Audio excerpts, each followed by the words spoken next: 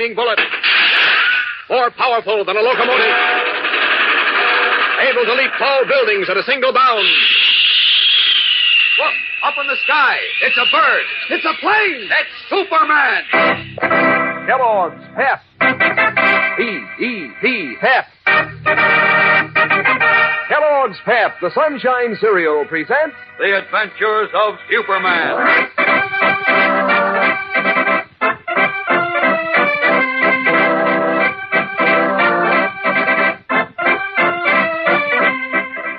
Today, Batman tells the Man of Steel the incredible fact that the anonymous perpetrator of Robin's threatening letters and telephone calls, Eric Larson, died 2 weeks previously.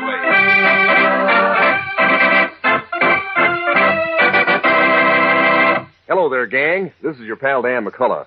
Say, which is it? Is it a bird? Is it a plane? Is it a button? Well, you never can tell until you open your package of Kellogg's Pep and see which of those 3 kinds of prizes you'll get. So every prize is always an exciting surprise. It might be one of Pep's 18 slick comic buttons, picturing one of your favorite comic strip characters to pin on your beanie cap or your jacket. Or it might be a model fighting plane, one of 7 thrilling plane models in the series, all made of colored cardboard and easy to assemble. Or your next Pep prize might be a beautiful full-color bird picture from a series of 24, each with a description on the reverse side so that you can name and know any of these birds around. And say, speaking of birds, you'll sure be an early bird to the breakfast table when Kellogg's Pep heads the menu, because every spoonful of these crisp whole wheat flakes is brimming with cool come-on. Each spoonful is a treat in itself. Why, every bowl of Pep just about doubles the fun of breakfast. Yes, sir, you'll say that catchy Pep flavor is strictly terrific. So get going, gang. Ask Mom for Kellogg's Pep, the Sunshine Cereal, and look for your prize inside the package. Now, the adventures of Superman. Summoned by Batman, the one individual who is aware of his double identity, Superman, in his guise of Clark Kent, listened to an amazing story concerning Batman's young companion, Robin. It was the story of how Robin's father and mother had been literally murdered by a man named Eric Larson, and of how Batman, though unable to prove the double murder, had succeeded with Robin's help in sending Larson to jail for extortion. But yesterday, as you remember, Batman told Clark Kent that he had been receiving threatening letters and phone calls from a man he was certain was Eric Larson. Believing Larson had been paroled, Batman contacted the warden at the state prison, only to be told that Larson had died in the prison 2 weeks previously. As we continue now in the living room of Batman's house, he has just dropped this bombshell into Clark Kent's lap. For a long moment, Kent is silent. Then... When did you receive the first threatening letter, Bruce? Well, let's see. Today is Thursday, just a week ago. That would make it a week after Larson presumably died in prison, right? Well, there's no presumably about it, Clark. I made a careful check, talked to the prison doctor, even know where he was buried. Well, it's obvious, then, that if Larson's dead, he couldn't have written the letters and made the phone call. That's what I thought. So I called in a handwriting expert. I showed him the threatening letters, and I showed him a letter Larson had written to Robin's father 5 years ago. Uh-huh. He said the handwriting was identical. I even went further than that. You remember that I told you I recorded one of the anonymous telephone calls on my dictograph? Uh-huh. Well, the reproduction wasn't too good, so I bought a record recording machine. Set it up near the telephone, and last night, when one of the calls came through, I made a record of it. This morning, I located 2 of the circus people who had known Larson for years. Played it for them. They both swore it was unmistakably Larson's voice. Do you have the record here? Yes. Would you like to hear it? Yes, if you don't mind. Okay, I'll set it up. It'll just take a minute. Say, incidentally, how much does Robin know about all this? Oh, practically nothing. He's been asking a lot of questions, but I've been stalling him. No sense getting him all upset. No, that's what I was going to say. As a matter of fact, that's why I sent him over to Jimmy Olsen's tonight. Get him out of the way so you and I could talk freely. Good. Did he go alone? No. Alfred, our butler, went with him. Okay, it's all set. Are you ready? Shoot. Hello? I'm just calling again to warn you that nothing can save that boy. I'll follow him to the ends of the earth. Who is this? You know who it is. What do you want? You know what I want. Revenge. Well, that's all. He hung up there. Uh-huh. This was last night? Yes. Do you see now why I'm worried, Clark? Yes, of course I do. This sounds serious, Bruce. It is serious. That's why I need your help. Why, if anything happens to Robin... Now, take it easy. Nothing has happened to him yet. Sure, I know that. But what can we do to prevent something from happening to him? Well, let's see. There are two possibilities here.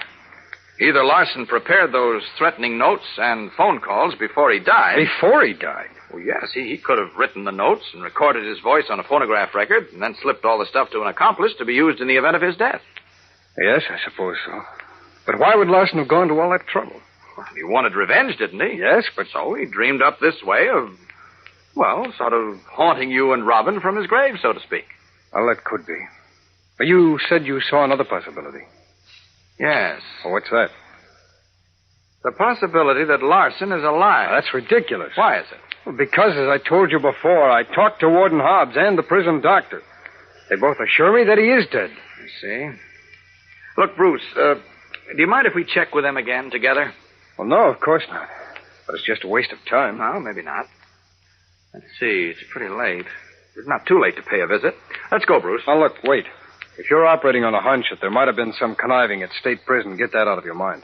I've known Warden Hobbs for years, and I'll swear to his honesty. I know him, too, and I also think he's honest. Well, then why bother with a long trip up there?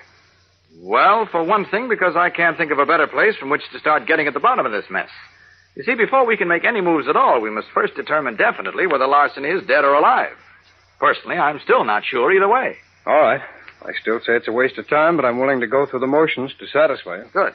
We'll take my Batmobile. It'll get us up to state prison in 2 hours. The Supermobile will get us up there in 2 seconds. What? Just wait till I strip down to my Superman costume, and I'll show you. Oh, of course. How stupid of me. There we are, all set. Up with this window, and up with you. Now, you ready? Let her rip. Okay, here we go, then. Out, up, and away!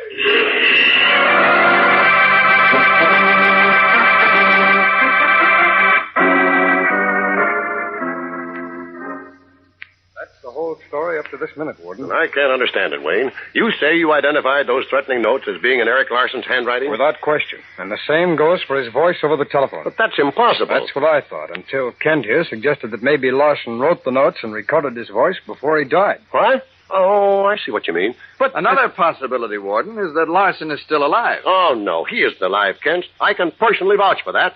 Why, he died suddenly 2 weeks ago. Here in state prison? That's right. Where was he buried? Across the road in the prison cemetery. Would you mind letting us see his grave, Warden? Well, what in the world for? What's the idea, Clark? Oh, I'd just like to see it. You don't mind, do you, Warden? Well, I suppose not. Come on. We'll pick up a lantern and walk over there. Thank you. Let's go, Bruce.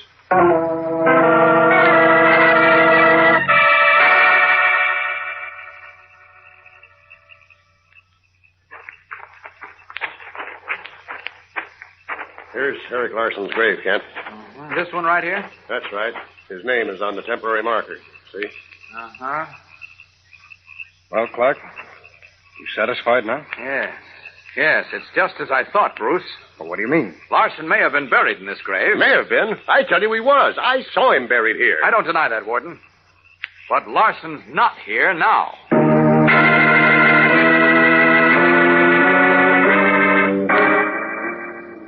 Scowling, Warden Hobbs stares unbelievingly at Clark Kent, while Bruce Wayne's eyes widen in amazement.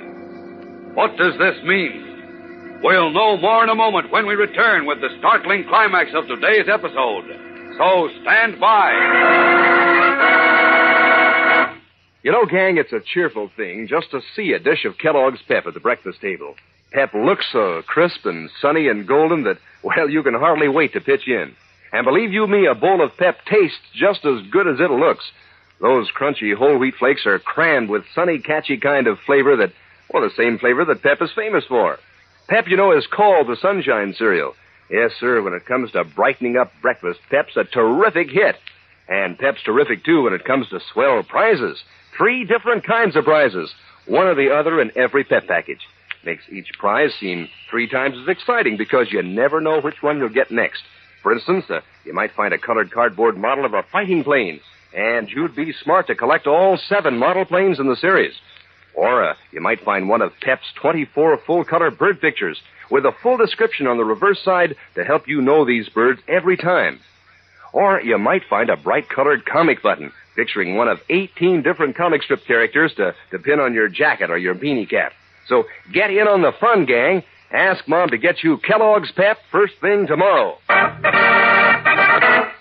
Standing by Eric Larson's grave in the darkness of the state prison cemetery, Clark Kent has just startled Warden Hobbs and Bruce Wayne, who was really the famous Batman, by saying, Larson may have been buried here, but he's not here now. What? You're out of your mind, Kent. If you'll have the casket dug up, Warden, you'll see I'm right. I'll do no such thing. I saw Eric Larson buried here myself 2 weeks ago. I see no reason for dignifying your ridiculous statement by digging up anything. But, Warden, we might... Oh, Ball, the ridiculous... Hey, how would you know anyway? Huh? Well, I... Kent wouldn't make a statement like that unless he knew what he was talking about, Warden. No? Well, I'll say he doesn't know what he's talking about. Why not open the grave and find out? Are you afraid? Well, of course not. I'll have it opened and show you. Good. Now, you wait here. I'll get a couple of men.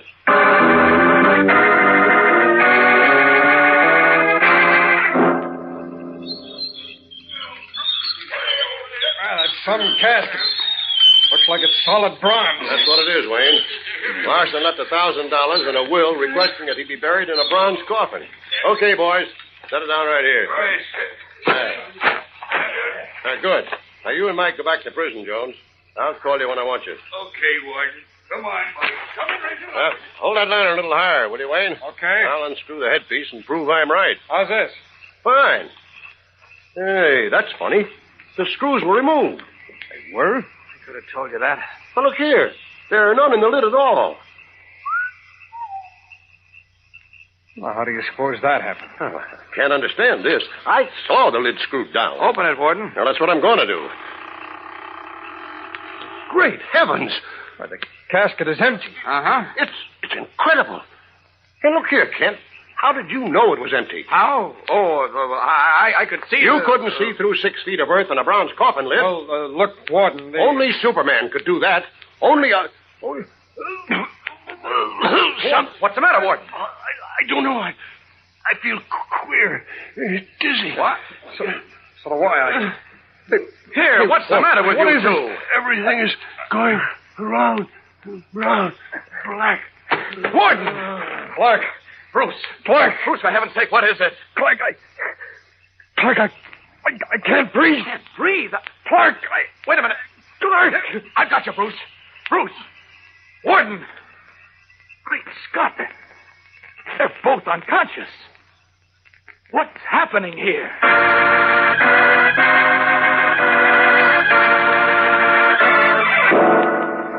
Puzzled and alarmed, Clark Kent kneels by the motionless bodies of Bruce Wayne and Warden Hobbs. Looks in bewilderment from them to the empty bronze casket of Eric Larson. What has happened to Bruce Wayne, who was really the famous Batman, and to the state prison warden? And what is the explanation of the empty casket and the strange notes and telephone calls, which apparently came from a dead man? Don't miss a single episode of our fascinating new story, fellows and girls. Tune in tomorrow, same time, same station. And remember, for breakfast, it's Kellogg's Pep. For excitement, the adventures of Superman.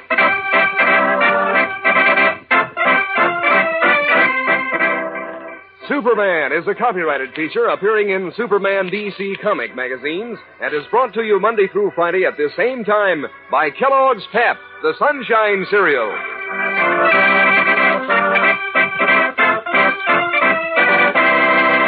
Say, gang, when you line up all the famous names you know, you'll find Kellogg mighty near the top.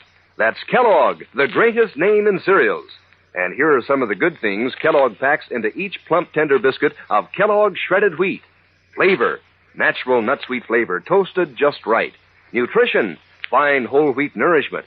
And for economy, Kellogg packs 15 biscuits in every package, and they're made to fit the bowl. Try 'em soon. You'll like Kellogg shredded wheat.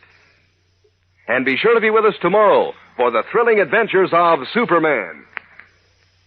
This is the world's largest network, the Mutual Broadcasting System. Faster than a speeding bullet. More powerful than a locomotive. Able to leap tall buildings at a single bound. Look, up in the sky. It's a bird. It's a plane. It's Superman. Kellogg's Pep. P-E-P, Pep. Kellogg's Pep, the Sunshine Cereal, presents The Adventures of Superman.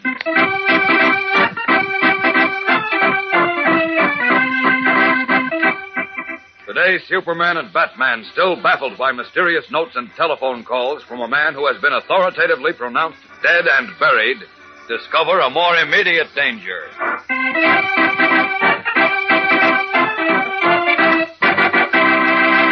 Hello there, gang. This is your pal Dan McCullough. You know, the busier you are at school, the smarter it is to go in for a real bang-up breakfast. Because if you don't eat right in the morning, how could you have fun at your work and take in more fun besides? So tomorrow morning, just get next to a bowl of Kellogg's Pep, the Sunshine Cereal. See how those crisp, tender flakes of whole wheat tickle your taste. Put you in a mood to eat hearty. Take in that sunny, catchy Pep flavor, all golden toasted. Why, you'll say Pep's one prize dish. Or you might say Pep's a 49 prize dish, because there are 49 different prizes you can get in packages of Pep. One in every single package. For instance, you can collect 7 exciting colored cardboard models of fighting planes. Easy and fun to assemble. And you can get a great new series of 24 bird pictures, each with a full description on the reverse side to help you recognize these birds every time. And then there are those 18 bright-colored comic buttons, each with a famous comic strip character to pin on your beanie cap or your jacket. So get busy collecting all 3 kinds of those wonderful prizes. Ask Mom to get you a package of Kellogg's Pep next time she goes shopping. Now, the adventures of Superman. Called upon for help by his good friend Batman, the Man of Steel has found himself faced with a baffling mystery woven about a series of anonymous notes and phone calls, all threatening the life of Robin, youthful companion of Batman. The handwriting in the notes and the voice of the caller were both definitely and unmistakably identified as those of Eric Larson, a man who had been sent to prison by Batman for practicing extortion on Robin's late parents. Yet prison records showed that Larson had died a convict 2 weeks before the threatening notes and phone calls had begun. As Clark Kent and Bruce Wayne, Superman and Batman visited the state prison, where they were shown Larson's grave. Then, when Kent, employing his X-ray vision, announced that the grave contained an empty coffin, the warden ordered it dug up. As the coffin lid was opened to prove Kent was right, both Wayne and the warden began gasping for breath, and a moment later lost consciousness. As we continue now in the dark prison cemetery, Kent is quickly resuming his identity as Superman. Listen. Wonder what made them both choke and pass out like that. Unless... Great Scott, of course. That odor from the open coffin, like a bittersweet perfume. Better get them upstairs where the air's clean and clear. Under my arms with them. There we are. Now, up, and away!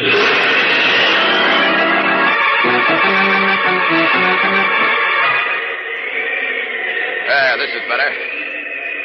Yes, they're beginning to breathe normally now, thank heaven. Bruce is starting to come around. What happened? Easy, Bruce, easy. Superman. That's right. Everything's under control. Yes, I'm sure of that, but what happened? I'm not quite sure, except that just a minute after we opened the coffin lid, you and the warden passed out, so I brought you up here. Oh, yes, I remember now. Must have been Hold it, Bruce, hold it. Warden's beginning to come, too. So I'd better take you down and change back to Kent. It'll save answering a lot of embarrassing questions. Sure, go ahead. Okay, here we go to the prison grounds. Down! There we are. All right, you stay here with Warden Hobbs, will you, Bruce? I'll change behind that tree. Check. Kent. Wayne. Oh, right here, Warden. What happened? We passed out, both of us. Oh, yes. Now I remember. I got dizzy. I couldn't breathe. Then out like a light. If it weren't for if it weren't for Kent, I don't know what we would have done. Kent, where's Mr. Kent? Oh. Hi, here, Warden. How do you feel? Oh, much better now, thank you, but... Here, wait a minute. Let me help you up. Thanks. You okay? I can manage all right. Good. Say, how did we get here from the cemetery? Oh, never mind that. What's more important is what hit us. It's a gas of some kind, I think. Yes. Yes. Kent said he detected a peculiar odor when we opened Larson's empty coffin. Oh, good heavens, I almost forgot about that. Coffin is empty, isn't it? Empty as old Mother Hubbard's cupboard. Now I recall. You said that before we dug it up. Hey, how did you know it, Kent? How? Yeah, that's right. How? Well, you see, Why, that's easy, Warden. You see, If Larson has been sending notes and calling me, why... Yeah, that's right. If he's been doing all that, he couldn't be dead and buried. Isn't that what you mean, Bruce? Why, yes. Yes, sure, that's right. Uh-huh. I mean, that's what I think prompted you to say the coffin was empty, wasn't it? Why... Oh, stop trying to kid me and yourselves, too. I know Larson's dead. I saw him before he was buried. I saw him buried in the prison cemetery. There can be no mistake about that. Well, then where's his body? That's right. You saw the empty coffin. Well, I don't know. This whole thing is so mixed up. Not to me. Personally, I'm sold that Larson's alive, that he escaped through some trick. And I still say he's dead, despite the empty coffin. I don't agree with you, Warden. Well, this seesawing is getting us no place. Look, Warden, the prison doctor who pronounced Larson dead, where's he? Well, let's see. It's just after 11 o'clock. He's probably making his last rounds into the infirmary now. Well, can we see him? Well, of course. Good. There's some questions I'd like to ask him. Come on. There's no question about it, Mr. Kent. Eric Larson died here in prison. Yeah, you see, Kent? Now, just a moment, please, Warden. Dr. Marsh, Yes? the last time you saw Eric Larson, were you feeling all right? What's that? What are you getting at? Just a minute, Bruce. I asked, were you feeling entirely well, Doctor? Of course I was. Why do you One ask? other question, Doctor. When you examined Larson, did you notice any unusual odor in the room? Oh, now I see what you're doing. Why, no, not that I remember. Why? What are you driving at, Mr. Kent? Well, maybe something, maybe nothing. How about the undertaker who handled Larson's body, Warden? He was buried from here. I see. Now, I can't waste any more time on your ridiculous notions. As far as I'm concerned, Larson is dead. And my only responsibility is to contact the police to investigate the disappearance of his body. Yes, you're quite right. Thank you for your time and trouble, Warden. Thank you, too, Dr. Marsh. You're welcome. Let's go, Bruce.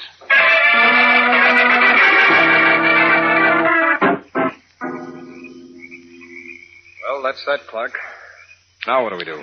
We've still got to determine whether Eric Larson is dead or alive. Well, he's dead, of course. He must be.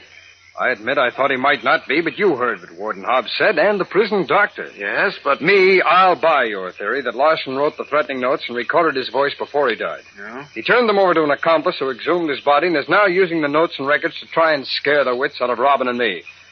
Or perhaps lead us into some trap. Well, it could be.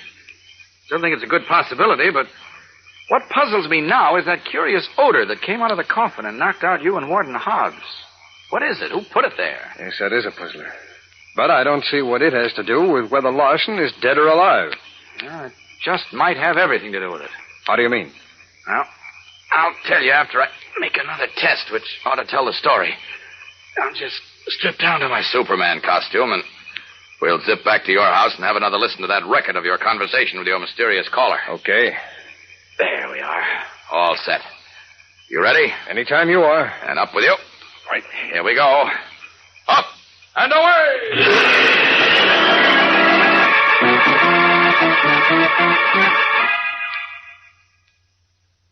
Give it a lot of volume, Bruce, and please don't talk while the record is on, huh? Tell you we're just wasting time. I don't think so. Well, what do you expect to tell from the record?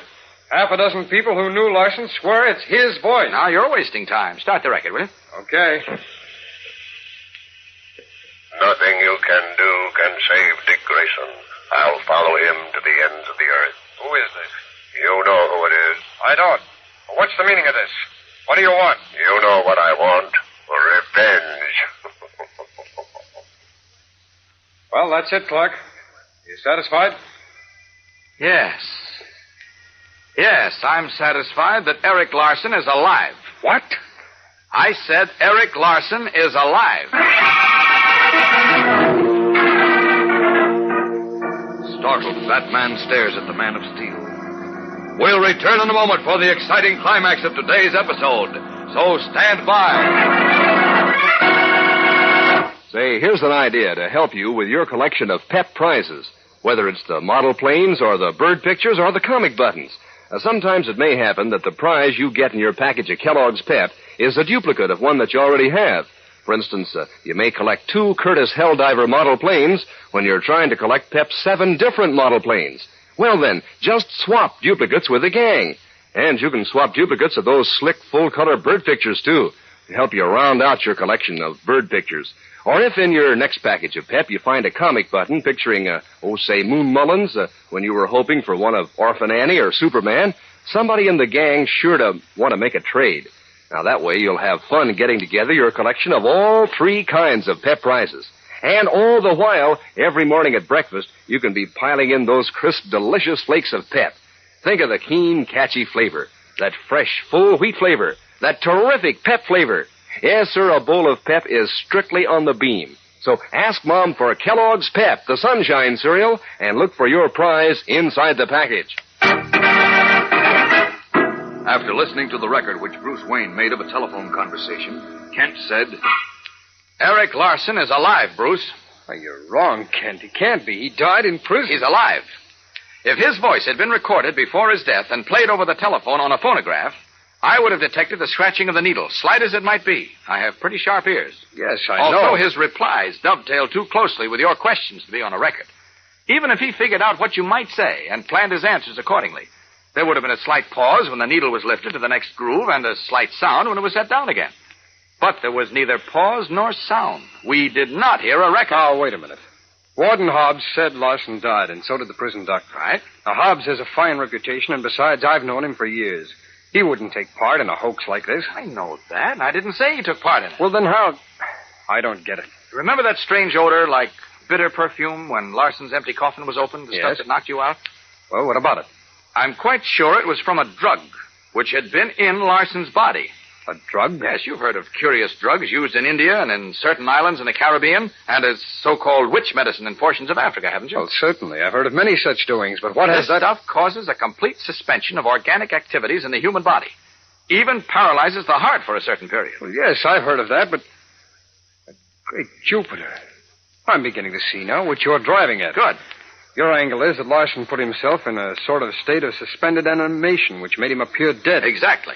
But he must have had a confederate. Someone in on his plan who stood by to exhume him after he was buried in that bronze coffin. Certainly. Probably the same one who procured and slipped the drug to him. Then if we can find out from Warden Hobbs who visited Larson, we could trace him or them That's and... just what I have in mind, Bruce. So let's... Wait. Listen, what's that? Sounds like pounding on your front door. Come on, let's see who it is. Okay. Uh-oh, great Scott. What's the matter? Wait till you see who it is. Go on, open the door. Good Jupiter, it's Alfred, my butler. Alfred! Alfred! He's unconscious and bleeding from a head wound. Poor old fellow. Clark, I just remembered something. Alfred was to stay with Robin tonight at Jim Olson's house. Uh-oh. This looks bad, Bruce. Plenty bad.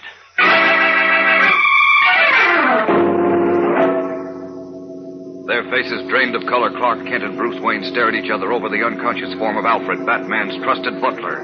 Each of them fearful of expressing the worried thoughts that raced through his mind. What has happened? Does Alfred's condition indicate that Jim Olson and Robin have fallen into danger? Perhaps even into the hands of Eric Larson, who, according to Superman, is still very much alive? We'll know more tomorrow, gang. So don't fail to be with us again. Same time, same station. And remember, for breakfast, it's Kellogg's Pep. For excitement, the adventures of Superman. Superman is a copyrighted feature appearing in Superman DC comic magazines and is brought to you Monday through Friday at the same time by Kellogg's Pep, the Sunshine cereal.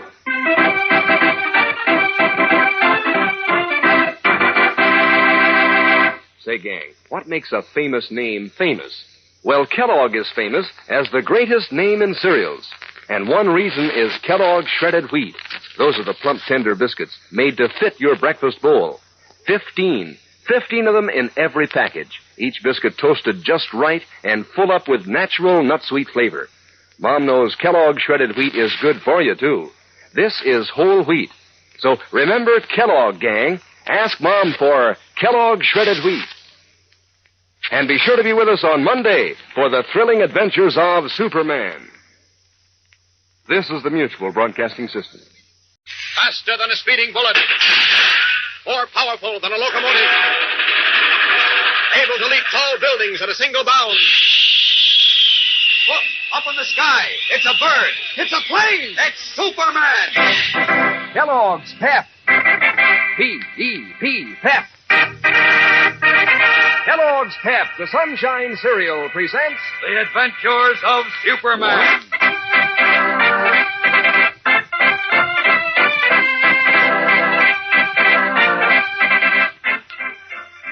Today, Superman and Batman, on the trail of the men suspected of threatening Robin's life, are unaware that Batman's young companion is facing sudden death.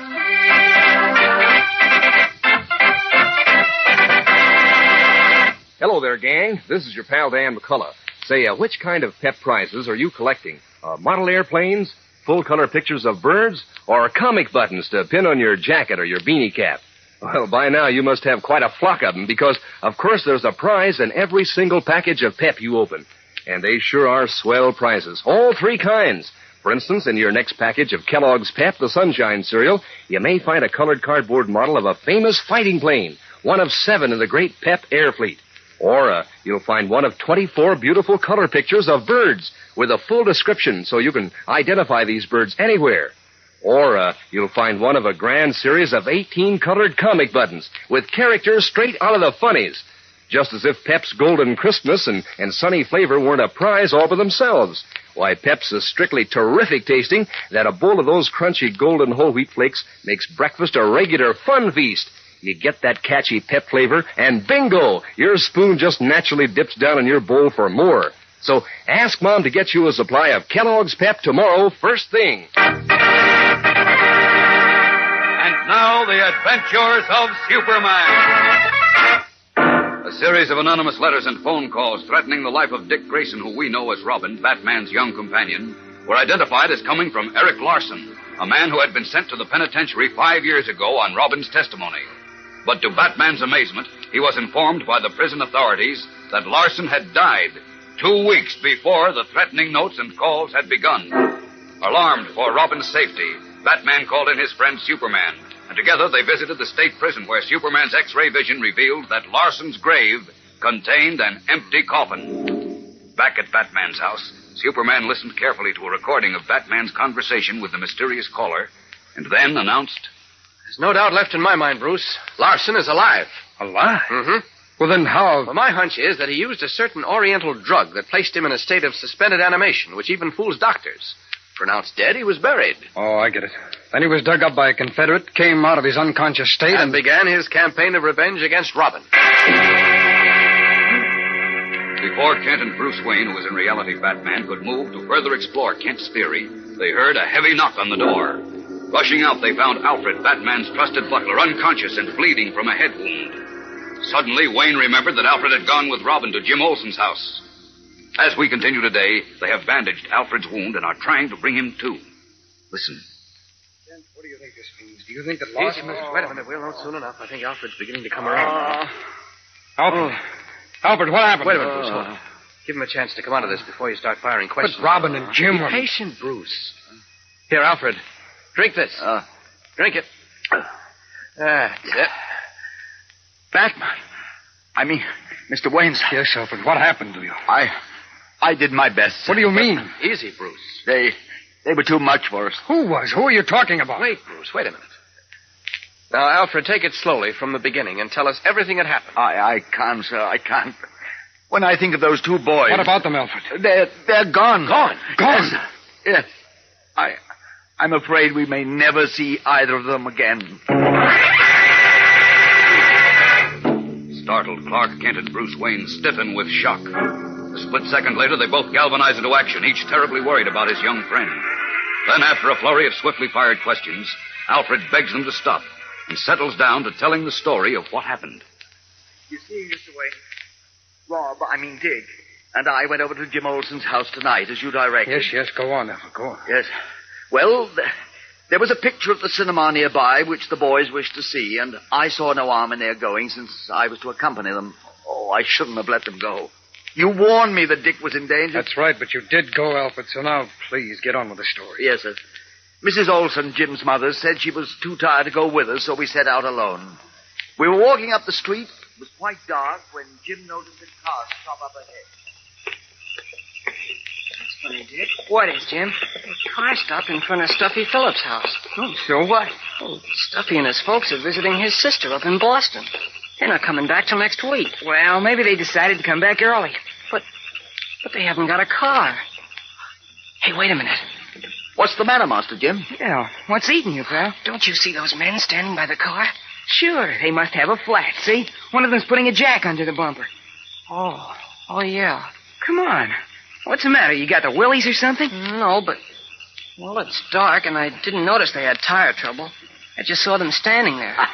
Perhaps Master Jim thought they were stick-up men, what? Uh-huh, and he's scared. Look, Alfred, I'll hold his right hand, and you hold his other hand. Righto, Master Dick. Oh, cut it out. Okay, boys, grab him. Master Dick, look out! Hey, what is this? I told you, Dick, this is trouble. You'll find out, sonny boy. Oh, yeah, maybe you'll find out something. Try this for size. Let him have it, Alfred. Righto, Master Dick. Take this, you ruffian. Look out, Alfred. One of the men struck me on the head with the butt of his gun, and I went down. I didn't quite lose consciousness, but I couldn't get up. My head was swimming, and my legs were like water. Dick and Jim continued fighting, but they didn't have a chance against those big ruffians. They were carried into the car, which sped away with Dick and Jim, leaving me lying there. I managed to get to my feet after a while, but I was pretty dazed. I staggered over to the boulevard and found a taxi, and, well, here I am. Great Jupiter. Clark, Eric Larson, he must be behind this. Now, wait a minute, Bruce. It must be Larson. He's been threatening Dick, and you've just convinced me that he's alive. Oh, I know, but that doesn't prove he did this.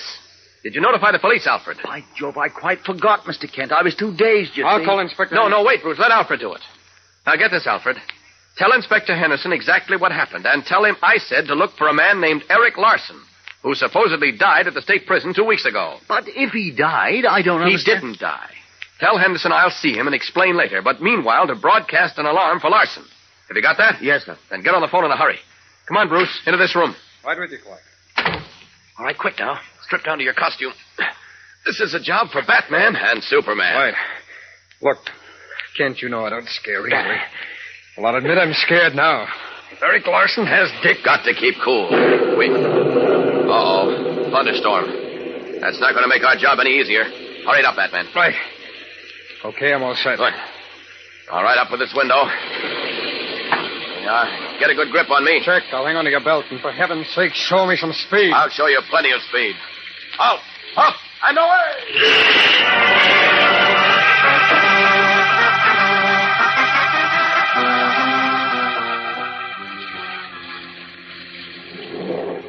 Well, here's where it happened, Batman.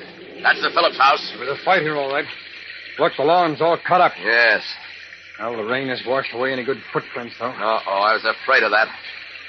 Yes, and it washed away the tracks of the car, too. Well, where do we go from here? How do we find Robin and Jim? I don't know, Batman. You've got me. It looks as if we're stumped.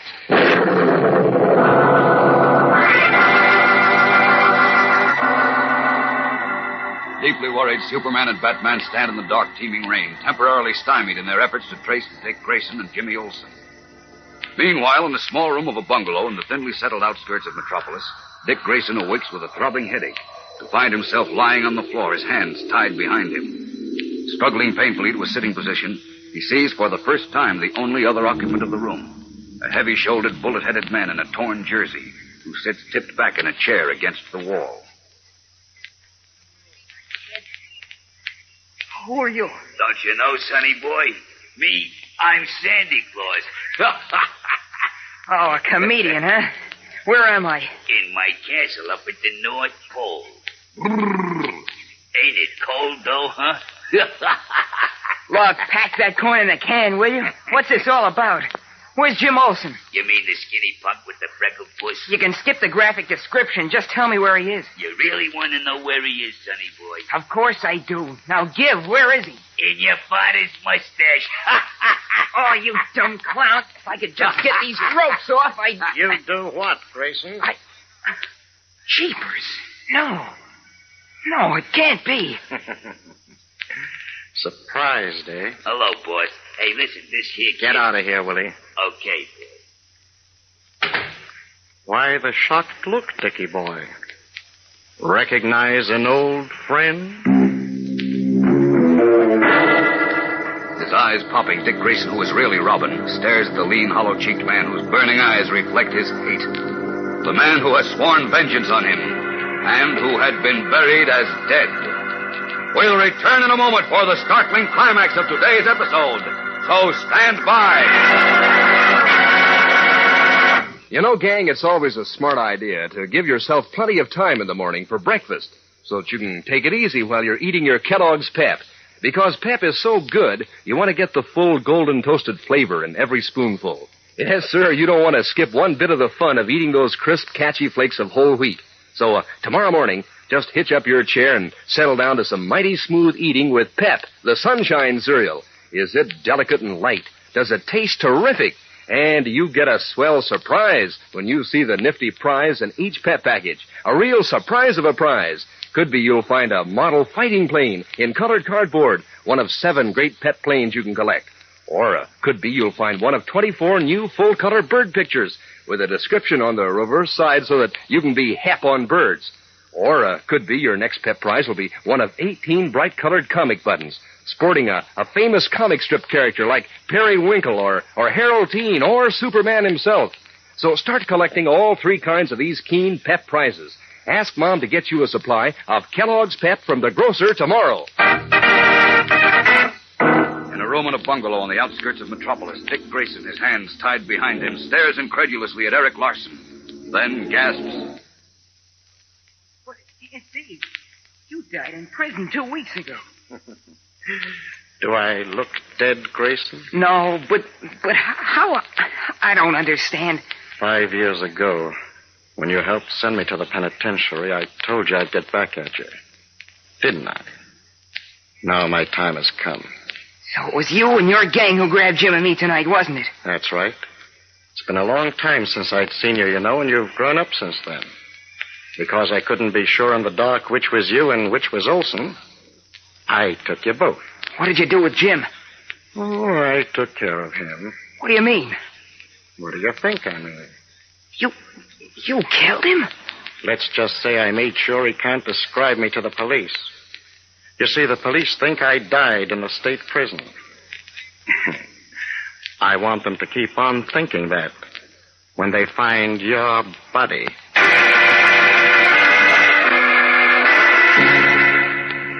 Hailing, Dick Grayson stares at the hollow-cheeked, burning-eyed man whom only Superman and Batman suspect is alive. The man who came back from the grave to avenge himself upon Batman's young companion. What will happen to Robin, and what has happened to Jimmy Olsen? At the moment, Superman and Batman are without a clue. Tomorrow's episode is packed with suspense, gang, so don't miss it. Tune in, same time, same station. And remember, for breakfast, it's Kellogg's Pep. For excitement, the adventures of Superman.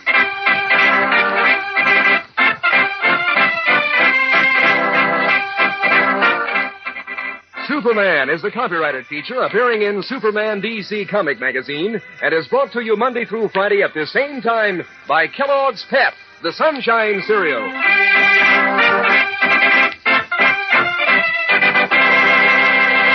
Think of the wonderful toasty things that taste good on a frosty morning, and you think of something crisp, crunchy, crinkly. Crumbles! There's that name again, slips in every time. Crumbles. Kellogg's Crumbles. Just seems to go with words like crisp and crunchy. It's such a toasty kind of cereal, sort of sweet and mellow rich.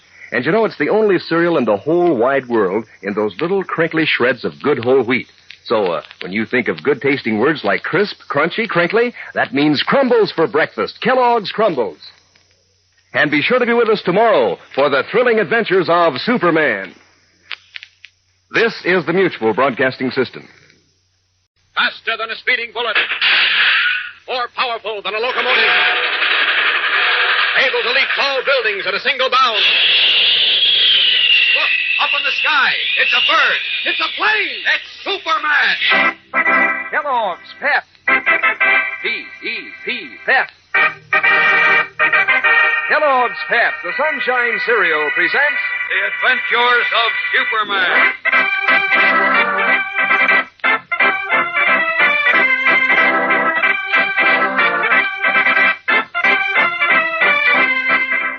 Today, Superman on the trail of Eric Larson is unavailable at the time when he is most needed.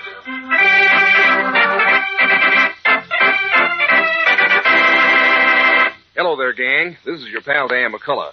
Say, your collection of Pep prizes must be pretty far along by now. That is, if you've been saving the prize in every package of Pep you open, because there's one of 3 different kinds of prizes you may find there. For instance, maybe you're collecting those snappy Pep comic buttons. There are 18, you know, in the series, each picturing a favorite comic strip character to pin on your jacket or your beanie cap. Or maybe you're going in for those bright-colored bird pictures.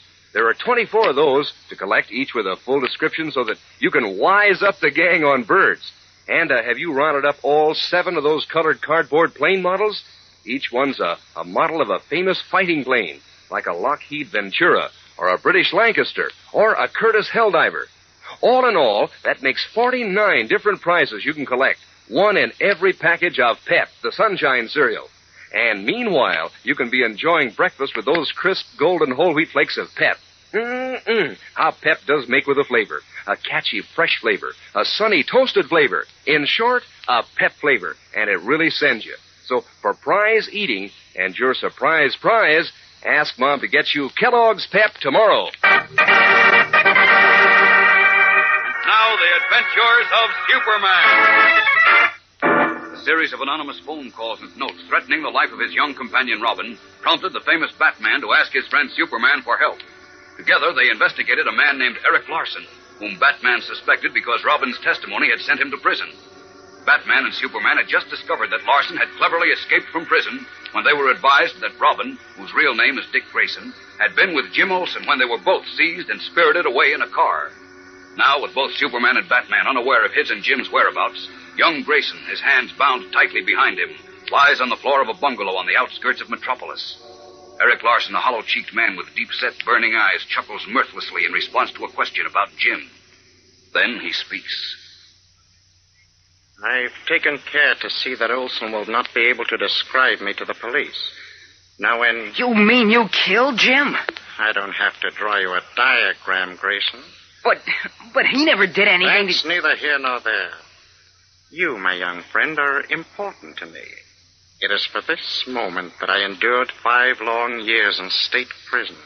Yes, 5 years a prisoner behind bars. That was too good for you. Why, you... You should have gone to the chair for murdering my mother and father. You can never prove that. Maybe not. But I did prove you blackmailed them until you bled them dry of money. Yes. Yes, you did. And for that I swore to get you. And now I've got you. And I'm going to make you pay heavy for the time I spent behind those gray stone walls. If the police don't track you down and take you back where you belong first. Not a chance, son. Not a chance. No? Well, smarter crooks than you have been tripped up by the police.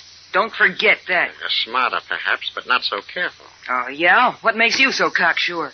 Because, Master Grayson, I am legally dead. What? That's right. I don't suppose there's any harm in telling you now that through the use of a certain Oriental drug, I fooled the prison authorities in pronouncing me dead. Then after I was buried in the prison cemetery, I was removed by a friend. And here I am, ready for revenge. Oh, but they'll catch on. Somebody'll find out. Batman, my friend Bruce Wayne will find out. He'll manage to... You're whistling in the dark, Grayson. You're squirming. And that does my heart good. The only trouble is there's not much time left for me to enjoy your performance. Because in just a short while, I expect Mr. Marsh to arrive. Mr. Marsh? And when he comes, the curtain falls on your performance. Why? Who's Mr. Marsh? You'll know soon enough. So start saying your prayers.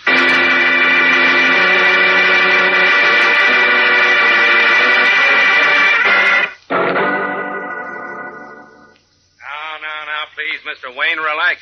We're doing everything we can to find young Grayson. Well, I'm sure you are, Inspector, but I tell you, we'll never get anywhere unless you put out a dragnet for Eric Larson. Now, look, let's be sensible. What's the point in looking for a dead man? The point is, as I told you before, Clark Kent and I are both convinced that Larson's alive. That Larson effected a prison break through the use of an Oriental drug that causes suspended animation, causes death. Poppycock. Just a moment. That's my phone. Hello? Yes, Healy. What? What? The falls? Jumping catfish. How did he... What's that? A kid. What's happened, Inspector? Just a moment, Wayne. Yeah? Yeah, go ahead, Healy. Uh-huh. Uh-huh. Yeah, it does it that. Sure. Did you call the River Patrol? I see. Okay, I'll be right out there. What is it, Inspector? Well, there's a kid caught in the rocks at Horseshoe Bend, Wayne. The head of the fall. What? Yeah, he's about 16 years old, Healy says, as near as they can judge with binoculars. He can't hold on much longer, and they can't get a rope to him. A skinny youngster with ginger hair, freckled. Well, that sounds like Jim Olsen. Yeah. Come on, I'm going out there. Jupiter, maybe Dick... Inspector, wait. Huh? We've got to call Clark Kent. Well, why do you want to bother about Kent? What can he do? You'd be surprised. Look, he's up at the state prison talking with Warden Hobbs. Please have someone call him, Inspector, and tell him what happened. Okay, I'll tend to it on the way out. Let's go.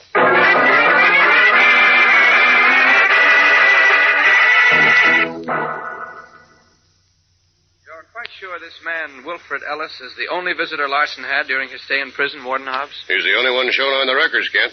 Mm-hmm. And Ellis must be the one who brought him the drug and perhaps helped him escape. Are you still harping on that drug, Kent? Yes, I am, Warden. Because I'm convinced he's alive. But we won't waste time arguing. I've got to find him, and when I do, I'll find Jim Olsen and Dick Grayson. But I've got to work fast. Would you give me the address of this Wilfred Ellis, please? Of course. Yeah, here it is on his visitor's card. The Great American and International Circus. What? Did you say circus? That's right. Why? Well, nothing. Only Larson used to be ringmaster of a circus, and Dick Grayson's parents were performers in the same outfit. Is that so? Yes, this sounds like a hot lead, Warden. Now, all I've got to do is find out where the Great American and International Circus is playing. Wait till I answer the phone, No Kent. time to wait, Warden. Many thanks for the information. So long. Well, you're wasting your time, Kent, but good luck. Thanks. See you again. Warden Hobbs speaking. This is Metropolis Police Headquarters. Is Clark Kent up there? Kent? Why, I just left my office. Is it important? Yeah, very. Just a minute. Maybe I can still get him. Hold on. Kent! Oh, that's funny. He's going already. That fellow must move like the wind. Now I'll catch him at the main entrance. Main entrance, Cannon speaking. Mr. Clark Kent just left my office in a great hurry, so he must be at your gate now. Will you step out? He's not here, Warden. What? Are you sure? Yes, sir, I'm sure. Well. Where in blazes did he get to? Amazed, Warden Hobbs scratches his head, unaware that Clark Kent as Superman is by this time rocketing through the skies to pursue his latest clue. Still unaware of the latest development at Horseshoe Falls, where Batman in his guise of Bruce Wayne has just arrived with Inspector Henderson. Standing on a bank of the river bend, Wayne focuses a pair of binoculars across the swift-flowing water to a mass of black, jagged rocks 100 yards away at the head of the rushing, tumbling falls. There, clinging to one of the rocks at the very brink of the foaming cascade, Wayne sees a small, thin figure. For a split second, he peers at the figure, then gasps to Henderson. Inspector, that is Jim Olsen. Jim Olsen? Yes, I'm sure of it. Suffering catfish. Here, let me have those glasses, Wayne. Here you are. Sergeant Healy, why doesn't that police board shoot a rope out to him? They've been trying to, but the poor kid can't let go his hold in the rock long enough to reach for it. If he does, he'll be swept over the fall. Yes, Jim, all right.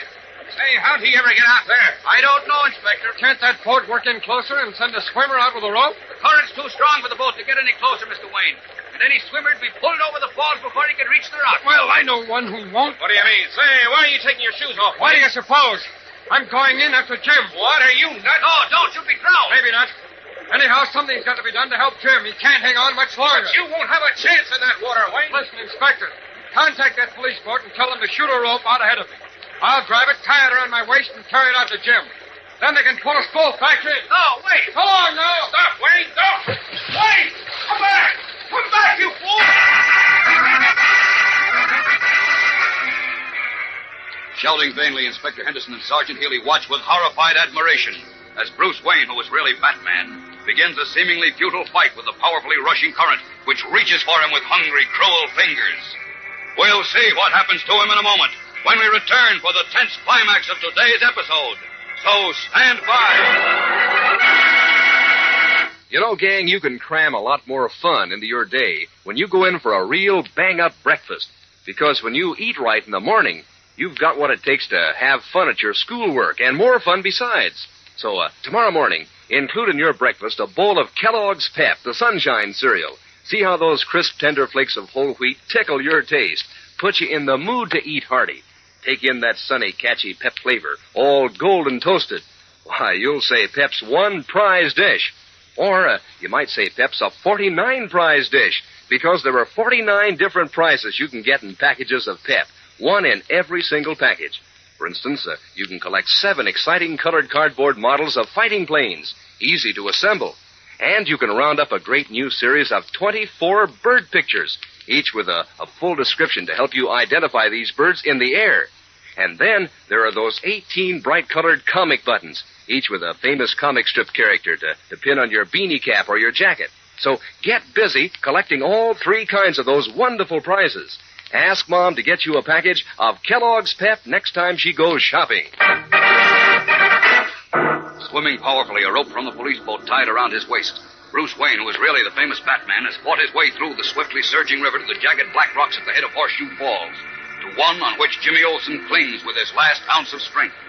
Now, as Inspector Henderson and Sergeant Healy watch from the riverbank with bated breath, Wayne throws an arm around the exhausted Jimmy, braces himself against a rock, lifts his other arm in a signal to the police tug to tow him and his burden in. He made it, Healy. He made it. Never saw anything like that, Inspector. Look, he's got Olsen. He's starting to pull it toward the boat. I see that. Man, that Wayne is terrific. And they call him a playboy. Playboy or not, he's got what it takes, all right. Say, why don't they pull him in faster? They've got to be careful not to snap the rope. Lots of jagged rocks here, sharp as razors. You see? They're trying to keep the line clear of the rocks. Yeah. I don't like the way the rope's cutting across that. Holy Hannah, Inspector, look. The rope broke. Great heavens, they'll be swept over the falls. Swim, Wayne. For Pete's sake, swim this way. No use. They haven't got a chance. Not a ghost of a chance. Aghast, Inspector Henderson and Sergeant Healy watch as Bruce Wayne, still clinging to the limp, exhausted Jimmy Olsen, struggles to fight his way out of the hissing, white-boiling, angry water, which stubbornly sweeps them on toward the very brink of the rocky fall. With Superman as yet unaware of their predicament, can anything save Batman and Jimmy now? And what of Batman's young companion, Robin, condemned to death by Eric Larson, escaped convict who swore vengeance? Tomorrow's thrilling episode will have you sitting on the edges of your chairs from start to finish and winds up with a terrific surprise. So don't miss it. Tune in, same time, same station. And remember, for breakfast, it's Kellogg's Pep. For excitement, the adventures of Superman.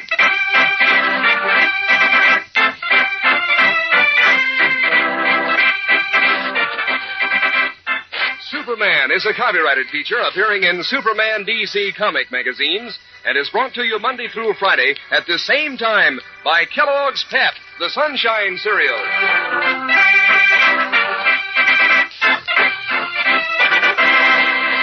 Say, on a shivery morning, when your first idea is to beat it down to breakfast quick, gang, that's Crumbles weather. That's when you want a toasty kind of cereal with zip and go. That's when you think of toasty words like crisp, crunchy, crinkly.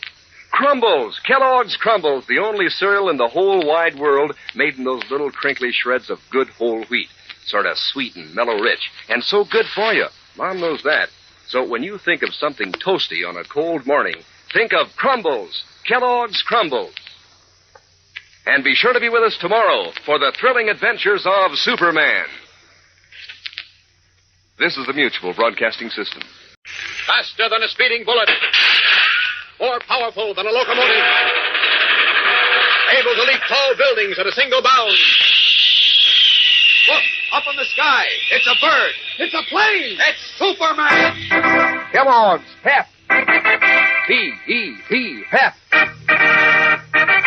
Kellogg's Pep, the Sunshine Cereal, presents The Adventures of Superman.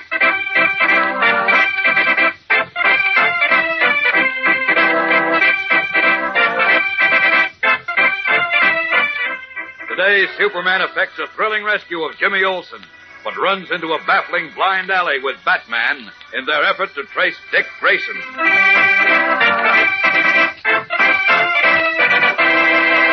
Hello there, gang. This is your pal Dan McCullough. You know, the swell prize in each package of Kellogg's Pep is only one of 3 different kinds of Pep prizes you can get and collect. That's why collecting Pep prizes keeps right on being fun for weeks and weeks. First off, it's mighty exciting to see which kind of prize you'll get in your next Pep package. Maybe it's a bright-colored comic button picturing a favorite comic strip character, 18 in all, to pin on your jacket or your beanie cap. Or maybe it's a bird picture in gleaming color. You can collect 24 of them, each with a full description on the reverse side. Or maybe your next Pep prize will be one of 7 colored cardboard plane models, a cinch to put together. Yes, sir, you keep right on having fun when you're collecting the prizes and packages of Pep, the Sunshine cereal. And all the while, you can keep on enjoying breakfast with those crunchy golden whole wheat flakes of Pep. Flakes all crisp and fresh and catchy tasting as you spoon them up. I mean, Pep makes with a flavor in a strictly terrific way. So get going, gang. Ask Mom to get you Kellogg's Pep tomorrow and look for your prize inside the package. And now the adventures of Superman. Jimmy Olsen and Dick Grayson, who was really Robin, were captured by Eric Larson, an escaped convict who had sworn to destroy Batman's young companion.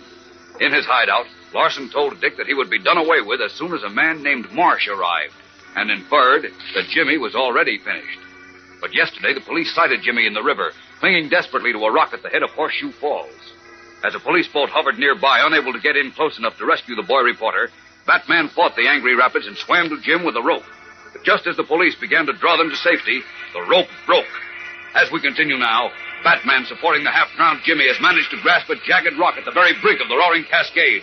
Fighting to keep the rushing, swirling water from sweeping him and Jimmy to death in the falls, Batman feels his great strength ebbing. Listen. Can't hold on much longer. Only Superman could save the day now. I guess they couldn't reach him. Almost lost my grip that time. I'm sorry, Jim boy, I did my best, but I'm afraid this is the end of the line for both of us.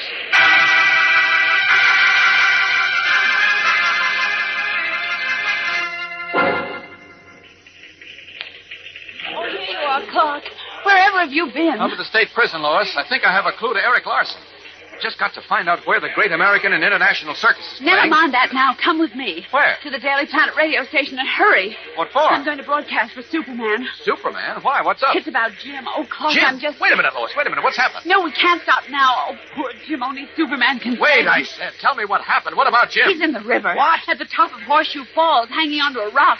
The police can't get a rope to him, and... Great Scott, Well, don't just stand there, Clark. We've got to broadcast it for Superman. I told you only he can save Jimmy. You stay here, Lois. I think I can contact Superman. You? How? Never mind how. Just stay here. Only I'm not too late. Clark, wait!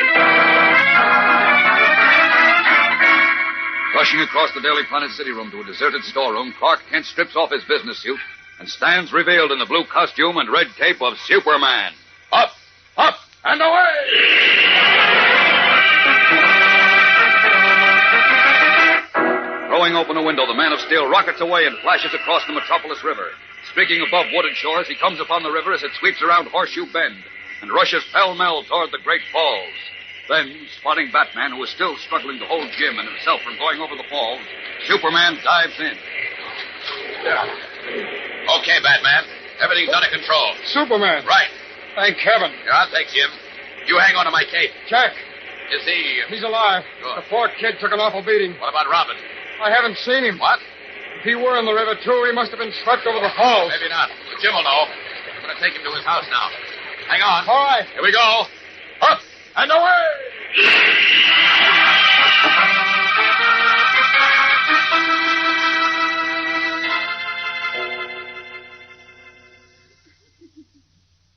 Now, you heard what the doctor said, Mrs. Olson. Jim's going to be okay. Oh. Just has to stay in bed for a day or two. Sure. I'm fine, Mom. There, you see?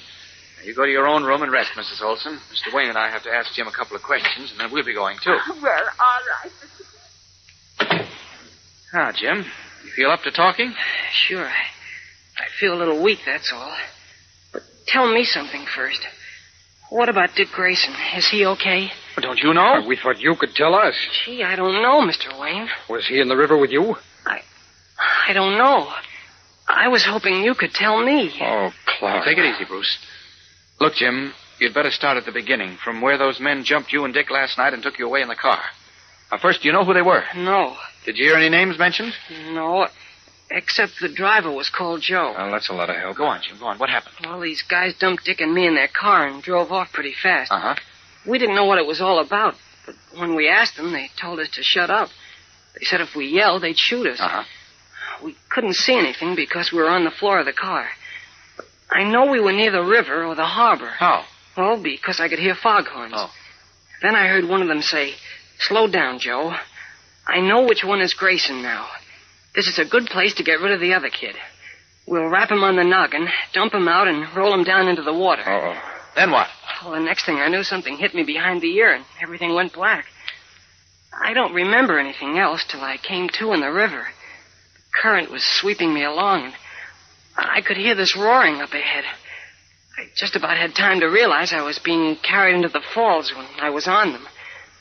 I managed to catch onto a rock, but everything was starting to go black again. Then Mr. Wayne got there. Thank heaven he did. But what happened to Dick? I've got to know. We're going to find out right now. Come on, Bruce. Oh, where? Head you downstairs. Hurry. So long, Jim. Oh, look, can I go with you? Nothing doing. You stay in bed and obey the doctor's orders. We'll be in touch with you as soon as we find Dick. Clark, will you please tell me what's on your mind? Come on downstairs. Okay, but we know now that Eric Larson was behind this. Well, sure, but how? Well, I've got a lead to it. Have? Uh-huh. What's that? I discovered that he had only one visitor while he was in prison. A fellow named Wilfred Ellis. Ever hear of him? Wilfred Ellis. That sounds familiar. He's with a great American and international circus. What? That's right. Eric Larson was ringmaster of that circus 5 years ago. Mm-hmm. And Dick's parents were aerialists with the same outfit when Larson cut their high wire and murdered them. Correct, but for heaven's sake, keep your voice down, Bruce. Wilfred Ellis. Yes, I remember him now. He's a well-known clown. A clown, eh? Yes. You say he was Larson's only visitor at state prison? That's right. Now, let's go. Now, wait a minute. If Ellis were Larson's only visitor, he must be the one who brought him the drug which made him appear dead, and then helped Larson escape from prison. Of course. So I figure Ellis should be able to tell us where Larson is. I see. Okay, come on. We've got to hop up to Buffalo. Buffalo? Well, what for? That's where the great American and international circus is playing. Found that out while the doctor was working over Jim. Oh, I see. Well, let's get going right away. Just a minute. Why? Okay, nobody out in front. I just stripped down to my Superman costume. Can't if I could only get my hands on that Larson. Well, if this lead works out, you'll have your wish. There we are. Now, up with you, Batman. Check. Oh, if only this lead hasn't come too late. Just keep hoping. Here we go. Next stop, Buffalo. Up, up, and away!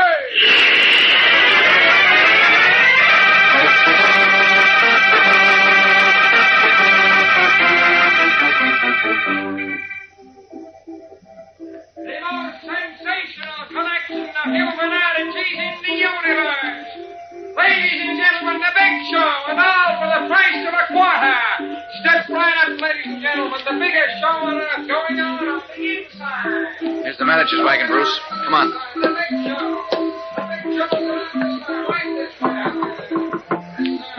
Come in. Let's go, Bruce. Yes? My name is Clark Kent, reporter for the Metropolis Daily Planet. This is my friend Bruce Wayne. Hi. What can I do for you? We'd like to talk to one of your performers, if we may. Wilfred Ellis. Wilfred Ellis, eh? Uh-huh. Well, I'd like to talk to him myself. What? Oh, what do you mean? I mean that after all the money I spent building him up to be a star, he walks out on me. The dirty ingrate. Walked out. You mean he's quit the circus? That's exactly what I mean.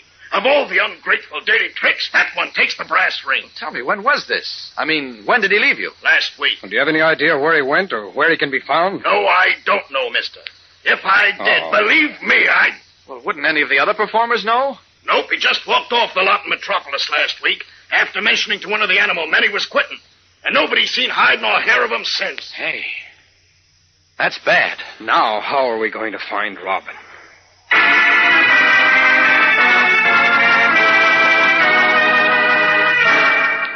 Dismayed, Clark Kent and Bruce Wayne hear the circus manager tell them that the circus clown, their only clue to Eric Larson and Dick Grayson, has disappeared. We'll be back in a moment for the tense climax of today's episode. So stand by.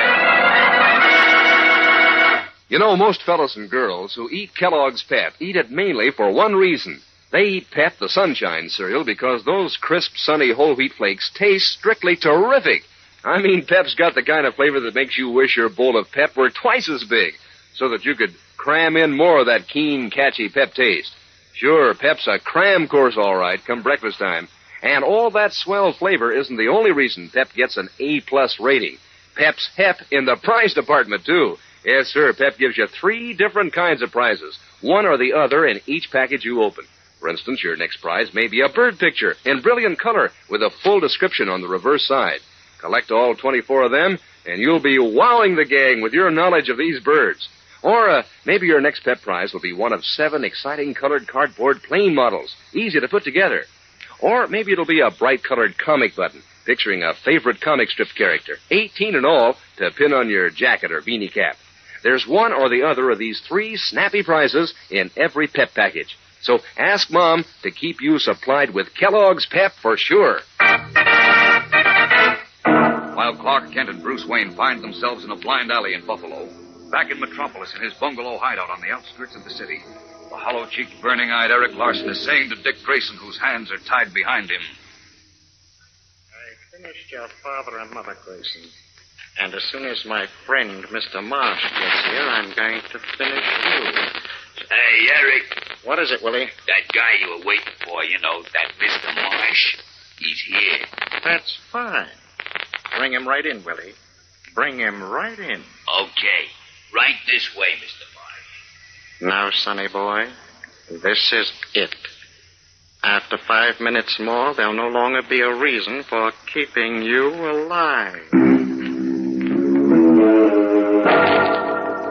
black eyes burning feverishly in his sallow, hollow-cheeked face, Eric Larson grins evilly in contemplation of the revenge he has planned for Dick Grayson, whom we know to be Robin. Is this the end for Batman's gallant young companion? Or is there yet some way that Superman and Batman, at this moment miles away, can locate Robin in time? Tomorrow's episode tells the story with many thrills and much excitement, so don't miss it. Tune in again, same time, same station. And remember, for breakfast, it's Kellogg's Pep. For excitement, the adventures of Superman.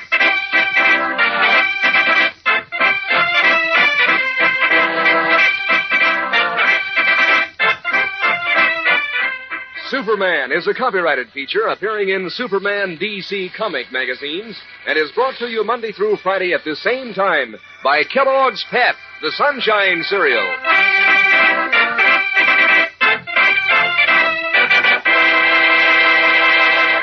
When you think of toasty words like crisp and crunchy, crinkly, you just naturally go right on to Crumbles, Kellogg's Crumbles. So toasty and sweet and mellow rich on a frosty morning. What a dish for breakfast. The only cereal in the whole wide world made in those little crinkly shreds of good whole wheat.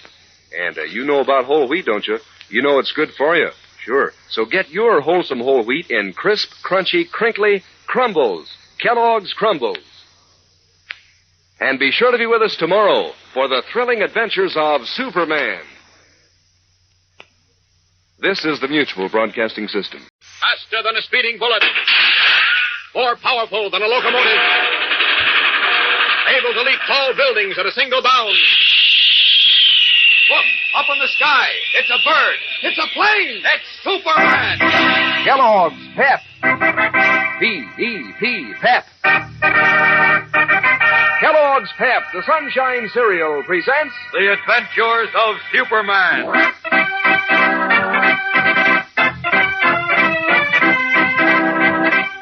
Today, Superman and his friend Batman are still trying desperately to pick up the trail of Batman's young companion Robin, unaware that at any moment they may be too late to save the boy's life.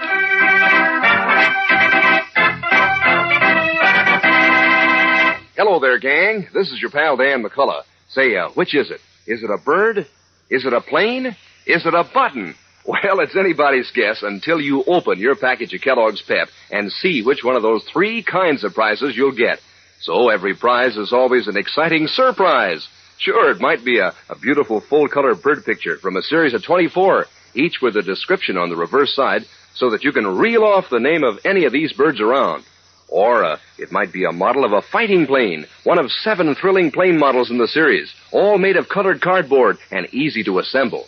Or your next Pep prize might be one of Pep's 18 slick comic buttons, picturing one of your favorite comic strip characters to pin on your beanie cap or your jacket. And say, speaking of characters, you'll be a mighty happy character yourself when you dig into your bowl of Kellogg's Pep, because every spoonful of these crisp whole wheat flakes tickles your taste with its keen, catchy sunshine flavor. Every bowlful is a treat. Every dish of Pep just about doubles the fun of breakfast.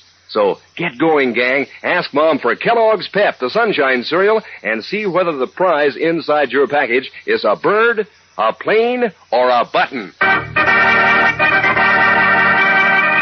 And now, the adventures of Superman. Certain that Dick Grayson, who was really Robin, was in the hands of Eric Larson, an escaped convict who had sworn to destroy the youngster, Batman and Superman followed their only clue, a circus clown who they believed had helped Larson escape from prison. But when they arrived at the circus, they were dismayed to learn that the clown had quit and left with no forwarding address. Meanwhile, in a bungalow on the outskirts of Metropolis, Larson had just finished telling Dick that he would be shot as soon as a man named Marsh appeared, when Willie, a henchman, announced the arrival of the mysterious Mr. Marsh. As we continue now, Marsh, a slender, neatly dressed man with a toothbrush mustache, follows the huge Willie into the room, where Dick Grayson, his hands tied behind him, stands before the hollow-cheeked Eric Larson. Send your man out of the room, please, Larson. Well, Willie's all right, Mr. Marsh. You needn't worry about Send him out of the room, I said. Okay. Go on out and wait in the hall, Willie. Okay. Sure, boy. Close the door after you, please. Okay. I tell you, you're wasting your time, Marsh. This boy is Dick Grayson. He looks like a Grayson, but I must be certain. Here, have a look at this, Marsh. I took this wallet off him. It's got his name in it and his address. He lives over on Wickersham Drive with that rich playboy, Bruce Wayne. I wish that playboy were here right now. We'd fix your clocks. I see. So your name is Dick Grayson. So what? What's this all about? Who are you and what do you want? Punk. What were the names of your father and mother, boy? Mr. and Mrs. Grayson, of course. Now, look, Marsh, you're not going to get anywhere with There, this. wait, Larson. There's something else in this wallet. A snapshot. Don't you touch that. This is very interesting. A young man and a young woman in the costumes of circus aerialists. Put that away. I didn't notice the snapshot. Let's see it. Keep your dirty hands off that picture, Larson. Both of you. Say, that's the kid's father and mother. Are they, Dick? That's none of your business. I think I know a way to find out. Here's my cigarette lighter. What are you going to do? This snapshot was covered with cellophane. Apparently, Dick treasured it. But if it isn't of his parents, I'm sure he won't mind my burning it, so... No, don't. It's the only picture I've got of them. I can only get these ropes off. And these people are your parents. Yes. Now put that picture away. Stop handling them with your... Now, you see, Marsh, he's the right Just kid. a minute. What were your parents' names, Dick? I want a straight answer now. John and Yvonne. Where was your mother born? In France. Now, are you satisfied, Marsh? Just one more question. Did you ever see your paternal grandfather, Dick? Your father's father? What's it to you? This is important to you as well as to me. Answer me, Dick. Did you ever see your paternal grandfather? No, I didn't. My grandfather was angry with my father because he joined a circus. And then because he married my mother, who was an aerialist in a circus, too. He wrote my father he never wanted to see him again. So none of us ever went near him. Your grandfather was very poor, wasn't he? Poor? Shucks, no, he was a millionaire. A millionaire? Correct. I'm satisfied, Larson. This is the boy. Take care of him. What? Wait a minute. You didn't tell me the kid's grandfather was a millionaire. What difference should that make to you? What difference? Why, when I finish this kid and his grandfather dies, as you say he's dying now... Grandfather dying? Well, go on, Larson. Then you'll inherit his millions. Exactly. According to Mr. Grayson's will, if anything happens to his grandson Dick here, I, his companion and secretary, inherit the entire estate. Sure. What? You mean my grandfather wants to leave me his money? That's right. He's got soft-hearted in his old age.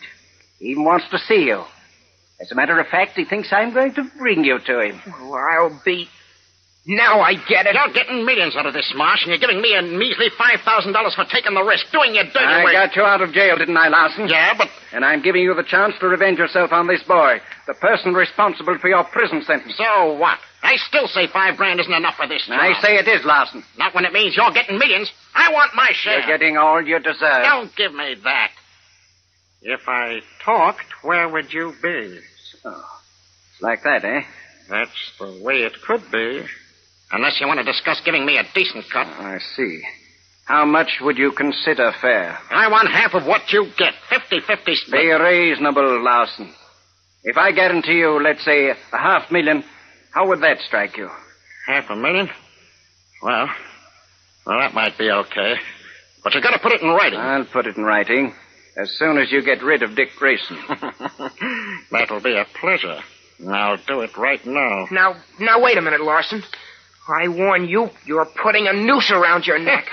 Listen to the little punk. What's more, you'll even be done out of your share of my inheritance. Now, look here. This man's a crook, Larson. Don't just stand there, Larson. Do away with him. Okay, here I go. Hey, boss, come here, quick. Get away, Willie. No, listen, you got to listen. They're on to you. What? Who is? The cops. What are you talking about, Willie? The radio. Go listen to the radio. Go ahead, boss. The cops, they're on to you. Yippee. What? I told you, pal. Hurry up, boss. Come on, listen to the radio. This sounds bad, Larson. You bet it's bad, brother.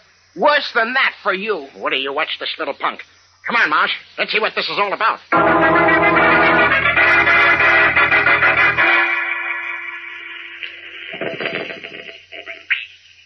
cars in district precincts.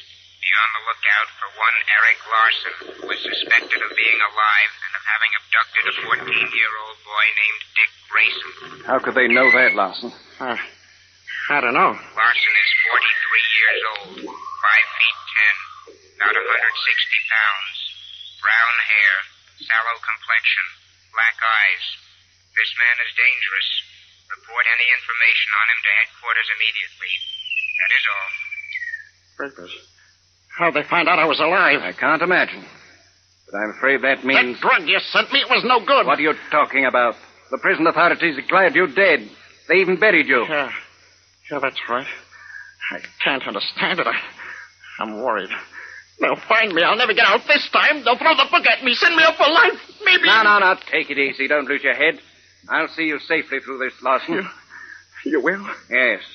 Go in and finish Dick Grayson. Then I'll take you to the Grayson yacht, and we'll sail away to some place where you can live in peace. No, nothing doing. I can't kill that Grayson kid now. What do you mean? The cops know I'm alive. They know I grabbed the Grayson kid, that I sent those notes to Bruce Wayne telling him I'd get Grayson. So now if they find him finished, they'll know I did it. I'll get the chair. Don't worry, Larson. They won't find you. No, I can't take the chance. Oh, yes, you can, Larson. And you will. No, What's the idea of putting a gun on me? Because I plan to use it on you. What? No, Marsh, look. This works out very well. I'm going to kill you, Larson. Kill me? But Yes, of course. This works out beautifully. You see, I killed you and Grayson.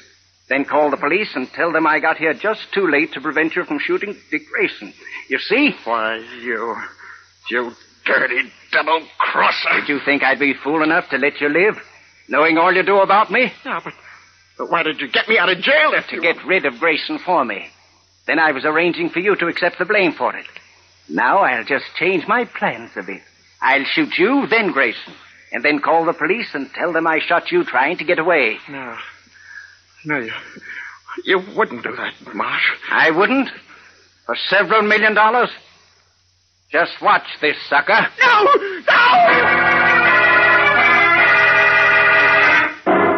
We'll be back in a moment with the exciting climax of today's episode. So stand by. Say, whenever you see a fellow or girl race into breakfast, you can guess right off there's probably a bowl of Kellogg's Pep waiting at the breakfast table. Sure, because when Pep leaves off the menu, it's mighty hard to wait for breakfast. You keep thinking of how tender and how crisp those whole wheat flakes are, and you keep looking forward to your first taste of Pep's sunshine flavor. And then, when you do dig into your bowl of Pep, was there ever such a smooth treat? And say, while we're speaking of smooth, did you ever see anything to beat the slick prizes Pep gives you? 3 different kinds of prizes, one or the other in each package of Pep.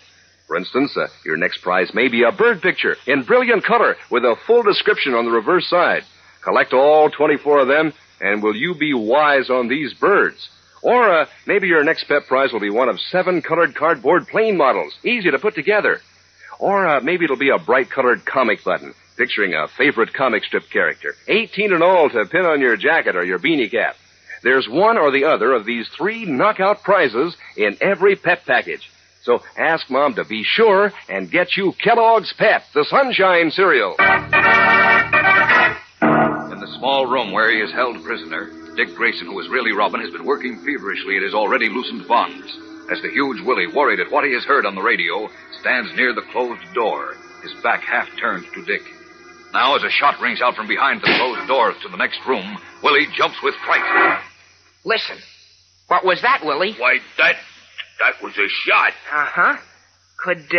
Could our little playmates be quarreling, do you think? I gotta see. Hey, how'd you get them ropes off your hands? A little gremlin did it for me, Junior. Now, you big gorilla, I'm going to use this lasso to show you what it feels like to be tied up. Oh, yeah? I'm going to pin your wrist. Hey, what? Get this rope off of me. Your rope, doggy. Hey. I'll make sure you stay that way. Because I've got things to do, and fast. Using the silken rope he always carries for his operations in the guise of Robin, Batman's young companion snakes it around Big Willie's ankles, trips it, then flashes it around and around the huge man from feet to shoulders, trussing him up helplessly. Then, thrusting a handkerchief into Willie's mouth, Robin steps quickly and softly to the door, opens it cautiously, and is about to make a run for it when suddenly... Stand where you are, Grayson. Mr. Marsh. That's right. I've just finished Eric Larson. Now I'm going to finish you. Almost free, Dick Grayson is trapped by the murderous Mr. Marsh, the cunning brain behind Eric Larson's amazing escape from prison, the man to whom the boy's death is worth millions of dollars. How can Superman and Batman, hundreds of miles away, come to Robin's help now? We'll know tomorrow, so don't miss the next thrilling episode in this exciting story. Tune in, same time, same station. And remember, for breakfast, it's Kellogg's Pep. For excitement, the adventures of Superman.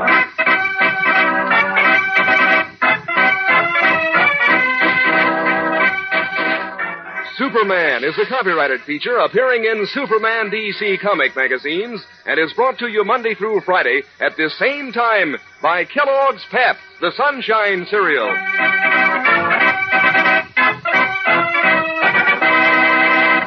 Say, when you wake up in the morning and you can see your breath on the frosty air, gang, that's Crumbles weather. Just calls for a toasty kind of cereal with zip and go. Calls for toasty words like crisp, crunchy, crinkly. Crumbles, sure, just fits, doesn't it? Kellogg's Crumbles, sort of sweet and mellow rich. The only cereal in the whole wide world made in those little crinkly shreds of good whole wheat. It's Crumbles weather, gang. Time for crisp, crunchy, crinkly Kellogg's Crumbles. And be sure to be with us tomorrow for the thrilling adventures of Superman. This is the Mutual Broadcasting System. Faster than a speeding bullet.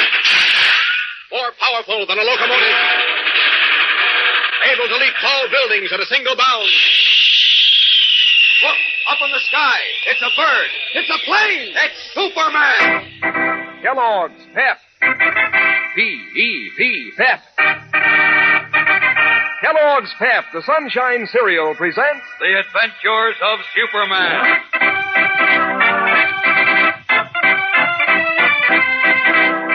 Today, while Superman and Batman continue to track down a clue to Robin's whereabouts, their young friend has successfully managed to free his bonds, only to face a murder-bent madman.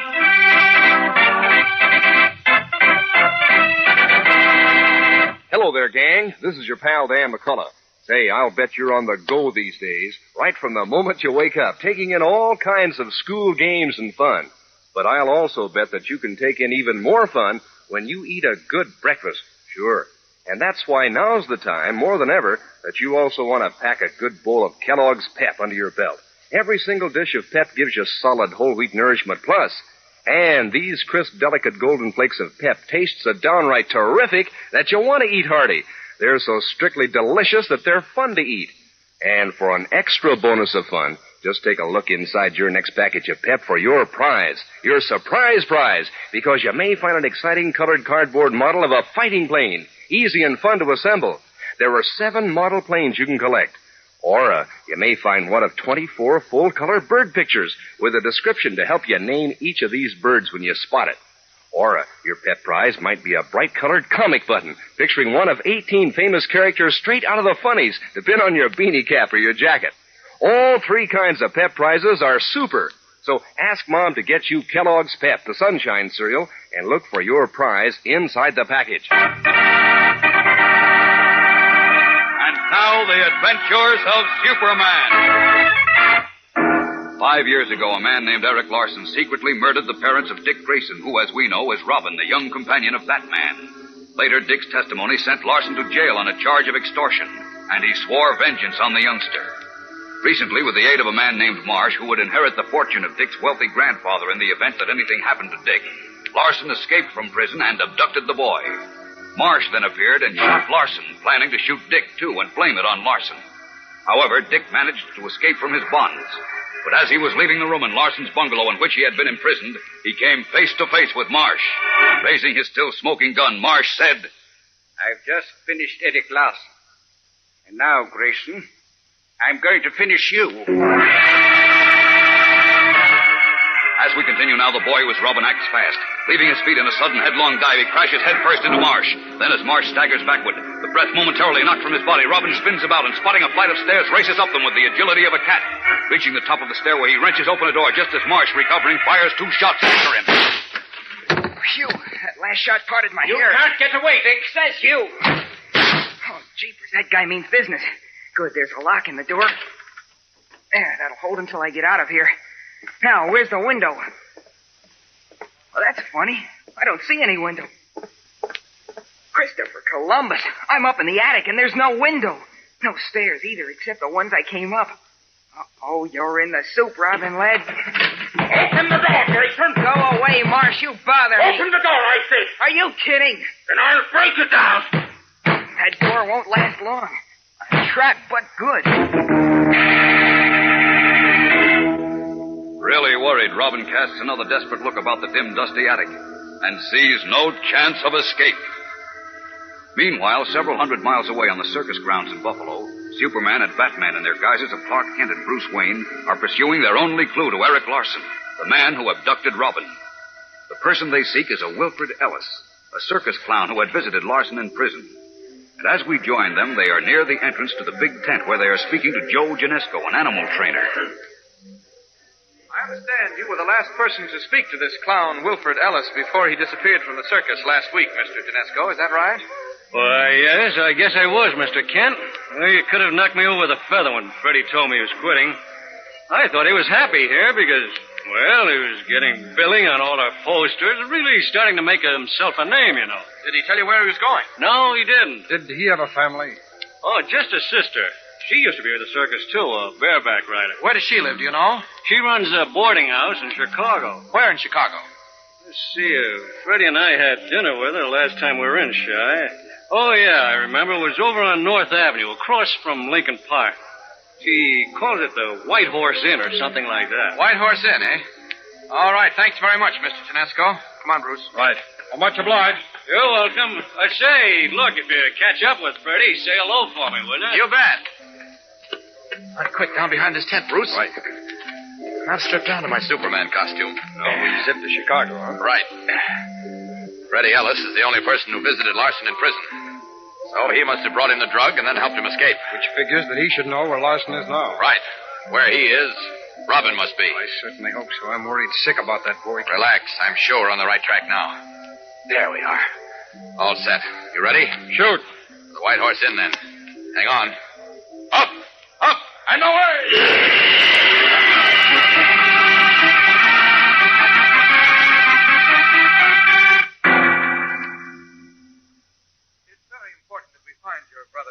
So if you know where he is... What do you want with Freddie? Well, it's very important. Take my word for it. I don't take anybody's word, young man. I'd have to be in with a circus most of my life and then running a rooming house. Well, now, listen... Just a minute, Clark. Let me handle this. Miss Ellis, I'm quite a circus fan. Didn't you used to do a bareback riding act with Great American and International Circus? Why, yes, I did. Did you, see me, Mr. Wayne? Oh, many times. You were wonderful. I remember that double somersault you did while your horse was in full gallop. Why, that was terrific.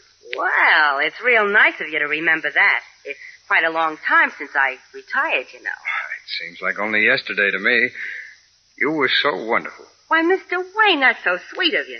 Let me give you a cup of tea. No, I couldn't think of bothering you, but about your brother, Freddie. Ah, that no-good rascal. He still owes me $50 he borrowed 10 years ago. What's he been up to now? We think he helped Eric Larson escape from prison.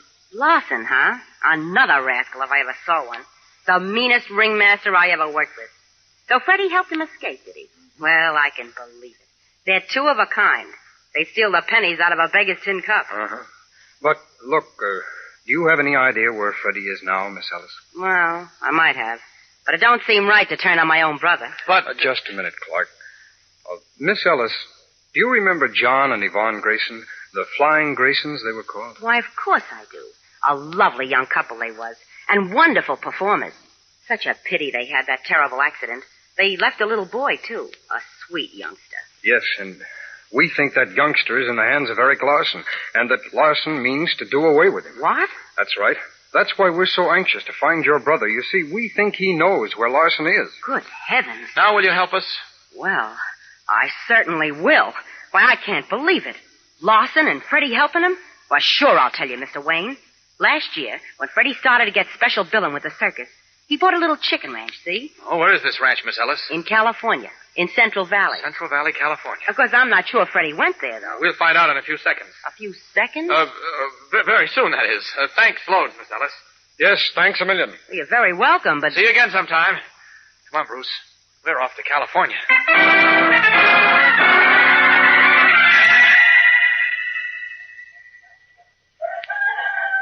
My name is Clark Kent, and this is Bruce Wayne. How do you do, Mr. Ellis? Hello. I suppose you gentlemen want to buy some chickens? Well, no. We'd like to ask you some questions. Questions? Yes. About Eric Larson. Eric Larson? That's right. We want you to tell us where he is. Oh, my goodness. Why, he's dead. Oh, no, he isn't. He's alive, and you know it. He is? Don't give us that. You know he's alive. Because you helped him put over that trick on the prison authorities. And then you helped him escape from his grave. Don't holler at me. I get nervous when people holler at me. Then quit stalling and talk. I don't know what you're talking about, I tell you. Hey, you listen to me. Now, wait a minute, Bruce. Look, Mr. Ellis, you visited Eric Larson several times in prison, didn't you? Why... It's no use denying that. It's in the prison records. I wasn't going to deny it. Yes, I went to see him, but only because he owed me money. I knew he had some money someplace, and I wanted him to pay me. Oh, baloney. Please, Bruce, please. You were the only visitor Larson had in prison, Ellis. I was? Yes. The day after your last visit, Larson apparently died. I didn't have anything to do with that. Honest, I didn't know... You didn't know what? Are you trying to say you didn't know what was in the drug you slipped to him? No, I didn't. I didn't know what it was. The man just said... What man? Oh, dear, why don't you let me alone? I didn't kill Larson, I tell you. I didn't. I'm so worried. I was afraid the police would come and say I did it. That's why you quit the circus and came out here, eh? Yes. I was afraid they'd say I did it, but I didn't. And now it's on the radio, and you say that maybe he's alive. He is. This is a trick. Everybody's trying to trick me. I didn't have anything to do with killing him. It was the man... What man? Well, Come on, give. What man, Freddie? Tell us all about it and we'll help you. But you've got to tell us everything. And the truth. All right, Mr. Kent, I'll tell you. Good.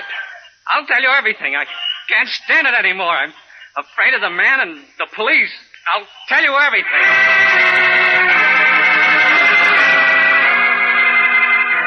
Mopping his perspiring face, the little fat ex-circus clown Freddie Ellis prepares to tell Clark Kent and Bruce Wayne all he knows. We'll be back in a moment with the startling climax of today's episode. So stand by. You know, gang, it really gives you something to look forward to when you realize you can get not just one kind of prize, but one of 49 different top-notch prizes in each package of Kellogg's Pep, the Sunshine cereal. Sure, you'll find a prize in every package. For instance, you may find one of 18 different comic strip buttons, each picturing a favorite comic strip character. Or you may find a colored cardboard model of a fighting plane, one of 7 exciting plane models in the series. Or you may get a beautiful full-color bird picture from a series of 24, each with a full description on the reverse side so that you can make like you're an expert on birds. Now, that makes 49 different prizes you can collect. And that's only a part of the fun in Kellogg's Pep. Think of the good eating fun in these crisp whole wheat flakes, all crammed with keen, catchy flavor. I mean, Pep's delicious, a prize in itself. Yes, sir, a bowl of Pep the Sunshine cereal is strictly on the terrific side. So speak to Mom about it today. Ask her to get you a supply of Kellogg's Pep from the grocer first thing tomorrow. And remember, look for your prize inside each package of Pep. As Freddie Ellis begins his confession to Clark Kent and Bruce Wayne in California, another scene is taking place thousands of miles away in the outskirts of Metropolis. In the dim, dusty bungalow attic in which he is trapped, Robin fails as the man named Marsh finally breaks through the thin door and steps into the attic. I told you you couldn't get away, Dick. And now you're trapped. Wait, don't forget, Batman will make you pay for this, and the police. Nobody'll make me pay. I've already shot Larson. I'll tell the police I got here just after Larson shot you. And that I killed him in self-defense when he tried to get away. What's that? Sounds like the police. Police? I didn't want them here yet. Now I've got to put you away fast. No, don't shoot. Don't! That'll take care of him, all right. Now to get ready for the police. Without stopping for more than a quick look at Robin's motionless figure on the floor of the dim attic, Marsh turns and hurries back down the stairs. Is Robin really dead? Are Superman and Batman so close to the truth, too late to save the gallant youngster? Or are things not exactly what they appear to be? There's a startling surprise in Monday's exciting episode, so don't miss it. Tune in, same time, same station. And remember, for breakfast, it's Kellogg's Pep. For excitement, the adventures of Superman.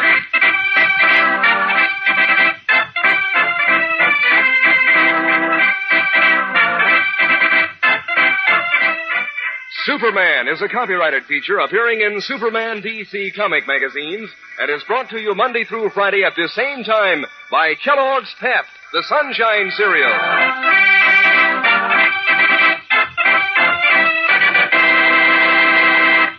Say, what goes with the kids in other countries? What do they look like and how do they dress?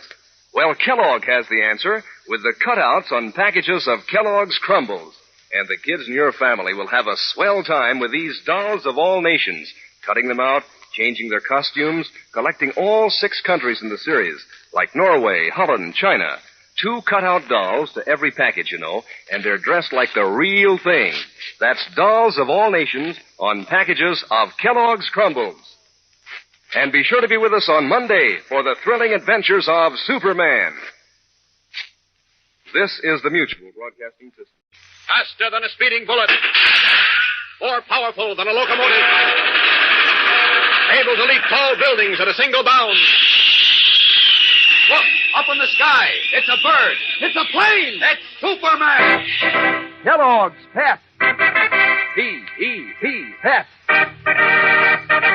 Kellogg's Pep, the Sunshine Cereal, presents The Adventures of Superman.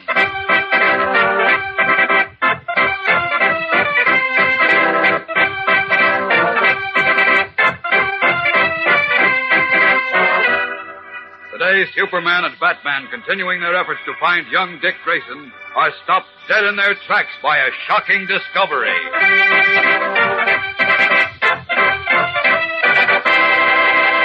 Hello there, gang. This is your pal Dan McCullough. You know, you'd have a hard time hunting up prizes that are as much fun to collect as the prizes and packages of Kellogg's Pep. Mind you, not just one kind of prize, but 3 different kinds, one or the other in each package of Pep you open. And are all 3 kinds fun to collect? Take, for instance, those bright-colored comic buttons, each picturing a favorite comic strip character. Boy, will you look slick with all 18 of them pinned on your jacket or your beanie cap. Or take that snappy series of 7 Pep model planes made of colored cardboard and a cinch to put together. Or those 24 full-color bird pictures, each with a full description on the reverse side, helping make you a mighty wise bird yourself. You'll find one or the other of these 3 kinds of prizes in every package of Pep. 49 different prizes in all that you can get. And while you're collecting them, you'll be enjoying just about the slickest, keenest tasting dish ever. Yes, sir, those crisp golden flakes of Pep sure do let loose with a flavor. I mean, Pep makes breakfast a terrific affair. So ask Mom to get you Kellogg's Pep, the Sunshine Cereal, and look for your prize inside the package. And now, the adventures of Superman. Because he was in line to inherit a large fortune if anything happens to Batman's young companion, Robin, a man named Marsh plotted to do away with the youngster. Knowing that a convict named Eric Larson had a bitter grudge against Robin, Marsh arranged his escape from prison. Then, after Larson had abducted Robin, Marsh shot the convict and proceeded to put Robin out of the way himself, planning to report to the police that he had arrived too late to save the boy, but just in time to prevent Larson's escape. Meanwhile, believing that a circus clown named Freddie Ellis could help locate Larson, Clark Kent and Bruce Wayne traced him to a chicken ranch in California. And as we continue now in the kitchen of the ranch house, the frightened little clown has promised to tell all he knows. Listen. About a month ago, when the circus was in Metropolis, a man came to see me after the performance. He said his name was Marshall. Marshall? Yeah, that's right, Mr. Kent. He was a slender man with a slight British accent. Rather dark, with a little mustache. I'd never seen him before, so I was kind of surprised when he walked into my dressing tent. You're Freddie Ellis, the clown, aren't you? Yeah, that's right, sir. I enjoyed your act very much. Oh, thank you. We aim to please. Yes, sir. Say, you clown chaps have to work pretty hard, don't you? Well, 2 shows a day and always on the move. It's no picnic, and you don't make a fortune either, chum. But why bring that up? Are you the inquiring reporter? No, Look, can you use $2,000, Ellis? Can I use Will you mention that figure again? $2,000. $2,000? Do I have to murder anybody? Good heavens, no. I just want you to perform a slight service for a friend. Slight service for a friend? Righto.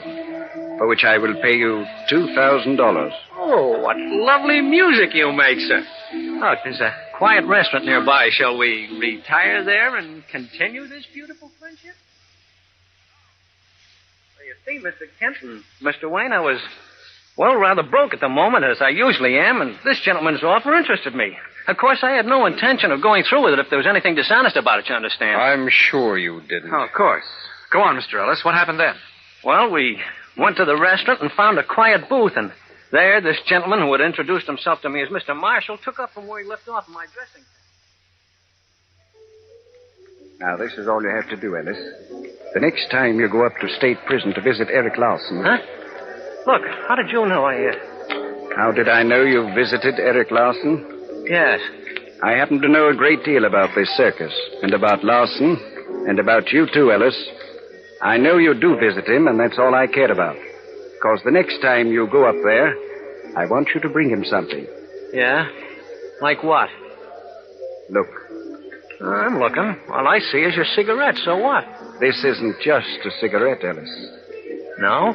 Oh, it sure looks like one. Yes, but instead of tobacco, there's a sealed message rolled inside of it. A message? Right. Information which Larson wants. No kidding. Yes. Now, all you have to do is slip this to him, and I'll pay you $2,000. Just for that? Hey, what's the information in that thing? That is none of your business. Well, what do you say? Oh, I don't know. I might get in trouble. Why should you? You have this phony cigarette in a regular pack. When you sit down across from Larson, you take out your cigarettes, remove this one, and slip it to him through the screen. Oh, it sounds easy enough. Of course it is. I'll pay you $1,000 now. When you deliver this message, I'll pay you the other $1,000. Well? Okay, I'll do it. Good. I have the first $1,000 right here. And he gave me $1,000 and the phony cigarette. A couple of days later, it was a Friday. I went up to state prison and slipped the thing to Larson. But I didn't know it was poison. Honest, I didn't. It really wasn't poison. Oh, it must have been, because the very next day, Larson died. He didn't die. He only appeared to. What? There was an oriental drug in that fake cigarette which simulated death. Caused suspended animation in Larson, so that even the doctor was fooled. You mean Larson is really alive? Like the radio and papers have been saying? Whom do you think you're kidding, Ellis? Oh, what do you mean, Mr. Wayne? You know all about it. And you know where Larson and Dick Grayson are. Look, no, Bruce, I swear I don't. I don't believe you. Now talk or by heaven. Wait a minute, Bruce. Wait. Take it easy. I think he's telling the truth. I don't. And I'll tell you why I think you're wrong later. Look, Ellis, where can we find this fellow Marshall? I don't know, Mr. Kent. Well, you said Marshall was to give you the other $1,000 when you did the job. How were you supposed to contact him? Oh, well, I was to phone him at the Metropolis Hotel and leave a message for him to call me. All right. Well, did you do that? Yes, and he came to see me and paid me the other $1,000. That was right after I got back from prison. Okay, we'll take it from there. Come on, Bruce. Oh, wait a minute, Don't waste Clark. time arguing. Come on with me. We've got to shoot back to Metropolis in a hurry.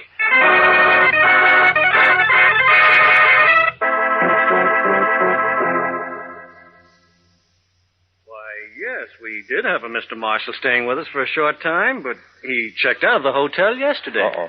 Did he leave a forwarding address? Why, no, he didn't, Mr. Kent. He said he wasn't expecting any messages or mail. Where was he registered from? Here's his card. You can see for yourself. He's from London, England. No street address. No. Anyhow, we haven't got time to go looking all over London for him, Clark. Besides, we don't know that he went back there. Or that he actually came from there, Bruce. Or that his name is really Marshall, for that matter. No. I beg your pardon. Look, it's very important that we trace Mr. Marshall, so... Yes? Could you let us see the room he occupied? He might just have left something behind, something that'll give us a lead. Oh, I'm sorry, but two ladies are now occupying the room. Uh-oh. I assure you, though, that Mr. Marshall left nothing behind. I see. Oh, well, where do we go from here, Clark? Well, you've got me, Bruce. Wait a minute. You keep a record of your guests' outgoing phone calls, don't you? I mean, your switchboard operators mark down the numbers called, don't they? Why, good idea. Yes, but we don't keep a permanent record. Well, Marshall just left yesterday. Wouldn't a record of his calls still be available? I suppose so, but... Well, this is most unusual, Mr. Kent. Unusual? It's a matter of life or death. Now, please help us. Well, in that case, I'll see what I can do for Thank you. you. It'll take a few minutes. That's if you all right. gentlemen will just Oh, wait. we'll wait. I suppose you're hoping Marshall may have called Larson, making it possible to trace Larson to the phone number. Is that it, Clark? Exactly. It's a long chance. But keep your fingers crossed, Bruce. They're crossed, chum. All of them. And my toes, too.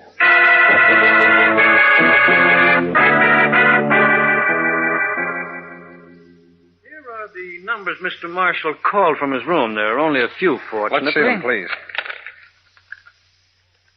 Huh? Recognize any of these, Bruce? Yes, I know this first number. It's the Mayflower department store. Well, nothing doing there, Clark. I guess not. Seems to have called it a couple of times. Hard to get deliveries these days, that's why. I know this third number, too. You do? Yes, it's Bright Brothers. Big men's haberdashery. Well, he certainly didn't call Larson there. No, that leaves only two other numbers. You recognize either one of them? No, but we can trace them at the phone company. I have a police card. So have I. Come on, let's get going. Thank you, clerk. Yes, thanks very much. You're quite welcome, gentlemen. Goodbye.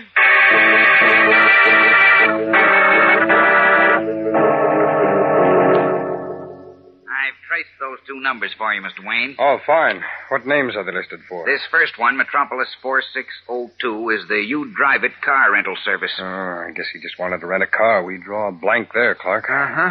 Well, there's one number left. West 3404. What's that one? That's in the name of William Roush. William Roush? At 4695 Greenvale Avenue. 4695 Greenvale? Why, that's way out into the city limits. Clark, maybe Larson... Wait a minute. Easy, Bruce. We'll find out in two shakes. Come on. Hurrying from the phone company offices, Clark Kent and Bruce Wayne prepare to streak to 4695 Greenvale Avenue, hoping it will turn out to be Eric Larson's hideout. We'll return in a moment with the exciting climax of today's episode. So stand by.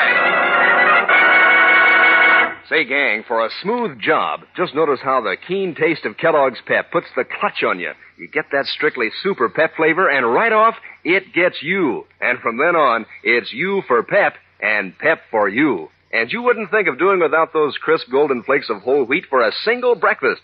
Pep's that delicious. Every crunchy flake practically melts in your mouth, all tender and toasty. Yes, sir, if you're hep to Kellogg's Pep, you're hep to a mighty smooth dish, all right. And you're also hep to those slick Pep prizes. Prizes that are always surprises because you never know which one of the 3 different kinds of prizes you'll find when you open your next Pep package.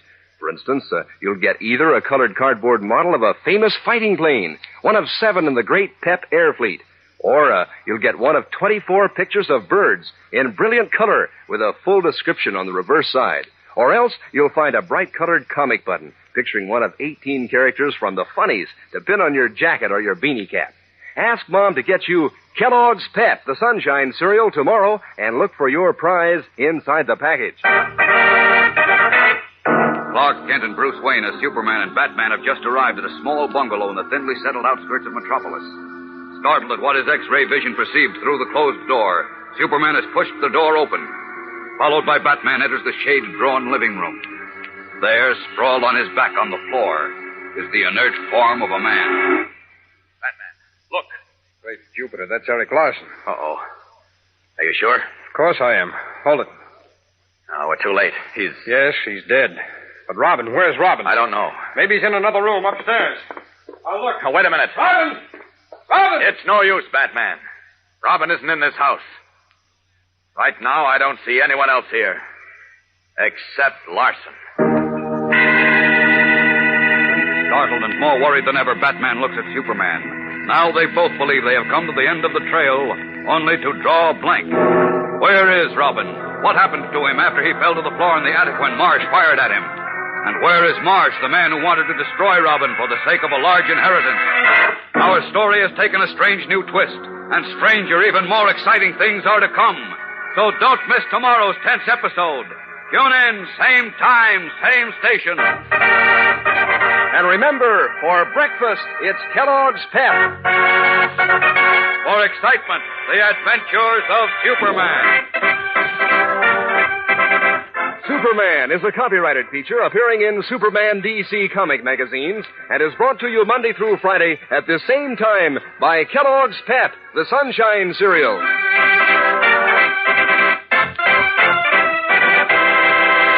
You know, gang, words can have a wonderful taste to them. Like on a frosty morning, you can almost taste words like crisp, crunchy, crinkly, crumbles. Sure, that name just fits, doesn't it? Crumbles, Kellogg's Crumbles.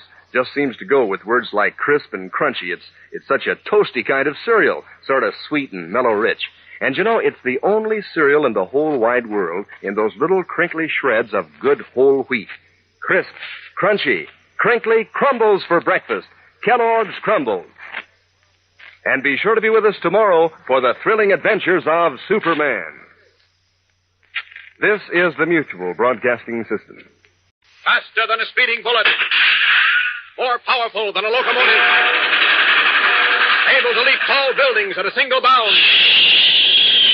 Look, up in the sky. It's a bird. It's a plane. It's Superman. Kellogg's Pep. P-E-P, Pep.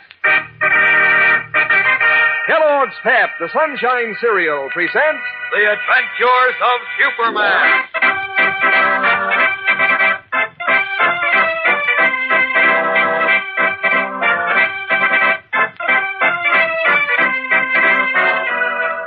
Today, as Batman tells the Man of Steel he has given up all hope for Robin, his young companion, he receives a startling surprise.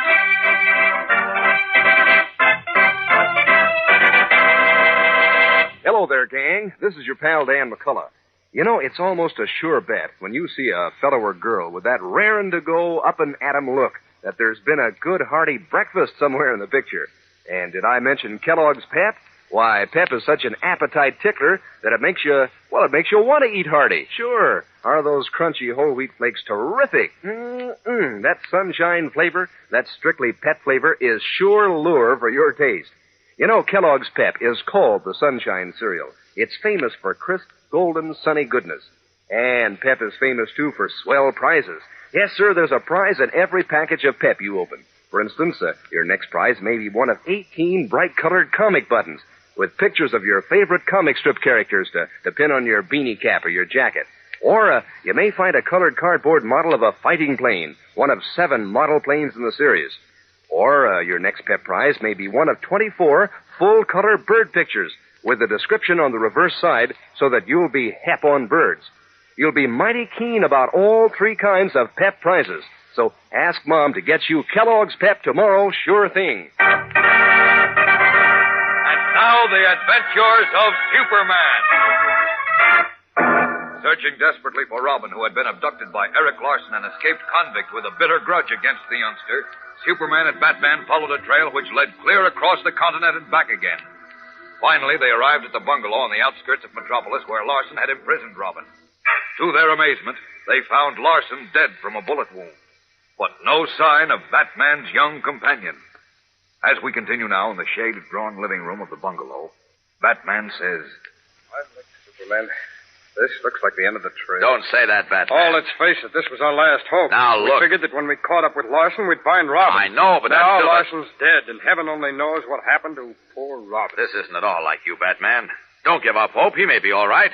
Chances are We'd have heard from him by this time if he were. Well, maybe he just can't communicate with us. Oh, nuts. I'm convinced Larson has done away with him. as he swore he would. All right, then who shot Larson and why? What's the difference? Larson was a bad apple, a blackmailer, and a murderer. He might have quarreled with one of his Wait a gang. minute. What? Thought I heard something. I don't hear anything. Wait a minute. There it is again. Oh, what? Great Scott, someone's downstairs in the cellar. Come on, Batman.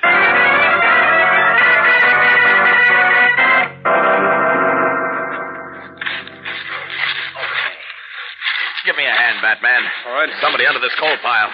Hey, Jupiter. Is it Robin? No. Here he is. Don't shoot, fellas. Don't shoot. What the... Boy, it's a great big guy, tied up like a bundle of wash. I didn't do nothing. I Who are you? What are you doing here? Wait till I get him untied. There. Can you stand up now? Yeah, sure. Thanks, pal. All right, start talking. Who are you? My name's Willie. Willie Doak. Well, listen, Willie. Robin... was Dick Grayson here? Yeah, He was? What happened to him? Where is he? Oh, wait a minute. Who are you guys? What are you wearing them funny clothes Never mind for? us. What happened to Dick? Where is he? Who? Dick Grayson.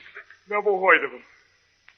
Don't give me that. You just said he was No, here. I didn't. Yes, you did. Now, you better talk and talk fast. Where is he? None of your business. Now get out of my way. No, you don't. I'm back here. Hey, let go. Don't worry, Batman. He won't get away. Stand Let me still, go. Willie boy. I'm going to kill you. You're not killing anyone. Now, you going to tell us what happened here and where Dick Grayson is, or... No, I ain't. I'm going to bust you apart like this. Oh.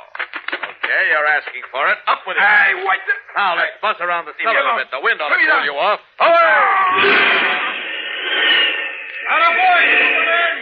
Give him the work. Hey, cut it out. Look out. Almost bumped into the wall that time. Between those beams. Hey. Round the furnace. Hey, stop. Put me down. Put me down. How are we doing, Batman? You're making me dizzy. Stop it. Put me down, please. Still in a killing mood, Willie? No, I was just kidding. Put me down. All right, down we go. Jeepers. I'm dizzy. So sorry. Here, I'll hold you up. No, don't touch me. Creepers, you must be Superman. Right. Now, shall we take a little trip to the moon, or is your tongue sufficiently loosened to talk through? No more flying. I'll talk. Well, it's about time. Now, where's Dick Grayson? Up in the attic, I guess. In the attic? Yeah, No, he isn't. Tell the truth, or do we go to the moon? Okay. Well, Marsh cornered the kid in the attic, see, then I heard him shoot. Then Marsh come down looking for me, but I was hiding here in a cold... But where's Dick? Oh, he must be still up there. Maybe he's dead. Jupiter. Dead? Wait, Batman. I tell you the attic is empty. He isn't in this house. I'm going to make sure. Okay, but it's a waste of time. Come along, Willie.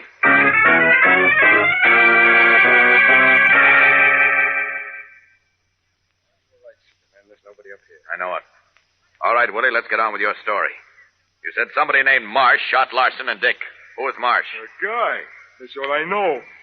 Eric Larson waited here for him with a Grayson kid. He said he couldn't knock him off till Marsh got here. Tell me, was Marsh a slender, dark man with a little mustache? Yeah, that's the Well, he one. must be Marshall, the one who sent the Oriental drug to Larson in jail, Superman. Yes. All right, go on, Willie. What happened when Marsh got here? Well, he talked to Larson in the living room. I was watching a Grayson kid in the back room. Then I heard a shot. Before I could get out of the room, the Grayson kid had his hands free. He lassoed me and tied me up. I don't know how we did it, but... Well, go on. Then what? Well, the kid started to tiptoe out, but when he opened the door, there was Marsh with a gun. Oh.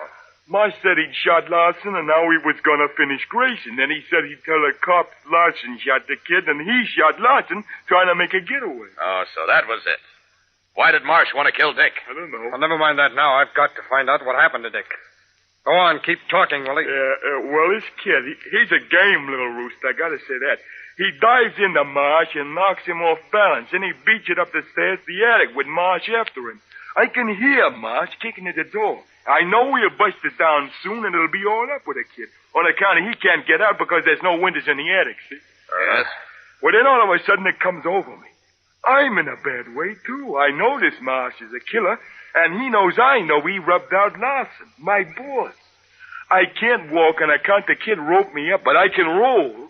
So I roll myself out the door and down the stairs to the cellar. But what about Dick? I'm telling you, I just got myself rolled in a coal pile when I heard the door bust in the attic, and I hear a shot. I know that's a kid getting. Oh, poor Dick. But it doesn't add up. Where are Dick and Marsh? You said he intended to tell the police Larson shot Dick. I don't know what happened to Marsh or the kid. All I know, right after that shot, Marsh comes running downstairs calling for me. He looks all over the house, even down here in the cellar, but he don't see me, see? After a while, I don't hear nothing.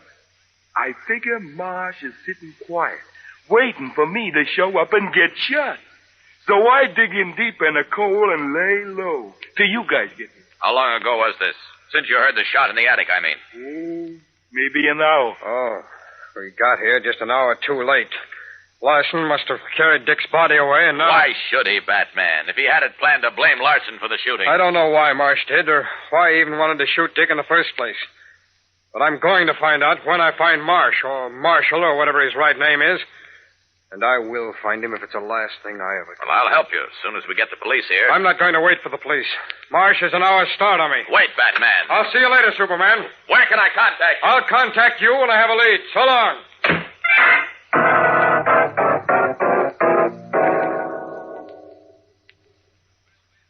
It's good to see you, Mr. Wayne. I've been so worried, sir. Well, thank you, Alfred. Is there any word of Master Dick, sir? I'm afraid he's done for. No, sir. Don't say that. You've got to face it, Alfred. Dick was cornered by a murderer named Marsh who had a gun. Now they're both missing. Only one conclusion we can draw. If you'll forgive me, sir, I won't believe Master Dick is finished until I see his body. He's clever and resourceful, you know, and quick as a flash. Yes, I know. I've been telling myself all that, trying to find a ray of hope. But it's no good, Alfred. Dick was cornered in an attic from which there was no escape. Another man heard a shot fired. Now all that's left is to find Marsh. Find him and make him pay for what he did. Well, I'm going to my laboratory to get some equipment, then I'm going. Someone's at the door, sir. Yes, will you see who it is, Alfred? Yes, sir. I can't believe it, sir. Poor Master Dick. Yes? You Bruce Wayne? I'm his butler. Whom shall I say is calling? Never mind that. Just tell him I got a message for him. I'll give it to him. Nothing doing. I gotta give it to Wayne first. Oh, never mind, Alfred. I'm Bruce Wayne. You have a message for me? Yeah. Here. Thank you. You're welcome. So long. So long. I wonder what this is. Anything important, sir? I don't know, Alfred. Great Jupiter. What is it, sir? Why, this note. This note is from Dick. Their eyes bulging, Bruce Wayne and Alfred stare at the dirty scrap of paper which indicates that Dick Grayson, who is really Robin, is alive. We'll be back in a moment with the exciting climax of today's episode. So stand by. You know, Kang, they say good things come in threes. And that's certainly true about the three different kinds of prizes that come in packages of Kellogg's Pep. Yes, sir, there's one or the other in each package of Pep you open. And each prize is really slick. For instance, your next Pep prize may be a bright-colored comic button picturing one of your favorite comic strip characters, 18 in all, to pin on your jacket or your beanie cap. Or maybe you'll find a bird picture in bright color with a full description on the reverse side. Collect all 24 of these, and will you be hep on birds? Or maybe you'll find one of the 7 slick-colored cardboard plane models, easy and fun to put together. And all the while you're collecting these 3 kinds of prizes, you'll be enjoying just about the best breakfast dish you ever hustled across your tongue. Crunchy, golden whole wheat flakes of Kellogg's Pep. Pep really sends you. What flavor? A fresh, brisk flavor, all crisp and catchy. A wonderful flavor for breakfast. So for a prize breakfast and prizes that are super, ask Mom to get you Kellogg's Pep, the Sunshine Cereal. Just as he had given up all hope for Dick Grayson, Bruce Wayne, who is really the famous Batman, received a note from his young companion. As Alfred, his loyal butler and man of all work, stands by eagerly, Wayne jubilantly announces... He's alive, Alfred. Dick's alive. Oh, thank heaven, sir. Where is he? Why... Oh. What, sir? Listen to this.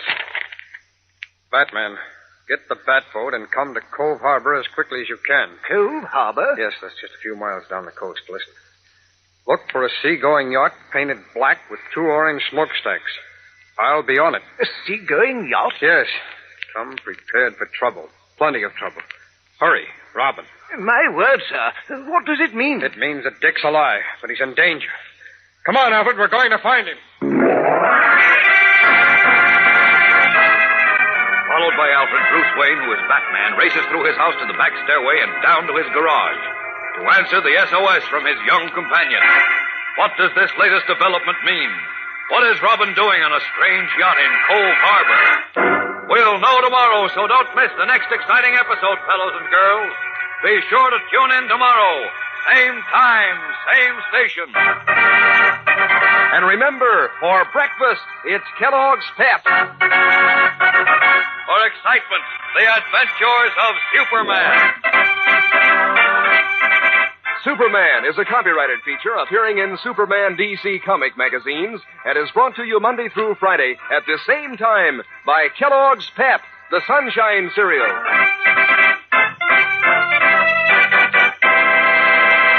Say, on a chilly morning when your nose wakes up half frozen, gang, that's Crumbles weather. Just the time for a toasty kind of cereal with zip and go.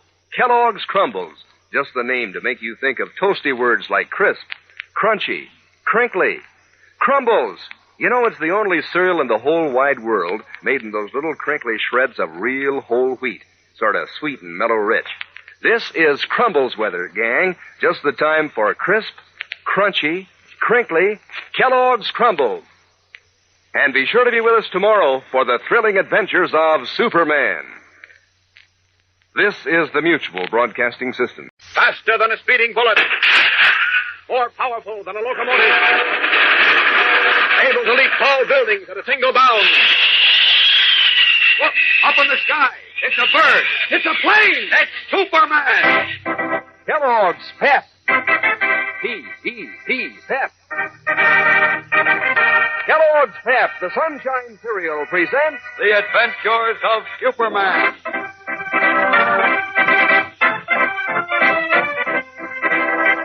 Today, Superman still pursues the search for Robin in Metropolis, unaware that Batman is on the high seas in response to an SOS from his brave young companion.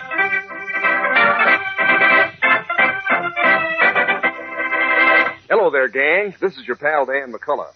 Say, I'll bet you never heard of a football star who didn't pack away a good breakfast on the morning of the big game. Well, believe you me, if you know there's a bowl of Kellogg's Pep waiting for you at breakfast, you'll feel like you're heading for a touchdown. Because you always play a winning game when you're heading toward those crisp, golden whole wheat flakes of Pep. They're that delicious, that full of smooth, catchy flavor, that fun to eat. And say, while we're in the fun department, just take a look inside your next package of Pep for your prize. See which one of the 3 different kinds of prizes you get. Maybe it'll be a model fighting plane in colored cardboard, one of 7 great Pep planes you can collect. Or maybe it'll be a bird picture in bright color with a full description on the reverse side. You can collect 24 of them. Or maybe it'll be a bright colored comic button picturing a favorite comic strip character, 18 in all to pin on your jacket or your beanie cap. And whether it's a plane, a bird, or a button, you keep right on having fun when you're collecting the 3 different kinds of prizes in packages of Pep. So get going, gang. Ask Mom to get you a supply of Kellogg's Pep, the Sunshine Cereal, tomorrow. And now the adventures of Superman. Arriving at the hideout of Eric Larson, the escaped convict who had abducted Robin, Superman and Batman found Larson dead. But there was no sign of Robin. Then, when they found a thug hiding on the premises who revealed that a mysterious man named Marsh had shot both Larson and Robin, Batman gave up hope, certain he would never see his young companion again. But early that evening, a message was brought to him at his house. It was from Robin, and it read, Hop into the Batboat and come to Cove Harbor. Look for a black ocean-going yacht with 2 orange smokestacks. I'll be on it. Be prepared for trouble. Hurry. As we continue now, the long, curiously streamlined Batboat fairly leaps over the waves as it sweeps into Cove Harbor at the time when evening is slowly fading into night. Sighting his goal, Batman at the wheel throttles down and speaks to Alfred, his loyal butler and man Friday. Cove Harbor, Alfred. Do you see a black yacht with 2 orange smokestacks? No, sir.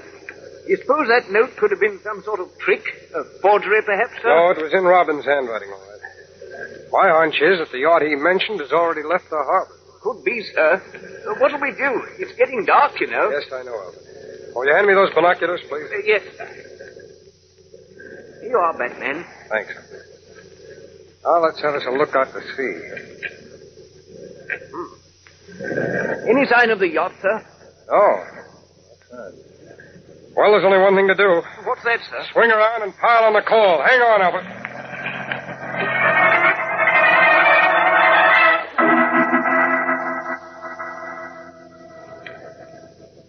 Ahoy! Ahoy, the lighthouse! Ahoy!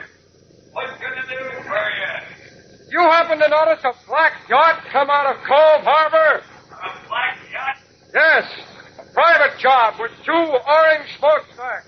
Come to think of it, it did. Oh, that's splendid, sir. Isn't it? Yes. Will you tell me, please, about how long ago did she steam by here? About an hour ago, I'd say. An hour, huh? Well, which way was she headed? Good south, around the Narrows. South? Up the sea. Thanks very much. Here we go again, Alf. Watch out when you turn that first buoy. Below the reef there. I'll watch it. So long.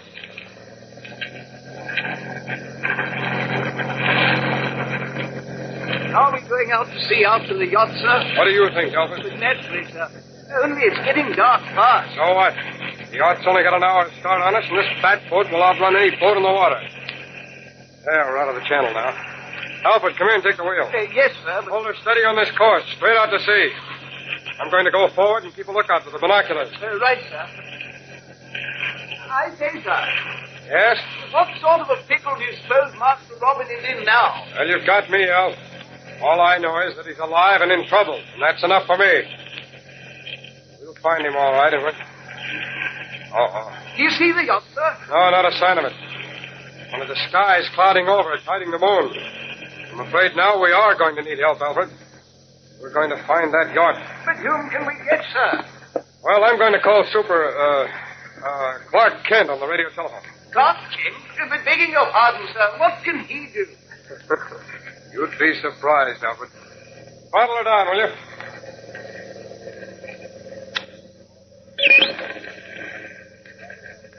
Hey, there's something wrong here. Wrong, sir? Yes. Sounds like the radio batteries are down or... Oh, there. There, that's a little better. Seems to be okay now. I see, that's jolly good. But I wish you'd tell me why you want Clark Kent. Oh, never mind that. Batman calling Metropolis. Batman calling Metropolis. Come in, please. Did they come in, sir? No, not yet. Metropolis Marine Telephone Exchange. Here they are now. Go ahead, Batman. This is urgent. Connect me with Clark Kent at the Metropolis Daily Planet. I'll repeat that. Connect me with Clark Kent at the Metropolis Daily Planet. Have you got that? Clark Kent at the Metropolis Daily Planet. Right. And will you please rush the connection? This is urgent. Hold on. Call right through. Thanks. Now, if only Clark is there, and if only this radio holds out. I have Clark Kent for you, Batman. Oh, that's wonderful. Put him on. Hello, Batman. Clark, thank heaven I found you. Listen. Why? Robin's alive. He is? How do you know? Tell me, man. Well, I got a note from him this evening. A note? Yes, and I need you at once. Robin's on a yacht, and I can't hear you, Batman. Speak louder. Oh, this radio's going bad again, Alfred. Can you hear me now? Hardly. Just tell me where you are, and I'll come there. I'm in the fat boat, Clark. I can't hear you at all now. This radio telephone is on the bomb. Clark, listen. I'm in the fat boat. Clark, hello. Hello, Clark. Well, how do you like that? Phone's gone dead entirely. Well, Alfred, whether we like it or not, we're on our own now. We usually are, sir, aren't we? Yes, I suppose so. Anyhow, those clouds cleared off the moon. That's something. Maybe I can see that black yacht now through these night binoculars. I certainly hope so, sir. Any luck, sir? No, not yet. No, wait. What's that? What, sir? There's a speck out there on the horizon. To the port, Albert. The port, sir. Yes, sir. Easy. Easy now. Hold it just like that. Very good, sir. Is it the yacht, sir? It may be, Alfred. I think I can make out 2 stacks on her. Robin said the yacht had 2 smokestacks. Yes, I know. We've got to get closer. Full throttle, Albert. Give her all she's got. Every last ounce. We'll know she's the one in a few minutes.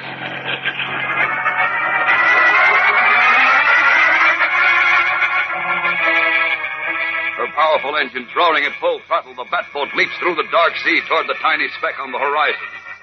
Is it the mysterious yacht on which Robin is held? We'll know in a moment when we return for the exciting climax of today's episode. So stand by. Say, which is it, gang? Is it a bird? Is it a plane? Is it a button? Well, you might get any one of these three kinds of prizes in your next package of Kellogg's Pep. And are all three kinds smooth. For instance, those bird pictures. Each one's in bright color with a description on the reverse side so that you get the real lowdown on these high flyers. There are 24 pictures of birds in all. And then you can collect 7 different models of famous fighting planes, all made of colored cardboard and easy to assemble. And the comic buttons, 18 different bright-colored buttons to collect, each picturing a favorite comic strip character to pin on your jacket or your beanie cap. Now, that makes 49 different prizes in all you can collect, one in each package of Pep you open. And all of them are super to go with Pep's super terrific flavor, which is saying a lot because that sunny full wheat flavor of Pep is really out of this world. Each spoonful of these crisp golden flakes tastes so downright wonderful that you have to keep yourself from gobbling them down. So ask Mom to get you Kellogg's Pep, the sunshine cereal, tomorrow. And remember, look for the prize inside your package. Far out at sea, her twin orange smokestacks faintly illumined in the pale moonlight. The sleek black yacht cuts swiftly through the dark waves. On the glass-enclosed bridge stands the captain and the helmsman, while 2 or 3 crewmen lounge at the rail. The others aboard are below deck at their mess table, with their eyes fixed idly on the waves. The sailors at the rail do not see the boy who steps noiselessly in his bare feet from the shadow of a lifeboat behind them. It is Dick Grayson, whom we know as Batman's young companion, Robin. Swiftly, the boy moves across the deck to an open hatchway, slips down the few stairs to the carpeted corridor of the cabin deck. For a moment, he pauses, listening. Then, satisfied that he hears only the purr of the giant diesel engines, he starts moving cautiously along the corridor. Outside the door of a stateroom, he stops again. Holding his breath, he slowly turns the polished brass doorknob, pushes gently, until through the half-opened door, he sees a handsome stateroom, empty. Softly closing the door, he moves to the next stateroom. There, a low, indistinguishable murmur of voices comes to his ears. Slowly, with the utmost care, he turns the doorknob, moves the door in with a scant inch or two, until he can clearly hear the conversation within. That's Marsh with my grandfather. I'm sorry. I did everything I could, Mr. Grayson, but unfortunately I couldn't find your grandson, Dick. Oh, no? I can't understand that, Marsh. Why is there no trace of him? Well, he disappeared several years ago, shortly after his parents passed away. And he hasn't been seen or heard of since. A liar. What about that chap who adopted him, Marsh? What was his name? You mean Bruce Wayne? Yes, Wayne. Didn't he know where the boy was? No, sir. He spent a fortune to locate him, he tells me. But to no avail. How do you like that? I see. Well, this is a bad blow, Marsh. I had my heart set on seeing the grandson before I died. Please, don't speak of dying. You've many years ahead of you. No, I haven't, and you know it. We both know that I grow weaker every day. If there's only something I could do for you, to comfort you. Oh, you've been a great comfort to me, Marsh. Thank you. I appreciate it. You'll find out how much I appreciate it when my will is ready. Oh, please don't speak that way. No! What happened? I say, the sea's getting a bit rough. Big wave must have hit us that time. Are you all right, sir? Yes, quite. Hold on. Here it comes again. Uh-oh, the door opened. What? Good Godfrey. What is it, Mark? Why, it's nothing, sir. I've got to get out of sight. Whoever thought the boat would pitch and throw the door open. Here, this empty stateroom. Now, where can I hide? If Marsh finds me, it'll be quick curtains. Uh-oh, that chest under the porthole. I'm small enough to get into it.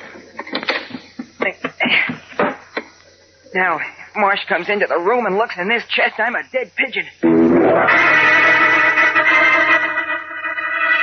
Huddled in a sea chest in the captain's stateroom, Robin makes himself as small as possible, praying that Marsh does not open the lid, as he hears the murderous plotter moving about within a few feet of him. With Batman and Alfred miles away in the Batboat, helpless to aid him, and Clark Kent, who is Superman, unaware of his whereabouts in dangerous predicament. What will happen to Robin? Tomorrow's episode is swift and exciting, so don't miss it.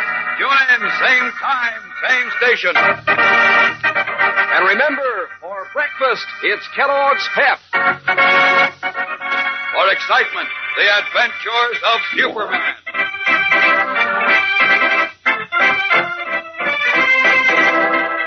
Superman is a copyrighted feature appearing in Superman DC comic magazines and is brought to you Monday through Friday at this same time by Kellogg's Pep, the Sunshine Cereal.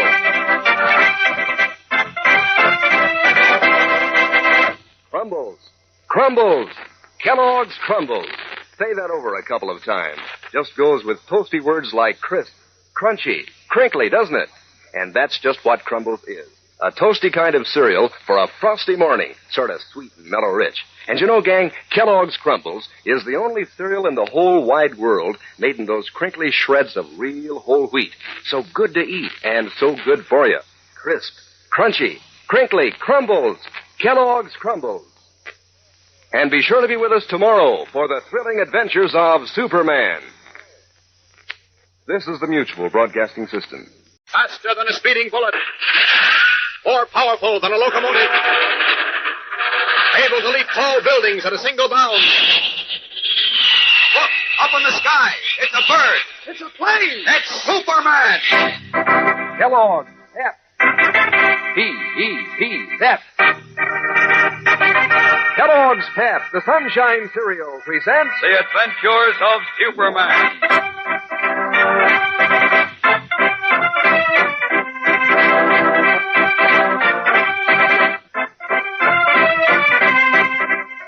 Today, with Superman in Metropolis and Batman on the high seas hunting for Robin, the boy continues in danger, alone and unprotected among those who seek to destroy him.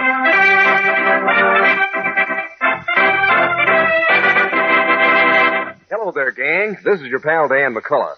You know, it makes collecting prizes just about 49 times as much fun when you know that you can get not just one prize, but 49 different top-notch prizes right in packages of Kellogg's Pep. Yes, sir, you'll find a prize in every package. And there are 3 different kinds of prizes you may find there. For instance, you may find one of 18 different comic strip buttons, each picturing a favorite comic strip character. Or you may find a colored cardboard model of a fighting plane, one of 7 exciting plane models in the series.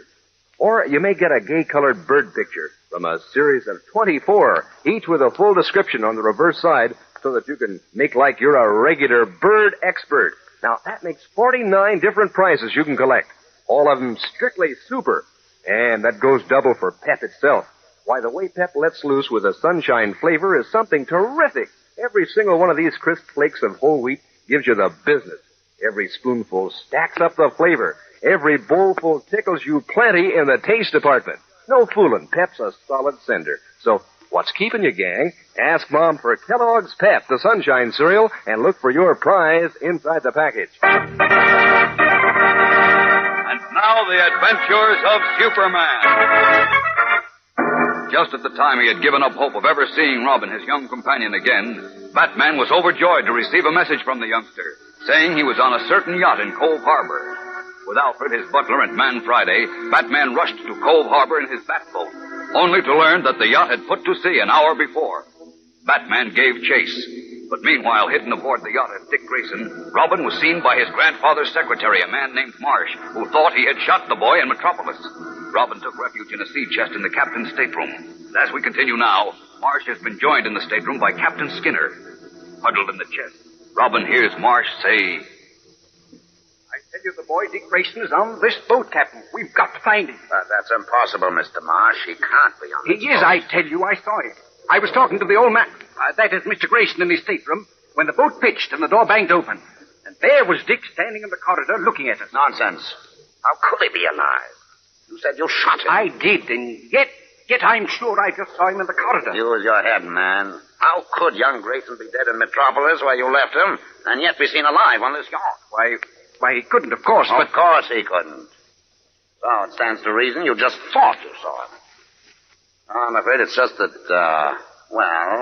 now we're coming close to the payoff. You're getting a bit jumpy, that's all. Incidentally, when's that going to be? What? When's what going to be? You know. When is the old goat, Mr. Grayson, going to kick off? Pretty soon now, I hope. About when, would you say? Oh, in a few weeks, I suppose. Perhaps a month. Why wait that long? Now that his grandson's finished, you inherit the old man's millions when he goes. So why not make quick work of it? What's your hurry, Captain? Just that I want to get my hands on my share. I see. Well, you know it takes time for the poison to work.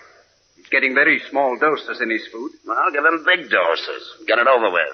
Are you out of your mind? It's got to be done slowly and carefully. So when he goes, poisoning won't be suspected. If we gave him a big dose, a doctor would spot it at once, and we'd be in for it. Not if it were done at sea. What do you mean? If Grayson dies while we're underway like this, we just bury him at sea. And who's going to be the wiser? I see. That's good.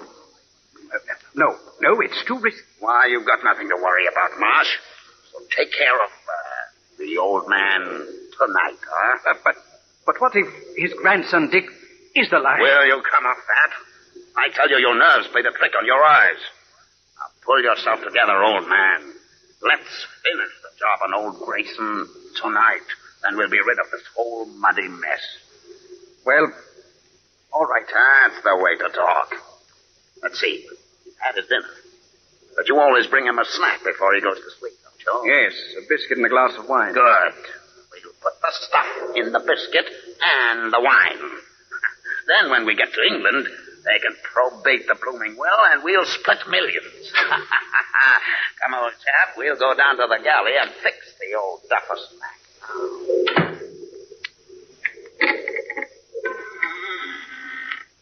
So they're going to poison my grandfather, eh?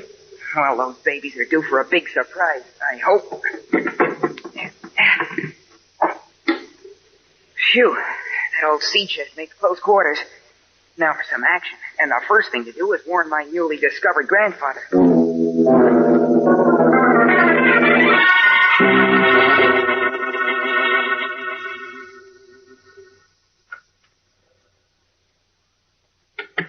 That's you, Marsh. Who are you, boy? Shh, keep your voice down, Grandpop. What did you call me? Sounds funny, huh? Now, look here, you. For the love of Mike, it'll be curtains for both of us, but quick. I don't understand. Who are you? Sir, get ready for a shock.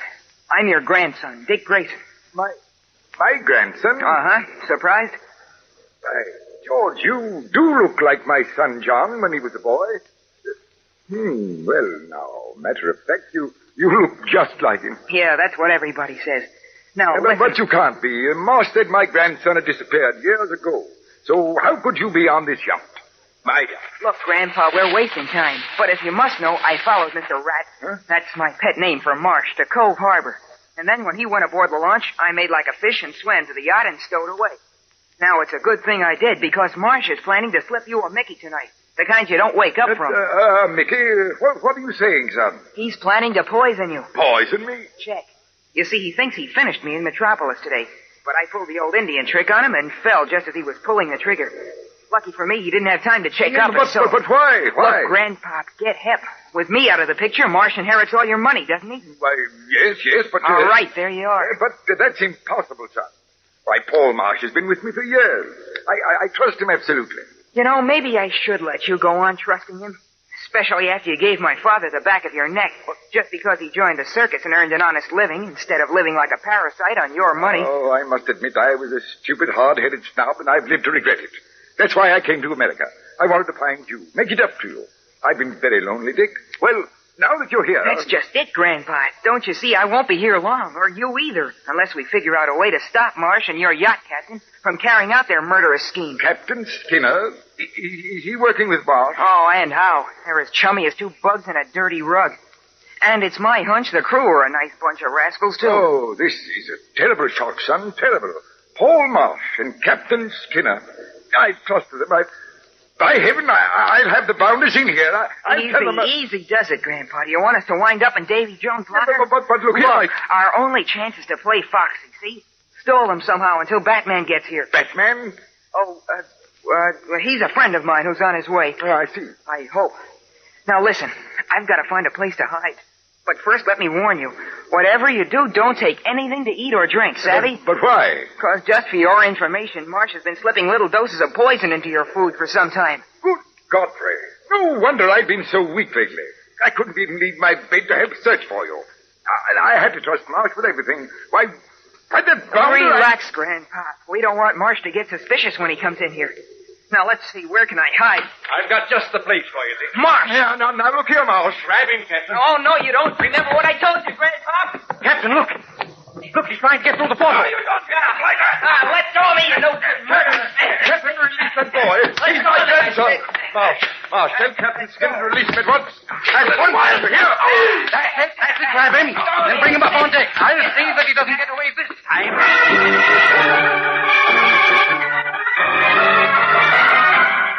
Fighting furiously, Dick Grayson, who is Robin, is slowly overpowered by Marsh and the burly Captain Skinner, who swarm over him. We'll be back in a moment with the exciting climax of today's episode. So stand by. Say, did you ever meet up with a fella like Dawdler Dick? You know, a fella who kind of dawdles over his food and keeps everybody waiting? Well, if there's a Dawdler Dick around your breakfast table, just put him next to a bowl of Kellogg's Pep and watch him go to town. Why, you'd have a hard time finding anybody who wouldn't step up his pace while eating Pep, the sunshine cereal. That keen, catchy Pep flavor gets 'em time after time. Those crisp, golden flakes of whole wheat taste so terrific that you get a bang out of every single spoonful. Say, who wouldn't get a bang out of those swell Pep prizes? 3 different kinds of prizes, one or the other in every package of Pep you open. For instance, you may find one of 24 keen bird pictures in gleaming bright colors with a full description on the reverse side to help you spot these birds in the air. Or you may find a colored cardboard model of a fighting plane, and all 7 model planes in the series are collector's items. Or your next Pep prize may be one of 18 bright-colored comic buttons, picturing characters straight out of the funnies. So ask Mom to get you a supply of Kellogg's Pep and look for your prize inside the package. Dick Grayson, who is really Robin, has been overpowered by Marsh and Captain Skinner. Then, over the angry objections of his grandfather, was carried to the deck of the yacht. Now, standing by the rail in the moonlight, Marsh says, You won't get away this time, Dick, because this time it won't do you any good to play dead. Not when I throw you overboard. Quick, drop your boat, Captain Skinner. There's a big speedboat drawing up on it to port. Yippee, it's the bat boat. What? Oh, yes, I see it. Harris, Nichols, McBride, man the guns.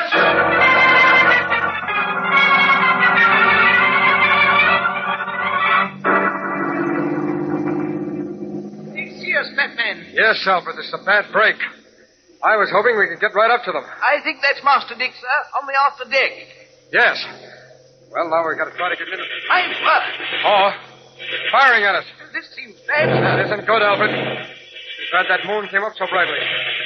Well, we've got to do a bit of maneuvering now. We're not going away, sir, are we? I'm not, but you are. What do you mean, sir? As soon as we get around behind them in their shadow, I'm going to dive off and swim to the yacht. But, sir...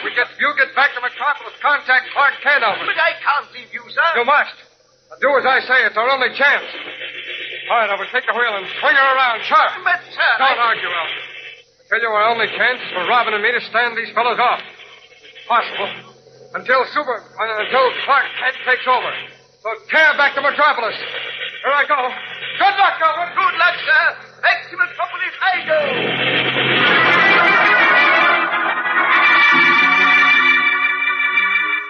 hoping he has not been seen, Batman dives from his sleek craft and swims underwater toward the yacht. As Alfred turns the fleet batboat and starts back toward Metropolis at full throttle, with the guns from the yacht blazing at him. What will happen? Will Batman's desperate plan succeed? Can he somehow sustain himself and Robin against desperate odds as Alfred rushes toward Metropolis, where Clark Kent at this very moment is vainly trying to track Batman's interrupted call for help? Although Clark Kent, who is Superman, knows his friends are in trouble, he is helpless to aid them right now. But tomorrow brings another development. So be sure to be with us then, as Batman and Robin, together again, fight for their lives. Tune in again tomorrow, same time, same station. And remember, for breakfast, it's Kellogg's Pep. For excitement, the adventures of Superman.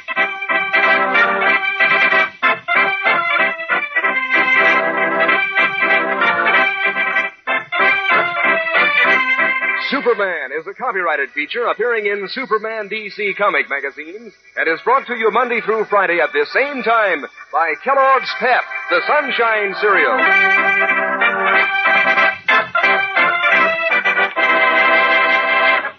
Say, when you shiver out of bed on a frosty morning, gang, that's Crumbles weather. That's when you want a toasty kind of cereal with zip and go. Kellogg's Crumbles.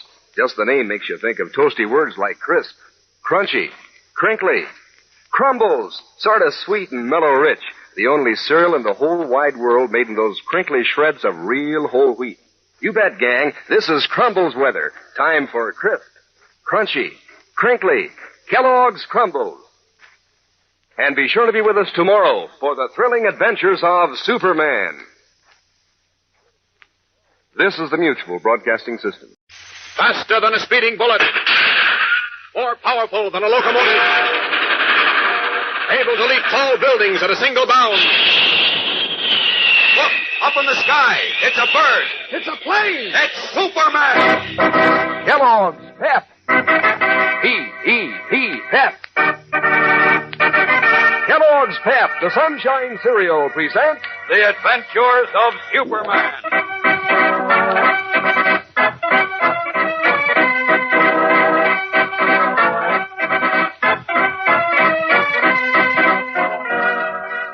Today, with Superman still unaware of their dangerous predicament, Batman and Robin put up a desperate but seemingly futile fight for their lives.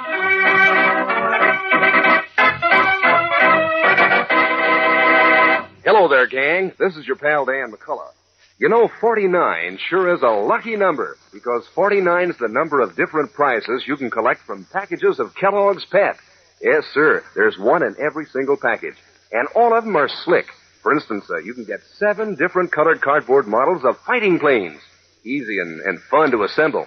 And then there's a great new series of 24 bird pictures, each with a full description on the reverse side, so that you can wow the gang with your knowledge of birds. And there are 18 bright-colored comic buttons, each with a famous comic strip character to pin on your beanie cap or your jacket. Now, that makes 49 different prizes you can collect. And that's only a part of the fun in Kellogg's Pep. Think of the good eating fun of those crisp whole wheat flakes, all crammed with keen, catchy flavor. I mean, that wonderful golden toasted flavor, that sunny, strictly Pep flavor is famous. Why, Pep is called the Sunshine Cereal. Yes, sir, when it comes to brightening up breakfast, Pep's a terrific hit. So get in on the fun, gang. Ask Mom to bring Kellogg's Pep from the grocer tomorrow, and be sure to look for your prize inside the package. Now, the adventures of Superman. Trapped on his grandfather's yacht far out at sea, Dick Grayson, who was really Batman's young companion, Robin, was about to be dispatched by Paul Marsh, his grandfather's secretary, when the swift and powerful Batboat was seen approaching. Under orders from Marsh, the crew of the yacht opened fire with machine guns. Recognizing the need for help, Batman told Alfred, his royal butler, to race the Batboat back to Metropolis and contact Clark Kent. Then, when Alfred made a sharp U-turn, Batman dove into the dark ocean and swam underwater toward the yacht. As we continue now on the moonlit deck of the ship, 2 burly sailors hold Dick's arms pinioned as Captain Skinner reports to Marsh. Listen. Everything's under control, Marsh. We put several holes in the bloody boat. She won't get far. Besides... There's a radio telephone on the boat. The men in the boat will call the Coast Guard. The Coast Guard? I say, Stop Captain... listening to this young pup. Relax, Marsh. The 2 blighters who were in that boat won't call anybody. We plugged both of them. What? Are you sure? I'm jolly well sure. As a matter of fact, one of them fell overboard. Done for. Uh-oh. I saw the other one pitch over the wheel as he swung about. Oh, no. I held my binoculars over the lighter until I saw him slide to the deck and lie there. He's through. And his blinking boat is heading straight for the bottom. Splendid, Captain, splendid. Why, you dirty... Hold it, Winston. I'll kill you. Let go of He'll me. let go in a moment, Dick. As soon as I put a bullet into you. Get it over with, Marsh, and we'll take care of his grandfather. Captain Skinner, sir, look there! Coming over the stern rail! By Jove, who's that? Batman, it's Batman! Over here! Coming, Dick! Start dishing it out! Oh, brother, and how? That's it, man! Yes, sir, step on up and get yours! Put this in your bread basket, Captain! On next! I'm sure you're tired of standing, Mr. Marsh. No, don't help. Don't sit down. Nice going, Dick. Pardon me, sailor boy, but your chin is showing. Look up ahead, Batman, toward the bow. Oh, the gang from below ship, and they've got guns. Shoot them, men! Yes, shoot to I hate kill! being a clay pigeon quick, Robin. I see an open hatchway. Make like a mouse. Here I come, down the hatch. Come on, Chum, up on your feet. Go all all there. I think so, Batman. Good, let's make tracks. And I know where. Follow me. Lead on, McDuff. Hey, what are you stopping for, little fella? Oh, sorry, I forgot to hold out my hand. Into this stateroom, quick. Okay, any old port in a storm. Good thing there's a lock on the door. Well, that won't keep our friends out long. No, but... Dick, is that you? Hey, we've got company. Yes, it's my grandpa, Batman. Thank heavens you're alive, son. You're what? My grandfather, Mr. Grayson. Fine time to make gags. It's no gag. Grandpop, this is Batman, my pal. Open the door! Good Godfrey, what is this all about? Sorry, Mr. Marsh, but we're hard of hearing. Come on! By George, we'll blast you out! Blast away! But don't forget to duck when you come in. You haven't got a chance. I was going to open the door before we break it. Don't you dare, Marsh, you bounder. I warn you, I have a pistol here. I'll blow your bloomin' head off. Oh, why, Grandpop, what big teeth you have. That's the spirit, Mr. Grayson. I'll teach those rats. Try to kill my grandson, will they? Try to poison me, eh? Listen, seems as if all's quiet on the Western Front. Do you suppose Grandpop's pistol scared them away? No, not for long, you can be sure of that. They're probably plotting some new dirty work. While we're still around the fireside, sonny boy, suppose you bring me up to date. How did you get on this pirate ship, and what's with this grandpop and grandson? Well, you see, Mr. Just call me Batman. I'll tell him, Grandpop. Very well. I can make it short and sweet. It's on the level, Batman. This wonderful fire-eating old gentleman with the walrus mustache is my long-lost and ever-loving grandpa. Why, incredible. That's quite correct, sir. I can't believe it. John Grayson's father? Correct. You see, he disowned my father because he scorned the old family estate and Grandpop's bloomin' millions, so to speak, and hooked up with a circus. That's because I was a hard-headed old fool, and now... But lately he got softened up by old age, I suppose. Now, look here, you young scallywag. Easy, Grandpop. He wanted to cast his fond eyes on me, see? So he toddled across the sea in his yacht and told his secretary, Mr. Paul Ratface Marsh. Marsh? His secretary? Uh-huh. Grandpop told him to find me. But Mr. Ratface, knowing he would inherit Grandpop's fondulix if I were out of the picture, decided to chisel me out for keeps. Oh, I get it. So, knowing everything having to do with the Graysons, he got Eric Larson out of the cooler, planning to let Larson finish me. And then he figured to finish Larson, as he did, by the way. Yes, I know about that. And tell the police he shot Larson while trying to save me. Well, a very neat plan. And how? But the rest of it includes a plot to poison Grandpop, which he was all set to do tonight. Then dump him overboard and shoot back to England and collect your inheritance, right? Check and double check. The filthy scoundrel. I trusted him with everything. All the time he was planning to murder me, and Dick... Yes, a very sweet character. Well, we almost fixed his clock, but now... Relax. Maybe we'll fix it yet. Oh, stop kidding, and let's face it. Marsh and Captain Skinner and company have us holed up here.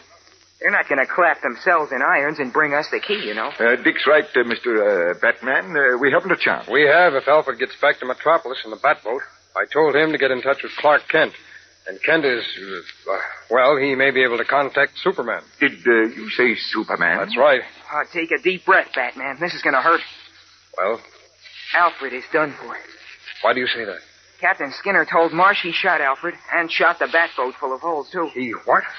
So, well, I guess that's all for poor old Alfred. Old Alf. He was pretty swell. Yeah, you said it. Well, what do we do now, Pappy?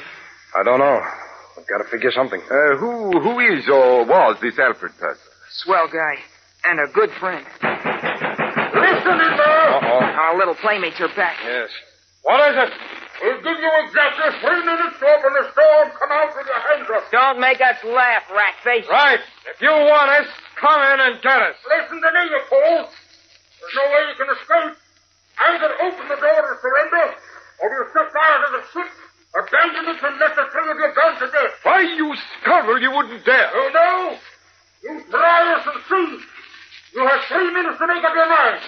Either come out, or go down with a flaming ship.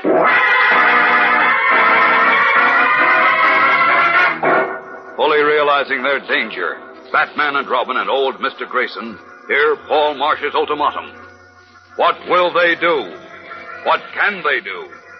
We'll know in a moment when we return for the tense climax of today's episode. So stand by. You know, in order to be hep these crisp, cool autumn days, you have to feel hep. Sure, wide awake and alive. And you can't feel that way if you don't eat right. So, gang, give breakfast a chance to show you what it can do to help begin your day. Start right off with Kellogg's Pep. There's a treat that is a treat. Those golden flakes of pep are so crisp and keen and catchy tasting that, well, they practically say, "Hi there, want a spoon?" So you dig right in and get that lively golden toasted flavor. And is it super? Is it terrific? And the same goes for the swell bonus you get in every pep package. Meaning, of course, those keen prizes. All 3 kinds. For instance, you'll get either a colored cardboard model of a famous fighting plane, one of 7 in the great pep air fleet, or you'll get one of 24 beautiful color pictures of birds with a full description on the reverse side to help you identify these birds anywhere. Or else you'll find a bright-colored comic button picturing one of 18 characters straight out of the funnies to pin on your jacket or your beanie cap. So start collecting all 3 kinds of pep prizes, gang. Ask Mom to get you Kellogg's Pep, the Sunshine cereal. While Batman and Robin appear hopelessly trapped on Mr. Grayson's yacht, Clark Kent and Beanie Martin, Daily Planet copy boy, have arrived at the handsome house where Batman and Robin live as Bruce Wayne and Dick Grayson. Odd. No answer to the bell. I guess there's nobody here, Mr. Kent. Yeah, so I see. Oh, this is a tough break, Beanie. I was hoping Alfred the butler would be able to tell us where where Bruce Wayne went. You say Mr. Wayne called you by radio telephone? Yes, through the Marine Telephone Exchange. That means he's someplace on the water, but where? Yeah, that's just it. There's a lot of water around Metropolis. A huge ocean and 2 big rivers. Look, why didn't he give you his location, Wayne? Oh, I thought I told you. Something happened to his radio phone just after we were connected. Oh. Now, all I know is that he and Dick need me. And I'm worried, Beanie. Plenty worried. You and me both, but what are we going to do? I don't know, except... Wait a minute. Come with me. Where? Downstairs in the basement of Wayne's house. I just noticed something very interesting there.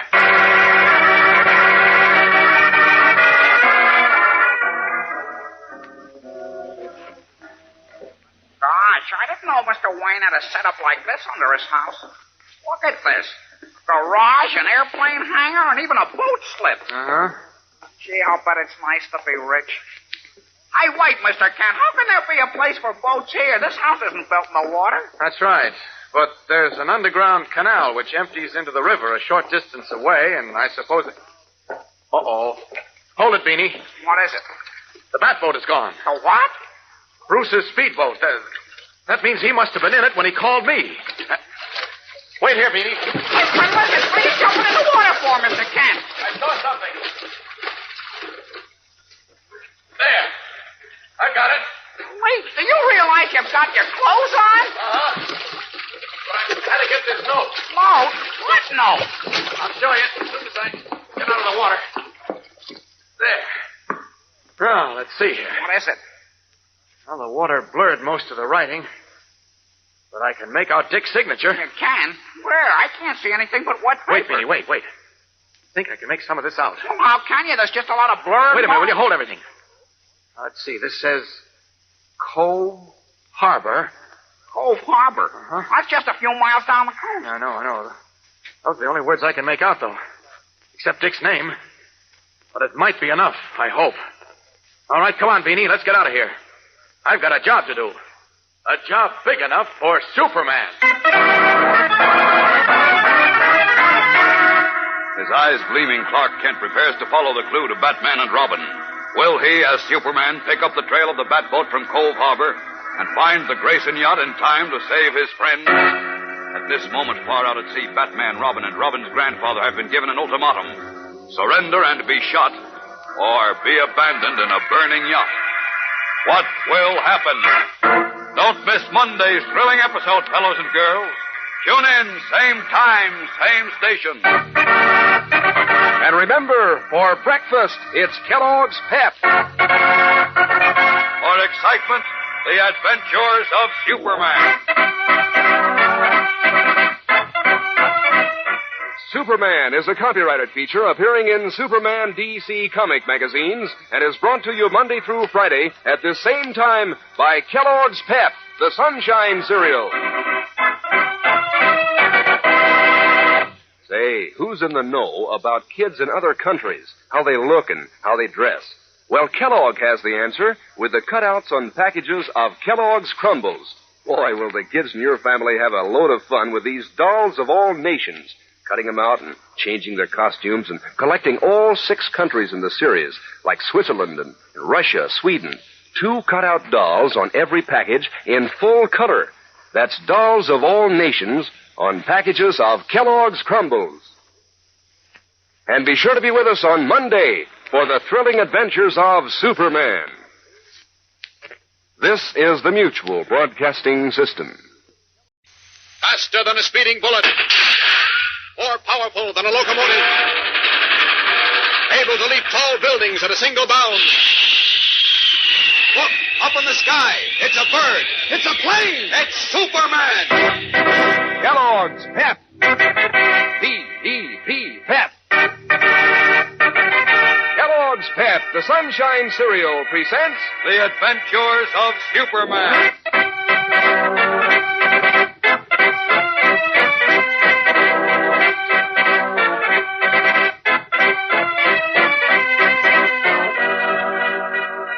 Today, while Superman continues his relentless search of the seas for his friends, Batman, Robin, and Grandpa Grayson are helpless prisoners, apparently doomed to die at the hands of Marsh and his murderous henchmen.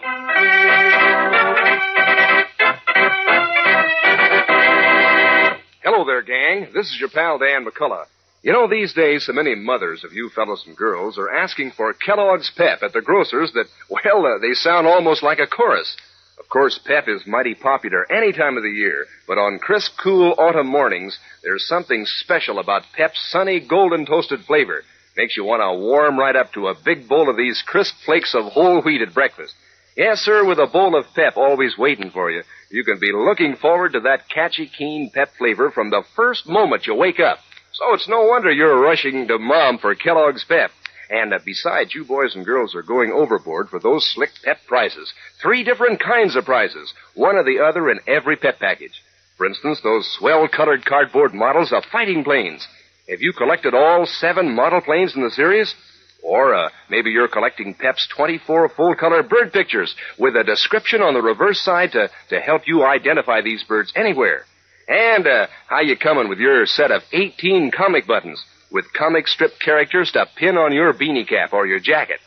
Don't let any of the gang beat you at collecting all 3 kinds of Pep prizes. Ask Mom to get you a supply of Kellogg's Pep, the Sunshine Cereal. Now, the adventures of Superman. Friday, as you remember, while Superman searched for his friends, Batman and Robin were aboard the yacht belonging to Mr. Grayson, Robin's newly discovered grandfather. Trapped in Mr. Grayson's stateroom, they were forced to listen as Paul Marsh, who will inherit Mr. Grayson's large fortune if the old man and Robin die, delivered an ultimatum to them.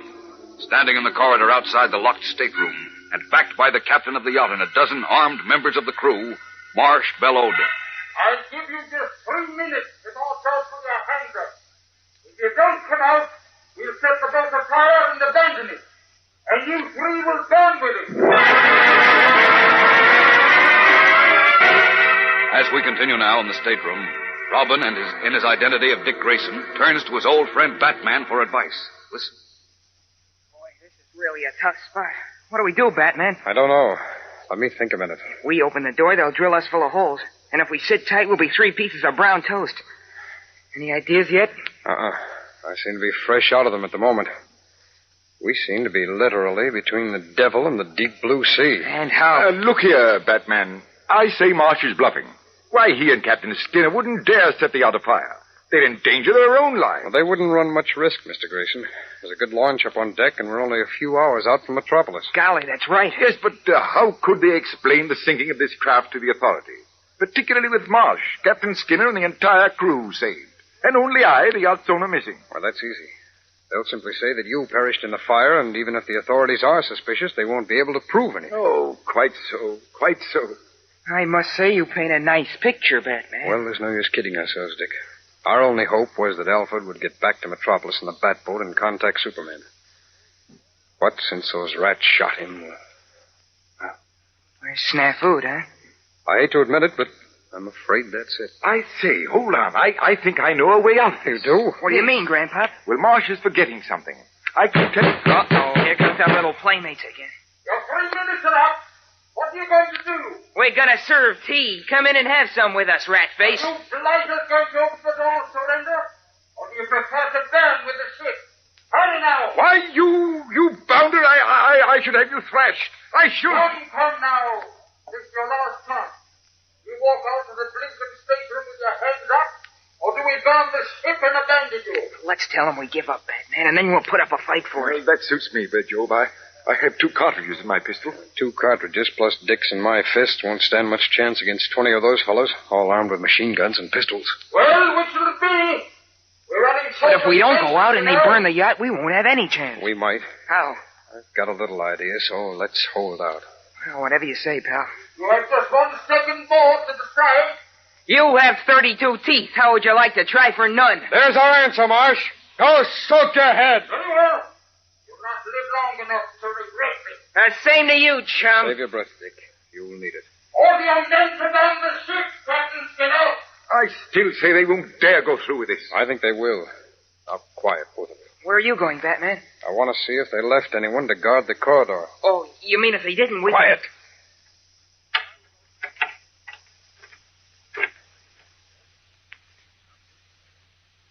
Anyone out there? Out in front of the door. Stand back. I'm gonna put my hand out. Oh. I guess that's the answer. Check. Looks like Marsh is leaving a man or 2 to make sure we stay in here until they get their launch in the water and the fire well started. Oh, if only the porthole in here opened on the deck instead of out on the ocean. There's a more important if that I'm worrying about. What's that? Well, I'll tell you later. There's no use both of us building air castles. I see. I smell smoke. Hey, so do I. Batman, they I know. started... I know. I smelled it a minute ago. Apparently they had everything ready just in case. The smoke's beginning to come in here. Yeah, fast. Oh, that corridor's full of smoke. I didn't think it would spread this fast. The bounders must have set fire to the fuel tanks. We've got to get out of here right now. This smoke will help us. Now get this, Dick. We'll make a dash, keeping down low and moving fast. Maybe we can take the boys with the guns at the head of the corridor. Okay. Check. Let's go. Right. Now, you keep right behind us, Mr. Grayson. Come on. Oh, wait. I'm sorry. I'm a bit too weak to walk. You 2 chaps go. Oh, no, Grandpa. This isn't good. Come on, Dick. We'll give him a hand. No. You 2 try to save yourselves. I'm an old man. I've lived my life. Oh, stow the chatter, Grandpa. Come on, put your arm over my shoulder. But confounded boy. I've got you, sir. Come on now. I wish you'd leave me. Nothing doing. I forgot to tell you, Batman. Marsh has been slipping poison into Grandpa's food for some time. That's why he's so weak. Well, if we're lucky, and if my plan works, we'll get a chance to settle with Marsh. Now move fast, Dick. This smoke is getting bad. We've got to get up on deck before we choke to death.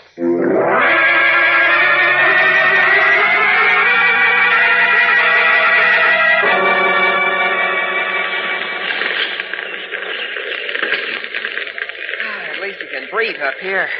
Yes. Look, Grandpa, here goes the launch with Marsh and the crew in it. Oh, the bounders. The murderous scoundrels. Leaving us here to perish. Yeah, that's dirty. Oh, jeepers, this old yacht is going up like a matchbox. Say, where's Batman? He said he had something up his sleeve. I don't see him.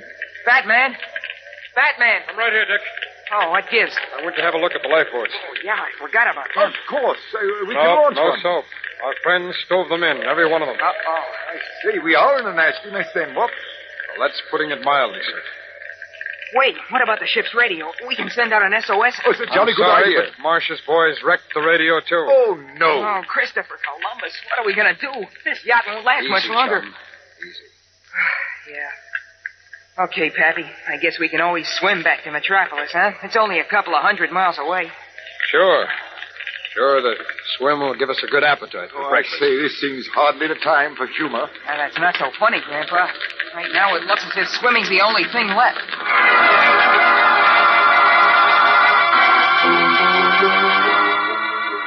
As Batman, Robin, and Mr. Grayson stand helplessly on the flaming deck of the yacht, which burns like an oil-soaked torch on the inky surface of the night-darkened sea, Superman, having found a portion of Robin's note directing Batman to Cove Harbor, rockets to the quiet, rock-bound little harbor below Metropolis. Failing to see the Batboat or his friends, he streaks to the nearby lighthouse where Batman had paused several hours before and questions the lighthouse keeper. I'm looking for a long, powerful speedboat about the size of a PT boat with a prow card in the shape of a hooded bat. You remember seeing it? Yes, Superman. Come to think of it, I did. You did? It was... When? Early this evening. Stopped right here, it did. And Where did it go? Can you remember? Why, sure. South round the Narrows and straight out to sea it went. Looking Straight out to sea. Thank you. I'll leave by this window if you don't mind. No, I don't mind, Superman, but first I think you ought Sorry, to go... no time to listen to any more now. Out, up, and away!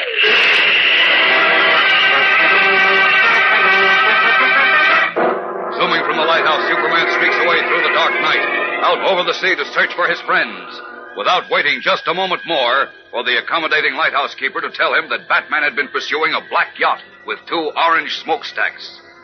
Will he find his friends? We'll know more in a moment when we return for the exciting climax of today's episode. So stand by. Say, you know something that'll make you a speeder upper while you're getting ready for breakfast? Kellogg's Pep. Yes, sir, if you know there's a bowl of Kellogg's Pep, the sunshine cereal, waiting for you, why, you're likely to show up at breakfast on the double quick. Because who can delay digging into that crisp golden tenderness of those good flakes of whole wheat? Who can delay when Kellogg's Pep is such a smooth treat? And say, speaking of smooth, did you ever see anything to beat the slick prizes Pep gives you? 3 different kinds of prizes, each one a honey, and one or the other in each package of Pep. For instance, your next prize may be a beautiful bird picture in bright color with a full description on the reverse side. Collect all 24 of them, and will you be a wise bird on birds? Or maybe your next Pep prize will be one of the 7 exciting colored cardboard plane models, easy and fun to put together. Or maybe it'll be a bright-colored comic button picturing a favorite comic strip character, 18 in all to pin on your jacket or your beanie cap. There's one or the other of these snappy prizes in every Pep package. So make sure Mom keeps you supplied with Kellogg's Pep, won't you? As we rejoin him now, Superman is rocketing through the night sky, his keen eyes searching the dark waves below him for a sight of the ill-fated Batboat. No sign of the Batboat yet. And that's bad, because if it left the lighthouse only 6 hours ago, it can't have gone more than a couple of 100 miles. Surely I must have come that far. I'd better start doubling back and range around. Away!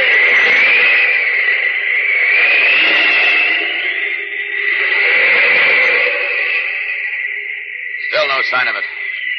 I hope Batman didn't run into trouble when his radio telephone went out. Wait a minute. Over to the left. What's that? Great Scott, it's the Batboat, and it's sinking, with only one man aboard. Down to it. Down! Uh-oh. It's Alfred, Batman's butler. No one else aboard. Now, where can I... Uh-oh, he's been shot through the shoulder. Alfred. Alfred. Batman. Sir. Robin. Yes, what about Batman and Robin? Where are they? They... What? Try to tell me, Alfred. What happened? Oh, he fainted, poor chap. In bad shape. Well, I've got to get him back to shore and hope he'll be able to tell me what's happened to Batman and Robin. Up with him. Now, up and away!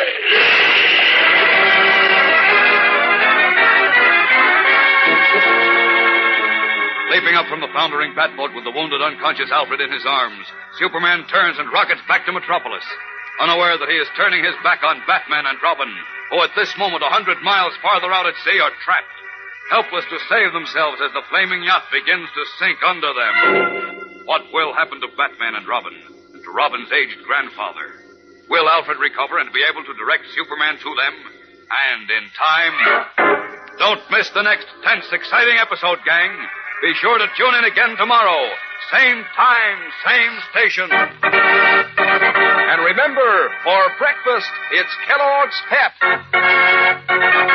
For excitement, the adventures of Superman.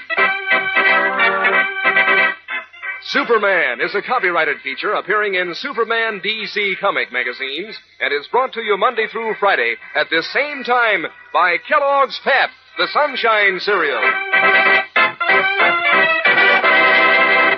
You know, gang, one word leads to another, like the way those toasty words, crisp, crunchy, crinkly, lead you on to crumbles. Kellogg's Crumbles. So toasty and sweet and mellow rich on a frosty morning. It's the only cereal in the whole wide world made in those little crinkly shreds of good wheat. And so good for you. Mom knows that. In fact, she'd probably like you to eat up a bowl of crumbles for breakfast tomorrow. Crisp, crunchy, crinkly crumbles. Kellogg's Crumbles. And be sure to be with us tomorrow for the thrilling adventures of Superman. This is the Mutual Broadcasting System. Faster than a speeding bullet. More powerful than a locomotive. Able to leap tall buildings at a single bound. Look, up in the sky. It's a bird. It's a plane. It's Superman. Kellogg's Pep. P-E-P, Pep. Kellogg's Pep, the Sunshine Cereal, presents The Adventures of Superman.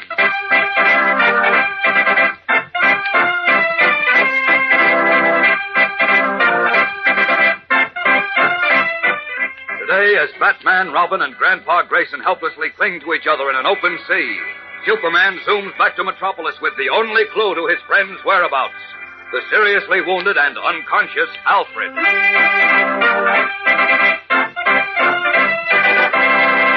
Hello there, gang. This is your pal Dan McCullough. Say, I'll bet now's the time when you fellas and girls are up to your ears in school games and athletics. And that means you're using up energy at a mighty fast clip. So eating a good breakfast is all the more important these days. And that's where Kellogg's Pep comes in. Sure, because Pep is such a slick dish, so crisp and catchy tasting and full-flavored that, well, it tickles your appetite so you want to eat. Yes, sir, breakfast sure gets the glad eye when Kellogg's Pep heads the menu. And will you give those swell Pep prizes the glad eye? Prizes that are always surprises because you never know which one of the 3 different kinds of prizes you'll find when you open your Pep package. For instance, you'll get either a colored cardboard model of a famous fighting plane, one of 7 in the great Pep Air Fleet, or you'll get one of 24 beautiful color pictures of birds with a full description on the reverse side. Or else you'll find a bright-colored comic button picturing one of 18 characters straight from the funnies. Collect all 18 to pin on your jacket or your beanie cap. Just ask Mom to get Kellogg's Pep, the Sunshine Cereal, tomorrow, and look for your prize inside the package. Now, the adventures of Superman. Scheming to obtain the large fortune of Mr. Grayson, Robin's grandfather, Paul Marsh, Grayson's secretary, conspired with the captain of his employer's yacht, on which Robin, his grandfather, and Batman were trapped far out at sea. After setting the yacht on fire, Marsh and the crew abandoned it in a launch, leaving our friends to their fate. Searching for them meanwhile, Superman sighted the crippled Batboat in which Alfred, Batman, and Robin's loyal butler had been trying to reach Metropolis after being shot. Superman carried the wounded man to a Coast Guard base. And as we continue now, once more in his guise of Clark Kent, he is speaking to Commander Schuyler, the Coast Guard medical officer. Listen. Tell me, Commander, will Alfred pull through? I'm quite sure he will, Mr. Kent. Fortunately, the bullet didn't puncture any vital organs. Oh, that's fine. May I speak to him now? I'm afraid not. We've just operated to remove the bullet. He's still under the anesthetic, you know. Oh, of course. Well, when will he come out of it, do you know? Oh, in about half an hour. Oh, may I talk with him then? Well, he's also suffering from exposure and shock. It would be better if he rested quietly until morning. Well, look, Commander, I don't want to do anything that might interfere with Alfred's recovery, but only he can tell me where Bruce Wayne and Dick Grayson are. I know they're in danger, great danger, judging by what happened to Alfred. Yes. Every minute might mean the difference between life or death to them. I see. Well, in that case, I think I might consent to your questioning him when he recovers consciousness. Good. You say he'll come to in about half an hour? About that. Well, then, if you don't mind, I'll wait right here. Will you call me as soon as I can see him? I'll send for you. Thanks. Thanks very much. As Kent waits anxiously for Alfred to recover consciousness, Batman, Robin, and Mr. Grayson have been forced by the fire to leap from the flaming yacht into the sea.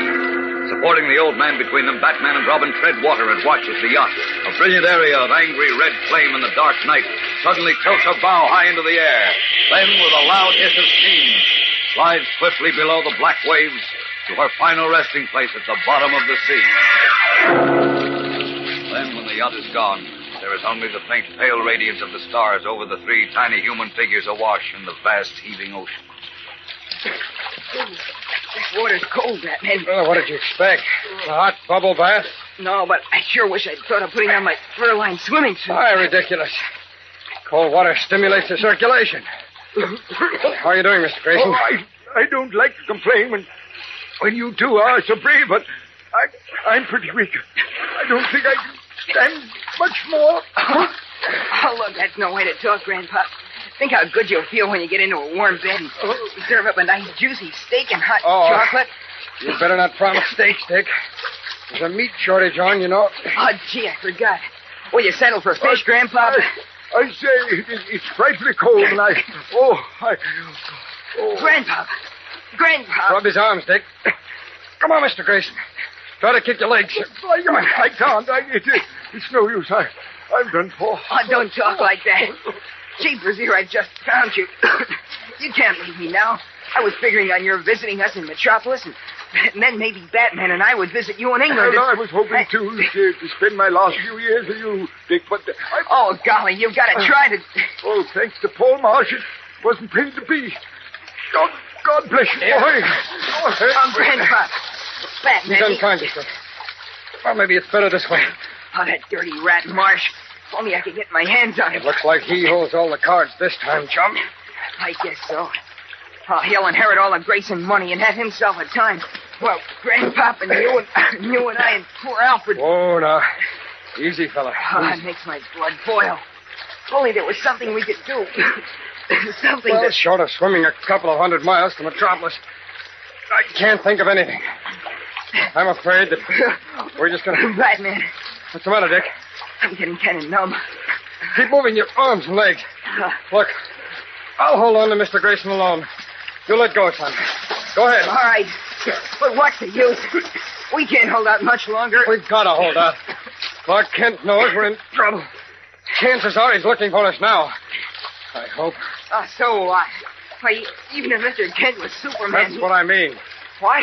Well, I mean, Clark Kent has been able to contact Superman on occasion, you know. And, well, even if he did contact him, Superman doesn't know where we are. So what good would it do? Well, too much, I suppose.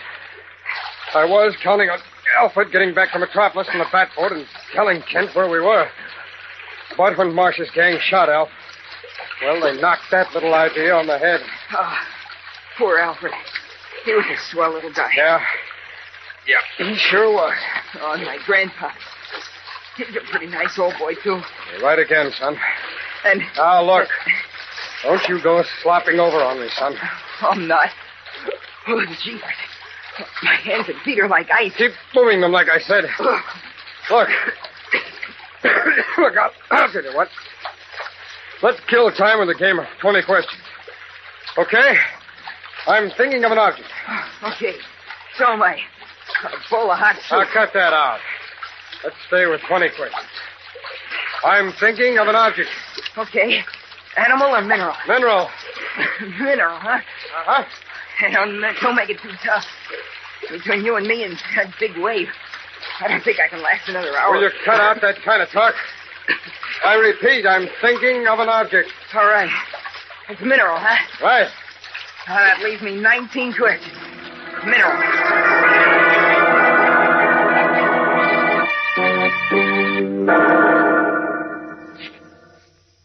Kent must see Mr. Kent. I'm right here, Alfred. Mr. Kent. As soon as he came out of the ether, he began asking for you, Kent. Clark Kent. Get him at Metropolis Daily Planet. Here I am, Alfred. Right here by your bed. You... Oh, I say. You are Mr. Kent, aren't you? Yes, I am. Make it as brief as possible. Oh. Right, Commander. Tell me, Alfred, what happened to Bruce Wayne and to Dick Grayson? Where are they? Oh, on the yacht, sir. The yacht? What yacht? Black yacht. Two. A black yacht? Yes, sir. With two orange smokestacks. Right, where is this yacht? South past the Narrows. South past the Narrows? 5 points east-southeast. Yes? Then straight out to sea. Right. Good boy, Alfred. Oh, sir. They're in great danger. You must help them at once. I'll do what I can. You get well. So long. Hurrying from the Coast Guard infirmary, Clark Kent pauses on the dark beach and strips off his business suit, revealing the blue costume and red cape of Superman. Then, up, and away!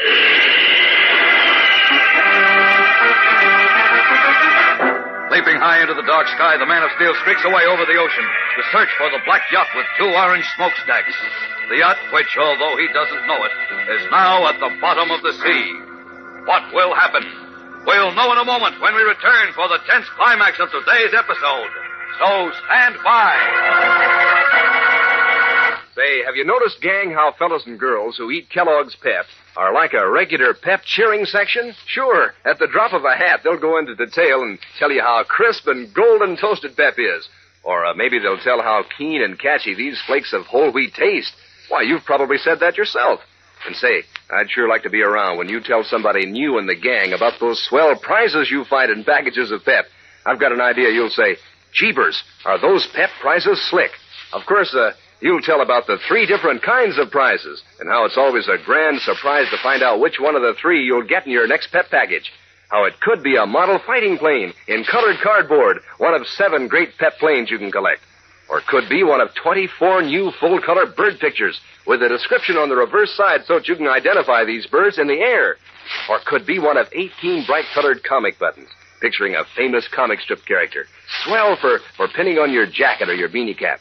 And say, while you're telling about those 3 kinds of Pep prizes, don't forget to ask Mom to bring home a supply of Kellogg's Pep, the Sunshine cereal, for you. Far out over the dark, heaving ocean, Superman rockets through the skies, searching for Mr. Grayson's yacht on which he hopes to find his friends, Batman and Robin. Black yacht with 2 orange smokestacks, Alfred said. No sign of it yet.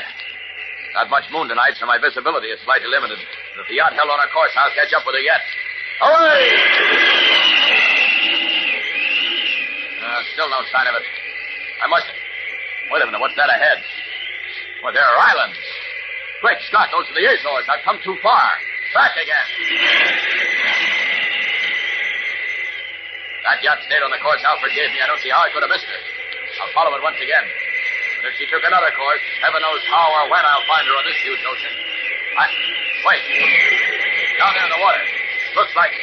Yes, it is. A man. 2 men. Great Scott, one of them's Batman. Down to him. Down!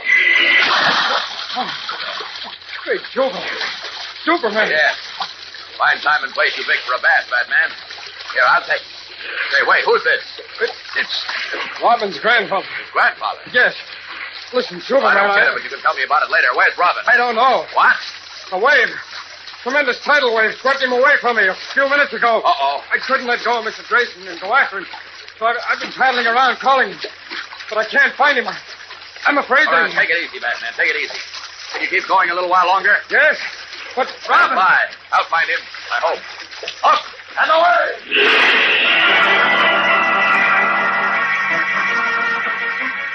Leaping up from the dark waves, Superman begins ranging in ever-widening circles above the dark, sullen waves, searching for young Robin. What has happened to Batman's gallant young companion? Will Superman find Robin before he is claimed as another victim of the sea? We're approaching the smashing climax of our story, fellows and girls. So don't miss tomorrow's exciting episode when we encounter a startling surprise. Tune in, same time, same station. And remember, for breakfast, it's Kellogg's Pep. For excitement, the adventures of Superman. Superman is a copyrighted feature appearing in Superman DC comic magazines and is brought to you Monday through Friday at this same time by Kellogg's Pep, the Sunshine cereal. Think of the wonderful toasty things that taste good on a frosty morning, and you think of something crisp, crunchy, crinkly. Crumbles. Why, there's that name again. Slips in every time. Crumbles. Kellogg's Crumbles. Just seems to go with words like crisp and crunchy. It's such a toasty kind of cereal. Sort of sweet and mellow rich. And you know, it's the only cereal in the whole wide world in those little crinkly shreds of good whole wheat. So when you think of good-tasting words like crisp, crunchy, crinkly, that means Crumbles for breakfast. Kellogg's Crumbles. And be sure to be with us tomorrow for the thrilling adventures of Superman. This is the Mutual Broadcasting System. Faster than a speeding bullet. More powerful than a locomotive. Able to leap tall buildings at a single bound. Look, up in the sky. It's a bird. It's a plane. It's Superman. Kellogg's Pep. P-E-P, Pep. Kellogg's Pep, the Sunshine Cereal, presents The Adventures of Superman.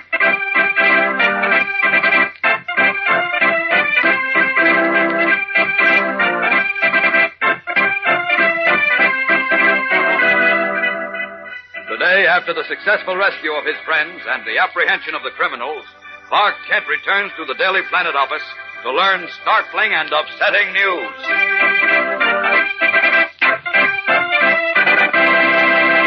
Hello there, gang. This is your pal Dan McCullough. You know, when you're about to get going on your bowl of Kellogg's Pep, it's kind of fun to think how many others of the gang and thousands of homes are just about to dig into those crisp golden flakes of whole wheat, too. And you know, every morning when they take in that first mouthful of catchy, brisk Pep flavor, most likely they're thinking just what you do, that Pep is super, Pep's terrific. Why, chances are they're all excited, too, about those swell Pep prizes, and guessing which one of Pep's 3 kinds of prizes they're going to get in their next package. Say, how are you coming along with your own prize-collecting gang? Have you got all 7 of those colored cardboard models of fighting planes? Might be one in your next package of Pep, you know. Or your next prize could be one of 24 new full-color bird pictures with a full description so that you'll be hep on these birds wherever you see them. Or it could be your next Pep prize will be one of 18 bright-colored comic buttons picturing a famous comic strip character. Believe me, a whole collection of 18 will make a real show on your beanie cap or your jacket. So step lively, gang. Step right up and ask Mom to get you Kellogg's Pep, the Sunshine Cereal. Then look for your prize inside the package. Now, the adventures of Superman. Trapped on a burning yacht far at sea, Batman, Robin, and Mr. Grayson, Robin's newly discovered grandfather, leaped into the water just before the yacht sank.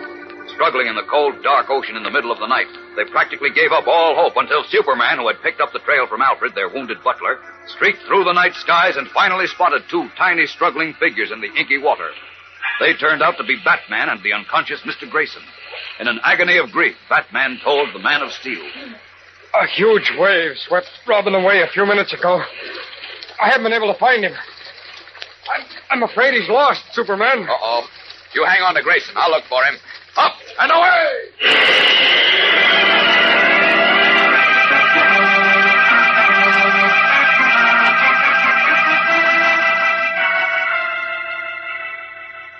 As we continue now, 10 minutes have passed. Supporting the unconscious Mr. Grayson, Batman treads water anxiously. When suddenly there is a great rush of wind, and the blue-costumed Superman, his red cape streaming from his shoulders, looms out of the dark sky and drops into the choppy water beside Batman. In his arms is a small, limp figure. Listen. I've got him, Batman. Robin? Yes, he's about 100 yards away. Oh, thank heaven. Robin! Robin! He's alive. He swallowed a lot of seawater, and he's suffering from exposure. Got to get him to a doctor in a hurry. Right. That goes for poor old Mr. Grayson here. All right. Wait a minute now. I'll take Mr. Grayson under my other arm. All right. That's it. There we are. Okay, you latch onto my belt, can you? Right. Good. Ready? Let her rip. Okay. We'll go back to the Coast Guard base where I left Alfred. There's a hospital there. Hang on now. Up, up, and away!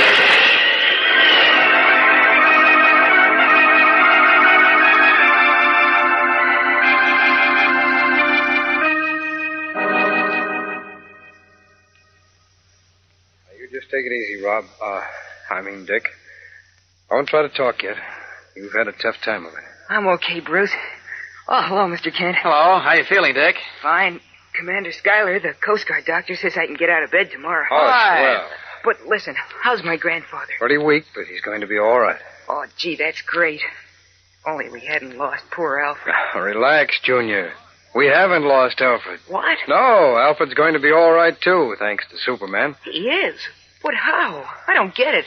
He was shot, and the Batboat was shot up under him. Well, Superman picked him up in time, learned from him where we were, and, well, you know the rest. Well, I'll be... Boy, oh boy, is that wonderful. Oh, that Superman can play on my team anytime. How do you like that, Clark? Fine. I'll tell him that next time I see him, Dick. But wait, I forgot.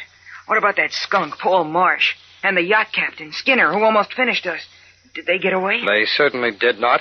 But how? Bruce told me, he told Superman about them, Dick. Marsh, Captain Skinner, and the crew of the yacht are now in the city calaboose. Oh, you're kidding. No, I'm not. No, on the level, Dick.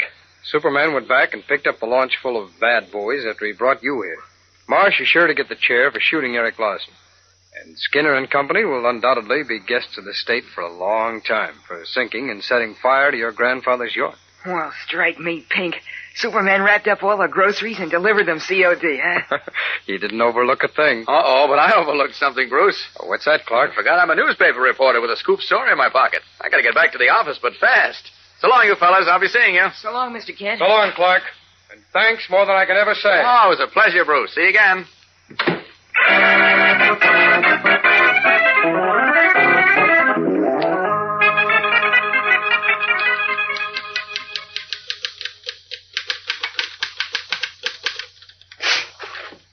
There we are, that's that. Just in time for the noon edition, too. Copy, boy. Hey, Beanie, on the double, huh? I'll take your copy, Mr. Kent. Oh, okay. See that the... Well, Mary Hennig, I didn't know you were running copy. Well, just today I was transferred from the file room What are you doing here, Mary? Didn't you hear Mr. Kent call me? Gosh, well, that's all right, Beanie. It doesn't really matter who takes yes, it. sure, it does. I'm head copy boy here, and I run your copy in Miss Lane's. Didn't I make that clear to you, Mary? Sure, Beanie. I thought you were busy, Oh, so now, look, kid. Well... Wait a minute. Cut out the squabbling and get this copy to a rewrite man, but fast. It's a scoop yarn for page 1 of the noon edition. Oh, heavens, there's much time left. I know. That's why I'm trying to get... Don't worry, Mr. Kent. We'll make it. Here, Mary. Rush this copy to rewrite. On the double now. Yes, Go on. sir. Wow. How does it feel to boss a staff, Beanie? Well, it's quite a responsibility. Sure. Running a department, I mean. You think Mary will work out okay as a copy girl?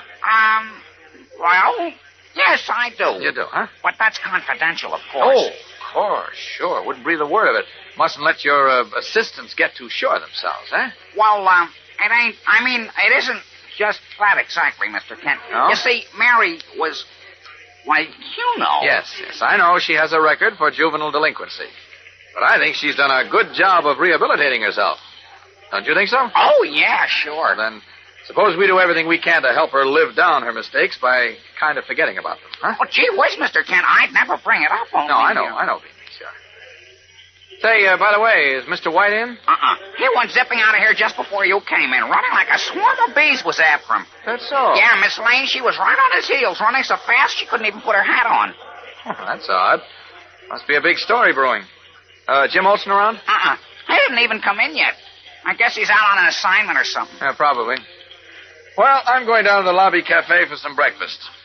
Call me down there if you need me, huh? Sure, you bet.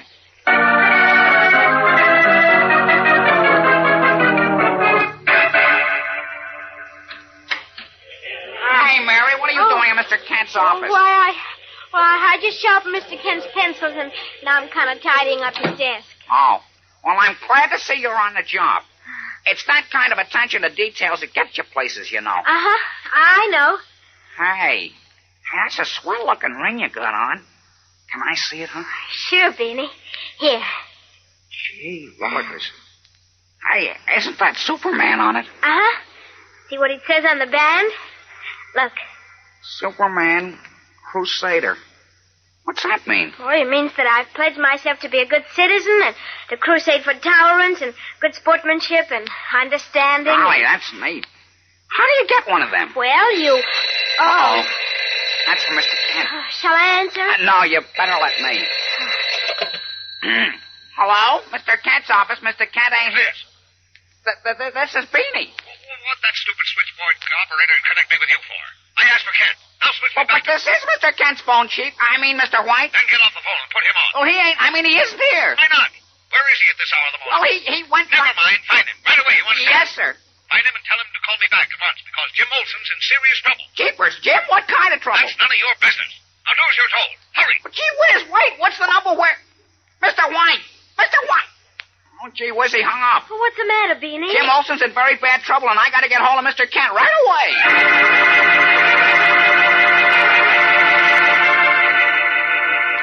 His face reflecting great concern, Beanie Martin turns abruptly away from Mary Hennig and dashes away to find Clark Kent. What has happened to Jim Olsen? We'll be back in a moment to find out, so stand by. You know, people who know say it's a mighty tough job to handle your schoolwork all morning unless you've had a good, solid sort of breakfast. And people who know what's good say that when Kellogg's Pep heads the breakfast menu, you're bound to want to eat hearty. Yes, sir, because when you dig into your bowl of Pep, those crisp, sunny flakes let loose a golden toasted flavor, a full whole wheat flavor, a keen, catchy flavor that's terrific. And does Kellogg's Pep score for prizes? Why, you get 3 different kinds of prizes, one or the other in each package. Either a bright-colored comic button picturing one of 18 famous comic strip characters to pin on your beanie cap or your jacket, or it'll be a colored cardboard model of a fighting plane, easy and fun to assemble. Just swap duplicates with the gang and collect all 7 model planes in the series. Or your next prize may be a full-color bird picture. There are 24 in all, each with a full description on the reverse side, so that you'll really know a thing or two about birds. So start collecting all 3 kinds of these slick Pep prizes. Today, ask Mom to get you Kellogg's Pep, the Sunshine Cereal. Responding to Editor Perry White's urgent order to have Kent call him back at once, Beanie Martin located the reporter. Together, they have raced back to Kent's office, where we find them now. Did the chief tell you what kind of trouble Jim's in, Beanie? No, Mr. Kent. He just kept saying, find Kent right away and have him call me back in a hurry. Okay, I'll try. Hey, wait a minute. Where am I to call him? Oh, gosh. I don't know. Well, where is he? Golly, don't you know? Of course not. Didn't he tell you where he was calling from? Oh, great. What a sweet pickle this is. Jim's apparently in some kind of a serious jam. The chief needs my help, and I don't know where to reach them. Gee, I'm sorry, Mr. Kent. I hope this is Lois. Clark Kent speaking. Kent, why in blazes didn't you call me back?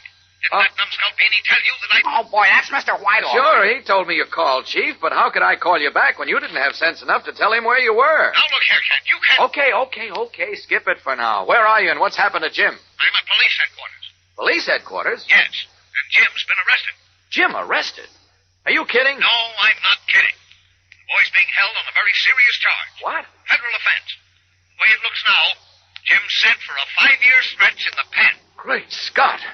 Hold everything, Chief. I'll be right down.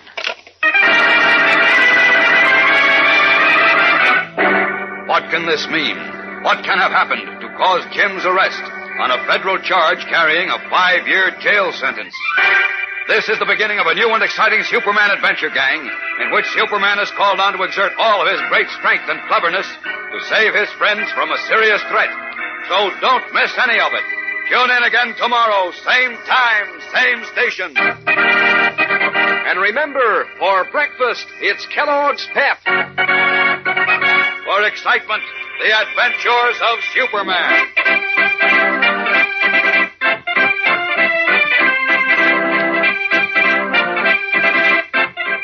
Superman is a copyrighted feature appearing in Superman DC comic magazines and is brought to you Monday through Friday at this same time by Kellogg's Pep, the Sunshine Cereal. On a shivery morning when your first idea is to beat it down to breakfast quick, gang, that's Crumbles weather. That's when you want a toasty kind of cereal with zip and go. That's when you think of toasty words like crisp, crunchy, crinkly. Crumbles, Kellogg's Crumbles, the only cereal in the whole wide world made in those little crinkly shreds of good whole wheat. Sort of sweet and mellow rich, and so good for you. Mom knows that. So when you think of something toasty on a cold morning, think of Crumbles, Kellogg's Crumbles. And be sure to be with us tomorrow for the thrilling adventures of Superman. This is the Mutual Broadcasting System. Faster than a speeding bullet. More powerful than a locomotive. Able to leap tall buildings at a single bound. Look, up in the sky. It's a bird. It's a plane. It's Superman. Kellogg's Pep. P-E-P, Pep. Kellogg's Pep, the Sunshine Cereal, presents The Adventures of Superman.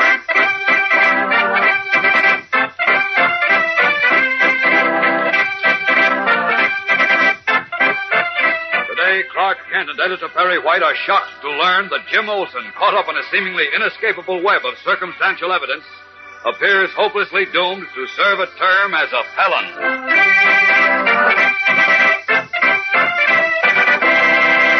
Hello there, gang. This is your pal, Dan McCullough. Say, do you belong to the 49ers? I mean, are you in on the fun of collecting the 49 different top-notch prizes from packages of Kellogg's Pep? Well, if not, hop to it, gang. You'll find a prize in every package of Pep, the Sunshine cereal. And there are 3 different kinds of prizes you may find there. For instance, you may find one of 18 different comic strip buttons, each picturing a favorite comic strip character. Or you may find a colored cardboard model of a fighting plane, one of 7 exciting plane models in the series. Or you may get a beautiful full-color bird picture from a series of 24, each with a description to help you identify these birds in the air. Now, that makes 49 different prizes you can collect. And that's without counting Pep itself as the best prize of all. Think of the good eating fun in those crisp whole wheat flakes, all crammed with keen, catchy flavor. I mean, Pep's delicious. A prize dish if ever there was one. Yes, sir, a dish of Pep is so strictly terrific that in double quick time, you've polished off every last bit in your bowl. So speak to Mom about it today. Ask her to get you a supply of Kellogg's Pep, and make sure you look for the prize inside your package. And now, the adventures of Superman. After rescuing Batman, Robin, and Robin's grandfather at sea and rounding up the men responsible for his friend's plight, Superman and his guise of reporter Clark Kent returned to the Daily Planet, where he received startling news. Burning up the telephone wire from Metropolis Police Headquarters, Editor Perry White told Kent, Jim Olsen has been arrested, and it looks as if he'll go to jail for 5 years. Hurry down here. In response to the urgent summons, Kent hurried to police headquarters, where we find him now in Inspector Henderson's office with the blunt-chinned inspector and Perry White. The gray-haired editor is literally beside himself. Listen. How dare you even think Jim Olsen is a crook? Of all the crazy, ridiculous nonsense. Why, have you had even one tiny ounce of brains in your thick skull, Inspector? Chief, now, look here, White. You know Jim was innocent. If you had even one iota of brains, Please, Chief, take it easy, will I'll you? do nothing of the kind. Confound it, White. Will you cut that out? I don't intend to take any more of this from you. Inspector. You've popped off enough. Popped Too much. Popped off. Why, you... Chief, you... Inspector, both of you, cut it out, will you? stay out of this. I will Kent. not stay out of it. Apparently something very serious has happened, and all I hear is a lot of useless argument. Now, quiet down, both of you, and tell me what this is all about. Well, wait till you hear what happened. You'll blow your top, too, when you know about this policeman. Well, he says that Jim's a counterfeiter. Jim, a counterfeiter? Yes. Well, how do you like that? I didn't say he was a counterfeiter. You had him arrested, didn't you? Yes. I didn't say he was a counterfeiter. He was arrested for passing counterfeit money. Passing counterfeit money? Yes. How do you like that, Kent? But what? How? Well, here's the story, Kent. During the past month, there's been a steady flow of counterfeit money in Metropolis, and... And the police think that Jim is responsible for it. They think he's got a nice little printing press. Please, Chief, will you? Go on, Inspector. Well, we've been investigating. But until last week, we couldn't pick up a single lead. You see, the counterfeiters are extremely clever. Their phony money looks almost exactly like the real stuff. And so it passed along without being spotted until it got into the bank. I see, but where does Jim fit into this? Will you hear? I'm coming to Jim. We'd warned the storekeepers to keep their eyes open. And last week, Saturday it was, one of them called us. A grocer over on Willow and Elm Streets. That's in Jim Olsen's neighborhood. No, so what? Just because it's in his neighborhood? Please don't interrupt, Chief. Go on, Inspector. This grocer had accepted a $5 bill in payment for some groceries. When he examined it, he found it was phony.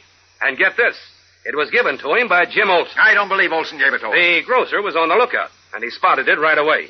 He had his clerk verify it before he called us. Just the same, that doesn't prove Wait, that... Chief, wait. Look, Inspector, let's, for the sake of argument, assume that Jim did pass the phony bill. Just because he happened to have one counterfeit bill doesn't mean anything. It must have been passed on him. Right. And I'd be inclined to say the same thing, if there'd been only one bill. You mean there were more? And how? When we got this call from the grocer, I assigned a man to trail Olsen.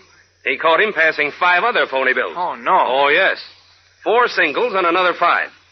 When we arrested him, he still had another phony $5 bill in his wallet. But that's incredible. Well, what if he did? You said the stuff was a good imitation. Why do you refuse to believe that somebody passed them to Jim and changed for a bigger bill and he didn't notice it? Of course. That's what must have happened, Inspector. No, sir, that didn't happen. How do you know? Because Olsen admitted he didn't change a big bill anywhere.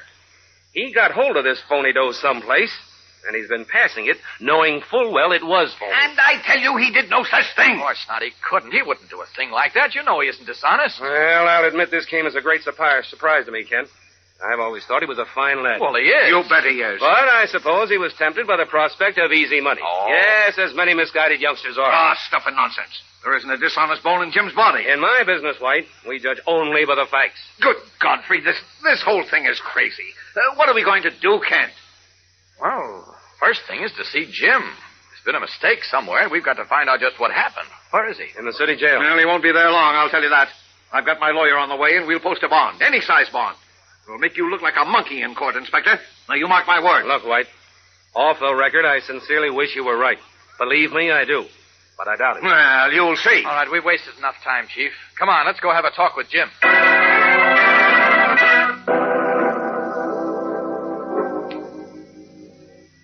Hi, Mr. White. Hello, Mr. Kent. I guess you never expected to see me in the clink, did you? Frankly, no, Jim, but I'm sure it's all a mistake. Why, of course it is. And don't worry, boy. My lawyer's on the way down here now, and he'll have you out of here in no time. Gee, thanks, Mr. White. Oh, look, did Miss Lane take my mother home? Yes. Now, don't worry about her. She's fine. Poor Mom, she took it pretty hard. I don't know what'll happen to her when my trial comes up. Easy now, Jim. We're going to clear this up without a trial, so stop worrying. You've got to help us. Me? Well, how can I help? You've got to tell us just exactly how that counterfeit money came into your possession.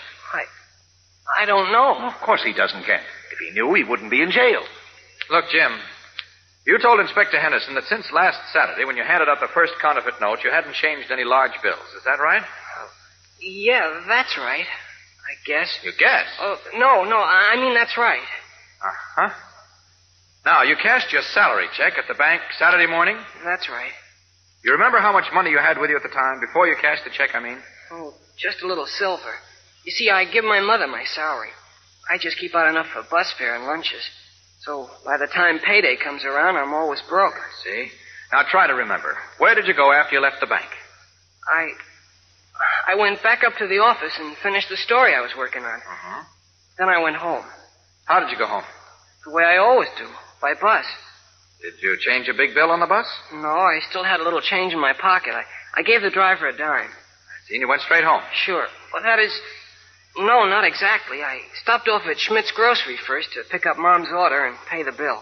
And that's when you passed the first counterfeit bill? So they tell me. Well, then there's only one explanation. Banks don't hand out counterfeit money. So the storekeeper made a mistake. It wasn't you who gave him the bad bill. I wouldn't know. How about the 4 other storekeepers, Chief? They couldn't all be mistaken. Besides, Henderson's man checked on the bills Jim passed as soon as he left the stores.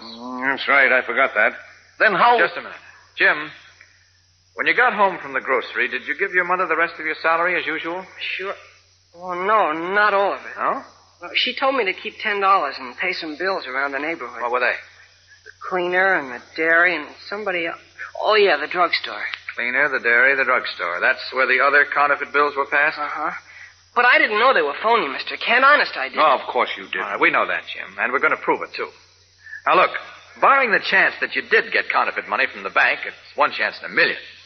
You must have gotten the money from somebody else. Someone you made change for. Now, can you recall... I didn't, Mr. Kent. You must have. Go on, think hard now. How about when you went back to the office from the bank? Did you change a bill for anybody? On the way or in the office, maybe? No. Sure? Sure. I mean, I didn't. You're lying, Jim. No. No, wait a minute, No. Kent. I say you're lying, Jim. You're lying to cover something or somebody. You know where you got that counterfeit money, but you don't want to tell us. His voice stern, Clark Kent makes a startling charge against Jimmy Olsen. Is Kent right? We'll know more in a moment when we return for the exciting climax of today's episode. So stand by. You know, it's fun to take part in outside activities at school, but that kind of fun takes energy. And energy calls for a bang-up breakfast. Because if you don't eat right in the morning, you just haven't got what it takes to have fun at your work and fun at those other things, too. So tomorrow, start breakfast with Kellogg's Pep, the sunshine cereal. See how those crisp, tender flakes of whole wheat tickle your taste, put you in the mood to eat hearty. Take in that sunny, catchy Pep flavor, all golden toasted. Why, you'll say Pep's one prize dish, because there are 49 different prizes you can get in packages of Pep, one in every single package. For instance, you can collect 7 exciting colored cardboard models of fighting planes, easy and fun to assemble. And you can collect a great new series of 24 bird pictures, each with a description on the back, so that you can spot these birds forwards and backwards. And then there are those 18 bright-colored comic buttons, each with a famous comic strip character to pin on your beanie cap or your jacket. So get busy collecting these wonderful prizes. Ask Mom to get a package of Kellogg's Pep first thing tomorrow. In Jimmy Olsen's cell in the city jail, Clark Kent, who has been quizzing the boy, has just said to the white-faced cub reporter, You're lying, Jim.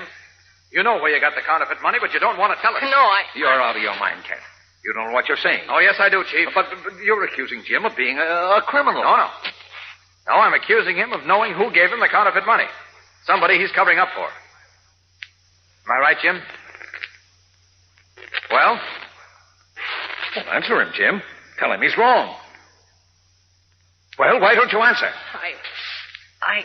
You what? Good Godfrey. Don't tell me that Kent's right. Yes, sir. He is. Oh, bless my soul. Who gave you the money, Jim? I can't tell you. You've got to tell us. I can't. All I can say is it's not what you think. I'm not really a crook, but... But what? I can't say anymore. I don't understand this, Jim. Why... Now, look, Jim. You're covering up for someone or you're afraid of someone. I don't know which. But you've got to tell us everything. If you don't, we can't help you. And the penalty for doing what you did is 5 years in the federal penitentiary. I can't help it, Mr. Kent. I can't tell you. You've got to. I tell you, I can't. Go away, please, go away. His thin shoulders bent, Jimmy Olsen sobs, refusing to say more, while Clark Kent looks on frowningly, and Perry White shakes his gray head incredulously. What is Jimmy hiding? Is Clark Kent right? And is the young reporter in deadly fear of someone for whom he is covering up? Jimmy faces a prison sentence of 5 years, so you can be sure that Clark Kent, who is Superman, will not rest until he uncovers all the facts of this baffling situation. But Kent faces a deep mystery, as he and you will find out tomorrow. So be sure to be with us then.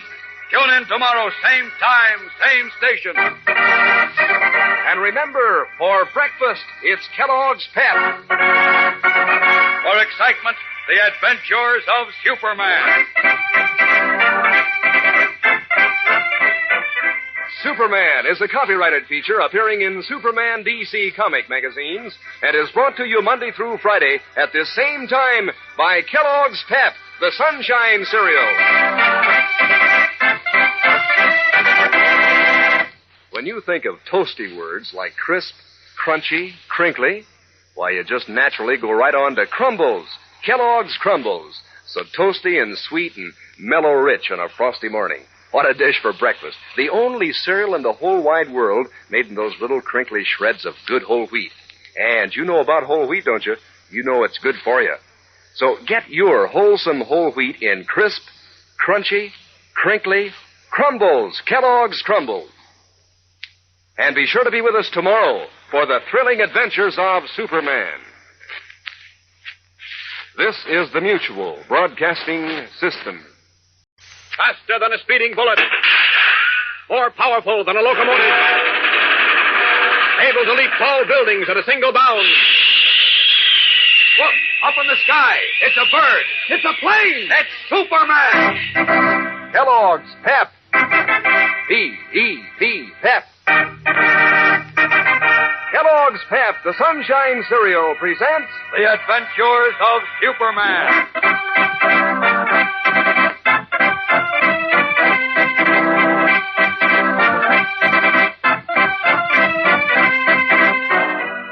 Today, Clark Kent pleads with a closed-mouthed, stubborn Jimmy Olsen. But the cub reporter will tell nothing to help clear himself, despite the glaring threat of a 5-year prison penalty for his crime.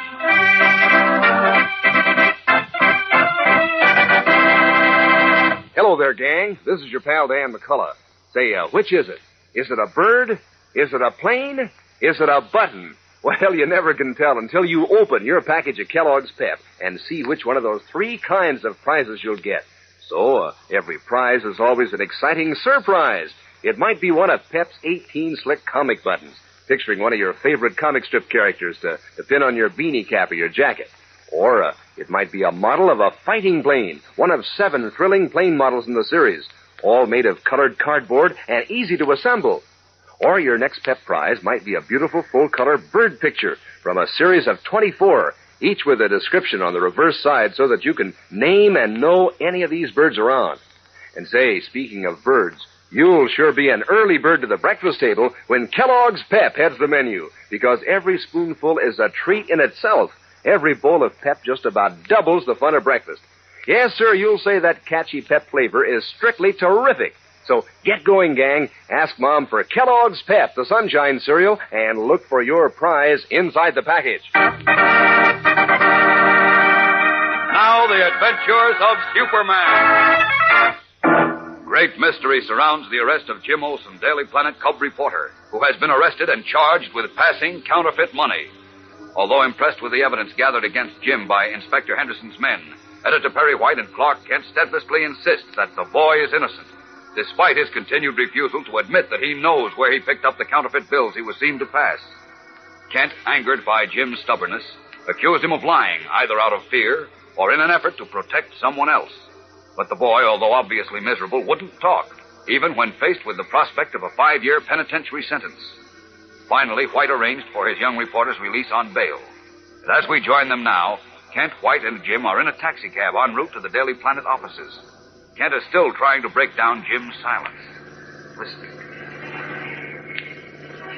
Look, Jim, I don't think you realize how strong a case Inspector Henderson has against you. I can just imagine. It's airtight. Backed with evidence that no judge or jury could afford to overlook. Well, don't you worry, son. I'll get the best lawyers in the country. Oh, Chief. We'll put up a defense such as this town's never seen before. And we'll make a monkey out of that hard-headed, flat-footed inspector. Well, wait a minute, Chief. Wait a minute. Stop blaming Inspector Henderson for this. He's not prosecuting Jim out of meanness, and you know it. Rats. If he weren't such a puffed-up stuffed shirt, he'd know a boy like Jim couldn't have anything to do with dirty work like this. Gee, thanks, Chief. Look, Henderson is not police inspector for nothing. He's a good policeman who knows his job. His job is not to judge. It's to protect public interest by arresting anyone who appears to be breaking the law. So what? So far as the police are concerned, Jim broke the law by passing counterfeit money. That's right, Mr. Kent, but gee whiz, I didn't do it deliberately. Oh, no. I didn't know those bills were phony. Of course he did. And Henderson should know you didn't do it deliberately, Jim. I told you that before. That's why we're on your side. Why we want to help you. But we can't help you. No lawyer can even begin to prepare a case in your defense unless you tell us everything you know. Well, I did tell you. You haven't told us a thing, Jim, until you tell us where you picked up those phony bills. Jim, do you know where you got them? No. Jim? Well, I can't tell you. Why? Confounded boy, why can't you tell? Why must you be so stubborn? Honest, Chief, I'm not being just stubborn. It's just that I... Here's the planet, so skip it for now. Pay off the cabbie, will you, Chief? Jim and I are going up to my office for a quiet talk. We'll see you later. Come on, Jim.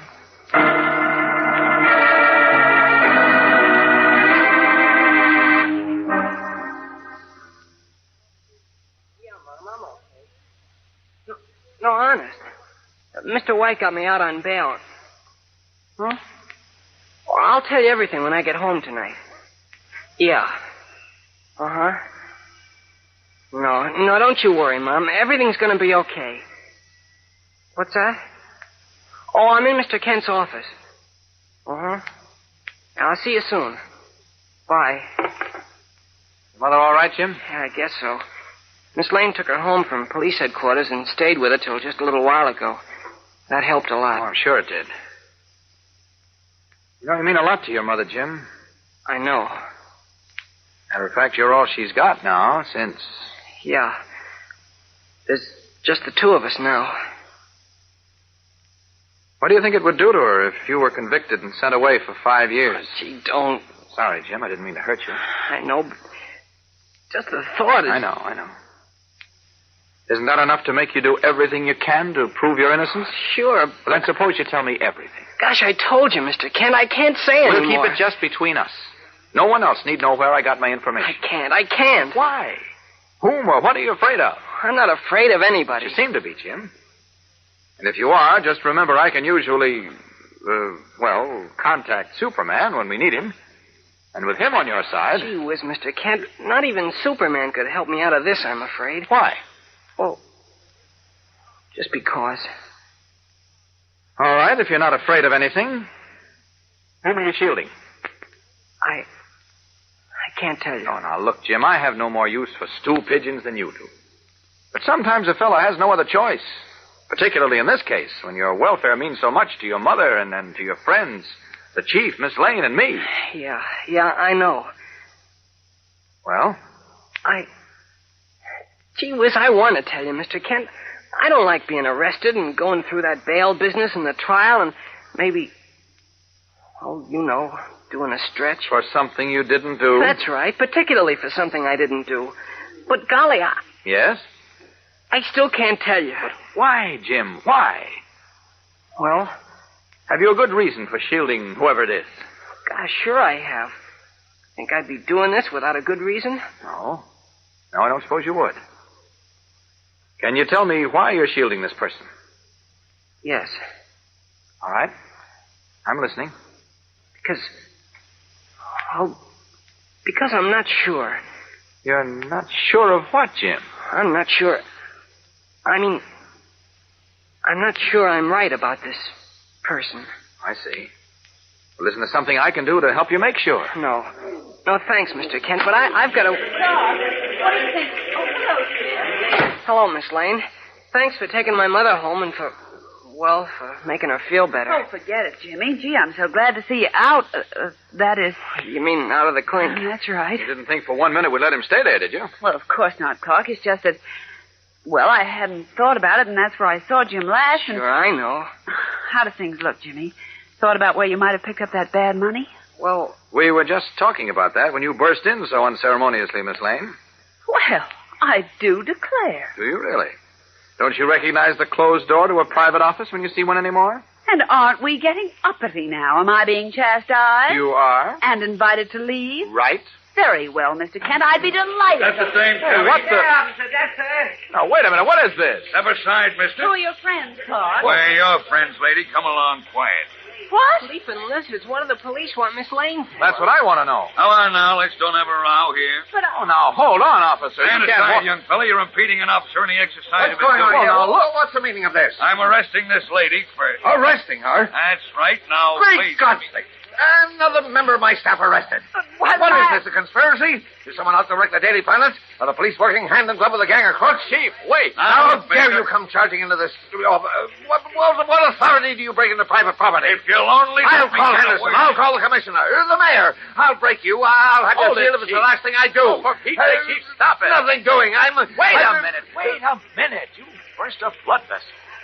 Now, officer, what's the meaning of this? Yes, I demand to know what this is all about. Well, that's simple. I'm arresting you, lady, in the charge of that cab driver there. But what for? What did I do to that cab driver? I didn't forget to pay him, did I? Look, lady, you admit riding in this man's cab? Why, yes, I think he's the man who just drove me here from the Olsen House. So what? Yes, get to the point. You paid him with a $5 bill, is that correct? Yes, I had nothing smaller. Is that a crime? It sure is, lady. When the fiver is a phony. What? You mean it's counterfeit? Oh, no. Oh, yeah. And how?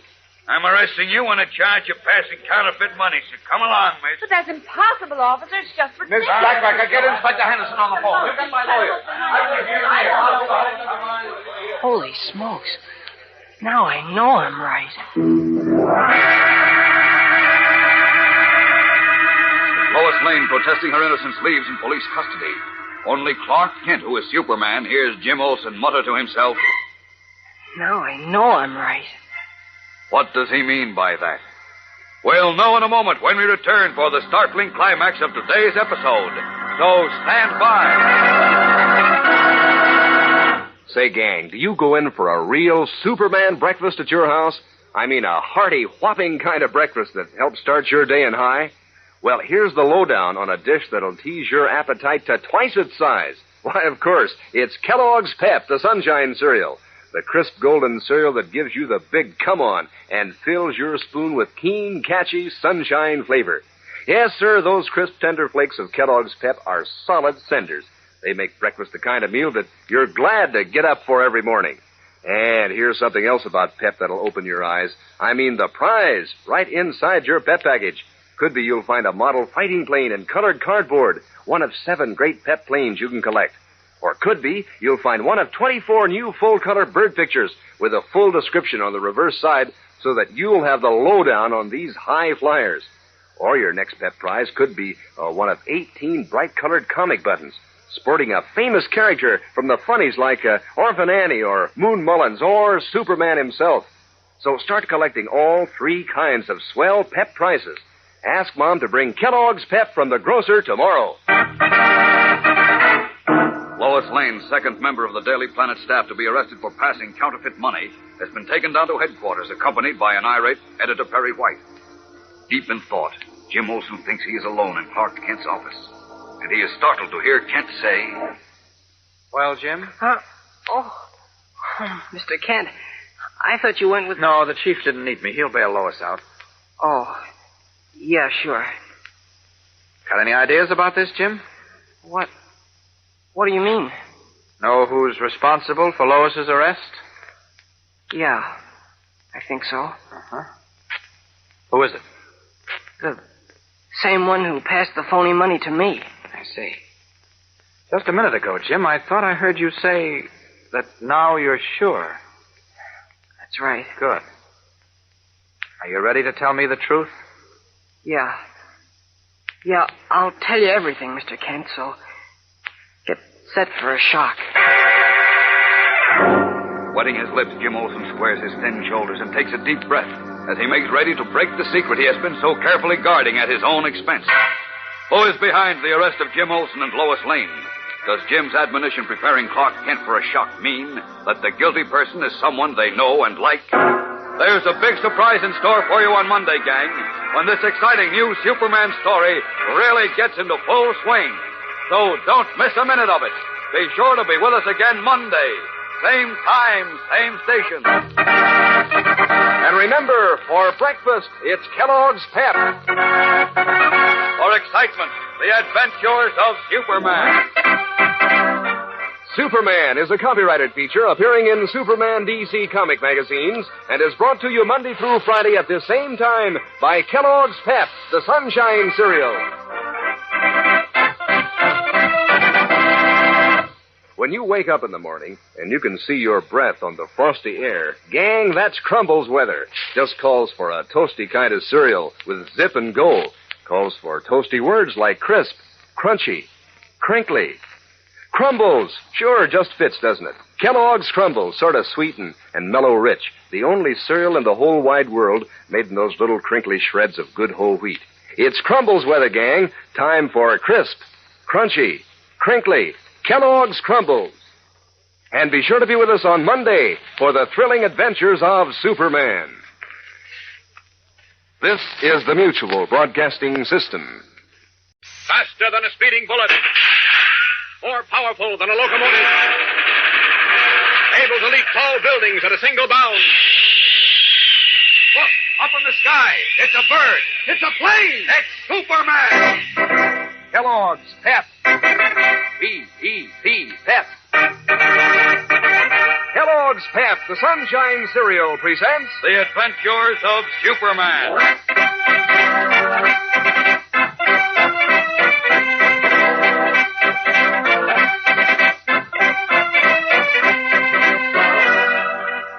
Today, angered by an unhappy series of events, Jim Olsen breaks down and reveals to Clark Kent the secret he has been so carefully guarding.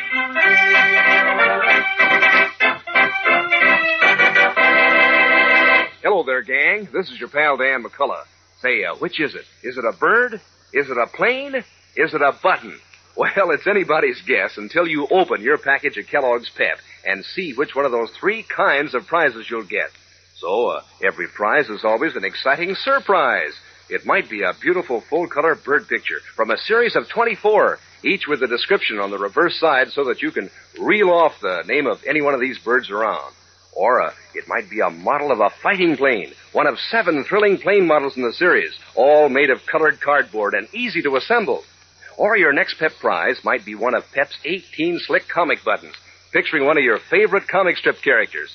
And you'll be a mighty happy character yourself when you dig into your bowl of Kellogg's Pep. Because every spoonful of these crisp whole wheat flakes tickles your taste with its keen, catchy sunshine flavor. Every bowlful is a treat. Every dish of Pep just about doubles the fun of breakfast. So get going, gang. Ask Mom for Kellogg's Pep, the sunshine cereal, and see whether the prize inside your package is a bird, a plane, or a button. And now, the adventures of Superman. Arrested for passing counterfeit money, Jimmy Olsen, cub reporter for the Metropolis Daily Planet, admitted he knew who had given it to him, but refused to reveal the person's name. Even when he was told he faced a possible 5-year prison term, he still refused to talk. But when Lois Lane was arrested and taken away to police headquarters for giving a counterfeit bill to a taxi driver, Jimmy broke down and said to Clark Kent, This makes it different. No, I'll tell you everything, Mr. Kent. Get set for a shock in just a minute. Asking Kent to wait, Jimmy hurried into the Daily Planet city room. And as we continue now, he has returned to Kent's office, holding the arm of young Mary Hennig, part-time office and copy girl. Listen. In here, Mary. Come on. I'm coming. You don't have to pull me, Jim. What's it Be all quiet. about? Here she is, Mr. Kent. Why, it's Mary Hennig. Jim, you don't mean she... Yeah. She's the rotten little double-crosser. Oh, no. I can't believe it. You can't believe what? Listen, what's this all about? As if you didn't know. I don't... Let go my Nothing arm. doing. You're not going to get away. I'm not trying to get away. I want to know what this is all about. Let go of her arm, Jim. Look, Mr. Kent, I know her. She'll try to scram. Scram? Well, what for? What did I do? Don't worry, Jim. Let go. Oh, okay, but watch her. She's tricky and sneaky, too. Now, look, Jim. We keep her out of jail, where she belongs, because we believe she's turned over a new leaf. But I did. We even give her a job on the planet after school. And what happens? She stabs us in the back. What? Oh, now, wait, Jim. Mr. Kent, she's the same little crook she was when she was working for Al Vincent and Mart Higgins. When she stole those letters from our But file. I'm not, and you can't talk to me that way, Jim Olsen. Nobody can. I don't know what this is about, but if you say I did anything wrong, you're telling a lie. Look, Mary, I suppose you're going to deny you asked me to give you a 10 spot for a $5 bill and 5 singles last Saturday. Why, I... Did you, Mary? Sure I did. It's my mother's birthday, and I wanted to give her a $10 bill. What's wrong with that? You'll find out. And do you admit you gave Miss Lane a $5 bill right here in this office last night before we all went home? Sure, I owed it to her. Listen, I don't understand this. Oh, no? I suppose you didn't know the money you gave me and the $5 bill you gave Miss Lane was counterfeit. Counterfeit? Yeah, bogus, phony, no good. Oh, no. Didn't you know that, Mary? No. You mean it was? Oh, cut out the ham acting, Just a Mary. moment, Jim. Maybe she didn't know. I didn't. Honest, Mr. Kent, Oh, baloney, you knew all right. I was willing to keep my mouth shut when I got arrested because I was a sap, I guess. On account of you risked your life to help me once, and, well, I wanted to give you a break. But when you got Miss Lane in trouble, and she's the one who did the most to keep you out of jail, well, that's going too far. Easy, Jim, But I wouldn't get Miss Lane in trouble for anything. She's been like a big sister to me. I wouldn't do anything to hurt you either, Jim. Why, Oh, don't give me that. But I wouldn't. I didn't know that money was counterfeit. Honest, I didn't. You gotta believe me, Jim. You gotta. Honest, Mr. Kent. You believe me, don't you? Well, No, he doesn't, and neither do I. You're going to the reformatory this time, you little crook. Jim. Oh, but first you're going to give me that ring back. Jim, don't. You're hurting my finger. Stop it, Jim. I want her Superman Crusader ring back. What for? Well, I was responsible for giving them out at Unity House. And Mary broke the oath she took when she got it. The oath to be a good citizen and to practice tolerance. Oh. Well, let her keep the ring for the time being. Oh, I'm sorry, Mr. Kent, but I can't. See, I'm responsible to Superman, and... Superman would tell you to let Mary keep it. Huh? Well, how would you know what Superman would tell me? After all, being a good citizen also means not condemning a person before he or she has had a fair trial, right? Oh, sure, of course. All right. But Mary admits she gave Miss Lane and me the counterfeit money. Sure, but I didn't know it was counterfeit. I tell you, I did not. All right. You've had your say, Jim. Now Mary can have hers. Well, now stop crying, Mary, and listen. Now tell me, where did you get the money you gave Jim and Miss Lane? Well, It's rather unusual for you to have that much money, isn't it? Not when she's in cahoots with a counterfeiting gang, it isn't. But I'm not, I tell you. Don't you remember, Mr. Kent? Inspector Henderson said there's been a lot of phony money coming into Metropolis. All right, quiet. Where did you get it, Mary? I don't know. Unless... Goodness, I just remembered. What? Why, I'll bet... I can't swear to it, but it must have been. Must have been what? What are you talking about, Mary? Well, you see, Mr. Kent, Saturday morning when I came out of my house to go to work, I ran into Biff Morgan. Who? Biff Morgan, Well, when I used to steal for Al Vincent, Biff was in the gang of kids I worked with, and I haven't talked to him or any of those kids since I quit the gang. Honest, Mr. Kent. Oh, tell that to Sweeney. All right, for the last time, Jim, cut it out. Now, go on, Mary. You met Biff Morgan. Yes. He was waiting out in front of my house, and when I started to walk over to 3rd Street, get to the bus, stopped and started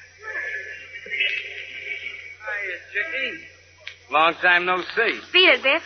Hey, what's the idea of giving the brush to an old pal? You're no pal of mine. Get out of my way. I got work to do. On our way, Chickie. Don't call me Chickie. My name is Mary. Oh, excuse me, Miss Hennick. You want I should call you a taxi? Oh, you may be expecting your limousine and chauffeur. Hey, what? Boy, are you not funny. Sorry I haven't got time to laugh, but gotta get to the office. So long. Oh, look, turn off the ice, Chickie. I just showed up here this morning to do you a favor. Well, I don't want any favors from you, Biff, so beat it. Wait till you hear, will you? This is something good. Chance to pick up some easy dough without hardly any work. How nice. But I'm not buying any today, But so... it's easy dough, kid, and hardly any risk to it. All you have to I'm do not is... interested, do you understand? Now, listen a minute, will you? This is the setup. Look, Biff, can't you understand English? You mean you don't want to make easy dough?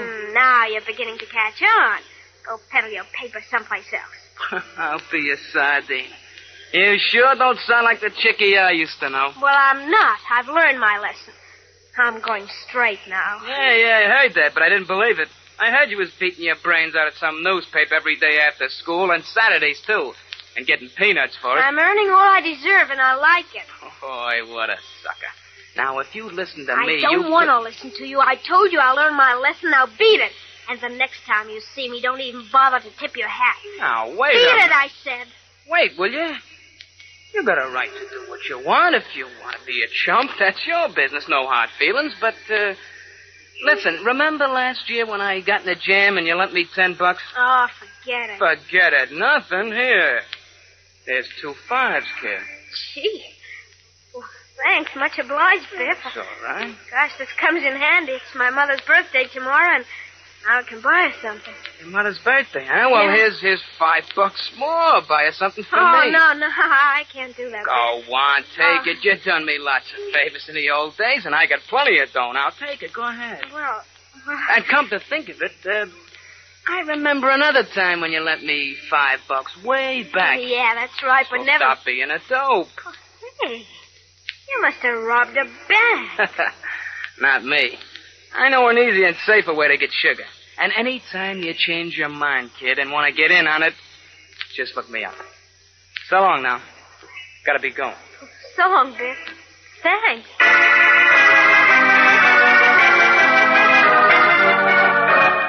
We'll return in a moment for the conclusion of Mary Hennig's story and the revelation of Kent's daring plan. So stand by. Say, gang, you want to make breakfast tomorrow morning sort of on the exciting side? Then pour yourself out a bowl of Kellogg's Pep, and here's what'll happen. Right off when you see those crisp, golden, cheery flakes of whole wheat in your breakfast bowl, you dig your spoon in to sample Pep's flavor. Then a little smile sprouts on your face, because Pep has a way of tickling your taste. You take another spoonful, and another, to make sure all that catchy, super delicious flavor is real. Well, it's real all right. It's terrific. And you know, every time you eat Pep, it pleases your taste just that way. Sure, just as you get a happy surprise every time you open your package of Kellogg's Pep for the prize inside. 3 different kinds of prizes you can get, and each one a honey. For instance, you'll get either a colored cardboard model of a fighting plane, one of 7 of the great Pep Air Fleet, or you'll get one of 24 beautiful color pictures of birds with a full description on the reverse side so that you can identify these birds anywhere. Or else you'll get a bright-colored comic button picturing one of 18 comic strip characters to pin on your jacket or your beanie cap. So start collecting all 3 kinds of swell prizes in Kellogg's Pep, the Sunshine Cereal. In Clark Kent's office in the Daily Planet, young Mary Hennig, alias Chickie, has been telling Kent and Jimmy Olsen of her receiving $15 from Biff Morgan, a member of the gang she formerly belonged to. Now Mary concludes. Biff went away. I got on the bus and came straight to the plant, Mr. Kent. Later on, I asked Jim if he could give me a $10 bill for a 5 and 5 singlet. The money I gave him and the 5 I gave Miss Lane came from Biff. I never had any idea it was counterfeit. Uh-huh. I see. It's a good story, but I'm not swallowing it. Are you, Mr. Kent? Golly, it's true, Jim. I swear it's true. Well, there's one way to find out. And for you to clear yourself, Mary. It might be dangerous, though. Are you willing to take a chance? Why? What do you mean, Mr. Kent? This is up to Mary, Jim. Oh, I'm sorry. Well, Mary, what about it? I'll do anything to get Miss Lane and Jim out of trouble. And myself, too. Anything, honest. All right, come along, then. Where are we going? To police headquarters. What? You mean you're going to arrest me? That will be up to Inspector Henderson. But you just said there was a way for me to clear myself. There is. I've got a plan. But Inspector Henderson will have to agree to it. If he does, you'll get a chance to prove your story. If he doesn't, I'm afraid you'll have to go to jail. Let's go, Mary. Accompanied by Mary Hennig and Jimmy Olsen, Clark Kent leaves for police headquarters. What is his dangerous plan? And will Inspector Henderson agree to it? Or must young Mary Hennig go to jail for a crime she swears she did not commit? Tomorrow's episode of our new story is tense and exciting, fellows and girls, so don't miss it. Tune in, same time, same station. And remember, for breakfast, it's Kellogg's Pep. For excitement, the adventures of Superman.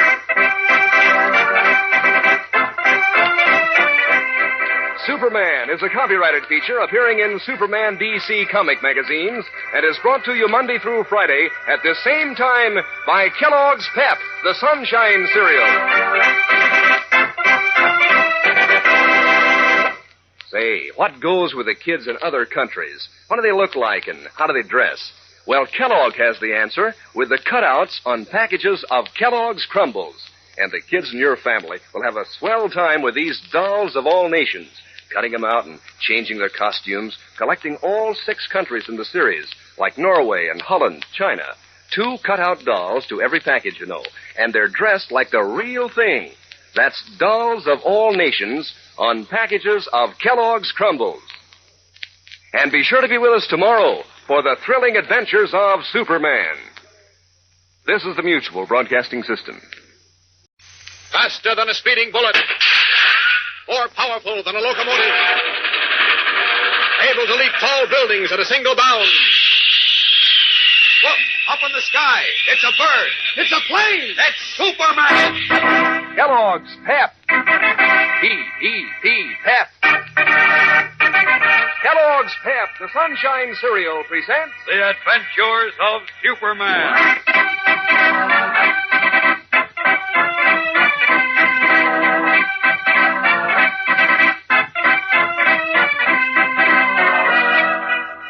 Today, Mary Hennig's story inspires Clark Kent to plot a daring and dangerous coup to lead to the very heart of the counterfeit ring.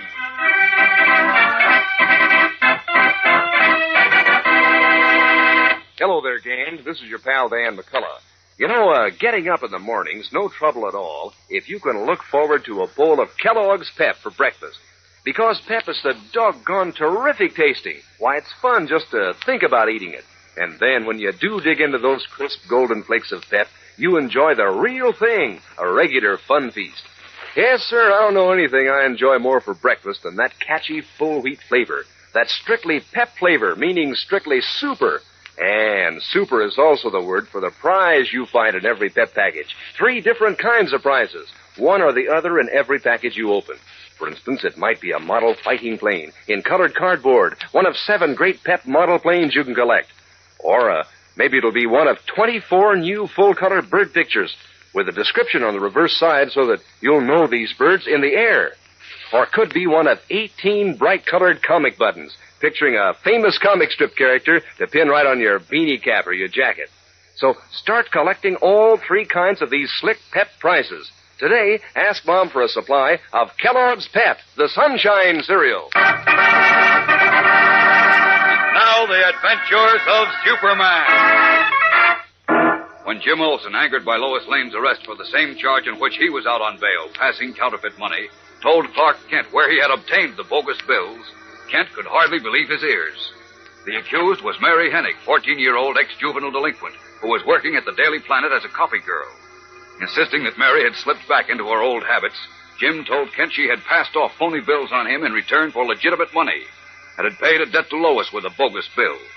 Tearfully, the girl protested her innocence, swore she was unaware that the money wasn't real, and claimed it was given her by an old associate in crime in payment for money she had once loaned him. Over Jim's protests, Kent elected to believe Mary's story. Then, evolving a plan to clear the girl's name and uncover a gang of counterfeiters, he took her with him to police headquarters, where we find them now in the office of Inspector Henderson. Listen. I didn't know it was counterfeit money, Inspector. Honest, I didn't. I only took it from that Biff Morgan because he owed me money for a long time. That's a pretty thin alibi, Mary. Oh, but it's true. Honest, it is. Wait a minute, Mary. Look, Inspector, I know the cards are all stacked against this kid right now. And how? For one thing, she can't prove her story unless you can round up this Biff Morgan fellow. And even if we do, it doesn't follow he's going to admit to anything. So that still leaves her holding the bag. Right. But I believe she's telling the truth. Oh, I am, Mr. Kent, I am. If you insist on booking and jailing her on this charge, well, she'll never have a chance. Because, as you know, she's on probation right now with a suspended sentence hanging over her head. I know that, Kent. Well, but there's nothing else I can do. Why not? After all, I'm just a cop, not a judge and jury, you know. Well, sure, but can't you have a heart? Heart's got nothing to do with this. My job is to round up and arrest suspects and turn them over to the proper authorities for trial. That's right, but I still think... Now, this think... girl admits to having had counterfeit money and to passing it on to others. In addition to that, she's got a record. So that If I turn her loose, it'll mean my neck. And I'll deserve whatever I get for being an addle-pated software. Not if she helps you round up what is obviously a big, powerful ring of counterfeiters. Are you kidding? Not at all. Don't make me laugh. How could this kid help me do what my whole department hasn't been able to accomplish in 2 months of concentrated effort? I'll tell you how. Now, don't bother, Kent. But I'm too busy to waste time on any more of your crackpot ideas. Just give me a chance, sir. I'm sorry, Mary, but I'm going to book you and hold you for the grand jury. Then we'll decide... Mr. Kent, I knew it'd be like this. No, Mary, don't cry. They're going to put me in take jail. a prisoner away to the detention Maybe center. not. Right away. I'm not finished yet. Inspector, will you do me a favor?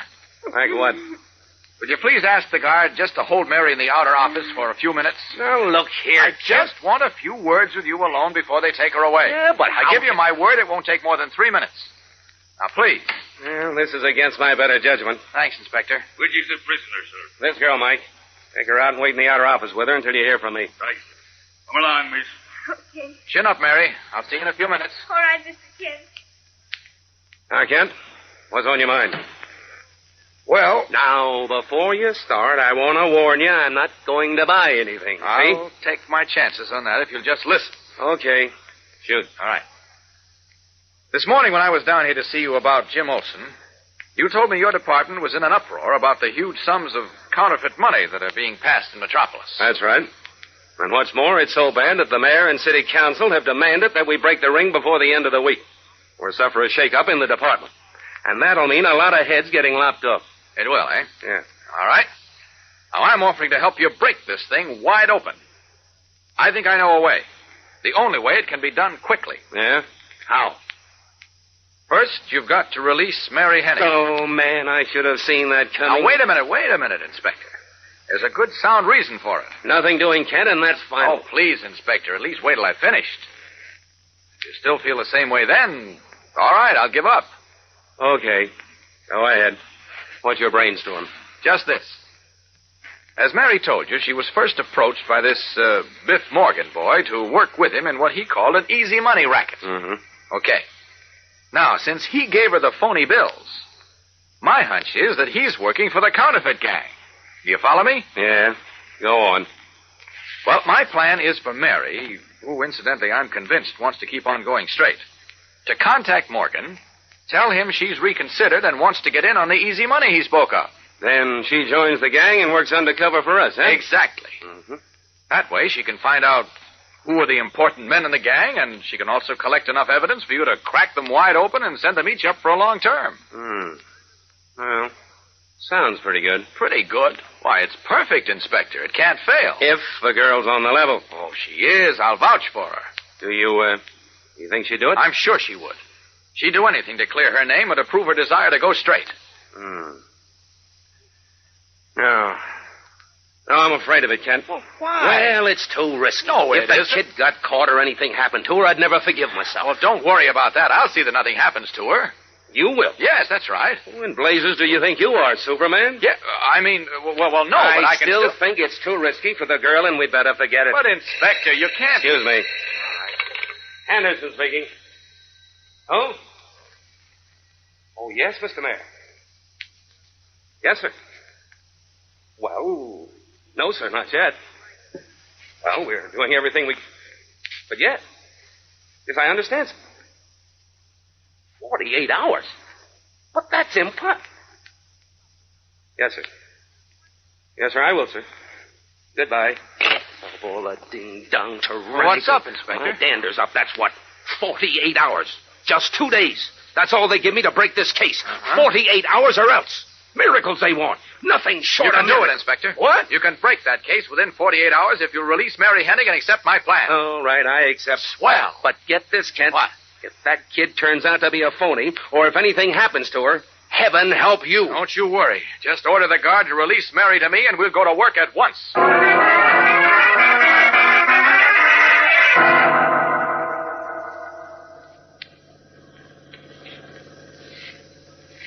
Now, you're sure you understand what you're to do, Mary? Uh-huh. I'm to tell Biff Morgan I changed my mind about that easy money. That's right. Join the gang, find out as much as you can about the big shots, and report to me. Okay, Mr. Kent. Not frightened, are you? Well, not exactly. Just nervous a little. Now, don't you worry about anything, Mary. Play your hand smart. Take no unnecessary risks.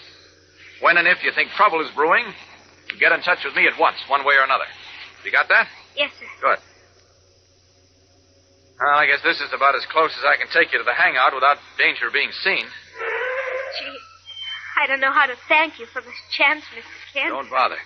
I believe you deserve it, and I'm counting on you to do a good job. Thanks. And so long, sir. So long, Mary. Good luck.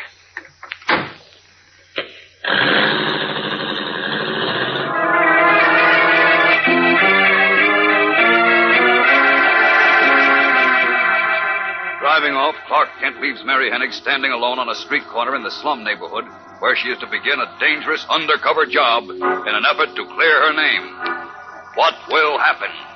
We'll know more in a moment when we return for the suspenseful climax of today's episode. So stand by. You know, gang, the community chest is mighty, mighty important to fellows and girls all over the country. It helps keep your clubs going, you know, organizations like the Boy Scouts and the Campfire Girls and the Girl Scouts. And it also supports summer camps and provides health and medical care and recreation for thousands and thousands of young people every year. So, how about telling Mom and Dad that you're interested in their gift to the Community Chest campaign in your community this year? And if you can, earn or give money to the Community Chest yourself. Going directly to the hangout where she knew he would be found, Mary Hennig buttonholed Biff Morgan, the young hoodlum who passed the counterfeit money on her after vainly urging her to join her old friends in an easy money racket. As we rejoin her on the curb in front of a pool room, the young girl has just told Morgan she's changed her mind and has decided to accept his offer. Listen. I don't get it, Chicky. Mary. Ah, go on. Call me Chicky. I'm through with that sweet Mary stuff. Yeah? What's the pitch? I want to get in on that easy dough you was telling me about. How come you changed your mind so all of a sudden? Last time I saw you, you gave me a fast freeze and a quick brush. Sure, I know. You set me thinking. The more I think, the more I'm sure I'm a sucker, see? Go on, keep talking. When I see how I work my head off for peanuts at the newspaper joint, I figure I'm a sucker. That ain't what you said the last time. Yeah, I know. I told you I've been thinking, didn't I? Yeah, go on. Well, like I say, I work my head off there and nobody's ever satisfied. They want blood for their few bucks a week. And then today, that was a clincher. What happened? I made a little mistake. Nothing important. Editor White. He's the boss. Nearly snapped my head off. All the daylights out of me, so I quit. This on the level, Chickie? Sure. You don't think I'd string you, do you? I don't know. You might. Oh, now look, Biff. It's kind of hard to swallow stuff like this after the way you talked the other day. But I told you started me thinking. You made me see what a sap I was to work for buttons when I could make plenty of cabbage without beating my brains out.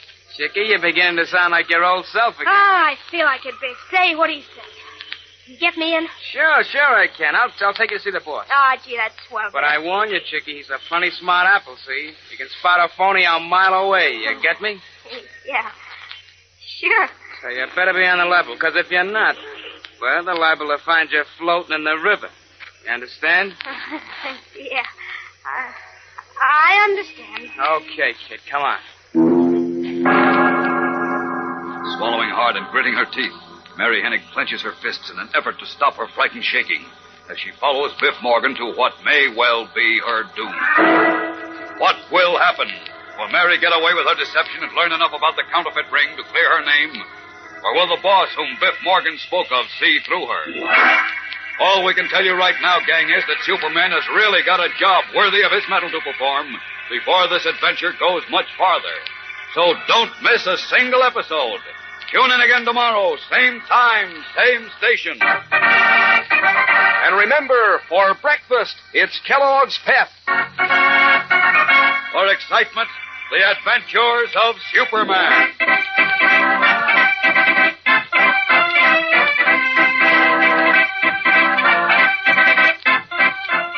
Superman is a copyrighted feature appearing in Superman DC comic magazines and is brought to you Monday through Friday at this same time by Kellogg's Pep, the Sunshine Cereal. You know, gang, words can have a wonderful taste to them. Like on a frosty morning, you could almost taste words like crisp, crunchy, crinkly. Crumbles, that name just fits, doesn't it? Crumbles, Kellogg's Crumbles. Just seems to go with words like crisp and crunchy. It's such a toasty kind of cereal, sort of sweet and mellow-rich. And you know, it's the only cereal in the whole wide world in those little crinkly shreds of good whole wheat. Crisp, crunchy, crinkly, crumbles for breakfast, Kellogg's Crumbles. And be sure to be with us tomorrow for the thrilling adventures of Superman. This is the Mutual Broadcasting System. Faster than a speeding bullet. More powerful than a locomotive. Able to leap tall buildings at a single bound. Look, up in the sky. It's a bird. It's a plane. It's Superman. Kellogg's Pep. P-E-P, Pep. Kellogg's Pep, the Sunshine Cereal, presents The Adventures of Superman.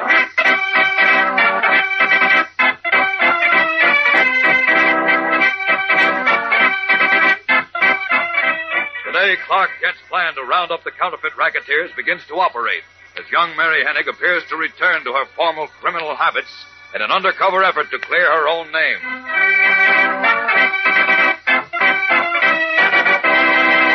Hello there, gang. This is your pal, Dan McCullough. Say, you like birthdays, don't you? Because getting a present is always lots of fun. Well, then, gang, you'll really go for the 49 different prizes you can get in packages of Kellogg's Pep. Sure, you'll get a bang out of all three kinds of those swell prizes. First off, it's mighty exciting to see which one you'll get in your next Pep package.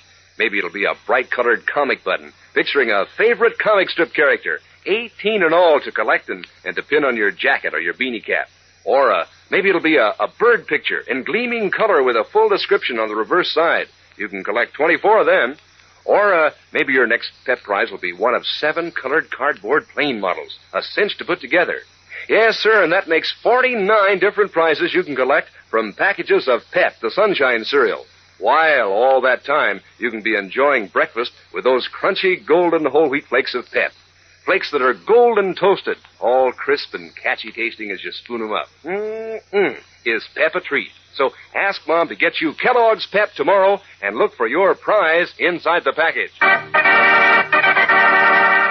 now, the adventures of Superman. When Jimmy Olsen and Lois Lane were arrested for passing counterfeit money, Jimmy revealed that they had received the money from young Mary Hennig, alias Chickie, part-time office and copy girl at the Daily Planet. Mary insisted she had not known the money was counterfeit and said she had accepted it in payment of a debt from a boy named Biff Morgan, a member of the gang she had once belonged to. With the reluctant consent of Inspector Henderson, Kent devised a plan which he hoped would clear Mary and also lead the police to the counterfeiting gang which was showering Metropolis with bad money. Kent told Mary, Go to Biff Morgan and tell him you changed your mind about going straight. Say you want some of the easy money he said you could make, and get him to take you to the people he's working for. Mary approached Biff, who promised to take her to his boss. As we continue now, the two youngsters are walking down a corridor in a shabby office building. Mary is acting as Chickie, the tough girl she used to be. Listen. What's this office we're going to, Biff? The reliable messenger service. Messenger service? You will run messages? Yeah, that's right. Ah, what are you giving me? Where does this soft touch come in? You'll find out. Here we are. Oh. Well, what you waiting for? Go on in. Okay. Hiya, Herman. Is the boss in? Yeah, he's in. Well, brush the hair out of your eyes and tell him Mr. Biff Morgan and Miss Chickie Hennig is here. Let's tell him, huh, Chickie? Yeah. Sit down, Biff. The boss is busy. Yeah, but I got an appointment with him. How long's he going to be busy? How do I know? Sit down and shut up, or I'll sit you down and shut you up. Some kidder, ain't you, Herman? Guess we might just as well sit down, Chickie. Who's this Herman character? That's the boss's assistant. Answers the phone and stuff. You know what he can do? What? He can tear a telephone book right in half. Ah, go on. That little one. I seen him do it. He's got hands like an ape's. And boy, is he mean. Once, two of the kids, real big kids, got him sore. He picked one up in each hand like they were babies and held them out of the window. Wow. I think he would have dropped them if Mr. Pearlie hadn't come in and made him put him down. Jeepers. So don't ever get him sore. Oh, I won't. Say, who's this Mr. Pearlie you mentioned? He's the boss of the joint. He's the... That's Mr. Pearlie's buzzer. You two kids go on into Mr. Pearlie's office. Okay. Come on, Chickie.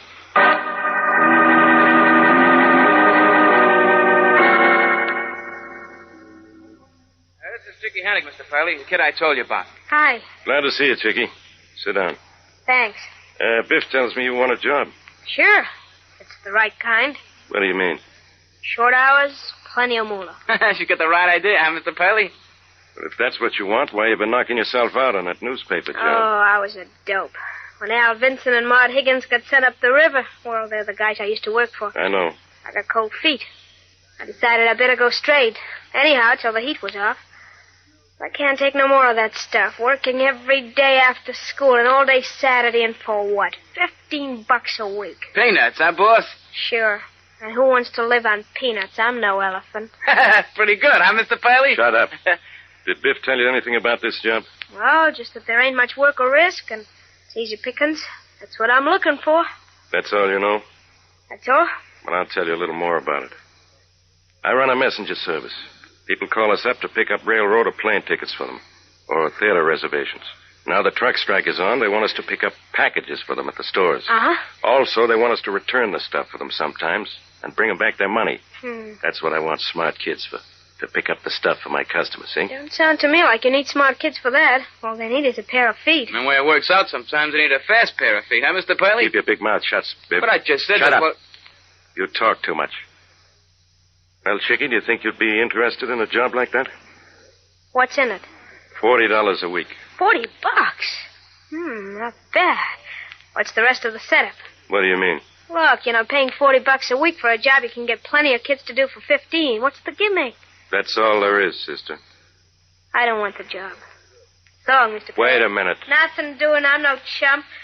Some angle you ain't telling me about, and I don't go into anything with my eyes closed. Good girl, Chickie. You have got brains. Thanks. If you'd accepted the job blind, I wouldn't have hired you. I told you she was smart. No, skip the flowers. I'm not buying until I know what gives. Okay. Here's the setup. It's about time. Don't be sore. I was just trying you out. Now listen. Some of our customers are in trouble with the police. That's why they have us do their errands for them. Mm-hmm. So you got to be sharp.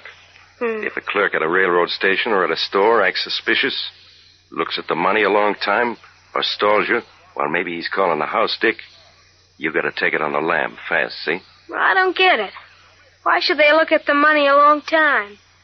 You mean it's phony? Where'd you get that idea? Huh? Why, you said they might look at the money a long time. Why should they do that and store me while they call a dick? If the money's okay, I mean. I didn't say they would. I said they might. Oh. In order to keep you around while they investigated the client you were working for, or to trail you. If they were suspicious of the client, that is. Oh, I get it now. Okay, Mr. Pearly, when do I go to work? Right now. That's swell. There's $260 in this envelope. Take it to the Eastern Railroad Station, to the reservation window. Give the clerk the money.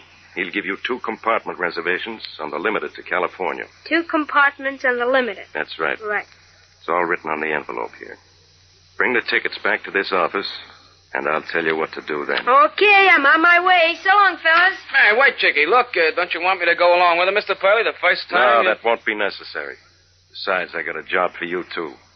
Go ahead, Chickie. Okay. Now get this, Biff. I want you and Herman to trail her. But you just said I didn't want her to suspect you, dummy. She may be all right, but I didn't like that crack she made about phony money.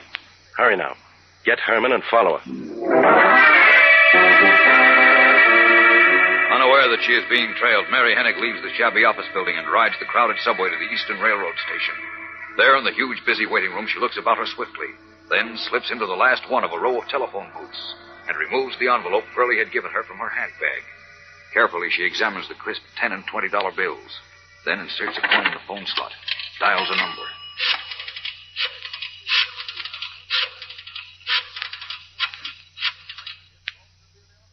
Oh, if only Mr. Kent was there.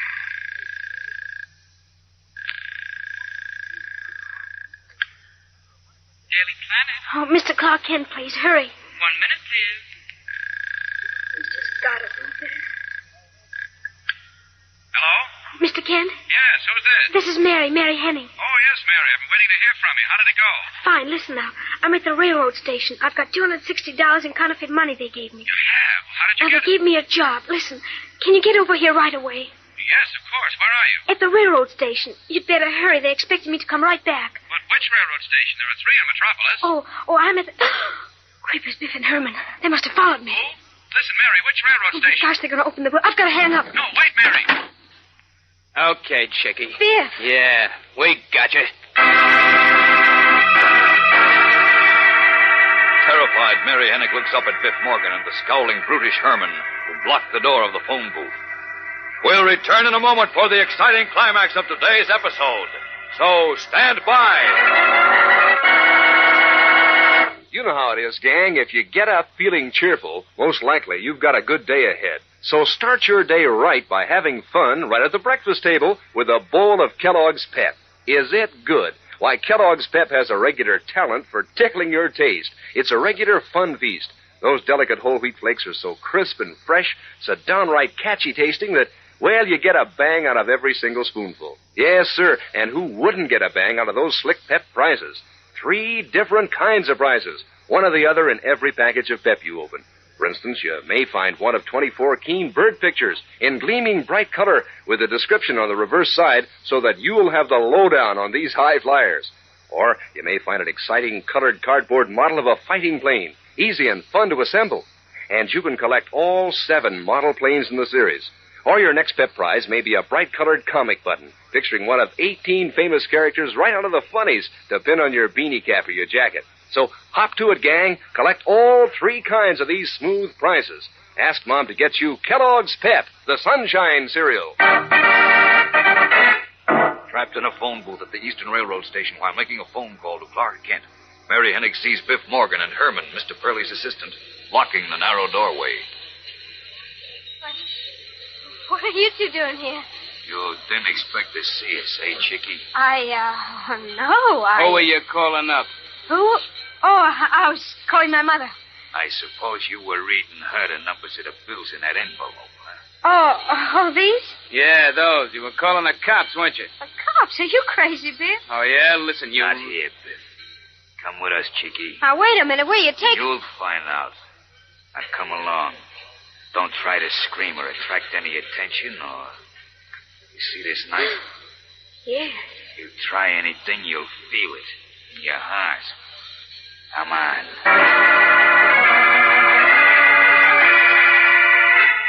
Pale, her knees like water, Mary Hennig walks through the railroad station between Biff Morgan and the ape-like Herman, not daring to call out. Meanwhile, Clark Kent, having resumed his true identity of Superman, has streaked across the city to the large Union Railroad station. Hovering above it in the sky, he anxiously searches the crowds below him.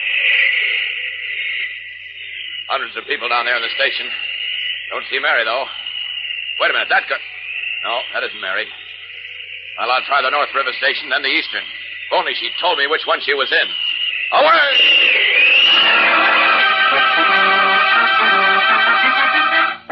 Red cape streaming in the wind, Superman rockets across the city once more to the North River Station.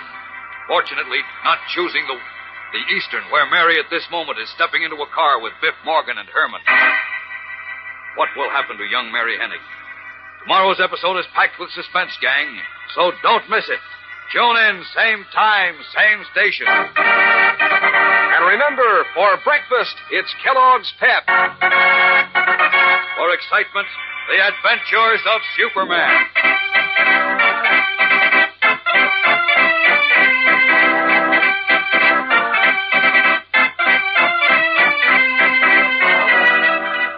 Superman is a copyrighted feature appearing in Superman DC comic magazines and is brought to you Monday through Friday at the same time by Kellogg's Pep, the Sunshine Cereal.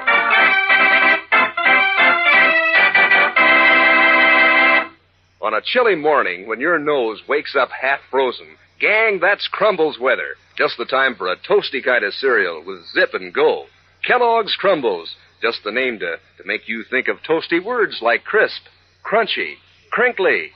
Crumbles. You know, it's the only cereal in the whole wide world made in those little crinkly shreds of real whole wheat, sort of sweet and mellow rich. This is Crumbles weather, gang. Just the time for crisp, crunchy, crinkly. Kellogg's Crumbles.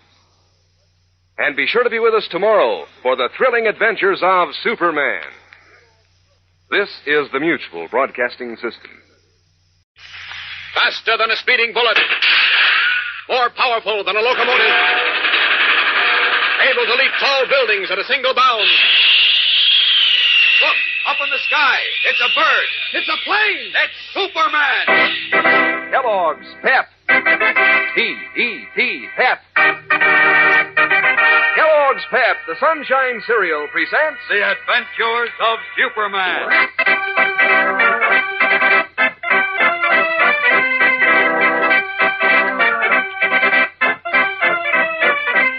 Today, Clark Kent makes a desperate but vain attempt to stop Inspector Henderson from doing something which, as you will see, would be the equivalent of signing the death warrant for Mary Hennig.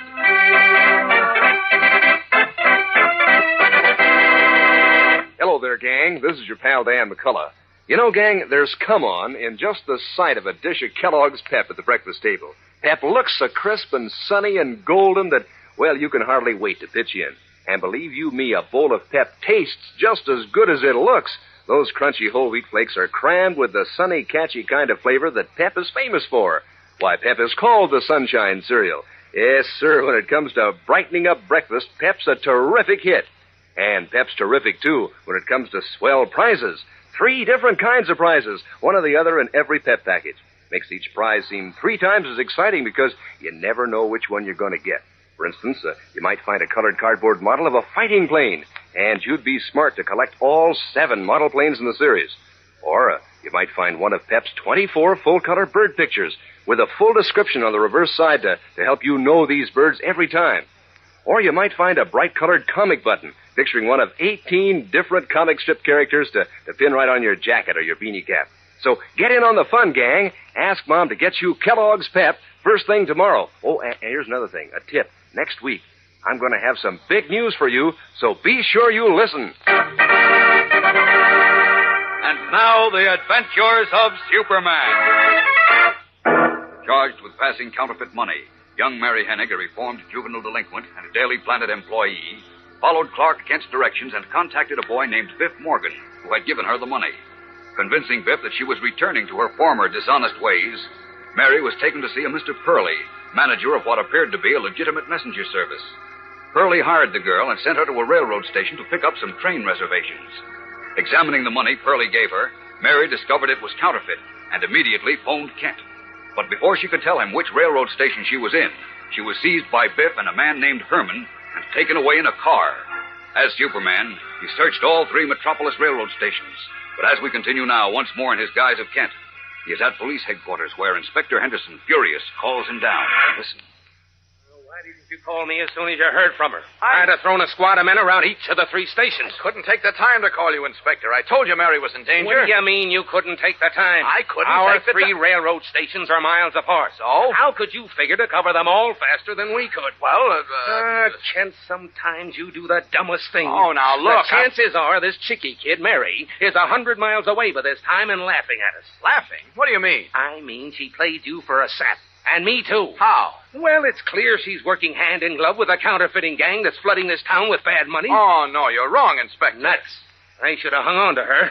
And instead, I let you talk me into letting her go. I ought to have my head examined. Now, wait. Do you realize the mayor has given me 48 hours to round up the gang or else? Of course, I know that. This means my neck, Kent. Mary Hennick was the only lead we had to the counterfeiting gang. Right. And now that she's gotten away, I'm sunk. No, you're not. Finished, washed up. Oh, ridiculous, Inspector. Mary isn't the girl she used to be when she was called Chicky. No? No. I'm as convinced of her innocence as I am of my own. Look, Kent, I used to think you were a smart guy. But that kid played you for a sucker. She did. And what hurts me is that I let you play me for one. Oh, stop that nonsense. Nonsense? Yes. The important thing right now is that Mary is in danger. Great danger. Nuts. She's giving us the Mary ha-ha, that's what. I only knew where to look for her. Look, Inspector, have you put out an alarm for Biff Morgan? Oh, naturally.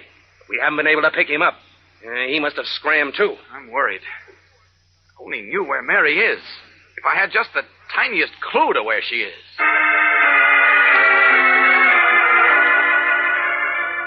As Clark Kent, instinctively sensing trouble, worries fretfully about young Mary Hennig, the girl is herself trembling inwardly with fear for her life as she stands in the private office of Mr. Pearlie, manager of what appears to be a messenger service. Nice work, Biff. You and Herman did exactly right in bringing her back to the office. Yeah, that dirty little double-crosser. I am not. Listen, Mr. Shut Pearlie. up, Chicky. Did you or Herman hear who she was talking to on the phone, Biff? Well, no, I didn't, but I'm Herman? sure... No, but it must have been the cops. It wasn't. I'm telling you. I think it was. Look, let me have her for a few minutes, boss. I'll choke the truth out of her. No, don't touch me. Let her alone, Herman. But, boss, she Let her can't- alone, I said. Now, Chicky, come clean, or it'll be just too bad for you. Who were you phoning in the railroad station?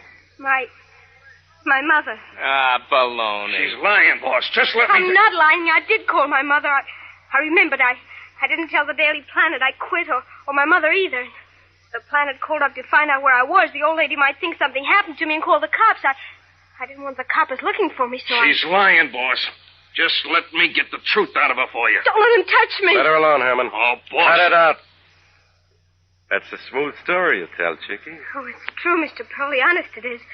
Look at... Why should I want to double-cross you? You showed me a way to make real money, and that's what I want. Yeah, ask her what she was doing with all the dough out of the envelope and why she was looking at it when we caught her in the phone booth. Well, Chicky? Oh, that. Why, You say she can't answer. I tell you she Shut was up, looking... Biff. How about it, Chicky? Why were you examining the money I gave you?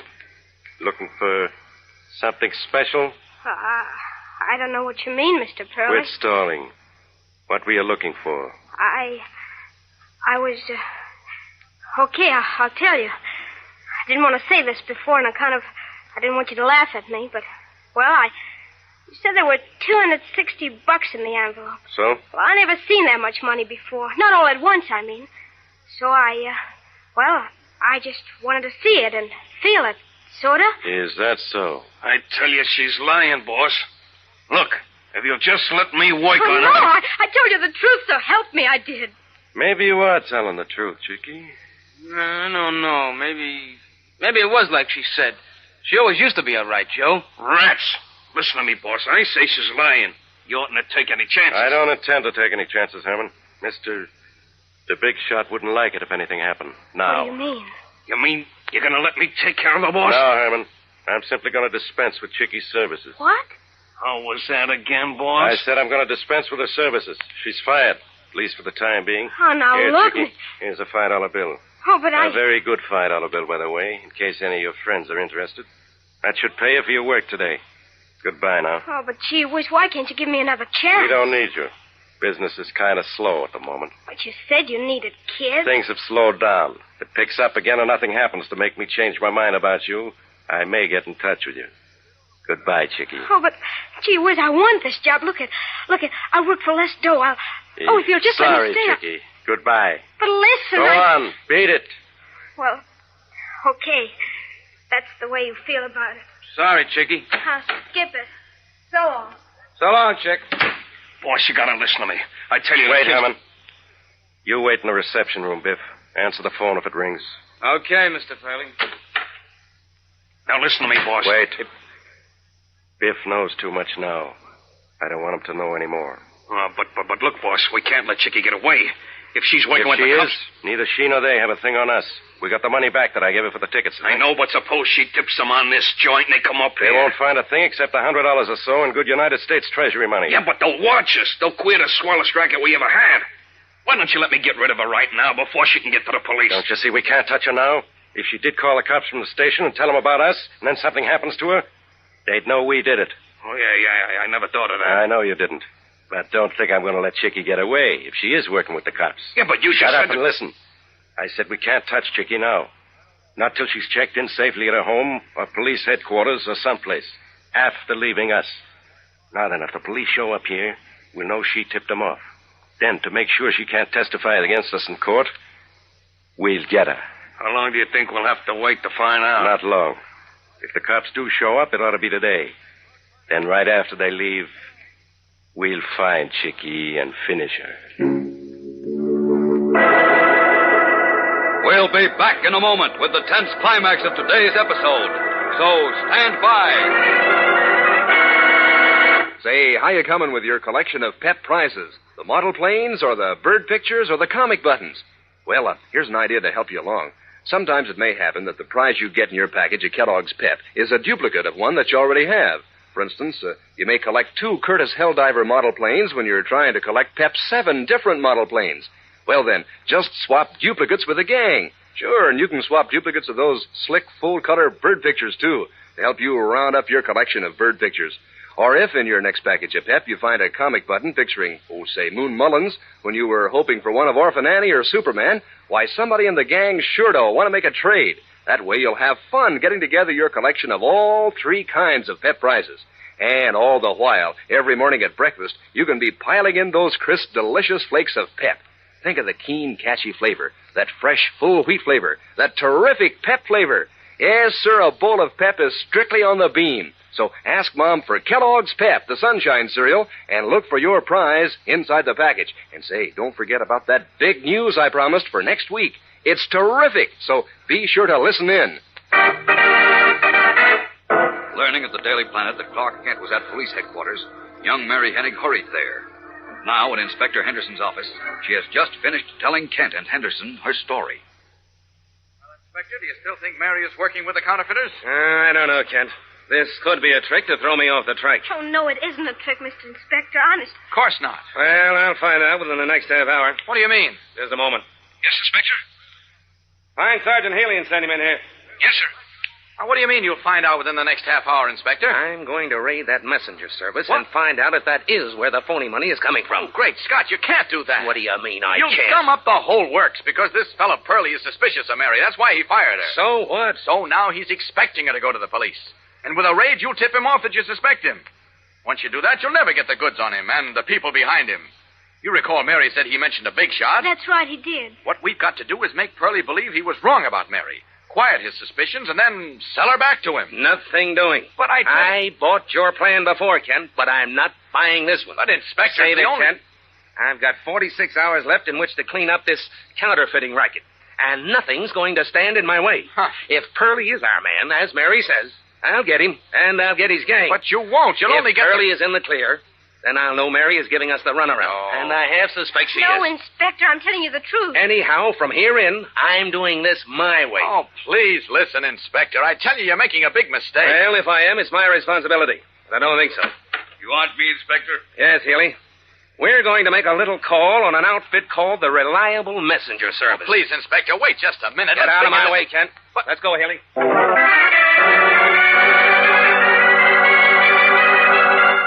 Thrusting Clark Kent aside, Inspector Henderson leaves his office bound for the Reliable Messenger Service, unaware that this raid pronounces a death sentence for Mary Hennig.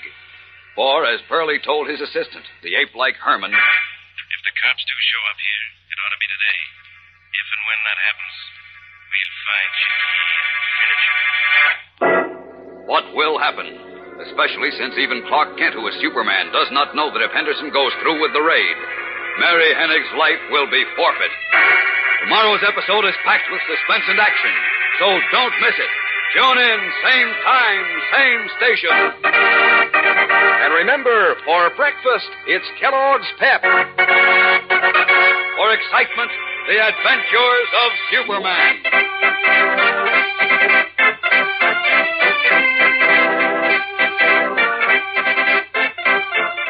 Superman is a copyrighted feature appearing in Superman DC comic magazines and is brought to you Monday through Friday at this same time by Kellogg's Pep, the Sunshine Cereal. Crumbles. Crumbles. Kellogg's Crumbles. Say that over a couple of times. Just goes with toasty words like crisp, crunchy, crinkly, doesn't it? And that's just what Crumbles is. A toasty kind of cereal for a frosty morning, sort of sweet and mellow rich. And you know, gang, Kellogg's Crumbles is the only cereal in the whole wide world made from those crinkly shreds of real whole wheat. So good to eat and so good for you. Crisp, crunchy, crinkly, Crumbles, Kellogg's Crumbles. And be sure to be with us tomorrow for the thrilling adventures of Superman. This is the Mutual Broadcasting System. Faster than a speeding bullet. More powerful than a locomotive. Able to leap tall buildings at a single bound. Look, up in the sky. It's a bird. It's a plane. It's Superman. Kellogg's Pep. P-E-P, Pep. Kellogg's Pep, the Sunshine Cereal, presents The Adventures of Superman.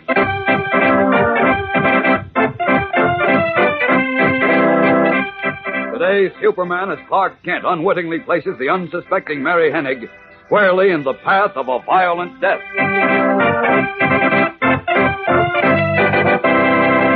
Hello there, gang. This is your pal, Dan McCullough. Say, you're collecting those swell pet prizes, aren't you? The model planes, the full-color pictures of birds, or comic buttons to pin on your jacket or your beanie cap? Well, by now you must have quite a flock of them because, of course, there's a prize in every single package of Pep you open. And they sure are swell prizes, all three kinds. For instance, in your next package of Kellogg's Pep, the Sunshine Cereal, you may find a colored cardboard model of a famous fighting plane, one of 7 in the great Pep Air Fleet. Or you'll find one of 24 beautiful color pictures of birds with a full description so you can identify these birds anywhere. Or you'll find one of a grand series of 18 colored comic buttons with characters straight out of the funnies. Just as if Pep's golden crispness and sunny flavor weren't a prize all by themselves. Why, Pep's so strictly terrific tasting that a bowl of those crunchy golden whole wheat flakes makes breakfast a regular fun feast. You get that catchy Pep flavor, and bingo! Your spoon just naturally dips down in your bowl for more. So ask Mom to get you a supply of Kellogg's Pep tomorrow first thing. And say, gang, next week I'm going to have some terrific news about something that you're going to want to have. So don't miss Superman. And now, the adventures of Superman. Faced with a long prison term on the charge of passing counterfeit money, young Mary Hennig, reformed juvenile delinquent and part-time employee of the Daily Planet, undertook a dangerous mission in an attempt to prove her innocence. Pretending to have returned to her former dishonest ways, Mary sought employment in a messenger service conducted by a man named Pearlie, one of whose boys had given her the counterfeit money. But the girl incurred Pearlie's suspicion when she telephoned Clark Kent, and as a result, was fired. Despite Kent's objections, Inspector Henderson insisted on raiding Pearlie's office, not knowing that Pearlie had told a henchman. If the cops raid this place, we'll know the Hennig kid tipped them off. And we'll get her before she can testify against us. As we continue now, unaware that he is about to sign Mary's death warrant, Inspector Henderson is in a police car with Sergeant Healy, en route to Pearlie's office.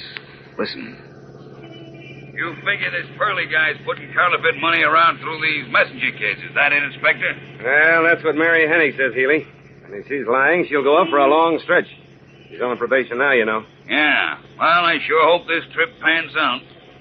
You see the afternoon papers? Uh-huh. How do you like that mayor? Giving us 48 hours to get those counterfeiters. How does he get that way? Doesn't he know we've been breaking our necks for weeks trying to find that gang? I don't know. But this may be the payoff at last, Healy. I sure hope so. Imagine Clark Kent trying to talk me out of this raid. Kent did? Why? Oh, just one of his cockeyed notions. Hey, look out, Healy, in front of you. Look, Inspector, it's Superman. Sorry to startle you, gentlemen, but this is urgent. Well, I'll be hanged. It is Superman. Right. Mind if I get in? I'll attract too much attention standing in the street. No. Come on in. Come in. Thanks. Hey, listen.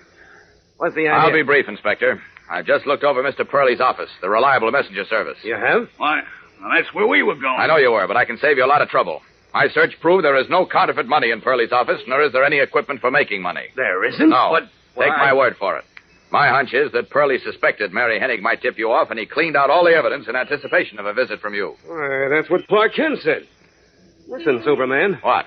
How did you know about Pearlie and Mary Hennig? Why, Kent contacted me a few minutes ago. Oh. Kent did? He said he was sure Pearlie would expect you and suggested that your raid would only drive him and his associates undercover, so that you'd never get the goods on them. But that's a Please lot of... don't think I'm trying to tell you how to run your department, Inspector. But if you'll take my advice, you'll go back to your office and listen to Kent. He has a plan to suggest which I think might work. Well, if you say so, Superman. Thanks, Inspector. I don't think you'll regret it. I've got to be going. Oh, thanks for the assist. Don't mention it. Good luck. Up and away!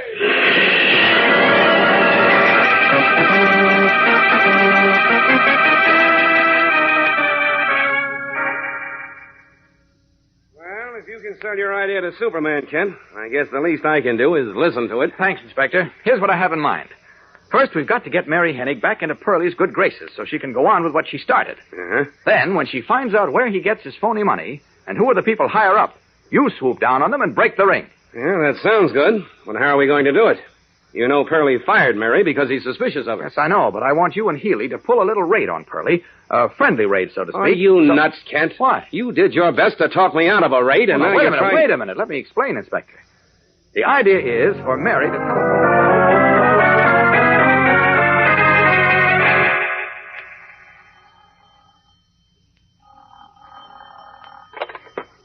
Reliable messenger service. Pearlie speaking. Hello, Mr. Pearlie. This is Mary Hennig. Who? Mary Hennig, you know, Chicky. Oh. Look, kid, I told you I'd call you when I wanted you. So don't bother calling me. Wait, Mr. Pearlie. I'm downstairs, see, in the lobby. I don't care where you are. I'm busy now. Wait, so... will you? I just saw Inspector Henderson. You saw who? Inspector Henderson. I was on my way in to see you to ask for my job back. And I saw him get out of his car with another cop. I know him on account of the time I got arrested. You saw him get out of his car where? Right here in front of your building. He went in the lobby, and the dick with him looked at the directory on the wall. He said, here it is, Reliable Messenger Service, room 922. He did, huh? Yeah. They're right on their way up to the elevator now. I thought I'd better tip you off in case. Much obliged, kid. Maybe you'll hear from me later.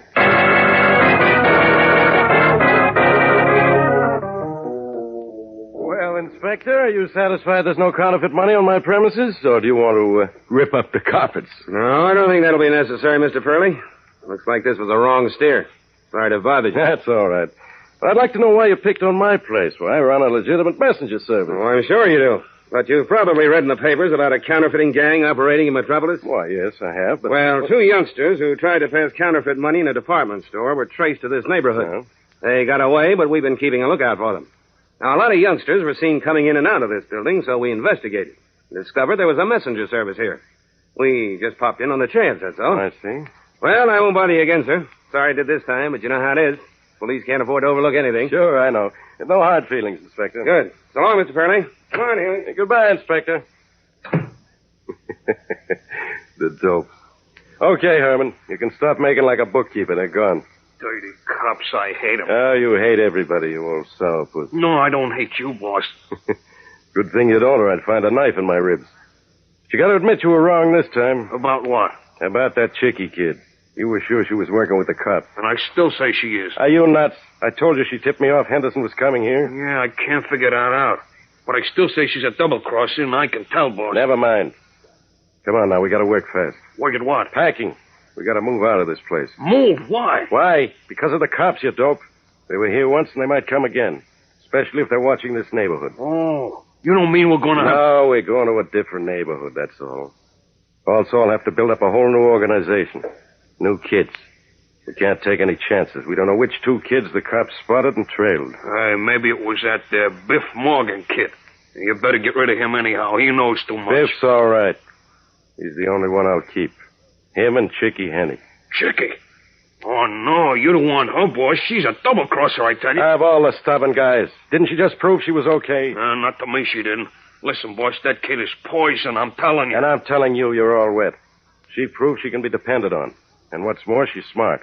Now, come on, start packing. Oh, boss, please listen to me, will you? Don't have nothing to do with that Chickie kid. I won't let you. You won't let me. Since when are you giving orders? I know what I'm talking about. You don't know your ear from your elbow. Shut up now and get to work. We gotta move fast. The big guy says he turned out a big print run of a lot of hot money. We gotta get rid of it. Fast.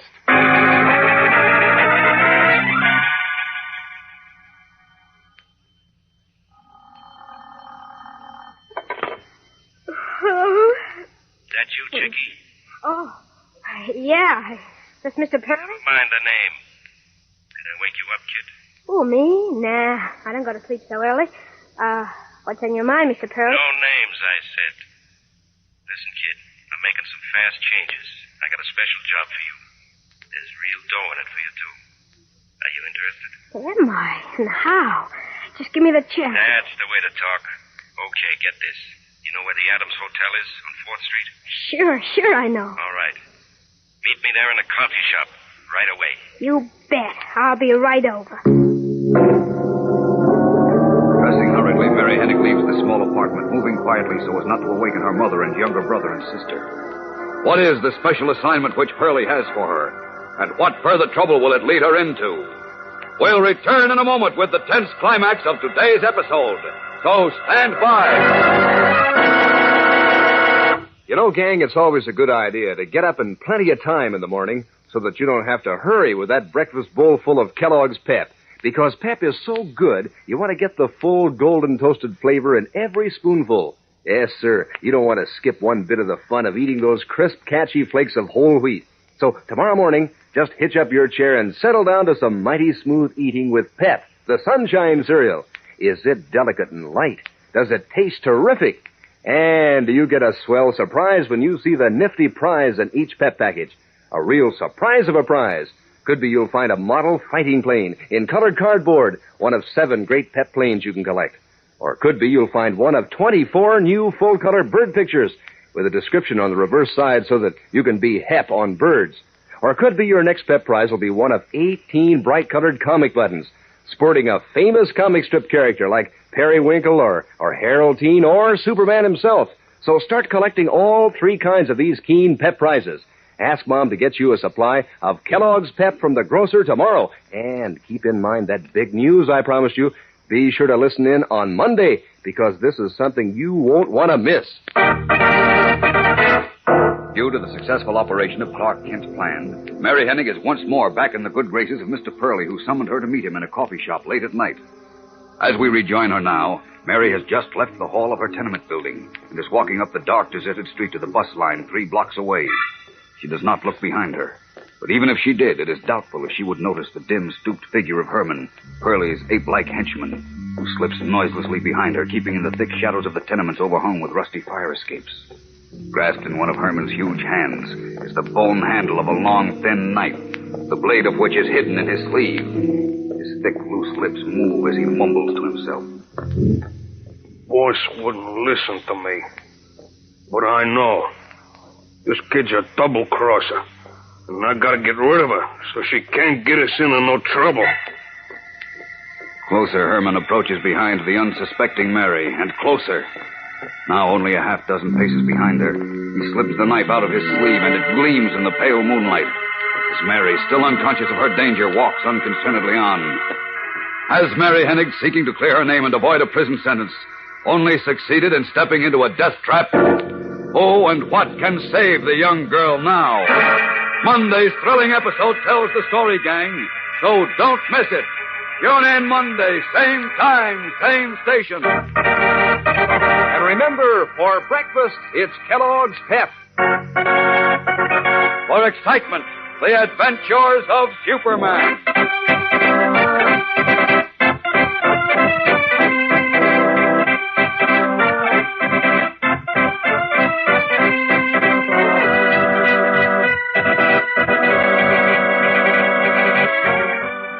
Superman is a copyrighted feature appearing in Superman DC comic magazines and is brought to you Monday through Friday at the same time by Kellogg's Pep, the Sunshine Cereal.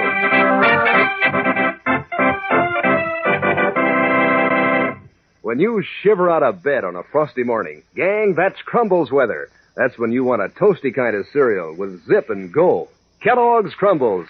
Just the name makes you think of toasty words like crisp, crunchy, crinkly.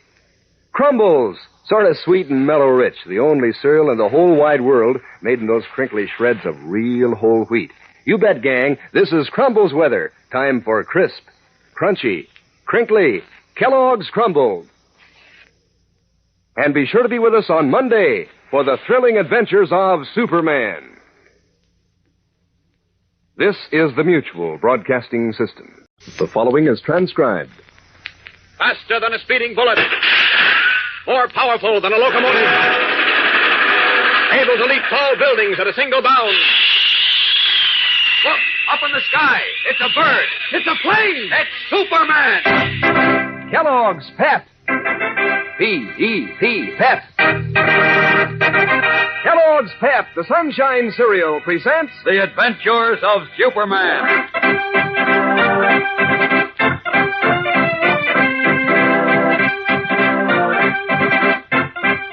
Today, Superman is unaware of Mary Hennig's dire peril as violent death stealthily trails her path.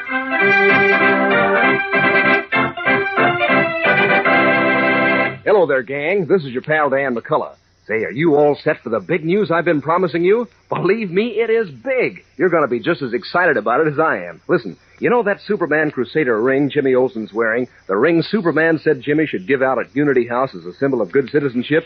Well, how'd you like to have a ring just like it? Yes, sir, you can get a Superman Crusader ring, too. You see, Kellogg's Pep has fixed that up for you. You can proudly wear this symbol of Superman's fight for tolerance and good sportsmanship.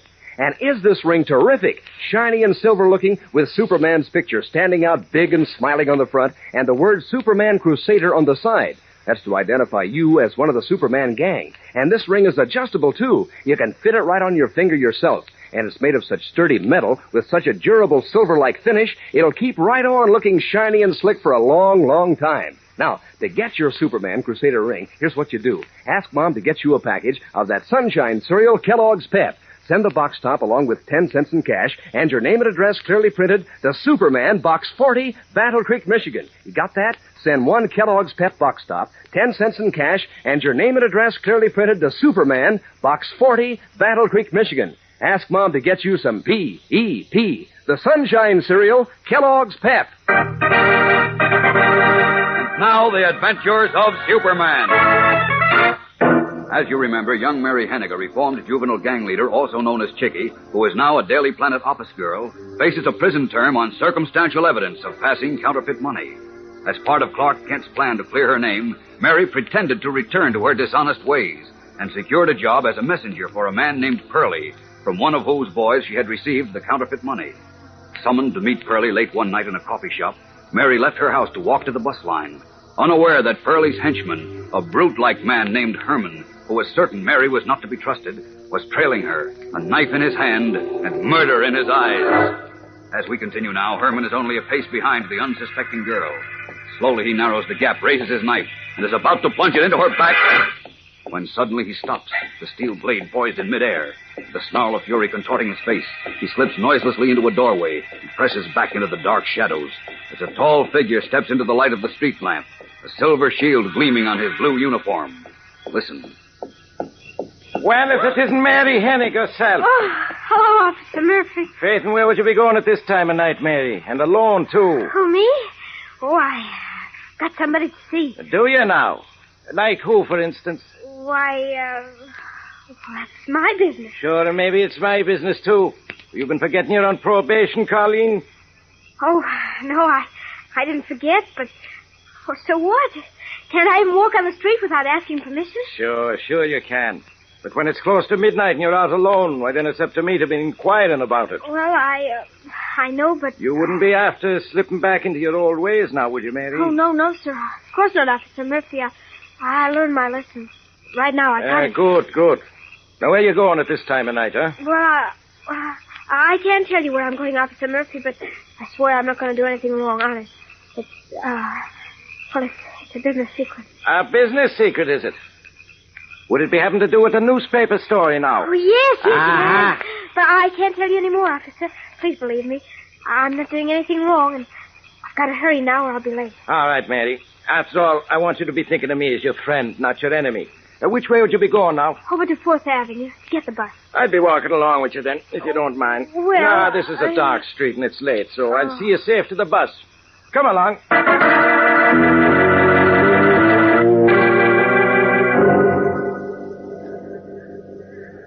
Oh, so glad you called me back to work, Mr. Pearlie. I figured I needed a smart girl like you. Thanks. What's the special job you said you got for me? Well, it's like this, Chickie. You see, I'm moving my office to a new location over on Front Street. Moving, huh? Why? Because I don't like cops dropping around. And since your friend, Inspector Henderson, was in today... he ain't no friend of mine. Don't I know it? You did yourself a good turn when you tipped me off he was coming. And not that he would have found anything wrong, understand. But you proved you were on your toes and in there pitching for me. So now I'm going to do something for you. Yeah? What's cooking? Here's the pitch. When I decided to move my office, I decided to let all my messengers go, too. All except you and Biff Morgan. Well, how come? You said you needed lots of messages. Yeah, but a couple of the kids, I don't know which ones, weren't as smart and careful as they should have been. And they got the cops on their trail. Oh, the dopes. But I've got to have a new crew of messengers, and fast, because business is very good right now. Now, you must know quite a few kids who make good messengers. Kids who know what the score is and who can be trusted. You want I should pick out kids who'll make good messages for you, huh? That's right.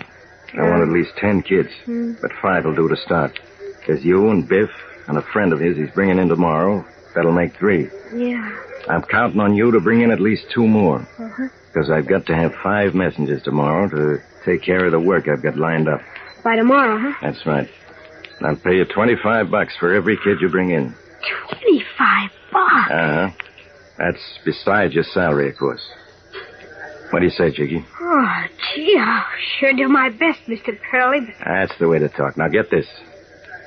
The new office is at 225 Front Street. 225 Front. Right. Also, I changed the name of the outfit. From the Reliable Messenger Service to the Dependable Messenger Service. Dependable, I got it. Good. I'll expect you there at 9 o'clock in the morning with 2 more messengers. Meanwhile, here's something for your trouble. That is, in coming over here to see me tonight. Cheap? A 10 spot? Wait. Maybe you'd rather have this bill.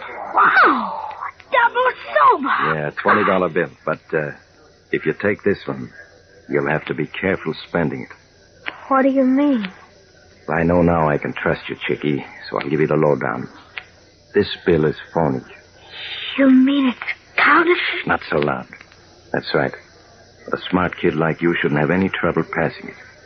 You just gotta be careful. I'll take it, Mr. Pearlie. I knew you were a smart kid. Okay, now, I'll put you in a taxi and send you home. And first thing tomorrow, you get busy and round up at least 2 good kids. Have them in my office at 9 o'clock. Okay, Mr. Pearlie, it's a deal.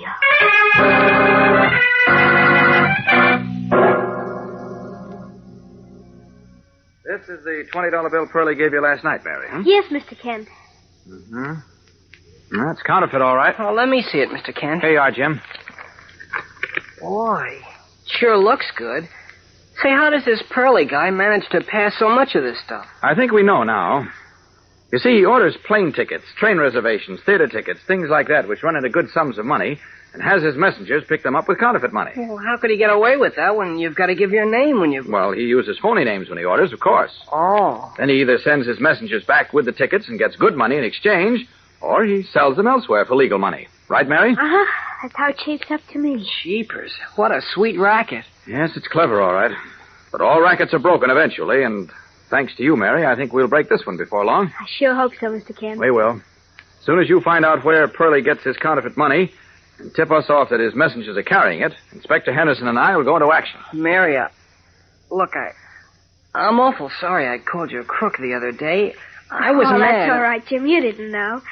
But listen, Mr. Kent, what am I going to do about the 2 extra kids Pearlie wants me to bring to his office this morning? Yeah, I've been thinking about that, Mary. It would help if the 2 boys you brought in were someone we knew, so when we cracked down, those boys could testify for us. But I don't know any kids like that. Well, sure you do, Mary. Me. You? Right. Pearlie doesn't know me, and I can talk tough. Like this, see? You want to make something of it, buddy?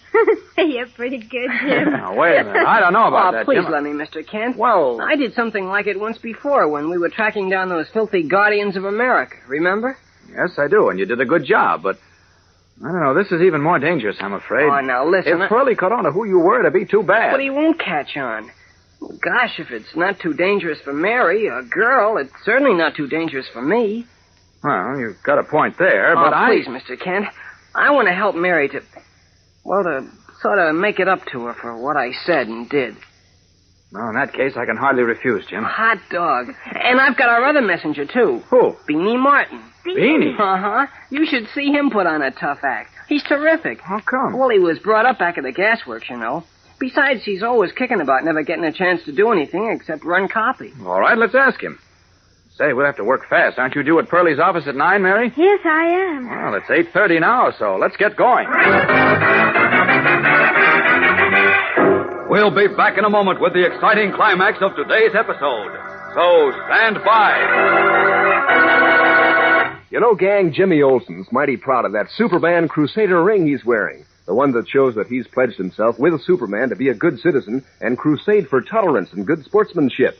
So doesn't it give you a thrill to know that you can wear a Superman Crusader ring just like it? You know, Kellogg's Pep has fixed that up for you, and you're going to feel like strutting around when you wear that ring. I mean, it's a humdinger. It's made of sturdy silver-looking metal with a shiny, durable finish that'll keep right on looking shiny and slick for a long, long time. Superman's picture stands out in the front, and the words Superman Crusader are printed clear and plain on the side.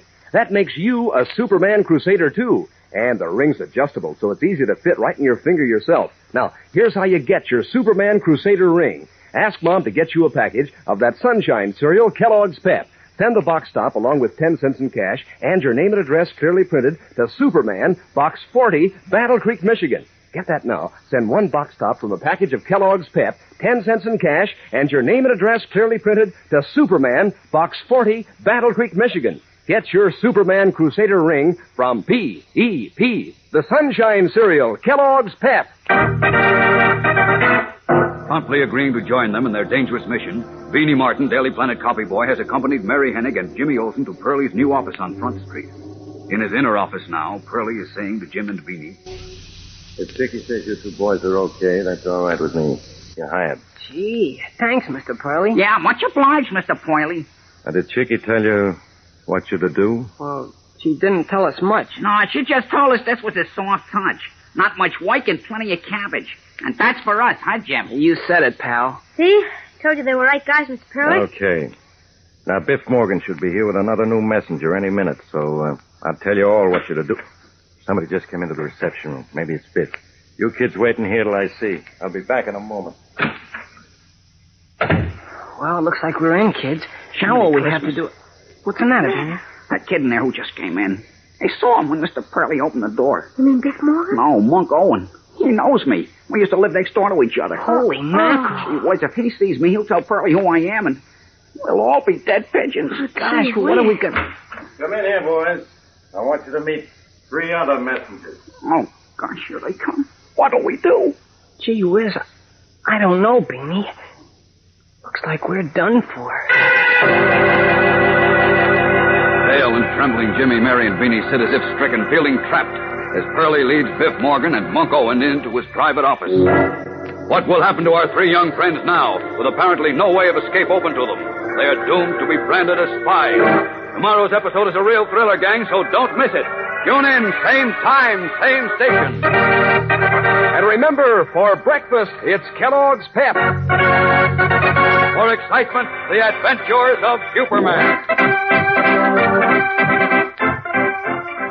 Superman is a transcribed copyrighted feature appearing in Superman DC comic magazines and is brought to you Monday through Friday at the same time by Kellogg's Pep, the Sunshine Cereal.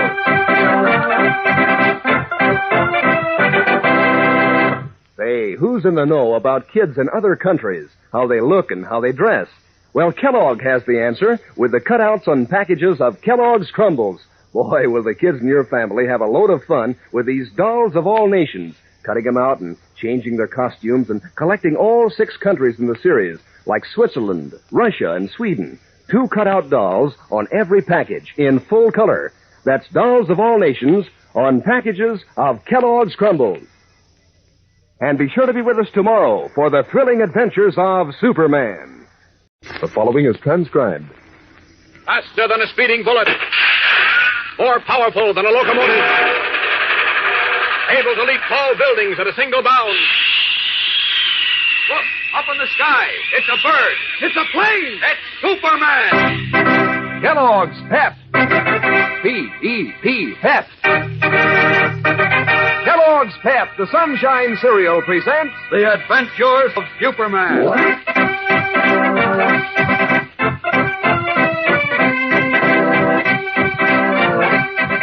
Today, as Clark Kent continues with his plans to capture the counterfeiters red-handed, his 3 young stalwart assistants, confronted with disclosure, stand terror-stricken awaiting their doom.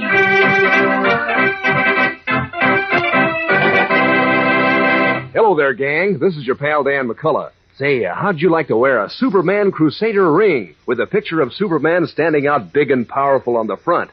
Jimmy Olsen's got one, you know. He's been giving them out to the kids at Unity House, and they're mighty proud of this ring because it's a sort of symbol of Superman's fight for tolerance and good sportsmanship.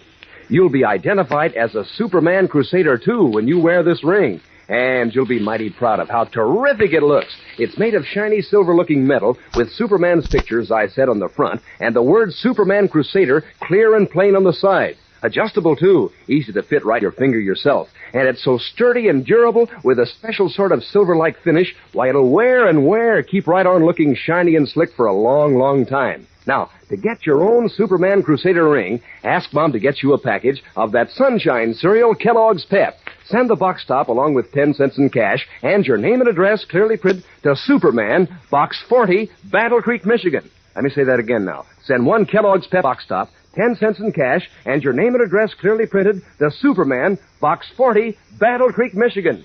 Send in today, gang, for your Superman Crusader ring from P.E.P., the Sunshine Cereal Kellogg's Pep. And now, the adventures of Superman. Pretending to operate a legitimate messenger service, a man named Pearlie is conducting a branch of a gigantic counterfeiting racket. Some of the counterfeit money fell into the hands of young Mary Hennick, alias Chickie, a Daily Planet copy girl. Facing a prison term for passing the money, Mary, at the suggestion of Clark Kent, secured a job as messenger for Pearlie, hoping to clear herself by uncovering his operations. Ordered to recruit 2 more messengers, Mary enlisted Jimmy Olsen and Beanie Martin, the Daily Planet copy boy. Then, posing as tough youngsters, the 3 were in Pearlie's private office when 2 boys entered the reception room. Pearlie left his private office to greet them, and Beanie, recognizing one of the boys through the partly opened door, gasped, "One of those kids is Monk Owen. He knows who I am. If he comes in here, we're dead pigeons." As we continue now, Pearlie, followed by the 2 boys, is approaching his private office where Beanie, Jimmy, and Mary sit, frozen in fear. Listen. Right about private office, boys. There's some other messages there. You know all your instructions at the same time. Here he comes. What do we do? Wait a minute, Mr. Pearlie. Before we go to meet those other guys, I'd like to ask you something. Yeah? What is it? Oh, it's kind of private. I suppose I'd go to your office for a minute? Okay. Jeepers, that was close. Yeah, but it ain't over yet. Bee's right. This is only temporary relief. You sure that kid is Monk Owen and that you know him, Beanie? Sure I am, Jimmy. He lives in my old neighborhood. We even went to school together. That doesn't mean anything. He does when he knows I work for the Daily Planet. How does he know that? I ran into him only a couple of days ago, and I told him then what I'm doing. Oh, that is bad. Gosh, what do we do? Gee whiz, I don't know. We're trapped. Mr. Pearlie finds out, it's curtain. Oh, wait a minute. Isn't there another way out of this office? I don't see any. I'm sure there is. What about the window? Gee whiz, you mean I should jump out? Oh, of course not, Dopey. Let's see if there's a fire escape. Gosh, even if there is one, how are we going to expect... Don't worry about that now. Good. There is a fire escape. Oh, what? Come on, Beanie. Out with you, quickly. Okay. Well, what are you going to tell Pearlie? Oh, I'll think of something. Oh, I sure hope so. Now, don't stand there, Beanie. Go on, get going. Here comes Pearlie. Hey, where's Scram, Beanie? Run down the fire escape and get back to the office. Tell Mr. Kent we're okay, not to worry about us.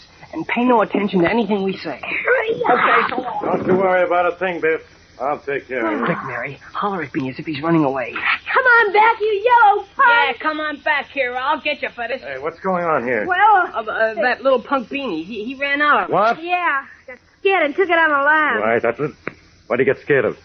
Did you tell him anything, Chicky? No, she didn't say nothing. He just didn't like the idea of working as a messenger boy, see? Just lazy, that's all. Well, I'll fix him for that. What's his name, Chicky? Beanie. You know him, Biff? No, I didn't even see him. Hey, I know a kid named Beanie. He works... This kid's name is Tomasi. Beanie Tomasi. Is that the one you know, Monk? No, I don't know him. Okay, forget it. I'll check up on him later. We got a lot of work to do today. You four will have to hustle to get it all done. Don't you worry. We'll hustle, all right? Yeah, sure. Okay, now listen. Chicky and Biff, you know the ropes. You, Monk, and you, what's your name, kid? Jim. Jim Okay, Miller. Jim, okay. Now you go with Chicky today. Monk, you travel with Biff. I want two of you together on each job. Because you'll be carrying a lot of money. I mean, we're going to pick up railroad tickets and stuff again? No. Today we have a lot of, exchanges to make. Oh. You see, many of our customers have, changed their minds about traveling and going to the theater and so on. So they've sent their tickets back to me, see? Yeah, I understand. Now, you messengers are going to turn them back in and collect the money for them. You understand? Sure. I know what to do, Mr. Pearlie, and I'll show Monk the ropes. Good. This envelope is yours, Biff. You'll find the tickets and the amount of refund to get inside. Check. This one is yours, Chicky. Okie doke. Now, get this. If anybody asks you if you're the kids who called for the tickets in the first place... We ain't. And we don't know who did either, right? That's right, Biff. All you know is that the dependable messenger service gave you the tickets and told you to return them and get the money back. Do all of you understand that? Sure thing. Yeah, we got it. Okay, then get going. And remember, I want you all back by noon. With money. We'll be back. Sure thing.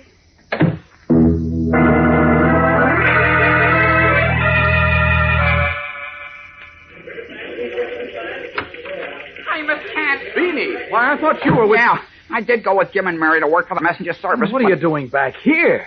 Did something go wrong? Oh, yeah, sort of. Oh, great Scott, speak up. What's happened? Did Jim and Mary wait get... a minute, Mr. Kent.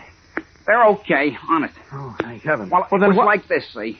We're standing there talking to that Mr. Pearlie when two other kids come to the reception room. Uh-huh. Pearlie, he goes out to greet them.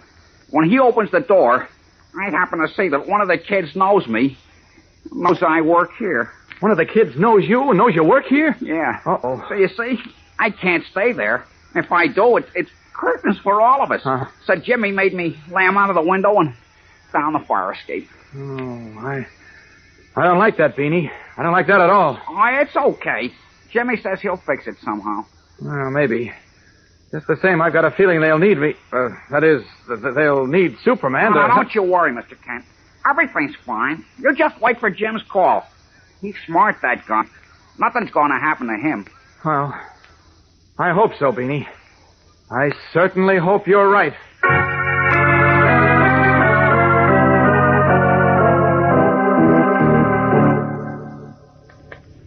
Well, I certainly was surprised to see you walking in here, Mr. Paradise. I thought you never wanted to be seen around our, office. I don't, Pearlie. I think it's dangerous. But this news story I mentioned before worries me. I'm afraid it may lead to trouble. And I want to trace it before that happens, if possible. Yeah, sure, but, Mr. Paradise, what's it all about? Here it is on page 1 of the Daily Blade. Read it for yourself. Yes, sir. 2 Daily Planet reporters, identified as Lois Lane and James Olson, were arrested yesterday and charged by the police department with passing counterfeit money. Hey, how did... Go on. Continue reading. After being released on bail provided by their managing editor, Perry White, the charges against Lane and Olson were dismissed. Inspector Henderson of the police department refused to explain, but he said that he expected to have an important statement soon on the mysterious counterfeiting ring that has been fleecing metropolis merchants and shopkeepers of thousands of dollars. Say, what does this mean? That's what I want to know. How did 2 Daily Planet reporters get hold of some of our money? I don't know. You'd better know. If newspaper reporters are on our trail, we're really in trouble. Now think, how did they get it? I tell you, I don't know. I can't understand it. All the phony stuff goes to railroad stations and airplane lines, department stores, places like that. I can't... Wait. Great snake. What? I just remembered. One of my messages, Chickie Hennig, worked at the Daily Planet. What? Yeah. I gave her a phony $20 bill last night. You did? Yeah. But she's on the level. Well, she's the one who tipped me off yesterday that Inspector Henderson was going to raid the office. So what? Maybe that was part of the game. What do you mean? She might have been told to do that to win your confidence and then find out all about us. If she did, I'll wring her dirty little double-crossing neck. And I'll help you. Where is this Chickie? She's out on a route. When is she due back? Oh, in an hour or so. All right. We'll both wait here for her.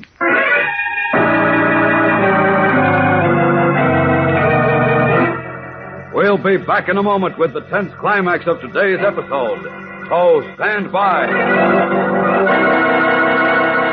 Say, how'd you like to be the first one in your crowd to have a Superman Crusader ring, just like the one Jimmy Olsen and Beanie and all the kids at Unity House are so proud of? Well, keep a pencil and paper handy, because in just a few seconds, I'm going to tell you how Kellogg's Pep has fixed it for you to get one.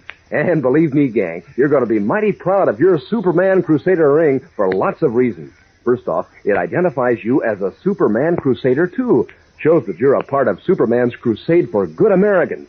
And then, this ring is such a slick-looking job. It's shiny and silver-looking, with Superman's picture standing out big and smiling on the front, and the word Superman Crusader on the side. It's adjustable, too. You can fit it right on your finger yourself. And it's made of such sturdy metal, with such a durable silver-like finish, why, it'll keep right on looking shiny and slick for a long, long time. Now, here's how you get your Superman Crusader ring. Ask Mom to get you a package of that Sunshine cereal, Kellogg's Pep. Send the box top along with 10 cents in cash and your name and address clearly printed to Superman, Box 40, Battle Creek, Michigan. You got that? Send one Kellogg's Pep box top, 10 cents in cash, and your name and address clearly printed to Superman, Box 40, Battle Creek, Michigan. Remember, that's P-E-P, the Sunshine cereal, Kellogg's Pep. Unaware that she is under suspicion, young Mary Hennig, accompanied by Jimmy Olsen, is in an express subway train en route back to Pearlie's office. The way I figure it, Mary, all these railroad and theater tickets we returned this morning must have been bought with counterfeit money. Then Pearlie had us return the tickets and get good money in exchange. Sure. That's the way Mr. Kent figured Pearlie worked it, Jim. Yeah, Mr. Kent's practically always right. Now, only Pearlie sends us out to buy more stuff this afternoon with phony money. All we have to do is call Mr. Kent, and he'll pop down on Pearlie with the police. Then you'll be in the clear, Mary. Oh, golly, and I won't have to go to jail. Oh, gosh, Jim, if it only works out. Oh, it will. Don't worry. I'm so nervous I can't sit still. Hey, you gotta pull yourself together. Sure. You don't want Pearlie to suspect anything, do you? No, but I got the jitters. Oh, now, calm down. Relax. Everything's working out swell.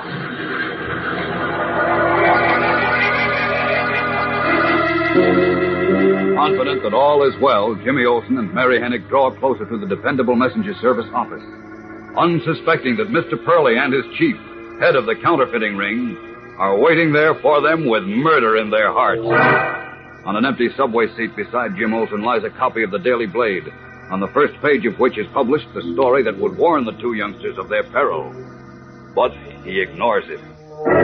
What will happen as Superman, believing his friends are safe now, is at police headquarters where, in his guise of Clark Kent, he waits for their call with Inspector Henderson. Don't miss tomorrow's exciting episode, fellows and girls. Tune in, same time, same station. And remember, for breakfast, it's Kellogg's Pep. For excitement, the adventures of Superman.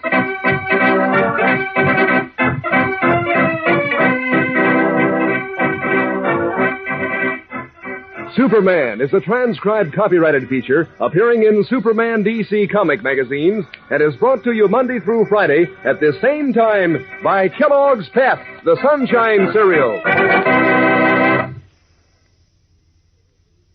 You know, gang, one word leads to another, like the way those toasty words crisp, crunchy, crinkly lead you right on to Crumbles. Kellogg's Crumbles. So toasty and sweet and mellow rich on a frosty morning. It's the only cereal in the whole wide world made in those little crinkly shreds of good whole wheat. And so good for you. Mom knows that. In fact, she'd probably like to see you eat up a bowl of Crumbles for breakfast tomorrow. Crisp, crunchy, crinkly, Crumbles. Kellogg's Crumbles. And be sure to be with us tomorrow for the thrilling adventures of Superman. The following is transcribed. Faster than a speeding bullet. More powerful than a locomotive. Able to leap tall buildings at a single bound. Look, up in the sky. It's a bird. It's a plane. It's Superman. Kellogg's Pep. Pep. Kellogg's Pep, the Sunshine Cereal, presents The Adventures of Superman.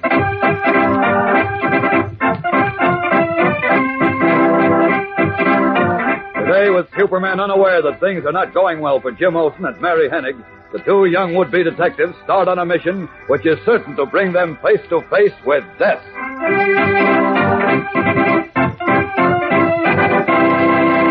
Hello there, gang. This is your pal Dan McCullough. Say, you've heard the news, haven't you? Kellogg's Pep has fixed it so that you can get a Superman Crusader ring of your own. Just exactly like the one that Jimmy Olsen's been giving out to the kids at Unity House. You know, the ring that they're so proud of? And boy, will you feel like strutting around when you wear it. You see, this Superman Crusader ring identifies you as a Superman Crusader, too. Makes you a part of Superman's fight for tolerance and for good sportsmanship. And for looks, well, this ring is really terrific. Made of sturdy silver-looking metal with a shiny, durable finish that keeps right on looking shiny and slick. It'll wear and wear. Superman's picture stands out in the front, and the words Superman Crusader are printed clear and plain on the side. And the ring's adjustable, so it's easy to fit right in your finger yourself. Now, how do you get your Superman Crusader ring? Why, it's easy. Ask Mom to get you a package of that Sunshine Cereal, Kellogg's Pep. Send the box top along with 10 cents in cash and your name and address clearly printed to Superman, Box 40, Battle Creek, Michigan. Get that now. Send one box top from a package of Kellogg's Pep, 10 cents in cash, and your name and address clearly printed to Superman, Box 40, Battle Creek, Michigan.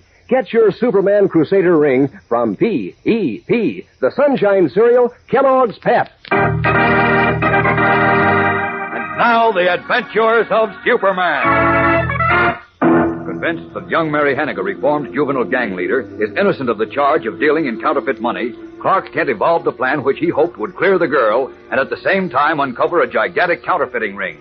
Posing as tough youngsters, Mary and Jim Olsen secured jobs with a so-called messenger service, operated by a man named Pearlie, from one of whose boys Mary had received the bogus money. But while Mary and Jimmy were out on errands, a certain Mr. Paradise appeared in Pearlie's office. He carried a copy of the Daily Blade, in which appeared a story that made Pearlie suspicious of Mary, whom he knows as Chicky, her old gang nickname. Furious, Pearlie exclaimed, Chicky will be back right away. If she's a spy, she'll get what all spies get when they're caught. As we continue now, Mary and Jimmy, unaware of what awaits them, are entering Pearlie's outer office. Biff Morgan, another young messenger, greets them. Listen. Hi, Chicky. Hello, Jim. Hi. What's cooking, Biff? Mr. Pearlie wants to see you right away, Chicky. He's in his private office. Oh, okay. Oh, wait, I'll go in with you. He just said for Chicky to go in. You stay out here, Jim, unless you want to get your ears pinned back. The boss is awful sore about something. What's he sore about? Search me. I better go in with you, Mary. Oh, I'll be all right, Jim. Can't know anything. Probably just in a hurry to get his hands on the money we collect. Oh, okay, but yell if you need me. Sure thing. Well, here goes. You want to see me, Mr. Pearlie? Yeah. Come in and close the door. Okie doke. This the girl, Pearlie? Yeah. Name's Chicky Hennig. Listen, you... Wait a minute. Get the money first. Okay. Give, Chicky. Look, what you saw at me about? You'll find out. Get up the dough you collected this morning. Oh, it's here in my handbag. 623 for the tickets we returned to the railroad stations, the steamship company, and the 7 theaters. Here you are. I'll count it later. And it better all be there. It's all there, all right. Say, What's this all about? When's the last time you were at the Daily Planet? Planet? Well, let's see, day before yesterday. Why? You didn't go back there last night after you left me? What would I want to go back to that dump for? Now I'm working for you. Just answer his questions, young lady. Well, who's the character in the striped pants, Mr. Perry? None of your business. When did you see Lois Lane and Jim Olsen last? Why, I didn't see them since I quit the paper. You're lying. I am not. You saw Miss Lane and Olsen last night. I didn't. And you gave them the phony $20 bill I gave did you. not. Let's see the bill, then. I haven't got it with me. Then you did give it to the reporters, No, I didn't, I tell you. Where is it, then? The truth, girl. I spent it. She's lying, Pearlie. I am not. Why, if I... Shut up. The newspaper story about Miss Lane and Olsen being arrested was obviously a frame to fool us and cover up for this girl. Inspector Henderson had to put out some story because the mayor and the merchants are riding him. Sure, that's the way I figure it, Mr. Pratt. Wait a minute. You say Miss Lane and Jim Olsen were arrested? Yeah. For passing counterfeit money, the paper says. And the only place they could have got that Wait. money... If Miss Lane and Jim got picked up for passing phony money, maybe they did get it from me. Now we're getting someplace. I knew she'd break down, Pearlie. Wait, will you let me finish? Wasn't the $20 you gave me last night, Mr. Pearlie? That must have been the dough Biff gave me last Saturday. Who gave you? Biff Morgan, you know. He's one of my boys. The one who brought her in. I see. Yeah. Paid me $15 he owed me on Saturday. I changed a 5 and 5 singles, so Jim Olsen for a 10 spot. I paid the other 5 to Miss Lane because I owed it to her. So if you say the phony dough had come from me, must have been the one that Biff gave me. Well, I'll be... Wait. Biff's right here. I'll find out about this. Biff, come in here. Okay. You want me too, Mr. Pearlie? Now, you answer the phone if it rings, Jim. Okay. What's up, Mr. Pearlie? When you first told me about Chicky, and I told you to get her to work for me, I gave you $15 to give her, didn't I? Yeah, that's right. I did give it to her, too. Didn't I, Chicky? Didn't I? Yeah. Shut up, Chicky. But instead of giving her good money like I told you to, you kept that for yourself and passed off the phony stuff you got for your salary on Chicky. Didn't you? Why, Didn't you? I mean... I told you the phony stuff had to be passed in stores where it couldn't be traced to us. But you double-crossed me. Now, I'll teach you, you little rat. Like this. Hey, cut it out. Lay off, will you? Cut it out. Mary, Get back to the phone, Jim. Now, Biff. Lay off, will you? Let him alone, Pearlie. I'm going to teach you. Let him alone, I said. We don't want him marked up for the police. Now, listen, boy. Yes, sir? The next time you disobey orders, you'll go into the river. And you won't come out. Understand? Yes, sir. I didn't mean nothing, honest. I just remember what I said. Now get out of here and don't come back for a week. Wait, Mr. We're short of messengers. We won't need any for a week. Get out, Biff. You won't be paid for a while to teach you a lesson. You, Chicky, and you, whatever your name is. Jim Miller. Very well, Jim. You and Chicky wait in the next room. I want to talk to Mr. Pearlie in private. Okay, kids. Outside. You, Biff, scram. I don't want to see you for a week. Okay.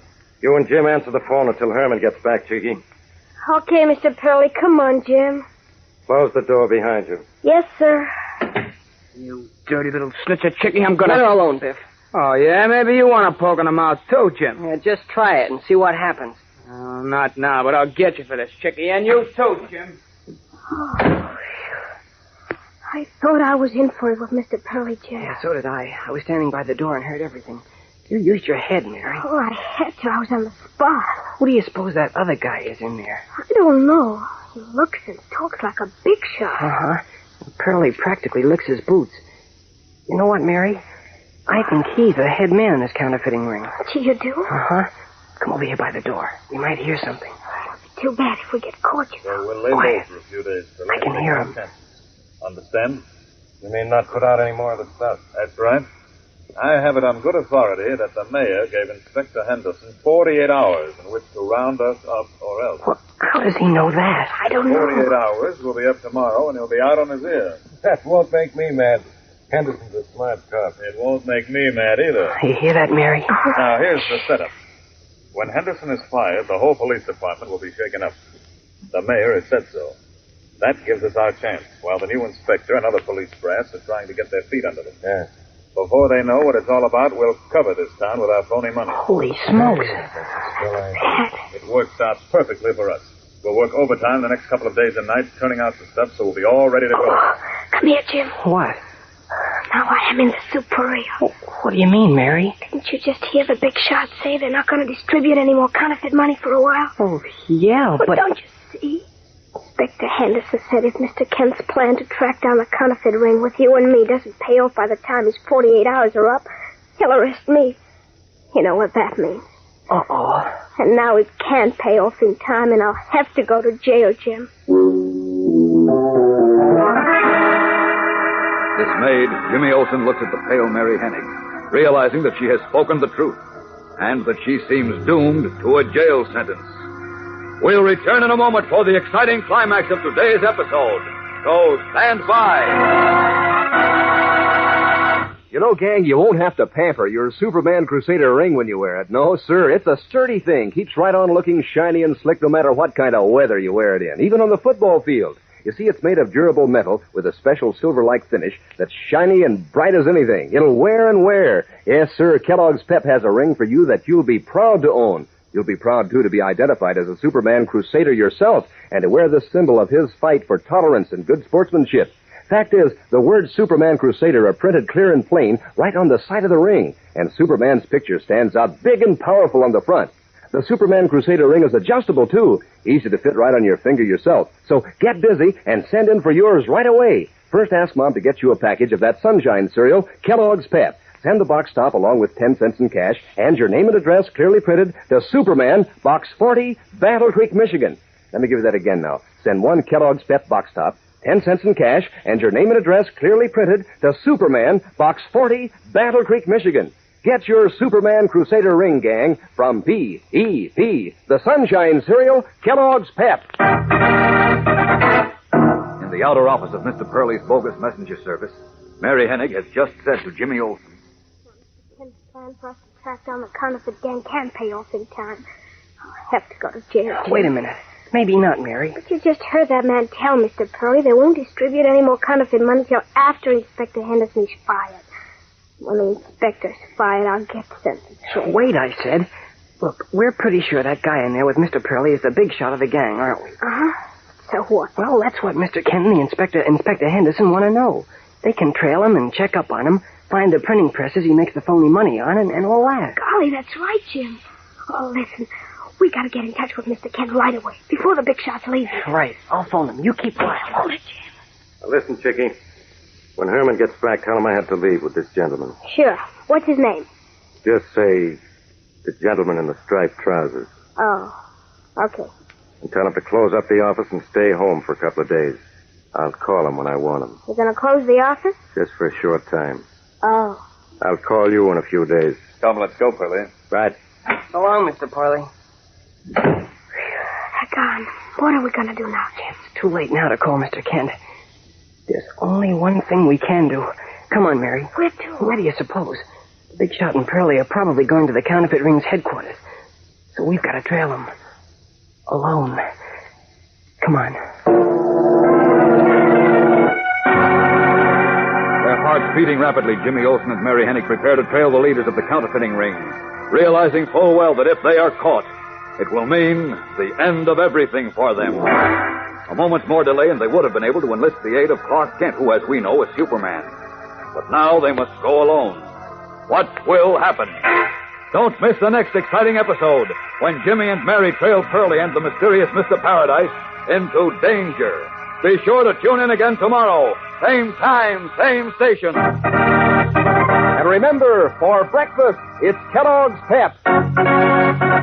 For excitement, the adventures of Superman.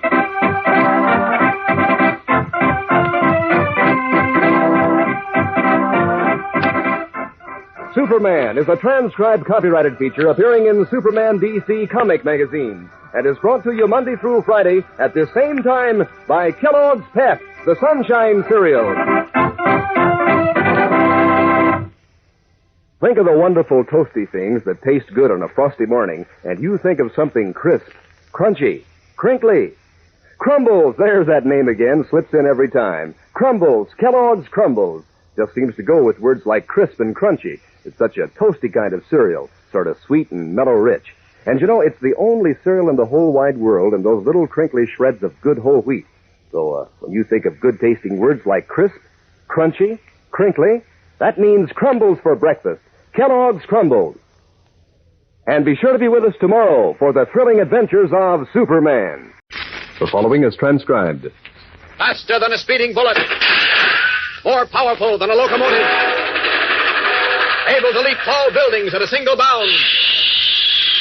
Look, up in the sky. It's a bird. It's a plane. It's Superman. Kellogg's Pep. P-E-P, Pep. Kellogg's Pep, the Sunshine Cereal, presents The Adventures of Superman.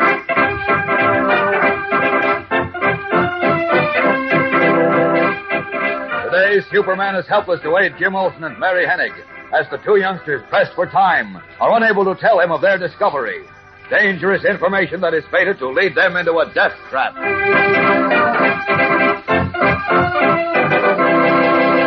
Hello there, gang. This is your pal Dan McCullough. You know, when I first heard that Jimmy Olsen and Beanie had Superman Crusader rings, and when I heard that they were giving them to the kids at Unity House as a symbol of good citizenship, I knew that every one of you fellas and girls would want to have one, too. So it's mighty swell that the Kellogg's Pep people have fixed it up so that you can have one of your own, because this Superman Crusader ring means a lot. It identifies you as a Superman Crusader, too. Shows that you're in the know about Superman's crusade for good Americans.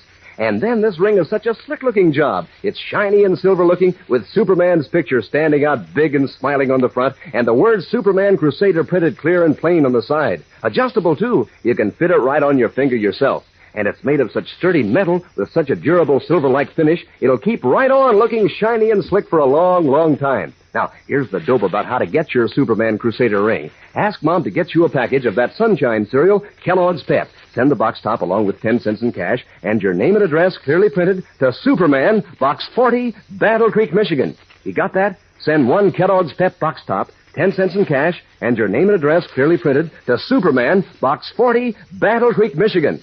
Remember, that's P-E-P, the Sunshine Cereal, Kellogg's Pep. And now, the adventures of Superman.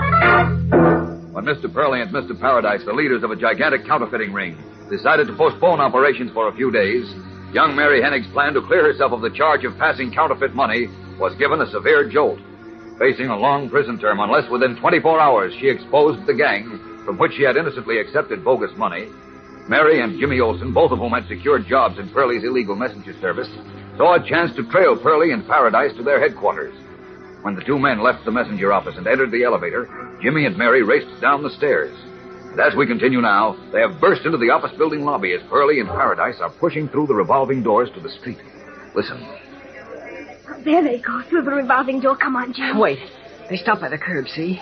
I'm trying to flag a taxi. Sure, but how Look, there's a phone booth in the lobby next to the cigar stand. I'm going to call Mr. Kent. You keep your eye on those two guys. Okay. Suppose Pearly and the big shot get in the cab while you're in the phone booth. Oh, signal me. I'll be able to see you from the booth. Well, all right. Hurry, Jim. I will. Only I've got a nickel. Yeah, I have. Here it is. I'll leave the door open a little so I can hear her.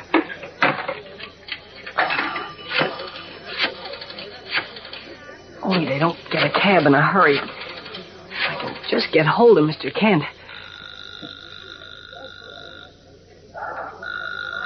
Oh, golly, please be there, Mr. Kent.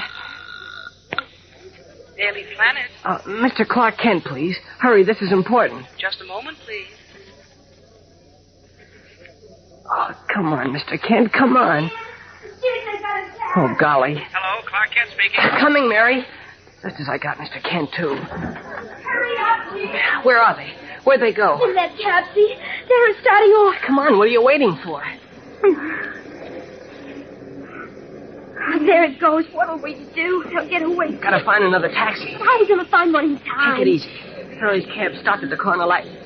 Hey, look. There's somebody getting out of the cab next door. Come on, step on it. Quick, grab it. Here we are. Get in, Mary. Where to, kid? Jim, that taxi started. I see it. Quick, driver. Follow that green checker cab up ahead. And please don't lose it. Please. I'll do the best I can, bud.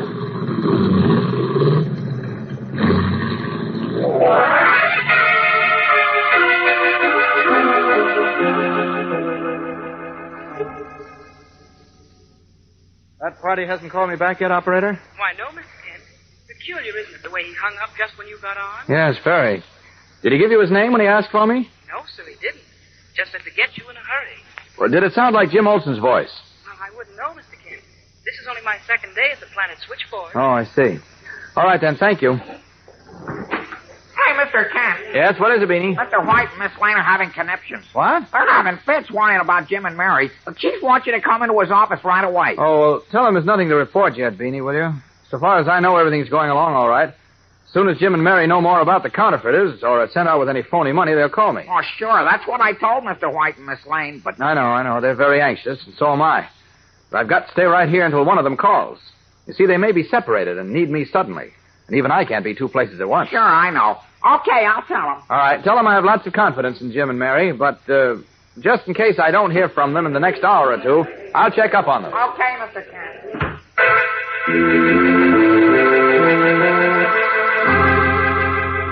As Clark Kent waits anxiously in his office, Herman, Pearlie's brutal henchman and dog-like follower, has just left the bus in front of the office building in which Pearlie's messenger service is located. As he enters the lobby, Biff Morgan darts in after him. Hey, Herman, wait a minute. I ain't got time, Biff. I gotta get upstairs, see Mr. Pearlie. Well, he ain't there. Listen. Where is he? He went someplace with a guy in a taxi, a guy in striped pants. A guy in striped pants? Yeah, I don't know what his name is, but Something must have gone wrong if he showed up here. Who's taking care of the office? Nobody. Now, will you please listen a minute? What do you mean nobody's taking care of the office? Why ain't you up there to answer the phone? On account I've been laid off for a week without pay, that's why. Oh, yeah? What'd you do? That rotten little chickie Hennig ratted on me. Chickie? What'd she have to rat about? She said I passed some phony dough on and she'd give it to some newspaper reporters by mistake. Got in the papers and Mr. Pearlie and the guy in striped pants was sore as blazes. That proves I was right. Chickie's working with the reporters and with the cops, too. I bet she is at that. I see her I've been talk... trying to tell Mr. Pearlie she's poisoned, but he won't listen to me. I would have let her have it last night if a flatfoot didn't just come along. Well, I was hanging around a pasted one myself. That's how come I seen her spying on Mr. Pearlie. Spying on him?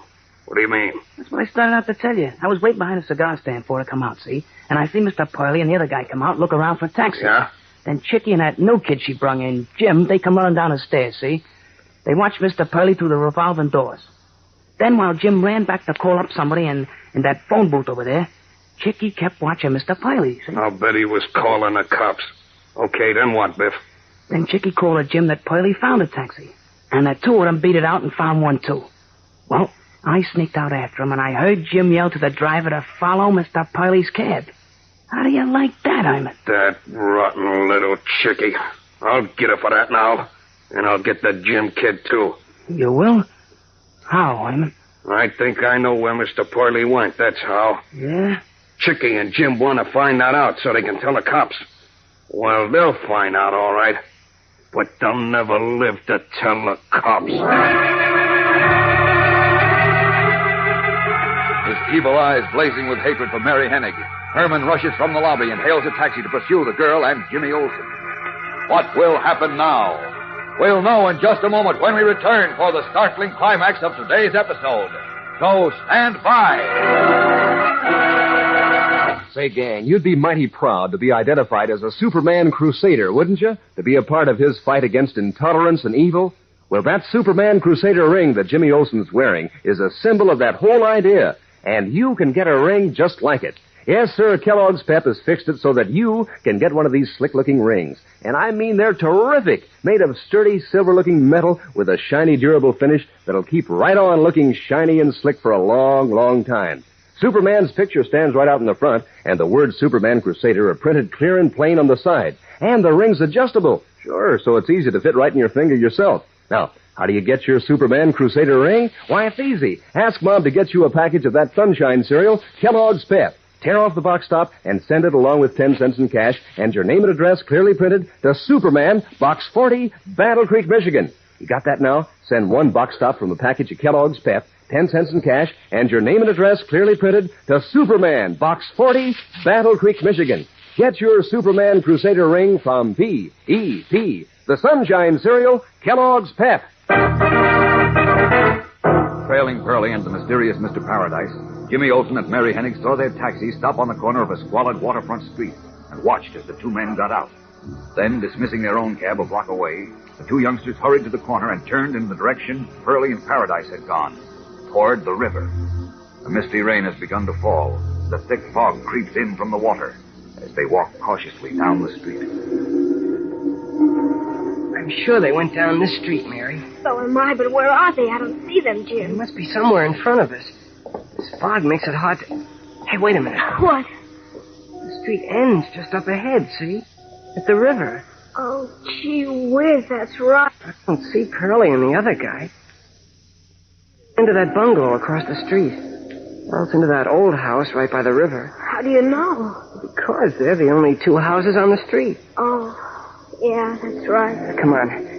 Gotta find out which house they went in. Don't make any noise.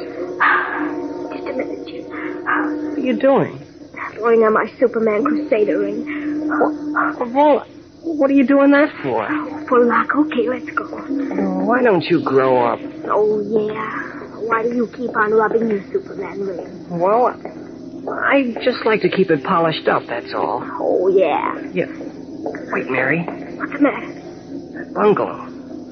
You don't think that can be the counterfeit gang's headquarters, do you? I don't know, but why not? Well, there's no glass in the windows, and the door is half off the hinges. It's just a deserted old shack. Yeah, you're right.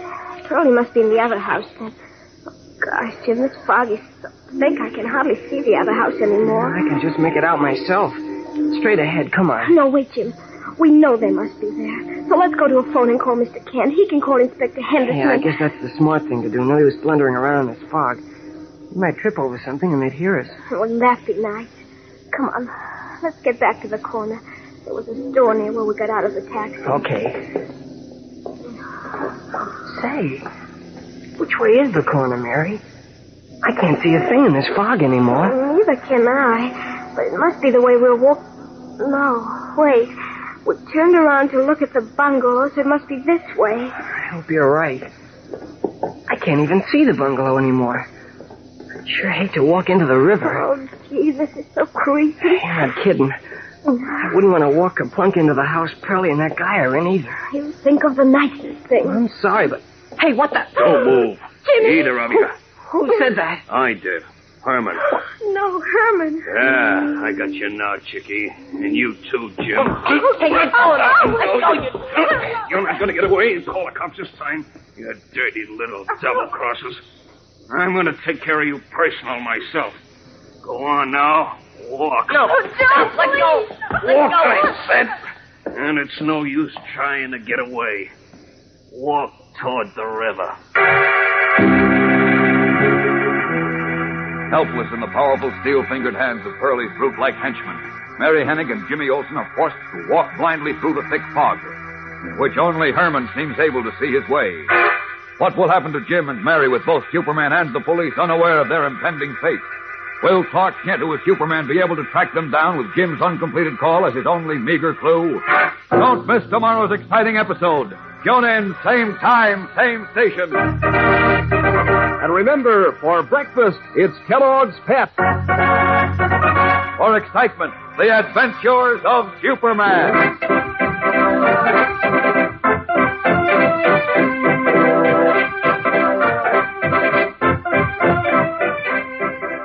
Superman is a transcribed copyrighted feature appearing in Superman DC comic magazines and is brought to you Monday through Friday at the same time by Kellogg's Pep, the Sunshine Cereal. On a shivery morning, when your first idea is to beat it down to breakfast quick, gang, that's Crumbles weather. That's when you want a toasty kind of cereal with zip and go. That's when you think of toasty words like crisp, crunchy, crinkly. Crumbles, Kellogg's Crumbles, the only cereal in the whole wide world made in those little crinkly shreds of good whole wheat. Sort of sweet and mellow rich. And so good for you. Mom knows that. So when you think of something toasty on a cold morning, think of Crumbles, Kellogg's Crumbles. And be sure to be with us tomorrow for the thrilling adventures of Superman. The following is transcribed. Faster than a speeding bullet. More powerful than a locomotive. Able to leap tall buildings at a single bound. Look, up in the sky. It's a bird. It's a plane. It's Superman. Kellogg's Pep.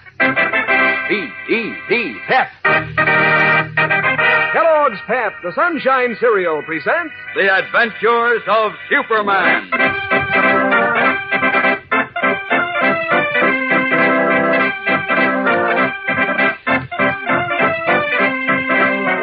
Today, while Clark Kent is pondering over his mysterious telephone call, Mary Hennig and Jimmy Olsen find themselves imprisoned in the murderous clutches of the villainous brute Herman.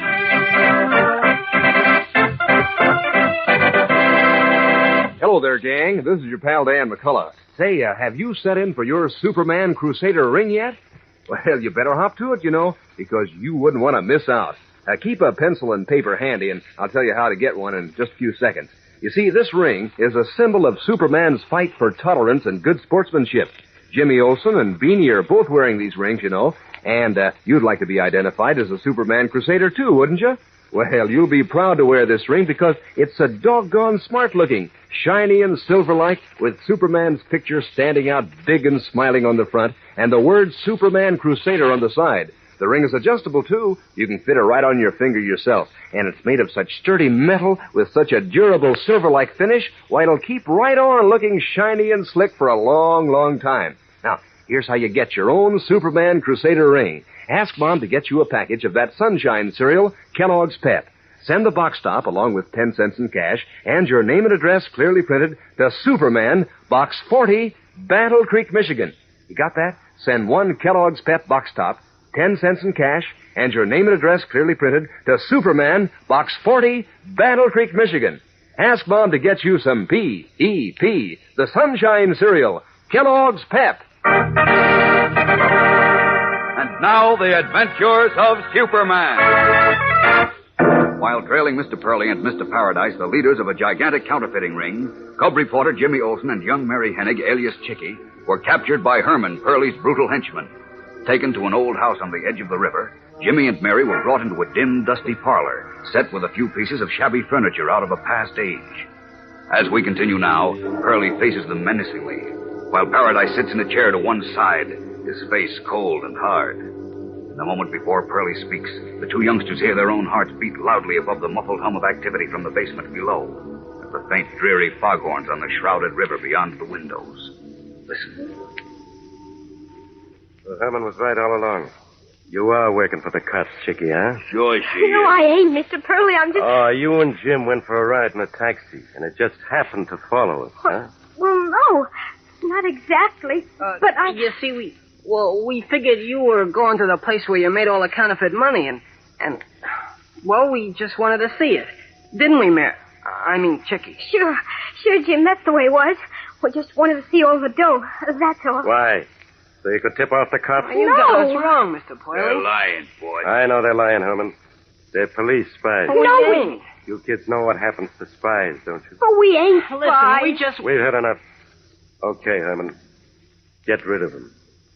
Dump them in the river. Oh, no. I've been waiting for this for a long time.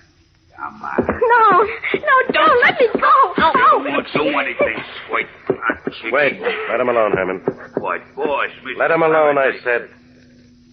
We can't finish them until we make sure of the other kid. What other kid? The one who tipped you off that Chickie and Jim were trailing us. You mean Biff Morgan? Yeah. He knows you trail those two kids here. If they disappear, the police will question Biff, and our goose is cooked. But the police don't know about Biff. Of course they know. Didn't Biff bring Chickie into work for me? Well, yeah. And if Chickie's working for the police, don't you think she told them about Biff? But I didn't. Shut up, Chickie. So we got to get rid of Biff, too, Herman. You know where to find him? Yeah, I'll find him. I know where he lives. You want me to go and finish him now, boys? No. Just find him and bring him here. We'll get rid of all three of them together. And hurry. If Chickie and Jim are missed, Biff will be picked up by the police. Don't worry. I'll pick him up first. I'm on my way. Make it snappy. Yeah, sure, boys. Okay, you punks. Get into that room. I'm going. Don't have to shove me. Yeah, and take your hands off me. I ought to shove your teeth down your throat, both of you. Oh, yeah? Yeah. Get in there. No, don't. Why, you... Shut up. And don't bother yelling for help. It won't do you any good. This room is right over the river, and the tugs and foghorns make a lot of racket. Besides... Yeah? What? There'll be a man outside this room. If you yell, he'll come in here and make you very sorry. You understand? Sure. But you better understand something, too. If you do anything to us, you'll... Oh, that's gone. What are we going to do now, Jim? I don't know. We've got to do something. Those guys mean business. Wait a minute, Mary. Oh, don't bother about the door. I heard them lock it. Locked, all right. It would take Superman to break it down. It's so thick. Let's have a look at the window. Oh, it's barred. Jeepers. It's a good 50-foot drop from here straight down to the river. Even if we could get out of the window, it wouldn't do us any good. Not unless we had a ladder. Huh? Wish for a pair of wings while you're at it. Not even a sheet we could make a line out of in this room. That doggone Biff Morgan. If he hadn't told Herman about us trailing Pearlie, everything would have been dandy. Mr. Kent and Inspector Henderson would have been here by now, and... Hey, who's dreaming now? Yeah. Well, hey, look, Mary. What, Jim? The fog's lifting a little, see? Oh. Look at all the traffic on the river. Uh-huh. Comes a tug pulling a load of boxcars. It's going to pass right below our window. A lot of good it does us. Might just as well be 1,000 miles away. I don't know. Maybe if we could attract its attention some way... You mean if we holler? Well... Oh, they wouldn't hear us in all that foghorn and stuff. Pearlie thought of that. Maybe not, but... Pearlie said if we did holler, he'd be sorry. We'd be sorry. Somebody would come and beat us up. Stop talking, Jim, will you? I'm trying to think. If we could drop a note to that tug or something... A note? Yeah. I haven't got anything to write with or on. How about you, Mary? Look in your handbag. Oh, Pearlie took my handbag, don't you remember? Oh, yeah. Jeepers, that tug is almost under us. What? Wait, I know. What are you doing, Jim? My Superman Crusader ring. There, I've got it off. But what good... I'm going to try to drop it onto the tug. Now, my handkerchief. I don't get it. What good will that do? It'll attract attention, won't it? Well, maybe, but anyway... That's what we want. Now, break this window. Somebody will hear you, Jim. Now, with this handkerchief wrapped around my fist. There. Tug's under the window now. Cross your fingers, Mary. I can just drop the ring on the tug. Here goes. Did it? Wait. No. Missed it. Oh, Jim. It landed on one of the boxcars and bounced into the river. I didn't figure on the movement of the tug. Should have dropped the ring just before the tug was right under the window. Yeah. Well, that's that. Yeah. I guess so. Well, don't feel too bad, Jim.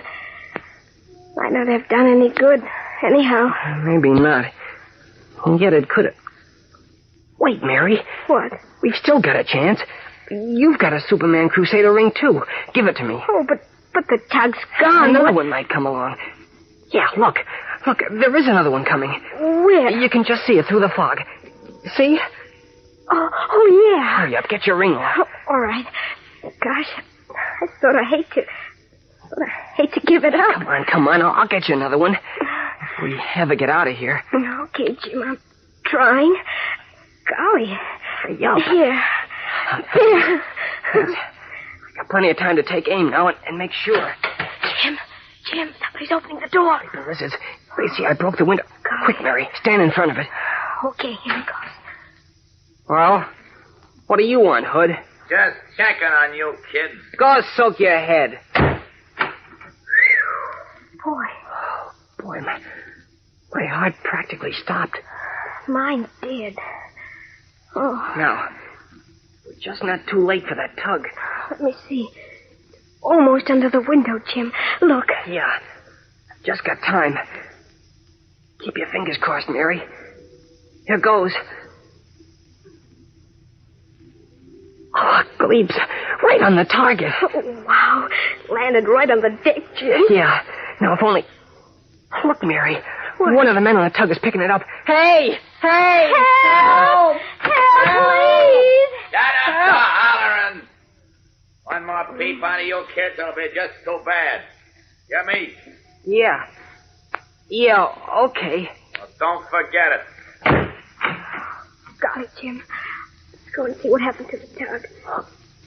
Fog's covering it. Suppose they heard it. I don't know. I don't know if the ring will do any good either. It's 1 chance in a million. All we can do now is to hope, Mary. Their hands clenched. Jimmy Olsen and Mary Hennig stared down at the fog-wrapped river, hoping that their 1 in a million chance will succeed. We'll know more in a moment when we return with the tense climax of today's episode. So stand by. Say, pretty soon now, all the fellows and girls in the gang will be wearing Superman Crusader rings, like the ones Jimmy Olsen and Mary Hennig tried to drop on the tugboat today. And you'll want to be identified as a Superman Crusader, too, because that ring symbolizes Superman's crusade for good Americans. And is it a humdinger for looks? Made of sturdy, silver-looking metal with a shiny finish that'll keep right on looking shiny and slick for a long, long time. Superman's picture stands out in the front with the word Superman Crusader printed right on the side. And the ring's adjustable, sure, so it's easy to fit it right on your finger yourself. Now, here's how you can get your own Superman Crusader ring. Ask Mom to get you a package of that Sunshine cereal, Kellogg's Pep. Send the box top along with 10 cents in cash and your name and address clearly printed to Superman, Box 40, Battle Creek, Michigan. Got that now? Send 1 box top from a package of Kellogg's Pep, 10 cents in cash, and your name and address clearly printed to Superman, Box 40, Battle Creek, Michigan. Get your Superman Crusader ring, gang, from P.E.P., the Sunshine cereal, Kellogg's Pep. As Jimmy Olsen was dropping Mary Hennig's Superman Crusader ring to the deck of the tugboat, Clark Kent, worried at the failure of his young friends to communicate with him, has gone to the office building where Pearlie's messenger service is located. As we join him now, Kent stands frowning before the closed door of the office. Funny. The office is locked and there's nobody inside. Oh, wait a minute. Here comes the porter. Oh, Porter. Yes, sir. I noticed this office, the dependable messenger service, is locked. I wanted to see the proprietor, Mr. Purley. Would you know where he is? No, I wouldn't know it. Matter of fact, I don't even know the people in that office. They just moved in. Oh, I see. Oh. Well, thanks. Thanks very much. You're welcome. More worried than ever now, Kent takes the elevator to the lobby, walks through one door to the street at the same moment that Herman, Purley's henchman, walks through another door into the lobby, his evil eyes lighting as he sees Biff Morgan lounging against the marble wall. Outside the building, Kent pauses uneasily, looks back into the lobby where Herman has now joined Biff. But Kent has never seen either of them before, and so he is unaware that as Herman and Biff emerge from the lobby and enter a taxicab, they are en route to the headquarters of the counterfeiting ring, where their arrival will spell death for Jimmy Olsen and Mary Hennig. What will happen? Monday's episode is packed with excitement and suspense, so don't miss it. Tune in, same time, same station. And remember, for breakfast, it's Kellogg's Pep. For excitement, the adventures of Superman. Superman is a transcribed copyrighted feature appearing in Superman DC comic magazines and is brought to you Monday through Friday at the same time by Kellogg's Pep, the Sunshine cereal. When you think of toasty words like crisp, crunchy, crinkly, you just naturally go right on to Crumbles, Kellogg's Crumbles. So toasty and sweet and mellow rich on a frosty morning. What a dish for breakfast. The only cereal in the whole wide world made in those little crinkly shreds of good whole wheat. And you know about whole wheat, don't you? You know it's good for you. Get your wholesome whole wheat in crisp, crunchy, crinkly Crumbles, Kellogg's Crumbles. And be sure to be with us on Monday for the thrilling adventures of Superman. This is Superman, gang. I want to remind you that tomorrow is Election Day, a mighty important day to every good citizen. Now, of course, you can't vote until you're old enough. But here's something you can do. Help make sure your mother and father can get out to vote. You could help with the dishes or around the house, run errands, and show your parents that you're interested, too, in the right and duty of every American citizen to cast his vote on Election Day. Faster than a speeding bullet. More powerful than a locomotive. Able to leap tall buildings at a single bound. Look, up in the sky. It's a bird. It's a plane. It's Superman. Kellogg's Pep. P-E-P, Pep. Kellogg's Kellogg's Pep, the Sunshine Cereal, presents The Adventures of Superman.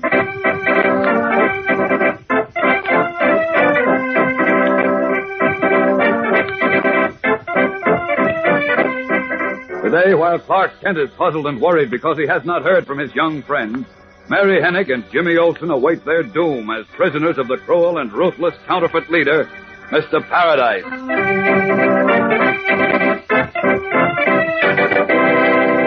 Hello there, gang. This is your pal Dan McCullough. You know, no fellow or girl wants to miss out on a good thing. So when all your friends are wearing Superman Crusader rings, and since Jimmy Olsen and Beanie are so proud of theirs, well, you're sure to want one, too. That's why Kellogg's Pep fixed it up for you to get one. And are you going to be proud of your Superman Crusader ring? First off, it makes you a part of Superman's crusade for good Americans. And then you're going to feel like strutting around when you wear your ring. I mean, it's a humdinger made of sturdy silver-looking metal with a shiny, durable finish that'll wear and wear, look shiny and slick as anything. Superman's picture stands right out in the front, and the words Superman Crusader are printed clear and plain on the side. And the ring's adjustable, sure, so it's easy to fit right in your finger yourself. Now, be sure you're not the only one in your gang without a Superman Crusader ring. Ask Mom to get you a package of that Sunshine cereal, Kellogg's Pep, and the box top along with 10 cents in cash, and your name and address clearly printed, the Superman, Box 40, that's 40, Battle Creek, Michigan. You got that now? Send one box top from a package of Kellogg's Pep, 10 cents in cash, and your name and address clearly printed to Superman, Box 40, that's 40, Battle Creek, Michigan. That's B-E-P, the Sunshine Cereal, Kellogg's Pep. And now, the adventures of Superman. As you remember, Jimmy Olsen and young Mary Hennig, cub reporter and copy girl respectively for the Daily Planet, were captured while trailing the leaders of a dangerous counterfeiting ring. Imprisoned in a house on the river, Jimmy and Mary were told that they would be done away with as soon as Biff Morgan, a boy in the employ of the gang, was brought in to die with them because he knew too much. Jimmy managed to drop Mary's Superman Crusader ring to the deck of a tug steaming by in the river, hoping it might serve as a clue to their whereabouts. But his shouted attempts to call attention to the ring were apparently unheard in the noise of the river traffic. As we continue now, Herman, a murderous henchman of the gang, is in a taxicab with Biff Morgan, who is unaware that he is on his way to his death. Listen. I'm sure glad Mr. Pearlie wants you to come back to work for him, Herman. I can use some easy money. What are you laughing about? Nothing, Biff. Nothing at all. Come on, let me in on the joke. Yeah, you dumb kids, what you get for easy money, you hand me a laugh. What do you mean? I don't mean anything. Oh. Hey, look, tell me, is Mr. Pearlie taking me back on account of I tipped you off about Chicky and Jim trailing him, huh? Yeah, I guess so. I thought so. How'd you like that little tomato trailing up boy? I knew from the start she was a double-crosser. But now when I get my hands on her, she's going to be sorry she was ever born. When you get... You mean you didn't catch her? Sure I caught her. And her sneaky friend, Jim, too. Then why do you say when you get your hands on her? Because the big shot wouldn't let me finish touch him until we got you, too. Until you got me? I mean, until we got you to do something first. Yeah, like what? Special little job. Mr. Pearlie will tell you about it. Oh, I get it. Hey, driver, what you stopping here for? Red light, Mac. Oh. Listen, Mr. Pearlie gonna do to Chicky and Jim? What do you suppose? Hey, look, he ain't gonna What kill do you them. suppose we're gonna do with those little rats, huh? Turn them loose and let them tell the cops all they know? Oh, no, I suppose you can't do that, but Nuts. Dopey kids who go for the easy dough always get it in the neck sooner or later anyhow. Like you're gonna find out. I'm gonna find out. Hey, what do you mean, Herman? Oh, nothing. Now what are we stopping for? Oh, looks like a traffic jam. Metropolis Bridge is up, Mac. Oh, yeah. Look, Herman, you can see the smokestacks of some big ship in the river. Where? Over there. Yeah, all I see is fog over the river. Oh, yeah. It's a big one, all right. Looks like we'll be stuck here a good 10 minutes. Well, how do you like that? Just when I'm in a hurry to get this job done. As Herman scowls over the fact that his 3 young victims are granted an additional 10 minutes of life, Clark Kent is in the office of Perry White at the Daily Planet.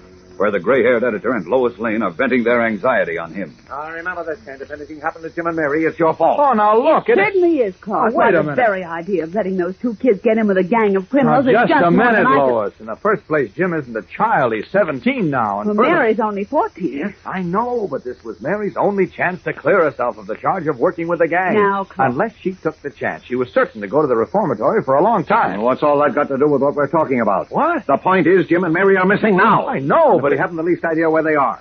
Nor have we any way of finding out. If we could only find that man Pearlie, he knows where they are. Yes. Can't understand why he closed his messenger office. We know he distributes the counterfeit money through there. Yes, but he didn't wouldn't... return to his office since I was there a little while ago either. Inspector Henderson posted a man there who promised to call me if anyone showed up at the office. Well, what I'm afraid of is that the counterfeiters must have discovered who they were. So they closed that messenger office, and now Jim and Mary... Oh, don't say it, Chief. I'll take it. No, Never I'll mind, take never it. mind. I can answer my own phone. Very White speaking. Oh? Oh, Nichols. Who? Oh, it must be Harvey Nichols, the new young reporter we took on. I thought it might be something about Jim and Mary. Yeah. Talk to the city So editor. did I. I said talk to the city editor. I haven't time to be bothered with any routine stories right now.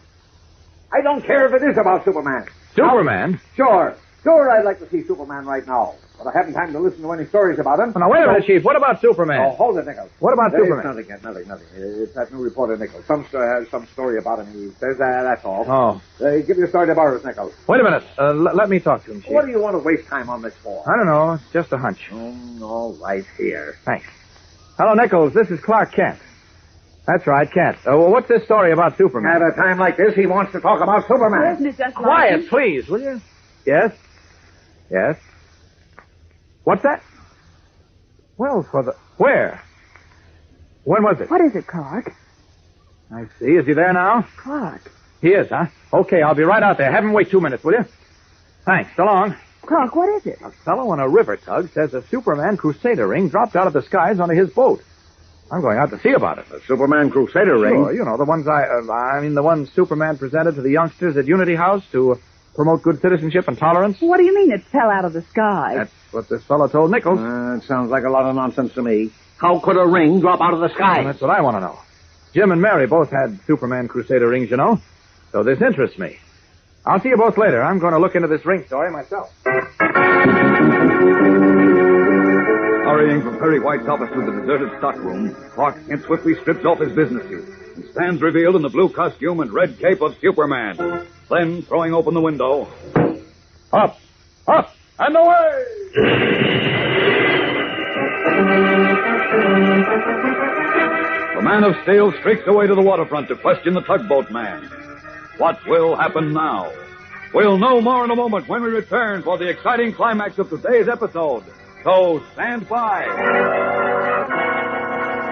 Say, gang, how'd you like to join up with Superman in his fight for tolerance and good sportsmanship and wear a Superman Crusader ring? Jimmy Olsen and Mary have them, you know, and Superman's already on the trail of the one that Jimmy dropped on the deck of that tugboat.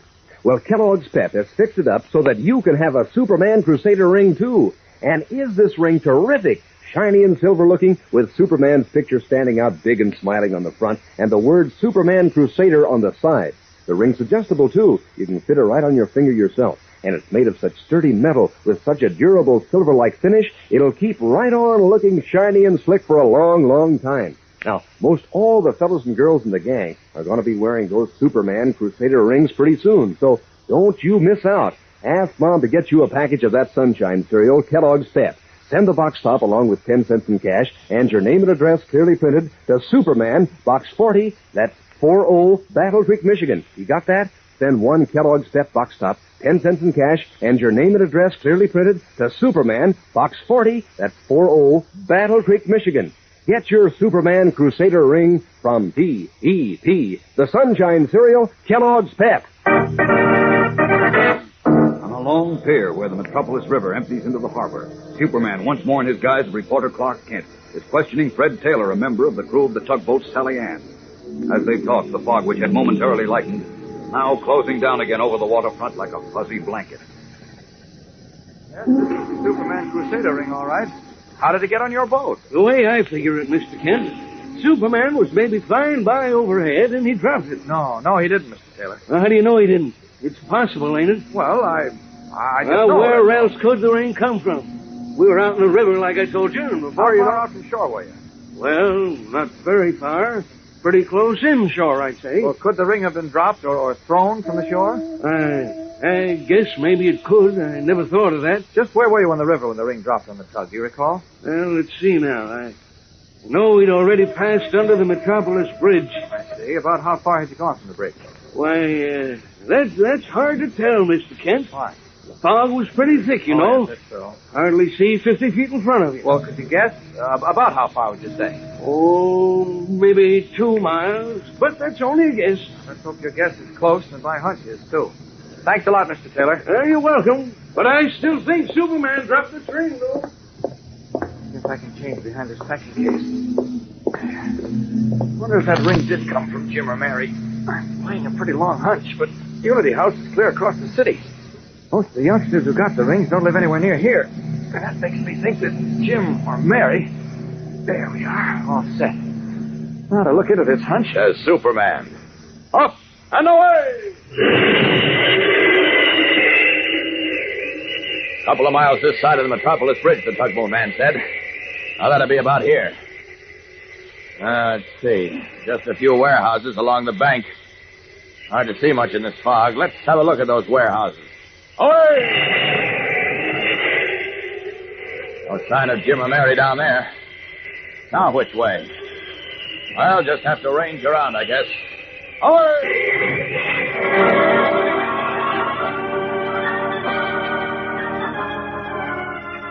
Handicapped by the thick fog, Superman is forced to slacken his rocket-like speed as he searches above the riverbank for Jimmy Olsen and Mary Hennig. And 10 long minutes go by without result. Meanwhile, Herman has arrived at the headquarters of the counterfeiting gang with young Biff Morgan, accompanied by Mr. Purley and gripping Biff by the arm. Herman unlocks the door of the room in which Jimmy and Mary are imprisoned, then snarls at them. All right, you dirty little double-crossers. This is the end of the line for all three of you. What will happen now as Superman, searching almost blindly through the thick fog, begins to fear that his hunch was false? Is this really the end for Jim and Mary? Tomorrow's exciting episode tells the story, fellows and girls, and incidentally brings a most shocking beginning to a new and exciting Superman adventure. So don't miss it. Tune in, same time, same station. And remember, for breakfast, it's Kellogg's Pep. For excitement, the adventures of Superman.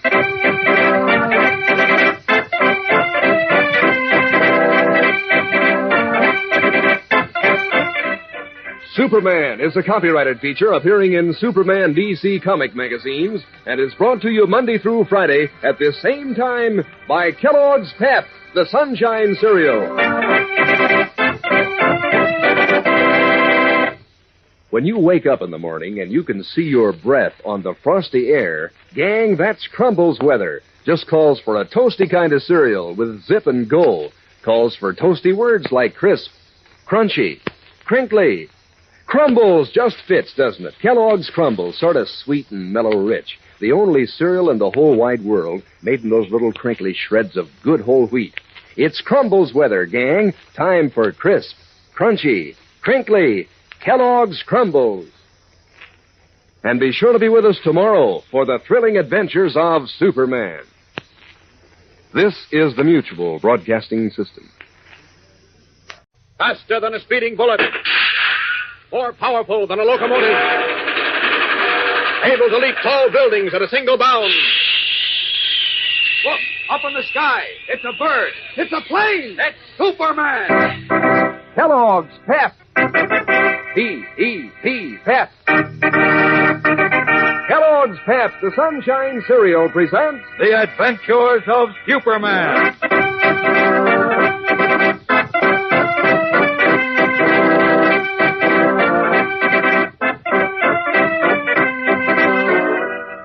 Today, while Superman, on a hunch, rushes to the Metropolis riverbank in search of Jimmy Olsen and Mary Hennig, the cruel and ruthless villains issue their heartless ultimatum to the brave youngsters.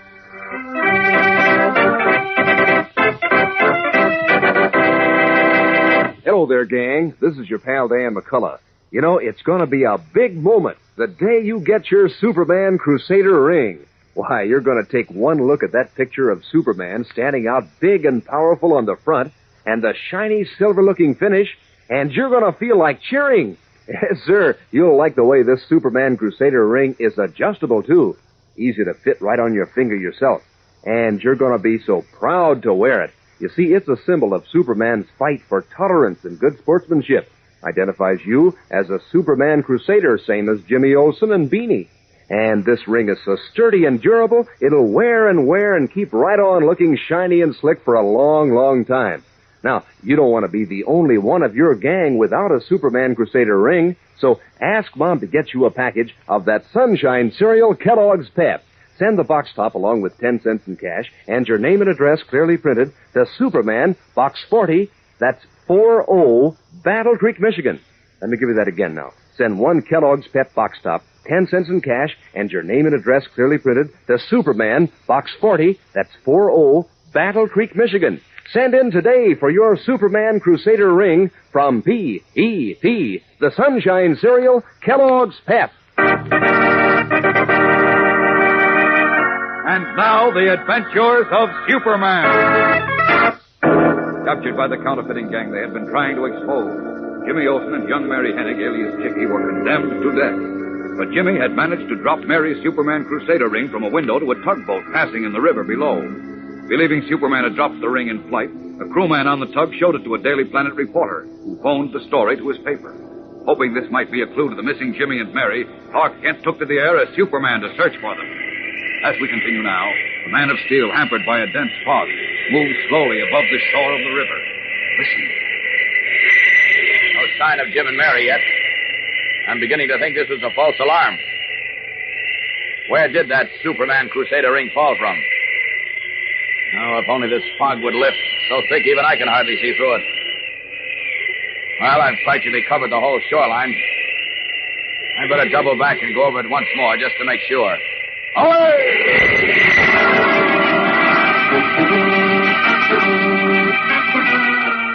Bearing in midair, Superman gropes his way back through the shroud-like mists, hoping against hope that his search will not be in vain. Meanwhile, at the counterfeiter's hideout, a house on the river, Jimmy, Mary, and Biff Morgan, their hands tied, have been taken to the roof by Pearlie and his brutal henchman, Herman, and have been forced to the very edge of the roof, which overhangs the fog-wrapped river below. An evil smile on his face. Herman points a revolver at them as Pearlie looks on, obviously enjoying Jim's attempt to frighten him with brave talk. I'm warning you for the last time not to go through with this, Pearlie. Because Inspector Henderson knows Mary and I went to work for you, and so does Mr. Kent. Is that so? Yes, and if anything happens to us, they'll know who did it. They won't be able to prove a thing.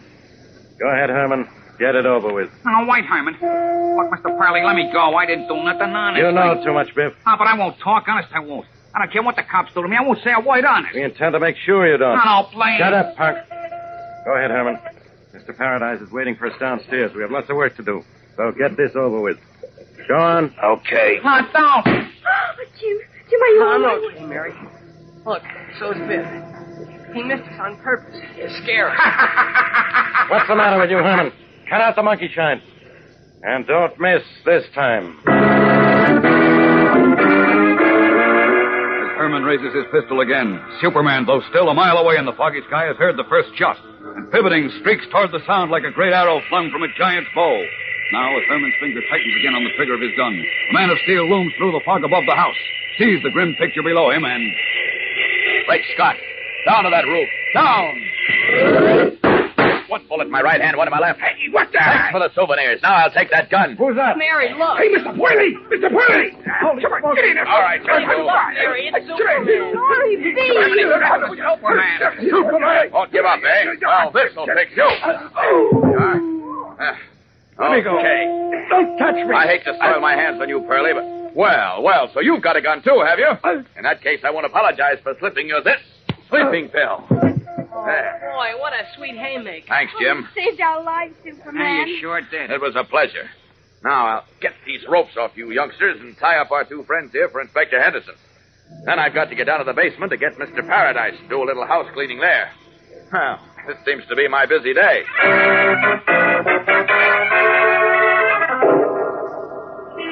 Daily Planet Extra, Superman Sounds a huge counterfeiting gang. Read all about it in the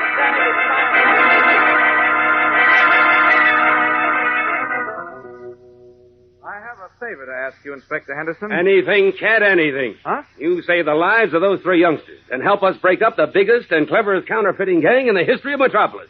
Which, incidentally, saved my job. So just I did all that? Of course you did. Well, now, look, You figured out that Jim or Mary must have dropped the Superman Crusader ring to the tugboat, and you contacted Superman. I thought you knew. I thought you'd found out. I'd found out what? Nothing, Inspector, nothing. Well, as I started to say, Kent, if not for you, Jim and Mary would be in the river now, and I'd probably be back pounding a beat. Because, as you remember, the mayor gave me just 48 hours to get those counterfeiters behind bars or else. Well, yes, I know, So if there's anything I can do for you, Kent, just speak up. Now, what's this favor you wanted? Well, it's about Biff Morgan. Oh, that little hoodlum? Uh-huh. Well, you don't have to worry about him. Why? He'll be out of circulation for a long time in the state reformatory. Well, that's just it, Inspector. I think Biff has learned a lesson he'll never forget. He had no idea when he first tied up with Pearlie that he'd be involved in an attempted murder. None of these delinquent kids do when they decide to go after easy money, Kent. Yeah, they think they're smart, but their parents and the police are dumb. Sure, but when they're caught, as they are in 99 cases out of 100, they start whining and alibi that they didn't know what they were doing. Yes, I know that, Inspector. Yeah, it's like saying you didn't know the gun was loaded after killing somebody. But you see, Biff comes from an unfortunate home, Inspector. His father's dead and his mother works. Makes it nearly impossible for her to pay much attention to him. Well, I'm sorry, Kent, but I can't ask the court to go easy on Biff. Why? He deliberately went bad, and he's got to learn that it doesn't pay off. But he did learn, Inspector. Well, a term in a house of correction will drive the lesson home. I don't know. What's more, he's got to pay for what he did. Why, it's only a miracle that Jim and Mary weren't killed, and if they had been, Biff would have been tried as an accessory to their murder. Can't you see that? Yeah, I guess you're right, Inspector. Sure. I'll try to see that Biff gets a chance to start fresh after he serves his time, though. Fine, and I'll be glad to help. Okay, thanks. Well, Jim and Mary are waiting outside to hear the news, so I'll pick them up and get back to the Daily Planet. Thanks for everything, Inspector. Thank you, Kent. Oh, and incidentally, here's a bit of good news you can pass on to Mary. Oh, what's that? The department appreciates what she did in this case, and I think, I think we can arrange to have her probation lifted. Hey, that's wonderful, Inspector. I'll tell Mary right away. So long. So long, Kent.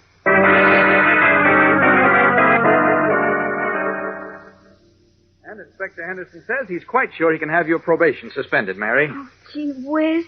Do you think he can, Mr. Kent? Yes, I do. Oh, boy, that's wonderful, Mary. Oh, it sure is. Now, if only... If only what? Well, I ought to be thankful for all the good luck I've had today, and I am really, but... Well, I just wish I had my Superman Crusader ring back, too. Gosh, I've forgotten my ring is gone, too. Don't you worry about it, Jim, or you either, Mary. I'll see that you get new rings. Now, come on, we've got to get back to the office.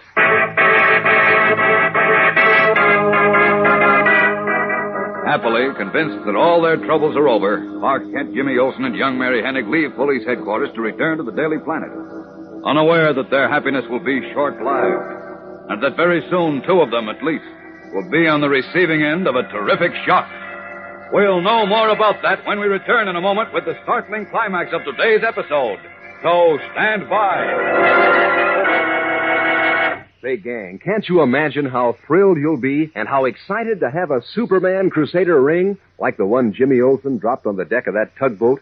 Yes, sir, you'll be mighty proud. Because this Superman Crusader ring is the symbol of Superman's crusade for good Americans. Shows that you're a Superman Crusader, too, along with all the thousands of fellows and girls who've already written in. And is Pep's Superman Crusader ring terrific? Why, it's shiny and silver-looking, with Superman's picture standing out big and smiling on the front, and the word Superman Crusader right on the side.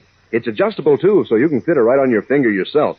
And it's made of such sturdy metal with such a durable silver-like finish that it'll keep right on looking shiny and slick for a long, long time. So don't miss out, gang. Ask Mom to get you a package of that Sunshine cereal, Kellogg's Pep. Send the box top along with 10 cents in cash and your name and address clearly printed to Superman, Box 40, that's 40, Battle Creek, Michigan. You got that?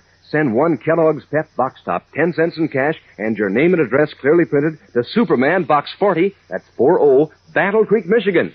Send in today for your Superman Crusader ring from P.E.P., the Sunshine Cereal, Kellogg's Pep. It is several days later when Jim Olsen, returning to his desk in the Daily Planet city room, finds Beanie Martin, head copy boy, standing with his eyes on his wristwatch and a sealed envelope in his hand.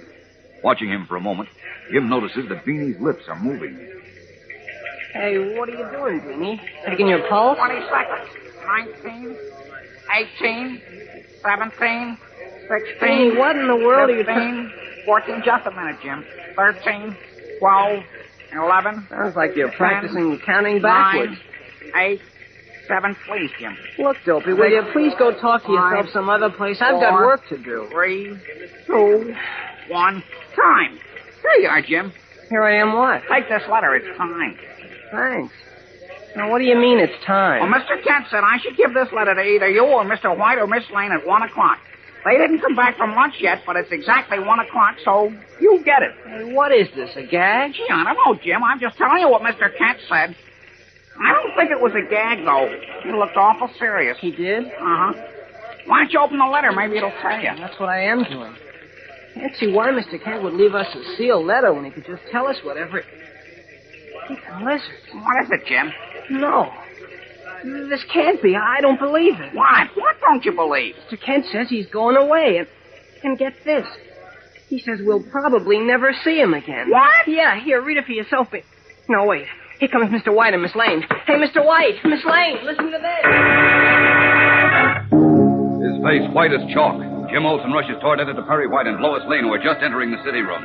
With the startling letter from Clark Kent held in his shaking hands, Jim gasps. Jeepers, look at this.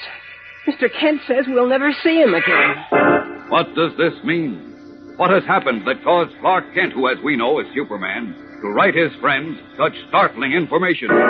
We'll know more tomorrow, gang, when we begin a brand new Superman story. The most amazing and exciting story you've ever heard. So don't fail to be with us when we read Clark Kent's startling letter and this new adventure gets underway. Be sure to tune in tomorrow. Same time, same station. And remember, for breakfast, it's Kellogg's Pep. For excitement, the adventures of Superman.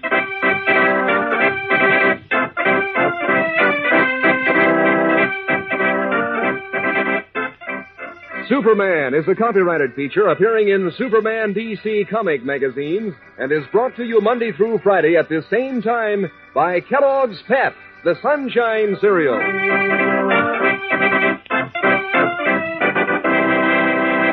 Say, what goes with the kids in other countries? What do they look like and how do they dress? Well, Kellogg has the answer with the cutouts on packages of Kellogg's Crumbles. And the kids in your family will have a swell time with these dolls of all nations, cutting them out and changing their costumes and collecting all 6 countries in the series, like Norway and Holland and China. 2 cutout dolls to every package, you know, and they're dressed like the real thing. That's dolls of all nations on packages of Kellogg's Crumbles. And be sure to be with us tomorrow for the thrilling adventures of Superman. This is the Mutual Broadcasting System. Faster than a speeding bullet. More powerful than a locomotive. Able to leap tall buildings at a single bound. Look, up in the sky. It's a bird. It's a plane. It's Superman. Kellogg's Pep. P-E-P, Pep.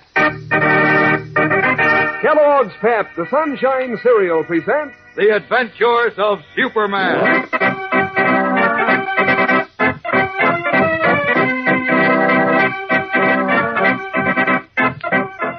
Today, Clark Kent stuns the whole Daily Planet staff with a bewildering and mysterious letter, which says that he's going away and they'll never see him again.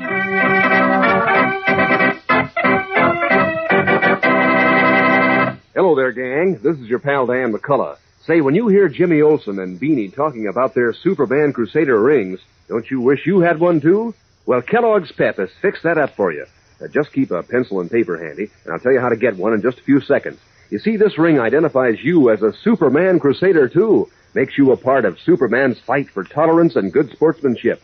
And for looks, well, this ring is really terrific. Made of sturdy silver-looking metal with a shiny, durable finish that'll keep right on looking shiny and slick for a long, long time. Superman's picture stands right up in the front, and the words Superman Crusader are printed clear and plain on the side. And the ring's adjustable, so it's easy to fit right on your finger yourself. Now, all your friends are probably going to be wearing a Superman Crusader ring, so don't you miss out. Ask Mom to get you a package of that Sunshine cereal, Kellogg's Pep. Send the box top, 10 cents in cash, and your name and address clearly printed to Superman, Box 40, that's 40, Battle Creek, Michigan. You got that now? Send one Kellogg's Pep box top, 10 cents in cash, and your name and address clearly printed to Superman, Box 40, that's 40, Battle Creek, Michigan. And gang, you better hurry. Send for your Superman Crusader ring today from P.E.P., the Sunshine Cereal, Kellogg's Pep. And now, the adventures of Superman. Shortly after Clark Kent as Superman rescued cub reporter Jim Olsen and young Mary Hennig from death at the hands of the gigantic counterfeiting ring headed by Mr. Pearly and Mr. Paradise, a startling thing occurred in the office of the Daily Planet. Returning from lunch one day, Jim was handed a sealed letter by Beanie Martin, head copy boy, who said that Clark Kent had left it with instructions to give it to either Jim, Editor White, or Lois Lane at exactly 1 o'clock. The young reporter opened the envelope, read the short letter, and turned pale as a ghost. At that moment, Perry White and Lois entered the city room. Rushing to them, Jimmy gasped, Listen, Mr. White and Miss Lane. Mr. Kent went away and... Well? Where did he go? I don't know. But he left this note, in which he says we'll never see him again. As we continue now, Perry White, followed by Lois, has pushed Jimmy into his office. Closing his door, the gray-haired editor demands... Now, Olsen, you stop gibbering. Tell us what you're talking about. Yes, what's this nonsense about our never seeing Clark again? That's what he says in this letter. Here, see for yourself. Let me see, Jim. Oh, golly. This is terrible. Will you pull yourself together, Olsen? Gee whiz, how can I when Mr. Kent went away? Good heavens. Listen to this, Chief. Yes?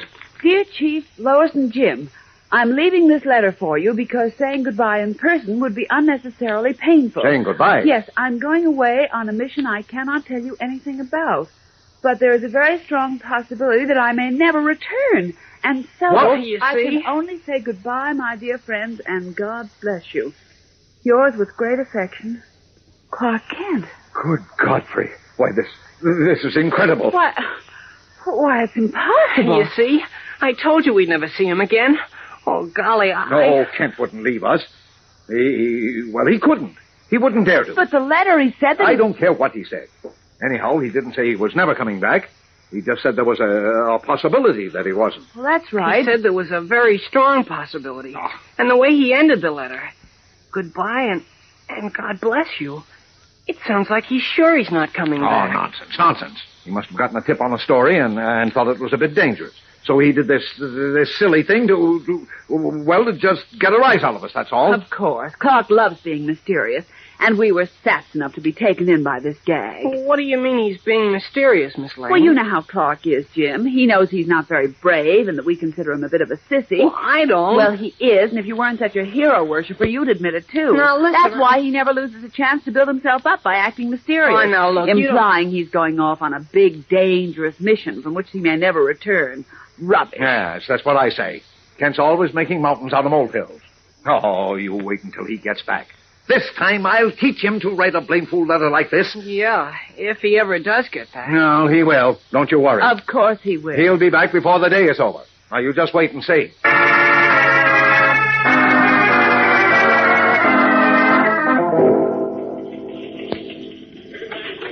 Mr. White? What is it, Olsen? Come in. Close the door. Yes, sir. I was wondering, it's after 7 o'clock. Have you... No, I haven't. You haven't what? I haven't heard from Kent. That's what you were going to ask me, wasn't it? Yes, sir. You say you haven't heard from him? Didn't I just tell you I haven't? And if you don't stop coming in here every 15 minutes to ask me the same question, I'll fire you. Now go away. I've got work to do. But you said you were sure Mr. Kent would be back before the day was over. Well, it's not over yet, is it? Well, it's 5 minutes after 7. Well, Kent will be back before morning, then. No, it's morning. Before it was... He'll be back, I tell you. I'm not worried, and I don't intend to let you worry me. I'll get out of here. Beat it. Good night. I'll see you in the morning. And Kent, too.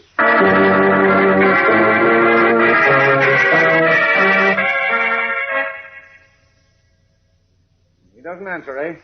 Okay, Miss Backrack. Try again in half an hour. No luck, Chief? Still no answer at Kent's apartment, Lois. Gee, that's odd. Gee whiz, I'm really getting worried now. I think we ought to call Inspector Henderson, Chief. Oh, stop it. Stop it, Olson. I tell you, Kent's all right. That letter from him was just a gag. He's on some story, and he'll be back before tonight. Now, you see if he isn't. Well, that's what you said yesterday. That's right, Chief. Well, he'll be back by tonight, I tell you. Now, get back to work, both of you.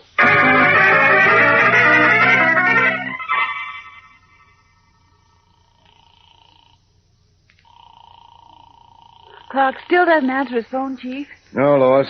No use ringing any more this evening. This is beginning to look awfully bad. Oh, nonsense. I'll try him again before I go to bed tonight. He certainly ought to be back by then. I hope so. I'm starting to get a bit worried. Now, don't you go acting like Jim. Kent's a big boy. He can take care of himself. I'm willing to wager he'll be back before morning.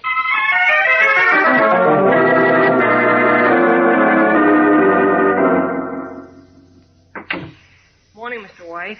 Morning, Miss Lane. Morning. Good morning, Jim. Look, is there any word yet from... No, not yet. Holy mackerel. How long is this going to go on? Yeah, it's going on long enough. Now, look, Lois. You and Jim go over to Kent's apartment. Get the building superintendent to let you in. Okay, Chief. Come on, Jim. Oh, what for? I just tried to phone Mr. Kent again, but he doesn't answer. Never mind. Now, you do as I say. Have a look around there and report to me. Now, go on. Get going. You think we may be able to pick up a lead to where he went at his apartment? Well, that's what we're hoping. Come on, Jim. Let's go.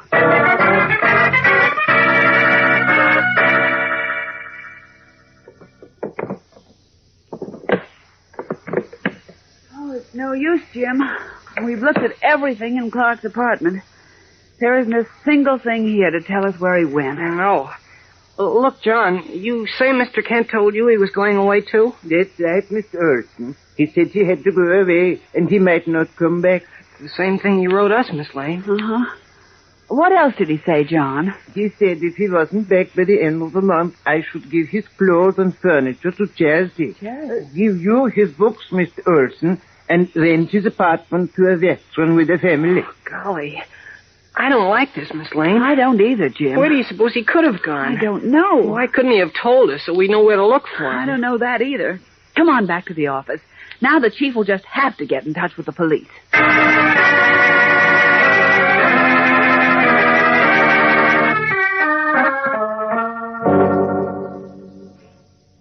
I can't understand this. Kent's been gone a whole week. We can't find him. The police can't find him. Candy Myers can't find him. Nobody can find him. Oh, where in blazes is he? If we only knew. If we only had an idea what this mission is that he mentioned, we could do something. No, stop saying if. Kent never did anything like this before. I know. That's why I'm so worried. It seems so unreasonably stupid for him to do a thing like this. But Kent's got a good head on his shoulders. That's why I can't understand his disappearing like this. The phone. Maybe that's Inspector Henderson. With news, I hope. Very White speaking. Mr. White, this is Dr. Millison. Who? Dr. John Millison of Metropolis University. Is it Inspector Henderson? No, quiet, Olson. Oh, yes, Dr. Millison. Dr. What Millison? can I do for you? Why, he's the famous scientist, Jim. I thought it was about Mr. Kent. Oh, yes. I'll be here for another hour or so, but... I wonder if I might come over to see you on a matter of very grave importance. Why, I suppose so, if it's really important. Well, I don't mean to sound uncordial, but I'm rather upset just now. You see, one of my reporters, Clark Kent... has disappeared. Yes. Yes. How did you know? I happen to know a good deal about Mr. Kent's disappearance. If you'll wait a few minutes, I'll be right over and tell you about it. You bet I'll wait. Hurry, Dr. Millison. For heaven's sake, hurry.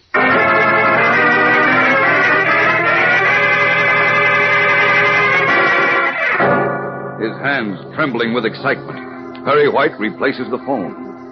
What does Dr. John Millison, the famous scientist, know about Clark Kent's strange disappearance? We'll find out in just a moment when we return to join Millison and our friends at the Planet. So stand by. Say, don't put it off, gang. Get busy and send for your Superman Crusader ring today, because there are only a few days left, and you wouldn't want to miss out on identifying yourself as a real Superman Crusader. No, sir. Don't be the only one in your gang without a Superman Crusader ring.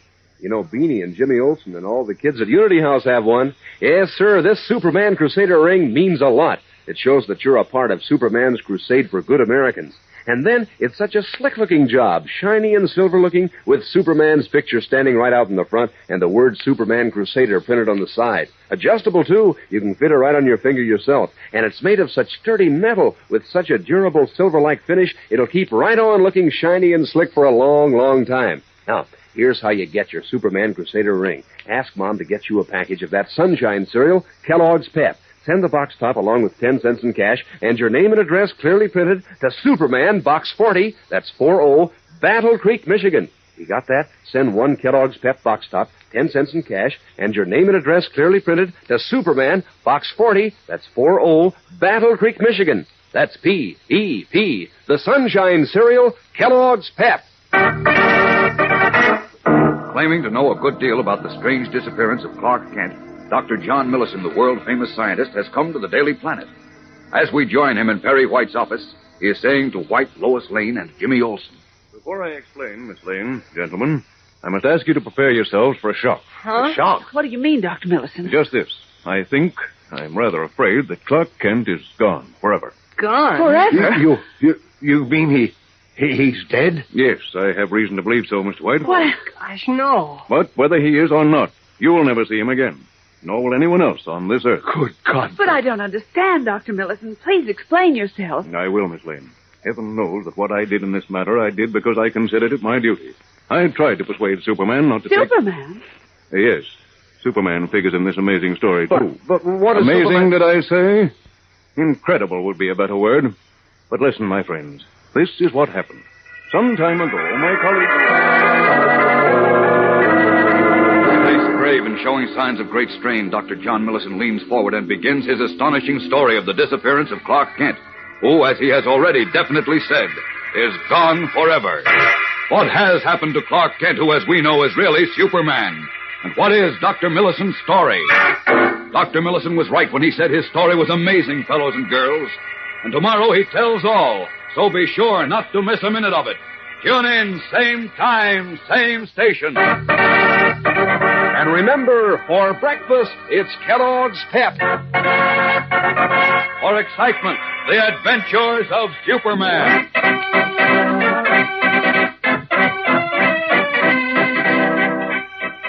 Superman is a copyrighted feature appearing in Superman DC comic magazines and is brought to you Monday through Friday at this same time by Kellogg's Pep, the Sunshine cereal.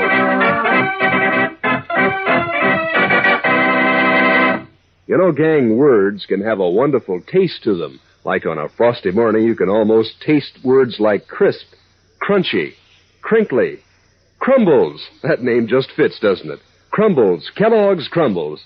Just seems to go with words like crisp and crunchy. It's such a toasty kind of cereal, sort of sweet and mellow-rich. And you know, it's the only cereal in the whole wide world in those little crinkly shreds of good whole wheat. Crisp, crunchy, crinkly, crumbles for breakfast, Kellogg's Crumbles. And be sure to be with us tomorrow for the thrilling adventures of Superman. This is the Mutual Broadcasting System. Faster than a speeding bullet. More powerful than a locomotive.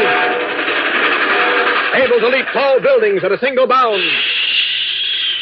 Look, up in the sky. It's a bird. It's a plane. It's Superman. Kellogg's Pep. P-E-P, Pep.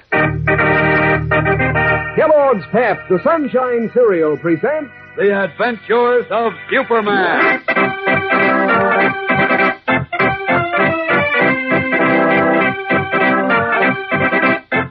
Today, while Clark Kent's colleagues and friends worry about his continued disappearance, the great scientist, Dr. John Millison, confronts them with the astounding and startling news that Kent is gone forever.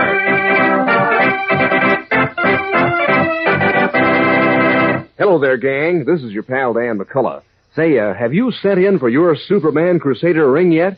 You can get one, you know, and you'll be proud to wear this symbol of Superman's fight for tolerance and good sportsmanship. And is this ring terrific? Shiny and silver-looking, with Superman's picture standing right out big and smiling on the front, and the word Superman Crusader on the side. That's to identify you as one of the Superman gang. And you know, this ring is adjustable, too. You can fit it right on your finger yourself.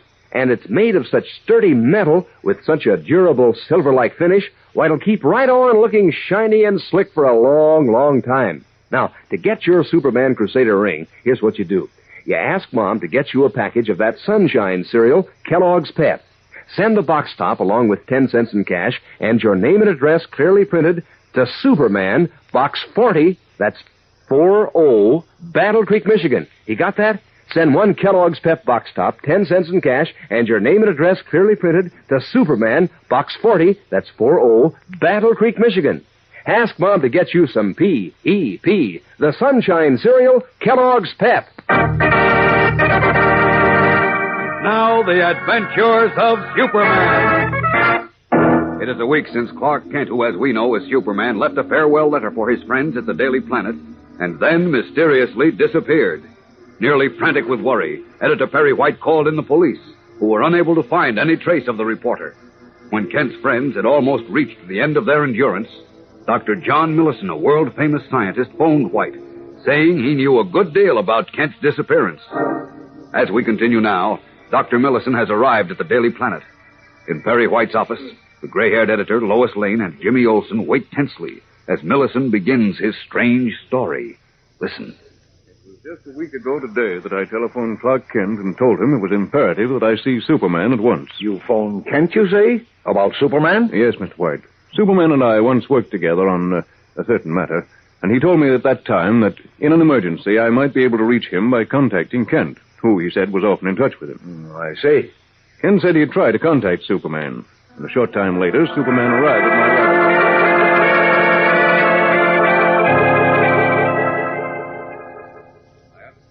See me, Dr. Millison? Yes, very kind of you to come here, Superman. Not at all, sir, not at all. You were a great service to me once.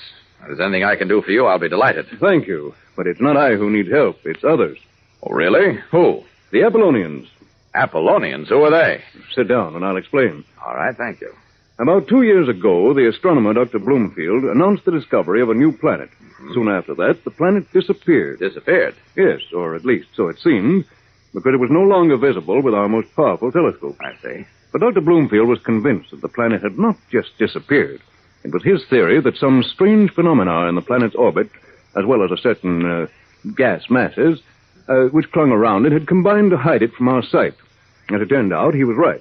You mean the planet's been seen again? Yes, through our new giant telescope. Mm-hmm. I don't recall reading any more about it. Well, Dr. Bloomfield and I decided not to publish any more about it until we were able to verify our, rather incredible conclusions. We merely named it Apollo and proceeded to... Apollo? Wait a minute. You said just before that some people you called the Apollonians needed help. You don't mean that this new planet is inhabited? Yes, we're quite sure it is. Great Scott, you mean there are men, human beings up there? We don't know if they're men, as we are, but we're certain some highly developed form of life exists on Apollo. But how do you know? Your telescope can't be powerful enough to see actual... Of course not. But we judge that to be so principally by the canals. The canals? Yes.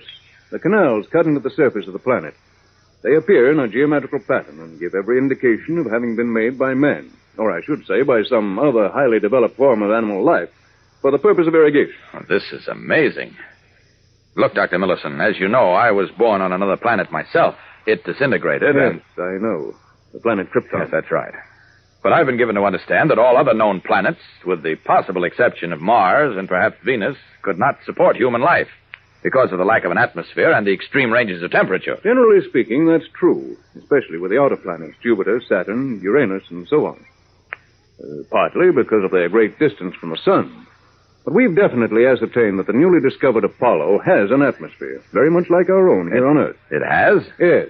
And, as you know, we're able to determine the approximate ranges of the temperature on other planets. Yes, I know. Well, Dr. Bloomfield and I believe the temperature on Apollo is like that of southwestern United States. Oh, that's not bad. Not bad at all. Wait, Doctor. I think I know why you called on me now.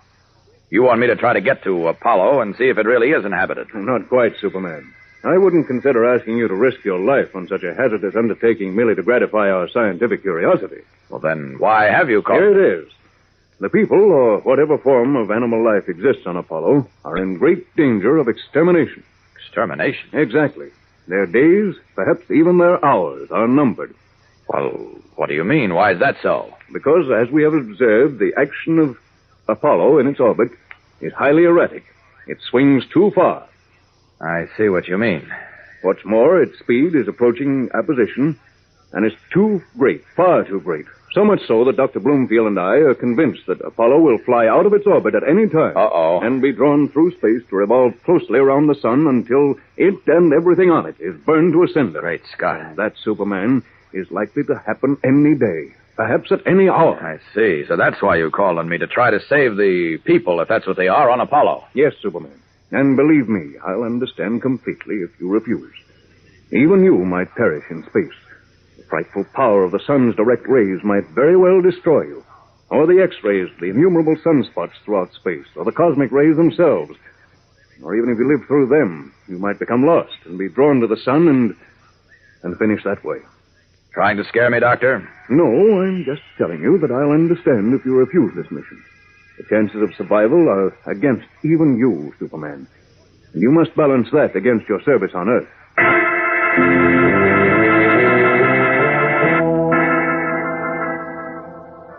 For a long moment, Superman stood without moving. His forehead was deeply lined in thought. Suddenly, his face cleared and his jaw tightened, and with a clear voice, he said, I'll do it, Dr. Millison. You mean you'll try to fly to Apollo? Yes, I feel it's my duty. You realize fully that you may never return. Of course I do. But I can't let the inhabitants on that doomed planet perish without at least making an attempt to save them. You're very brave, Superman. Nonsense. I think I can make it because I traveled through space before. Now tell me, when would you say is the best time to go? Right now, while Apollo is closest to Earth. Right now? Yes, this evening, when you can see the planet and set your course. All right. I'll meet you at the Mount Arthur Observatory at 8 o'clock tonight. Tonight, promptly at 8 o'clock, Superman appeared on Mount Arthur, on the terrace in front of the observatory. Dr. Bloomfield and I were waiting for him, and we pointed out Apollo, which glowed like a yellowish star between the reddish star of Mars and the white star of Venus. Dr. Bloomfield, for the first time I've known him, was very nervous. There's Apollo, Superman. Oh, yes, I see it. I don't know. Perhaps you shouldn't try to fly there. Why? You're of such great service to humanity here on Earth. If you should perish... Forget it, Dr. Bloomfield. My mind is made up. Oh, by the way, I'm taking someone with me. What? What did you say? I said I'm taking a passenger along. Clark Kent, the Daily Planet reporter. Oh, no, you can't do that. Certainly not. It's impossible. Why? He wouldn't be able to live in space. Well, I'll take care of that. Well, time to go now. Kent's waiting nearby. I'll pick him up and then shoot for Apollo. Bye, Dr. Millison. Bye, Dr. Bloomfield. Goodbye, Superman. And good luck. God bless you. Thank you. I'll see you soon, I hope. Up! Up! And away!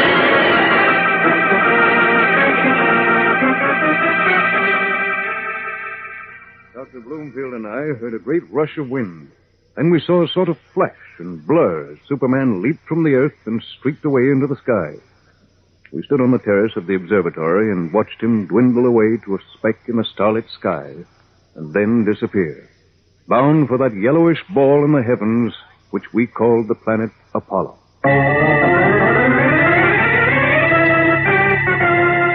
We'll return in a moment with the startling climax of today's episode. So be sure to stand by. Say, gang, are you good Americans? You bet you are. So, of course, you want to wear a Superman Crusader ring. You see, this ring symbolizes Superman's crusade for good Americans.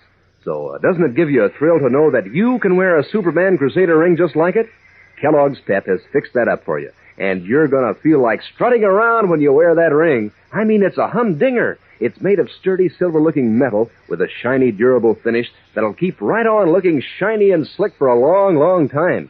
Superman's picture stands right out in the front, and the words Superman Crusader are printed clear and plain on the side. That makes you a Superman Crusader, too.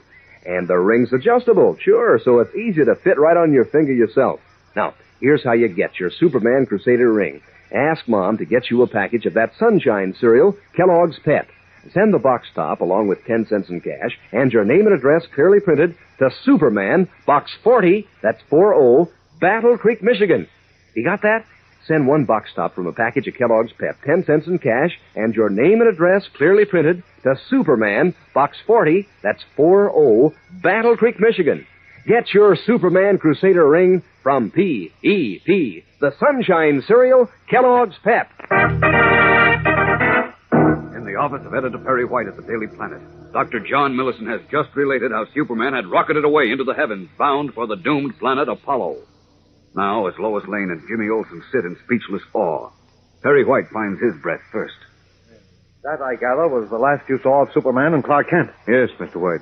Well, that's no reason to be sure they're lost forever, as you say, Dr. Millison. They may be up on that planet right now. That, Apollo, or whatever its name is. I don't think so. Well, why do you say that? Because I had agreed with Superman that if he and Kent lived through the trip, they would both return to Metropolis within 3 days. 3 days? Yes, Mr. White. We agreed that if Superman and Kent failed to return within 3 days, it would indicate that they had perished. Good Godfrey. Those were Superman's own words. He and Kent have been gone 7 days.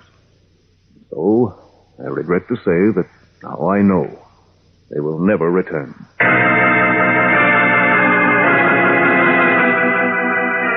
Faces drawn and drained of all color, Perry White, Lois Lane, and Jimmy Olsen stare at the sad-faced Dr. Millison, no longer able to doubt that Superman and Clark Kent have vanished forever. Is Dr. Millison right? Has the heretofore unconquerable Superman been destroyed at last? We'll find out tomorrow when we make an amazing discovery. So whatever you do, be sure to hear tomorrow's thrilling episode, fellows and girls. Tune in, same time, same station. And remember, for breakfast, it's Kellogg's Pep. For excitement, the adventures of Superman.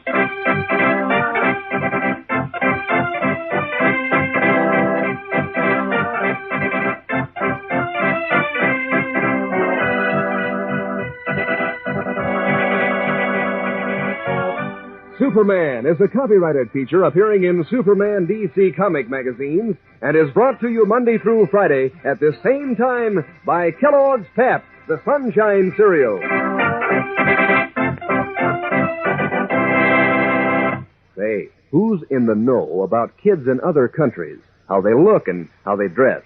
Well, Kellogg has the answer with the cutouts on packages of Kellogg's Crumbles.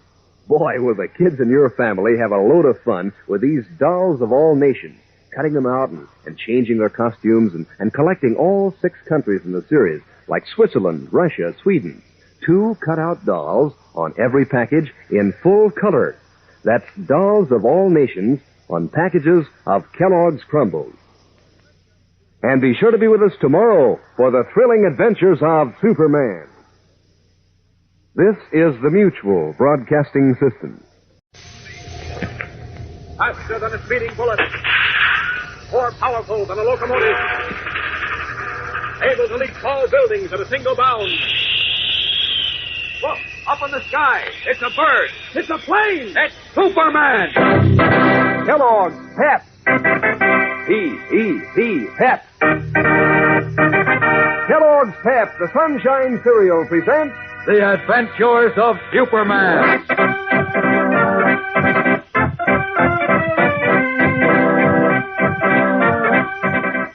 Today, Superman awakens to find that what he thought was a bad dream is actually a serious reality.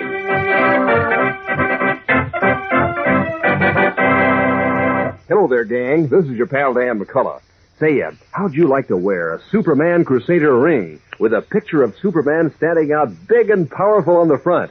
Boy, that's a ring to be proud of, believe you me, because it's a sort of symbol of Superman's fight for tolerance and good sportsmanship. And you'll be identified as a Superman Crusader, too, when you wear your ring. And you'll be mighty proud of how terrific it looks. It's made of shiny, silver-looking metal with Superman's picture, as I said, on the front, and the word Superman Crusader clear and plain on the side. Adjustable, too. Sure, it's easy to fit right on your finger yourself. And it's so sturdy and durable with a special sort of silver-like finish that it'll wear and wear, keep right on looking shiny and slick for a long, long time. Now, to get your own Superman Crusader ring, ask Mom to get you a package of that Sunshine cereal, Kellogg's Pep.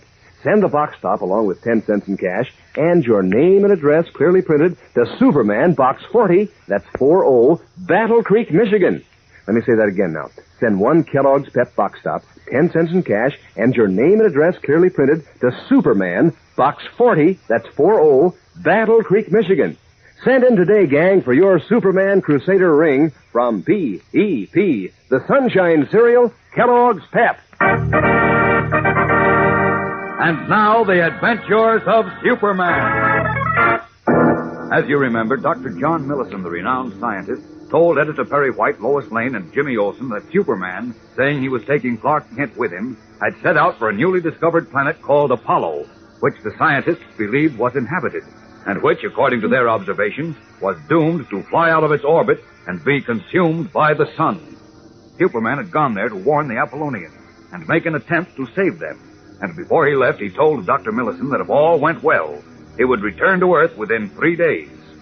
But now a full week has gone by with no word, and Dr. Millison is finally certain that Superman and Kent have perished. But as we learn now, Superman has not perished, for on the planet Apollo, where giant forests, great fields, and high, lonely mountains stretch as far as the eye can see, we find the Man of Steel lying on a sunlit hill at the edge of a forest of towering, silver-leafed trees.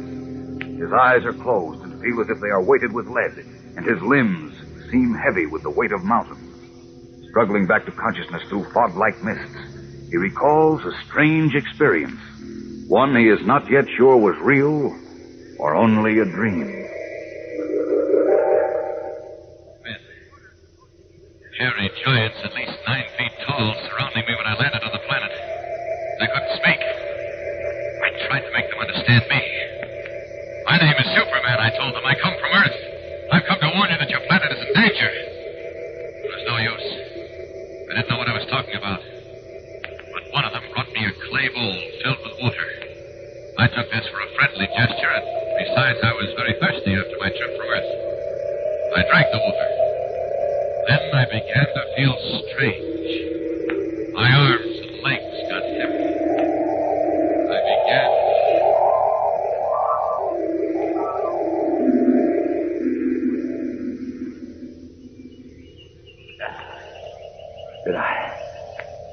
Did I dream that? Or was it real? Must find out. Got to get up. But I can't move. Gritting his teeth, Superman tries to sit up, to rise, but his limbs will not obey his will. His eyes open, and he sees high above him in the silver-leaf trees brilliantly feathered birds, large as roosters, which hop and chirp through the branches. To his right, at the foot of the long hill, stretches a wide, fertile valley, and Superman's eyes widen as he sees a strange sort of pillared temple, roofed but without walls, made of smooth clay and flanked by terrace after terrace of oddly shaped, vividly colored flowers of every hue. A movement to his other side causes him to turn his head, and his breath expels sharply at what he sees. For there, squatting on their haunches in a semicircle, staring at him stonily, are dozens of the hairy giant men of his nightmare. Only now, Superman knows he is not dreaming. I didn't just dream it. These giants, they're real. But what's the matter with me? I can't move. It's as if my arms and legs were stone. You men or giant creatures, whatever you are, you must know what's wrong with me. Help me. I'm come here to save you. To save you, can't you understand? Well, don't just squat there like wooden statues. Listen to me. Oh, what's the use? Either they don't understand or they won't talk. If I could just move. Now what? They're all getting to their feet. What? Why, they're bowing. What's that for? Oh, those 2 men coming up the hill. They're not giants. They're not covered with shaggy hair like these big fellows are. Strange garments they're wearing. Like tunics made of shining metal. Maybe I can make them understand me. You men, listen. My name is Superman. I come from the planet Earth to help you. Salakov, Arjuam, Buru. Oh, if I could only move my hands enough to try some sign language. Some more thing. No, wait a minute. What do you do? Oh, Oh, you want to put a helmet like the one you're wearing on my head? Well, go ahead. I can't see how that'll do any harm. There. Now, speak. What the... Are my ears playing tricks on me now? It works, Thane. It worked. Did I not say it would work, Cor? Great Scott, I can hear and understand you now. Why didn't you tell me you spoke my language? Nay, we speak not your language, stranger.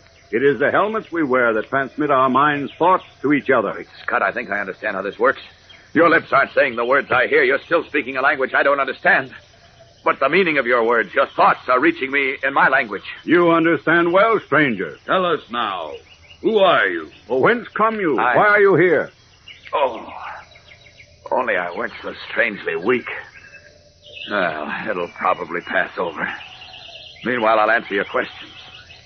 My name is Superman, and I came here from Earth to tell you Earth? Where is Earth? That is another planet in the universe. A planet similar to yours, though somewhat larger. Another planet? Yes. Inhabited by living, breathing people? That's right. But that's incredible. Let me go on, please. I came here from Earth to help you, to save your lives. Save our lives? Yes, to warn you that our great scientists have reason to believe you are in great danger of destruction. Because your planet, which we on Earth call Apollo, is on the verge of plunging out of its orbit. What is it? Hold your tongue, Cor. Proceed, stranger. Our men of science believe that this planet is headed too close to the sun and may soon reach a point at which it'll be consumed by the sun's heat, so that all plant and animal life on it will perish. Aye, it is just as I have said for some time. What say you, Thane? You have. Some time ago, my observations led me to similar conclusions. But the Ra's, our supreme ruler of the universe, ordered me to hold my tongue under pain of banishment. But now I know it's true. Our planet is doomed to destruction. Woe is us. Maybe I can help you convince your ruler and your people. Only I weren't so weak. I can't imagine Quickly, why. Cor. Help him to his feet. We must get him to the court of Ra's before he can no longer speak. I say. Come, my friend, put your arms about our shoulders. It's all right. What do you mean by before I can no longer speak? Do you recall the water you were given to drink by the giants who first found you? Water, yes. Look about you. See how yon road is lined with what appears to be giant statues of stone? Yes. Those were not carved. They were once living men who turned to stone after drinking that same water. What? Aye. It is a liquid we call stone water, which ossifies living flesh and bones, turning it to cold, hard stone.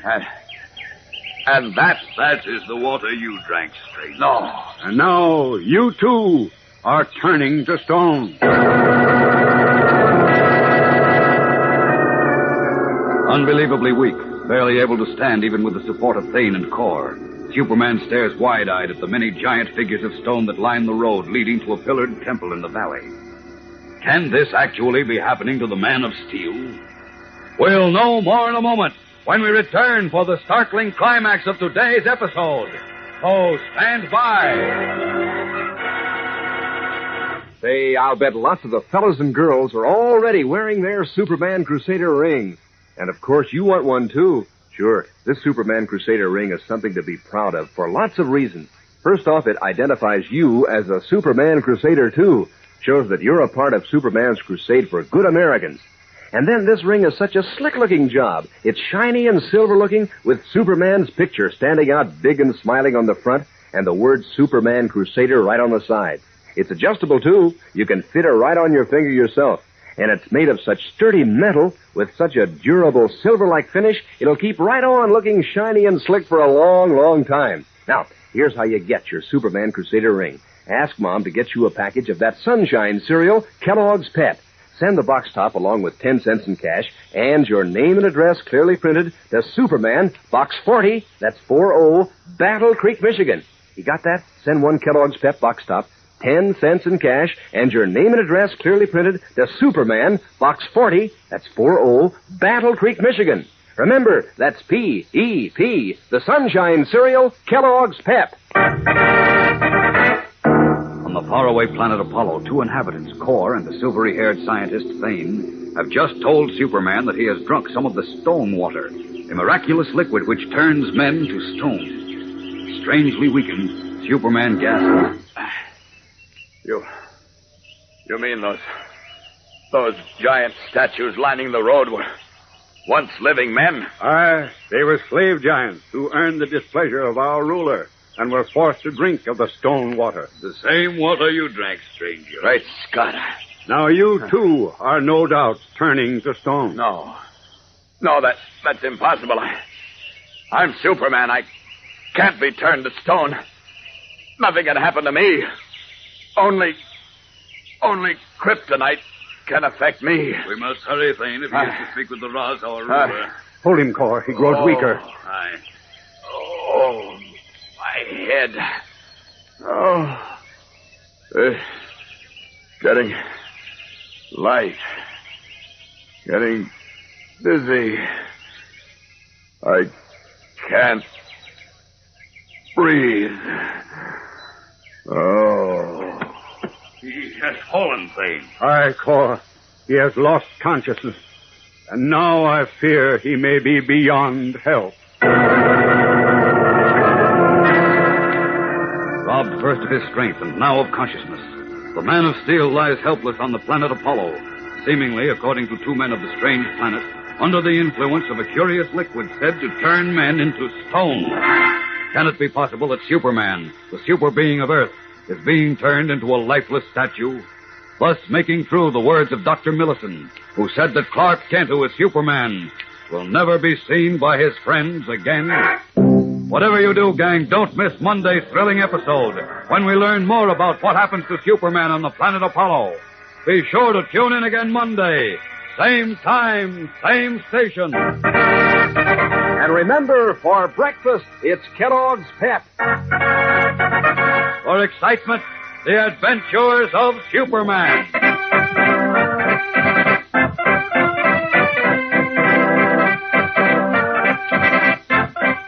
Superman is a copyrighted feature appearing in Superman DC comic magazines and is brought to you Monday through Friday at this same time by Kellogg's Pep, the Sunshine Cereal.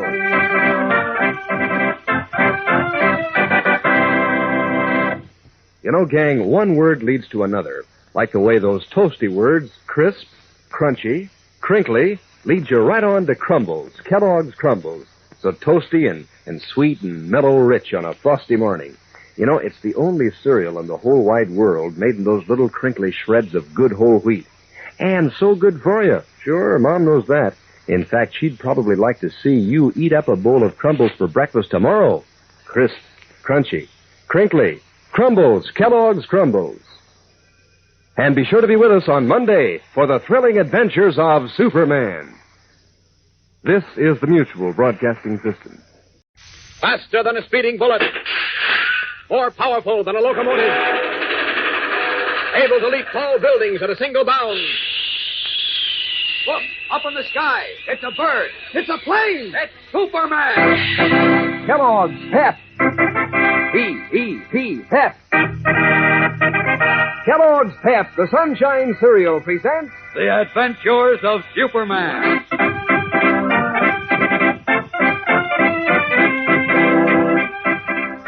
Today, while Superman has not perished on the planet Apollo, his very existence hangs in the balance, subject to the will of their leader, Roz, so-called ruler of the universe.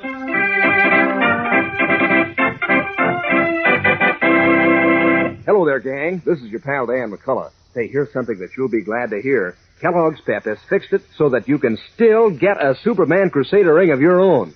This offer has been extended for just a few days to give you a chance to send for your Superman Crusader ring so that you can be right in with the crowd. And boy, will you feel like strutting around when you wear it. You see, this Superman Crusader ring identifies you as a Superman Crusader, too. Sure, makes you a part of Superman's fight for tolerance and good sportsmanship. And for looks, well, boy, this ring is really terrific. Made of sturdy, silver-looking metal with a shiny, durable finish that keeps right on looking slick and shiny. It'll wear and wear. Superman's picture stands right out in the front, and the words Superman Crusader are printed clear and plain right on the side. And the ring's adjustable, so it's easy to fit right on your finger yourself. Now, how do you get your Superman Crusader ring? Why, it's easy. Ask Mom to get you a package of that Sunshine cereal, Kellogg's Pep. Send the box top along with 10 cents in cash and your name and address clearly printed to Superman, Box 40, that's 40, Battle Creek, Michigan. You got that now? Send one box top from a package of Kellogg's Pep, 10 cents in cash, and your name and address clearly printed to Superman, Box 40, that's 40, Battle Creek, Michigan. Get your Superman Crusader ring from P.E.P., the Sunshine Cereal, Kellogg's Pep. And now, the adventures of Superman. When Superman learned that a newly discovered planet called Apollo was believed to be inhabited, and that it was doomed to fly out of its orbit, he undertook a hazardous flight of mercy. Arriving on Apollo, he encountered a party of hairy giants 9 feet tall and possessed of amazing strength, but who lacked the power of speech. They offered him water, and after drinking it, Superman fell into a deep sleep which lasted for many days. And when he awoke, all his great strength had departed. 2 men of normal size, wearing tunics of silvery metal and strange helmets, then appeared, and placed a similar helmet on Superman's head. To his astonishment, he was then able to converse with them. The men said they would take him to their ruler, known as the Roz. But as Superman started off with them, he collapsed. Just before he lost consciousness, he heard one of the men say, "You have drunk of the liquid which turns men to stone. You will remain here forever as a creature of stone." As we continue now, Superman has been carried to a long one-room hut made of smooth clay and placed on a bed of boughs. Above him, a silver pipe stuck in the wall supports an open lantern, carved in the form of a crescent moon. A bright orange flame burns in the lantern, and by its light, the elderly white-bearded man called Thane watches Superman's face anxiously. Now, as Superman's eyes flutter open, Thane breathes a sigh of delighted relief. The stranger regained consciousness. Where am I? You are in my house, stranger. Thank the stars you are still alive. Your house. Oh, yes, I remember. Your name is? Thane. Yes, Thane. There was another man with you. His name is Kor. Yes, he said the liquid the giants gave me to drink was turning me to stone. Aye, that is so. But that can't happen to me. I'm Superman. Nothing can happen to me. Perhaps that is so. Well, then, why can't I move? I know not, stranger. However, I do not believe you are turned to stone. I have felt your hands and feet. They are yet flexible. Why can't I move them? Why do I find it hard to breathe? What's wrong with me? I know not, but perhaps there is some difference in our atmosphere which robs you of your strength. Maybe that's it. Wait, I think I'm starting to feel a little stronger. Yes, it isn't quite so hard to breathe now. Good. Perhaps you become now acclimated to our atmosphere. Look, move my fingers a little. Good. Uh-huh. Tell me, stranger, is it true what you said before of this planet being in danger? Of course it's true. That's why I came here. To warn you and try to save you. Your planet is moving out of its orbit. At any time, in any hour, it may plunge out of its orbit and be drawn closer and closer to the sun. Until it and everyone on it will be burned to a cinder. Aye, it is as I have long believed, and as I tried to tell the Roz. But he and his master astrologers laughed at me. I'll make them see the truth. Oh, if you only can. I must, and quickly, before it's too late. Please help me to my feet, Thane.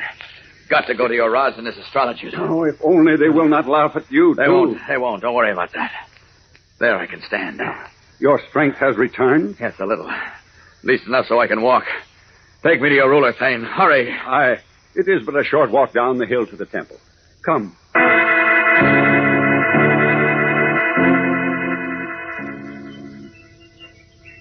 Yonder in the valley below us is the temple of the Roz. I see. Can you walk that far, stranger? I don't know, Thane. Since we left your house, I've been getting weaker again. But I thought your strength... I know, but I'm weak again. But I've got to tell your ruler of the planet's danger and save the people here, but... Courage, stranger. You must not die. No, listen, I've felt better in your house. Get me back there. Hurry. Aye. My daughter comes from the temple. She will help me. Lalo, come quickly.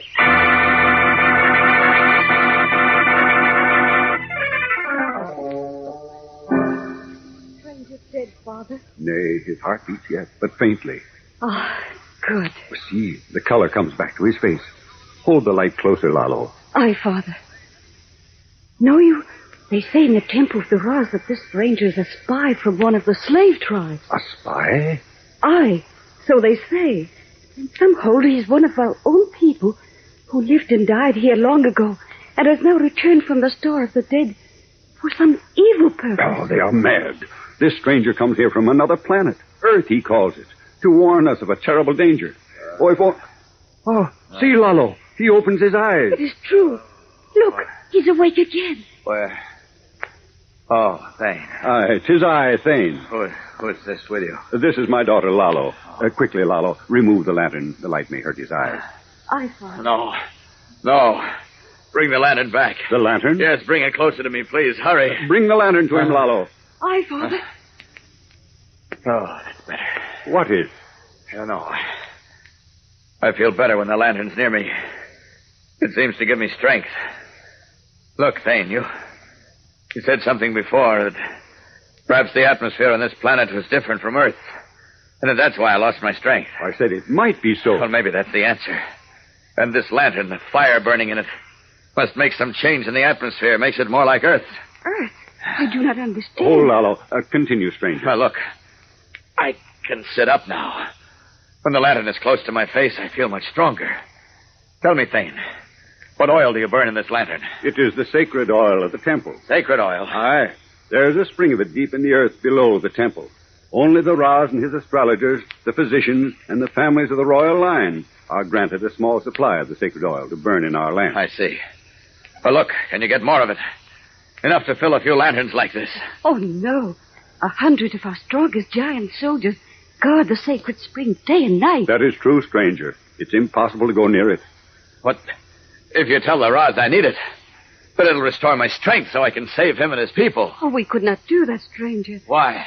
For they say at the temple that you're here for evil purposes. Oh, of all the nonsense. Even now they wait to hear you speak in the temple and to pass judgment upon you. Oh, never would they grant you the sacred oil. I see. Well, then, there's only one thing to do. Thane, Lalo, please help me to my feet. What do you propose to do, stranger? Thank you. I must do everything I can to save the people on this doomed planet, and myself, too. I've got a plan, but I've got to act quickly. Come, I'll carry the lantern. You two help me walk.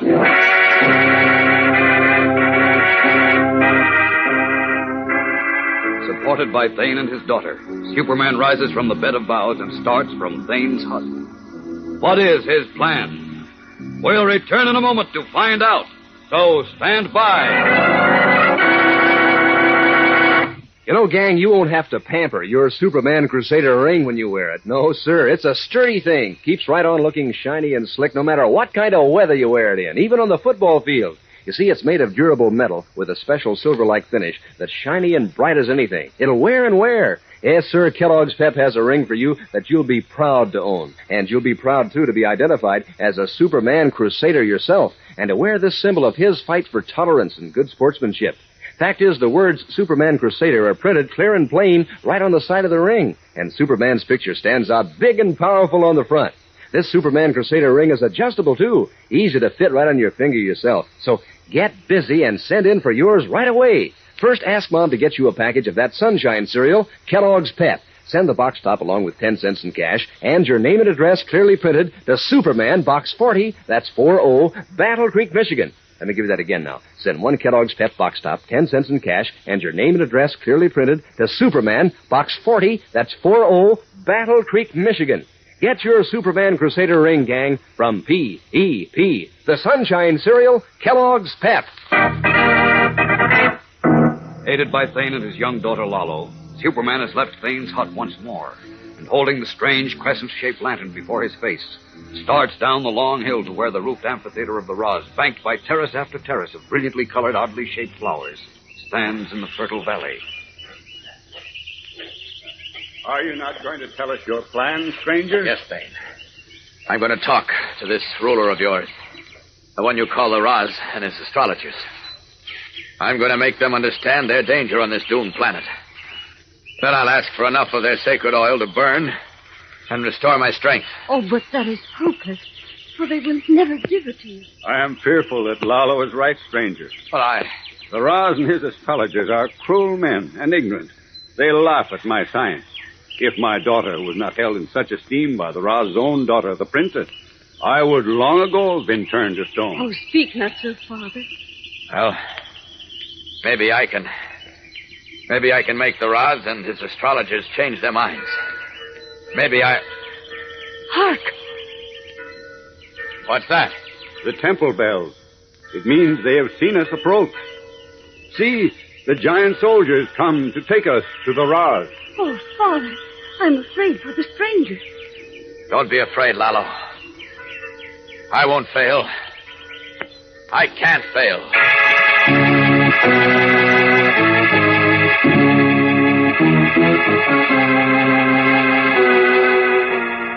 A few minutes later, surrounded by dozens of the powerful hairy giants, Superman, Thane, and Lalo are led into the Temple of the Raz, where the weakened Man of Steel must plead not only for the lives of all on this strange planet, but for his own life as well. What will happen as Superman, deprived of his great powers, faces the ignorant and superstitious rulers of another world? Tomorrow's episode is tense and exciting, fellows and girls, so don't miss it. Tune in, same time, same station. And remember, for breakfast, it's Kellogg's Pep. For excitement, the adventures of Superman.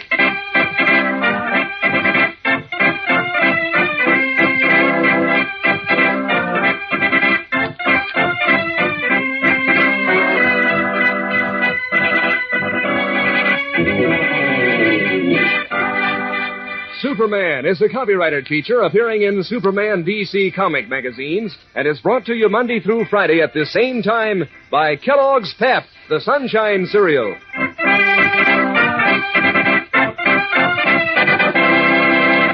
Say, when you shiver out of bed on a frosty morning, gang, that's Crumbles weather. That's when you want a toasty kind of cereal with zip and go. Kellogg's Crumbles. Why, just the name makes you think of toasty words like crisp, crunchy, crinkly.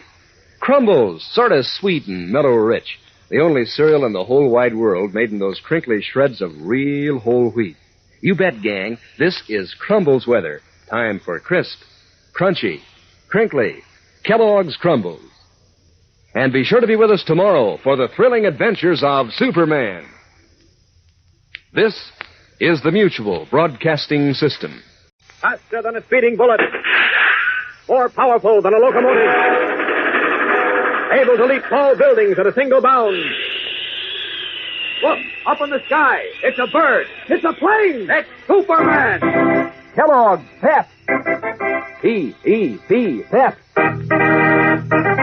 Kellogg's Pep, the Sunshine Cereal, presents The Adventures of Superman.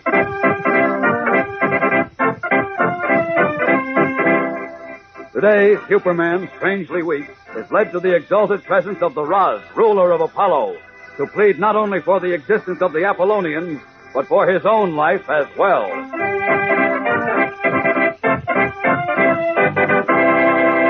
Hello there, gang. This is your pal Dan McCullough. Say, I'm sure glad to tell you that you can still get your Crusader ring. That's because Kellogg's Pep doesn't want a single one of you to feel left out. When you see all your friends wearing one, I know that every one of you fellas and girls will want to have one, too.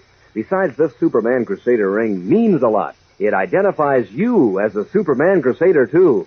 Shows that you're in the know about Superman's crusade for good Americans. And then, this ring is such a slick-looking job. It's shiny and silver-looking, with Superman's picture standing right out big and smiling on the front, and the word Superman Crusader printed clear and plain on the side. Adjustable, too. Sure, you can fit it right on your finger yourself. And it's made of such sturdy metal with such a durable silver-like finish, it'll keep right on looking shiny and slick for a long, long time. Now, here's the dope about how to get your Superman Crusader ring. Ask Mom to get you a package of that Sunshine cereal, Kellogg's Pep. Send the box top along with 10 cents in cash and your name and address clearly printed to Superman, Box 40, that's 40, Battle Creek, Michigan. You got that? Send one Kellogg's Pep box top, 10 cents in cash, and your name and address clearly printed to Superman, Box 40, that's 40, Battle Creek, Michigan. Remember, that's P-E-P, the Sunshine Cereal, Kellogg's Pep. And now, the adventures of Superman. When Superman arrived on the planet Apollo to warn the inhabitants they were in danger of destruction, he found himself in mortal danger. Fighting for breath and robbed of his great strength, he discovered his condition was apparently due to the lack of some necessary element in the atmosphere of Apollo. and that this could be corrected only when a lantern burning what the Apollonians called a sacred oil was brought near him. After regaining some of his strength with the aid of Thane, an aged scientist, and his daughter Lalo, Superman insisted on being taken to see the Roz of Apollo, supreme ruler of the planet. For, as he told Thane, if I can convince the Roz that Apollo is in danger of destruction, I may be able to save the lives of all who live on this doomed planet.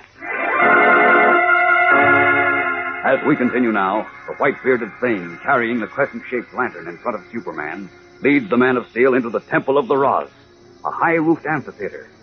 There, on a raised dais, sits the ruler of Apollo, a wiry, middle-aged man with a hawk-like nose and a thick braid of black hair growing from the top of his otherwise shaven head, on front of which is tattooed a golden circle, bright as the tunic of beaten gold in which he is clothed. At his feet sit his 3 ranking court astrologers, their heads, too, entirely shaven, and their skulls tattooed with symbolic marks of the zodiac in gleaming silver. Temple bells begin a solemn tolling as Superman, still supported by Thane, approaches the royal dais, which is guarded by a dozen huge, ferocious giants, 9 feet tall, and fully as powerful as Superman himself. 100 men, court favorites of the Roz, who are seated on stone terraces, don the strange helmets similar to those worn by Superman and Thane.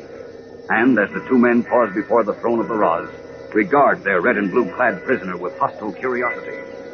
Suddenly, the Roz raises his hand. The temple bells cease tolling. A hush falls on the assemblage. At a nod from the ruler, Thane speaks.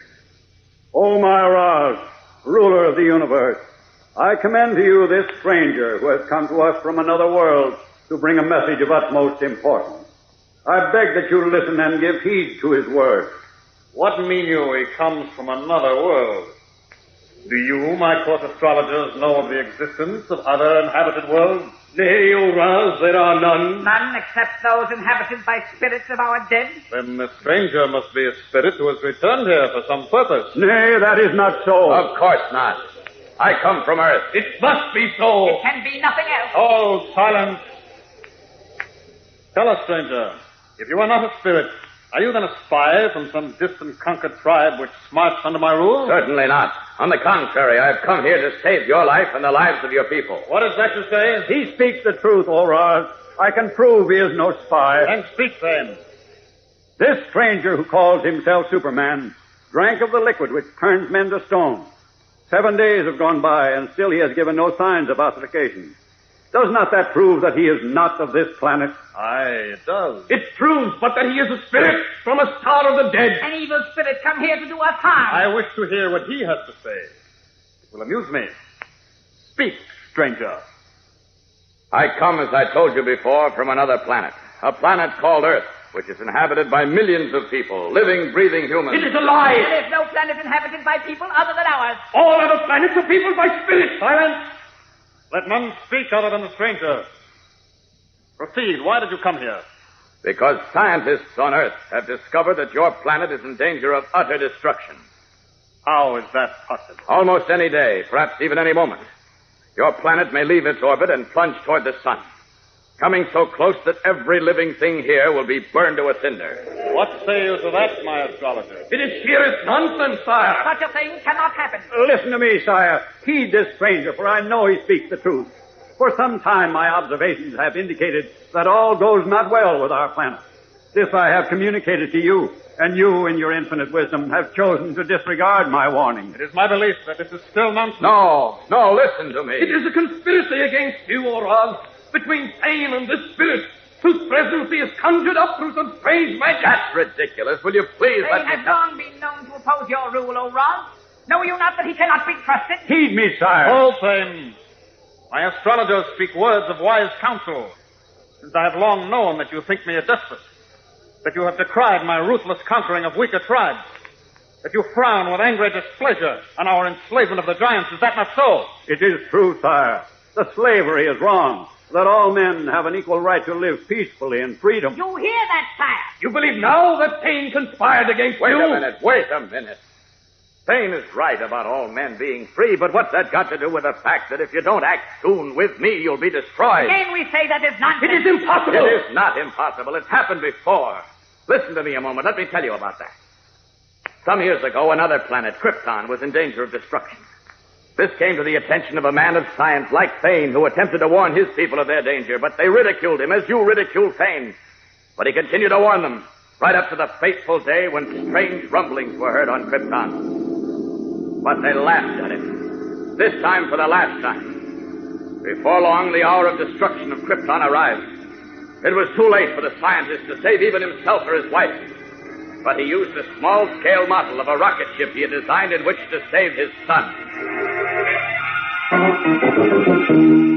And at the very instant that Krypton exploded into a million pieces, the tiny rocket ship bearing the child was launched. Finally, it arrived safely on Earth, where the boy grew into a man. How know you this story so well, stranger? Because I was that child. I came to Earth from Krypton. You? Yes. That's why I risked my life to come here to save your people from the fate suffered by all on Krypton. It is a trick, sire. No. A trick to remove you from power. Heed not the selfish mouthings of the astrologers, O my Ross. This stranger speaks the truth. Of course I do. Give me your cooperation, and I'll help you build spaceships of the light, strong metal I've noticed here. In those ships, I can take you all safely to Earth. Let us begin at once and work quickly, sire. No, no. This stranger is the spirit who would take us all to the Star of the Dead. He conspires with Thane to destroy us, sire. Fools that you are. Silence! I wish to consider the words of the stranger and his relationship to Thane. Slaves, take them to an anteroom and guard them well. At the command of the Roz, the weakened Superman, still half supported by Thane, is led away to await the ruler's judgment.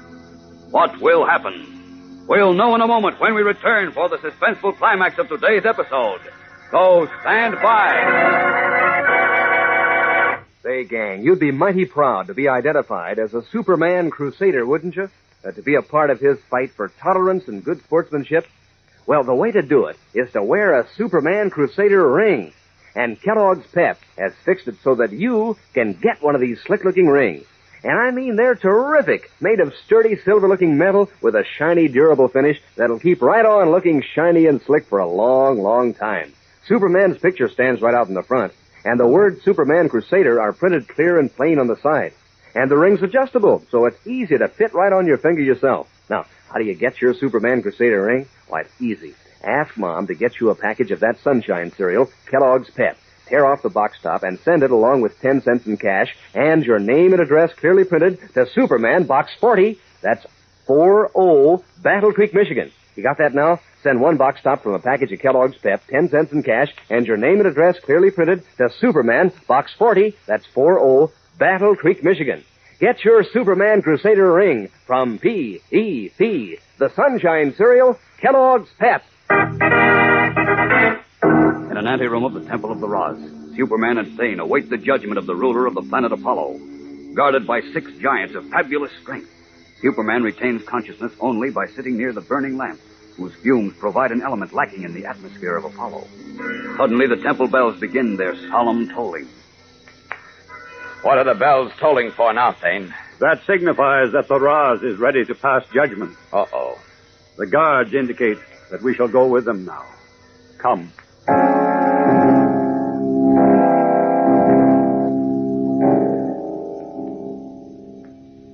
It is my considered opinion, stranger, confirmed by my wise men and astrologers, that you are in truth a spirit returned from a star of the dead. No, listen to Hold me. your tongue when the Roz speaks. Further, I am in accord with the opinion that you have come here in a fiendish attempt to destroy me and my people. How can you believe that nonsense? It is likewise my belief that you, Thane, have conspired with this stranger. Oh, no, sire. Ridiculous. Or you have shown yourself to be the stranger's friend, where you have often shown yourself to be my enemy.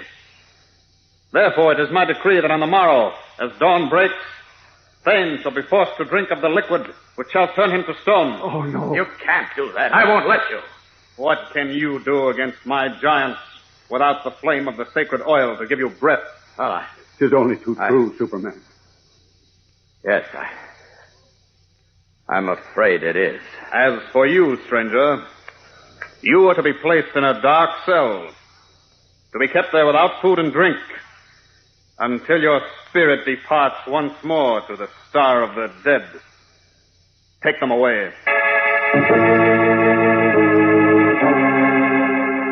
Helpless to defend himself and his friend, Thane, Superman tries to force strength back into his once powerful muscles, then groans in frustration as he watches the giant slave soldiers advance on him. With Superman seemingly helpless to resist the fate to which both he and Thane have been condemned, what will happen to him now and to the people of the doomed planet Apollo? Tomorrow's episode is packed with thrills and excitement, gang, so don't miss a minute of it.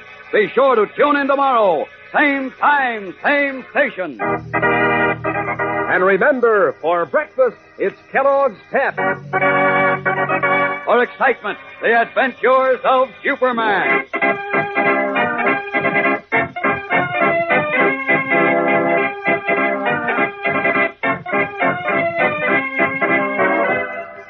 Superman is a copyrighted feature appearing in Superman DC comic magazines and is brought to you Monday through Friday at the same time by Kellogg's Pep, the Sunshine Cereal.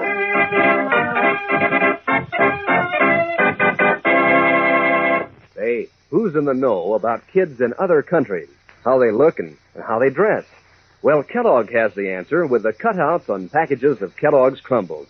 Boy, will the kids in your family have a load of fun with these dolls of all nations, cutting them out and changing their costumes and collecting all 6 countries in the series, like Switzerland, Russia, and Sweden. 2 cutout dolls on every package in full color. That's dolls of all nations on packages of Kellogg's Crumbles. And be sure to be with us tomorrow for the thrilling adventures of Superman. This is the Mutual Broadcasting System. Faster than a speeding bullet. More powerful than a locomotive. Able to leap tall buildings at a single bound. Look, up in the sky. It's a bird. It's a plane. It's Superman. Kellogg's Pep. Pep. Kellogg's Pep, the Sunshine Cereal, presents The Adventures of Superman.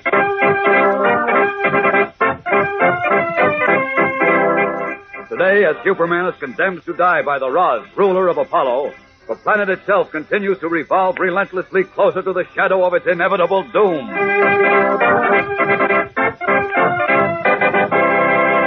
Hello there, gang. This is your pal, Dan McCullough. Say, have you set in for your Superman Crusader ring yet? Better hop to it, because you wouldn't want to miss out. And this offer won't last much longer. Now, keep a pencil and paper handy, and I'll tell you how to get one in just a few seconds. You see, this ring is a symbol of Superman's fight for tolerance and good sportsmanship. And you'd like to be identified as a Superman Crusader, wouldn't you? Sure. And you'll be proud to wear this ring because it's a doggone smart-looking, too. Shiny and silver-like, with Superman's picture standing out big and smiling on the front, and the word Superman Crusader on the side. The ring's adjustable, too. You can fit it right on your finger yourself. And it's made of such sturdy metal with such a durable silver-like finish, it'll keep right on looking shiny and slick for a long, long time. Now, here's how to get your own Superman Crusader ring. Ask Mom to get you a package of that Sunshine cereal, Kellogg's Pep. Send the box top along with 10 cents in cash and your name and address clearly printed to Superman, Box 40, that's 40, Battle Creek, Michigan. You got that? Send 1 Kellogg's Pep box top, 10 cents in cash, and your name and address clearly printed to Superman, Box 40, that's 40, Battle Creek, Michigan. Ask Mom to get you some P-E-P, the Sunshine cereal, Kellogg's Pep. Now the adventures of Superman. On the planet Apollo, where powerful giants are the slaves of normal-sized individuals, and where men can be turned to stone, Superman, who came to warn the inhabitants that they are facing destruction, is himself in mortal danger. First, something in the atmosphere of the strange planet robbed the Man of Steel of all his great strength, and only when a lantern burning a certain oil was brought near him could he manage to retain consciousness. Then the Roz, ruler of Apollo, scoffed at Superman's warning that his planet was about to leave its orbit, and condemned him to death. And Thane, an elderly scientist who supported Superman, was likewise condemned. Meanwhile, millions of miles away on Earth, Editor Perry White and Jimmy Olsen, who are unaware that Superman and Clark Kent are one and the same person, are in the high vaulted observatory on Mount Arthur with Dr. John Millison, the famous scientist, whose startling findings had sent the Man of Steel to Apollo. Jimmy is looking through the huge telescope. Listen. I can see Apollo, all right. Looks as if there are a lot of high peaks on it. Those are mountains, young man. Oh. Now, come on, Jim. You've spent enough time dawdling. We've got to get back to the Oh, office. just a minute, Mr. White. I'm trying to... To what? Now, don't tell me you're trying to see Kent and Superman up there. Well... Now, isn't that ridiculous? I thought if you saw Apollo through the telescope and realized how far away it is and the hopelessness of it all, you'd accept the inevitable. Well... Mr. White is right, Jim. You'll just have to make up your mind that you'll never see Clark Kent again. I'm not so sure. He's with Superman, isn't he? Well, yes. Well, then he's all right. Nothing can happen to Superman, and I know he won't let anything happen to Mr. Kent. Now, look, Jim, I feel just as bad about Kent as you do, but we must face the facts. You know, Superman told Dr. Millison that if all went well, he and Kent would come back to Earth within 3 days. Oh, sure, I know, but And now, 8 days have gone by, and they're still not back. Maybe, but I remember when he went to Utopia, he was caught for a while by the force of gravity up there. Maybe he's stuck on Apollo like that, too. If he is stuck on Apollo, as you suggest, Jim, I'm afraid he and Kent are irrevocably lost anyhow. What do you mean, Doctor? Why? Why can't he work his way out of that as he did before? I hate to say this, because it'll doom your last hope. But Apollo has already left its orbit. What? Huh? Yes, and it's now revolving around its moon. Good Godfrey. Well, is that so bad? Very bad. Because as it loses energy, it'll be drawn closer and closer to the sun, until it and every living thing on it, even Superman, will be consumed by the sun's terrible rays. Oh, no. His last hope for Clark Kent and Superman gone, Jimmy Olsen turns away from the pale Perry White and Dr. Millison to hide the tears in his eyes. Meanwhile, 31 million miles away on the doomed planet Apollo, Clark Kent in his identity of Superman is also on the verge of losing hope. With the elderly white-bearded Thane, Superman has been placed in a dark, thick-walled cell below the Temple of the Roz, deprived of the oil-burning lantern which effects a change in the atmosphere, thus permitting him to breathe. Superman has grown so weak that he can barely lift a hand and has to fight to retain consciousness. It looks bad, Thane. Sorry I got you into this trouble. Oh, blame not yourself, Superman. You meant well both for me and for my people. But even had you not come here and our planet were not in danger, my days would still be numbered. What do you mean? I have long been in ill favor with the Roz, our ruler. Oh? Because he feared that eventually I might lead the giant slaves and all the others in demand for their freedom. How could the Roz enslave those huge, powerful giants? They're almost as strong as I was on Earth. Aye, but they're slow-witted, and the Roz took advantage of them. He sent men secretly to the far mountains where the giants lived to pollute the rivers and streams with the liquid developed by his wicked physician. Hundreds of giants, after drinking the water, turned to stone. Great Scott. They put fear into their hearts. Then the Roz sent word that he would turn all the giants to stone unless they acknowledged him their god and master. Terrified by this magic, they could not fight. They came from the mountains to do his bidding. And with their aid, the Roz conquered all the people of this planet and made them his miserable slaves. We've had men like your Roz on Earth. Particularly a man named Hitler. But eventually, the freedom-loving nations got together, conquered those tyrants. Oh, men are now free on this Earth you come from, Superman? Yes, at the moment. And I wish I could help you free your people here, too. But for one of the few times in my life, I'm afraid I failed. It's clear that without the sacred oil to burn, you must perish. And tomorrow I will be forced to drink of the liquid, which will turn me to stone. Then all on this poor planet, the many good with the few evil, will be lost in the consuming heat of the sun. Perhaps any hour. Oh, if only I could. If only you could watch, Superman. Spring of sacred oil. A deep pool of it is just under this temple. It's a couple of 100 feet below us. I know. If only I could get to it and set it afire. That would restore my strength and I could save this planet. But that is impossible, so think not on it.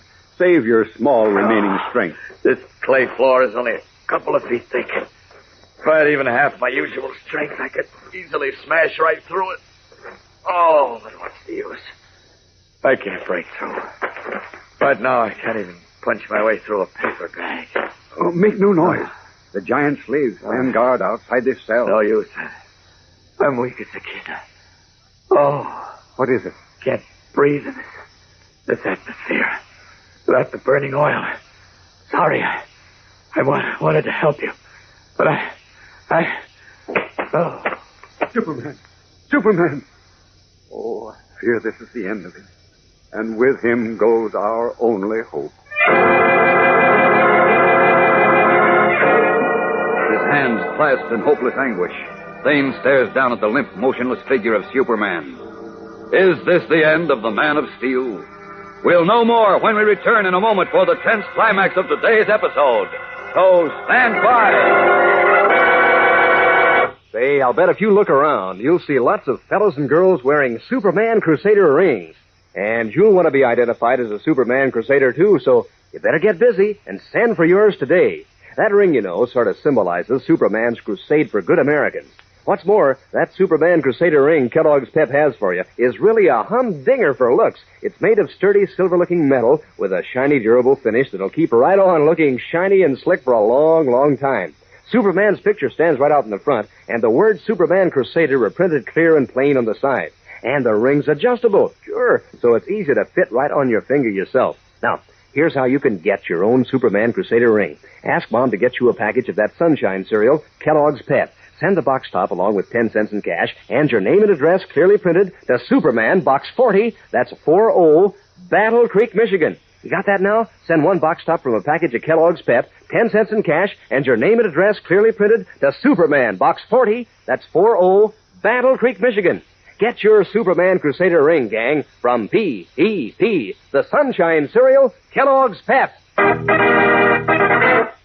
When Superman lost consciousness in the dark, thick-walled cell below the Temple of the Roz, Thane, his elderly companion, abandoned all hope for himself and the people of the doomed planet Apollo. As we join him now, he sits with his head on his knees, so lost in despair that he pays no attention to a furtive scraping sound nearby. But suddenly the sound is louder. Then there is a hard, muffled thud and the brief settling of dirt. A low rush of damp, cold air chills Thane's ankles. Suddenly conscious of the change, he raises his head, but he can see nothing in the pitch darkness. Then, through a hole in the thick clay floor, emerges his young daughter, Lalo. Quickly, she pulls herself up and steps into the cell. A moment later, a silent, barefooted giant looms up behind her like a tremendous dark shadow. Lalo! You sound, Father. It was this giant slave stand guard just outside your cell. I know. How did you... Lalo, beware. One of the giants is behind you. Shh. It is Ord, the loyal slave of the princess. The slave of the princess? Aye.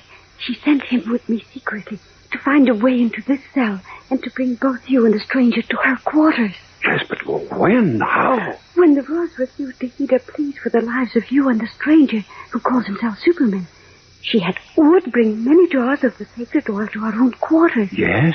Then we set out to bring Superman there, where the oil would be set afire to restore him to his strength, so that he may save us from the destruction that threatens us. The princess has indeed a noble heart, but I fear she acts too late, Lalo. What mean you, Father? Because Superman is near to death, my child. See how he lies there, scarcely breathing. But his heart still beats, Father. Perhaps there's still time to save him. Ord, pick him up quickly. But how can we... Come, Father. There are secret stairways below here, one of which leads to the apartment of the princess. Ord will lead the way. I fear it's too late, Lalo. Oh, perhaps not. Ord, you lead the way. Ah. We must proceed with the utmost care, for many of the Rosa's soldiers are below. Should we be seen or heard, we all die at once. No, we'll be careful. Come, Father. Aye, let's go. And may the great being protect us.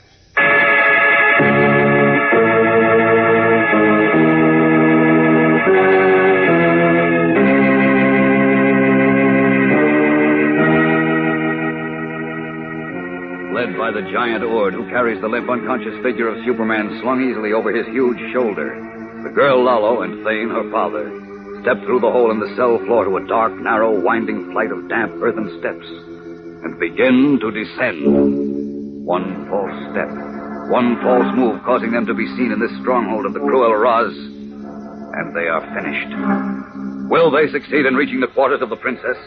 And will their attempts to save Superman succeed? There are many thrills and chills ahead, so don't miss tomorrow's thrilling episode. Be sure to tune in tomorrow. Same time, same station. And remember, for breakfast, it's Kellogg's Pep. For excitement, the adventures of Superman.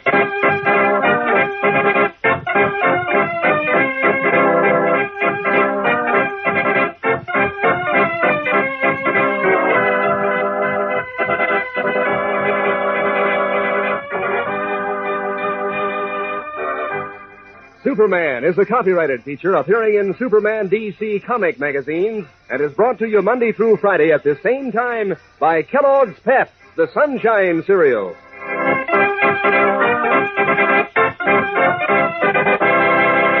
You know, gang, one word leads to another, like the way those toasty words, crisp, crunchy, crinkly, lead you right on to crumbles. Kellogg's Crumbles, so toasty and sweet and mellow rich on a frosty morning. It's the only cereal in the whole wide world made in those little crinkly shreds of good whole wheat. And so good for you. Sure, Mom knows that. In fact, she'd probably like to see you eat up a bowl of Crumbles for breakfast tomorrow. Crisp, crunchy, crinkly, Crumbles, Kellogg's Crumbles. And be sure to be with us tomorrow for the thrilling adventures of Superman. This is the Mutual Broadcasting System. Faster than a speeding bullet. More powerful than a locomotive. Able to leap tall buildings at a single bound. Look, up in the sky. It's a bird. It's a plane. It's Superman. Kellogg's Pep. P-E-P, Pep. Kellogg's Pep, the Sunshine Cereal, presents The Adventures of Superman.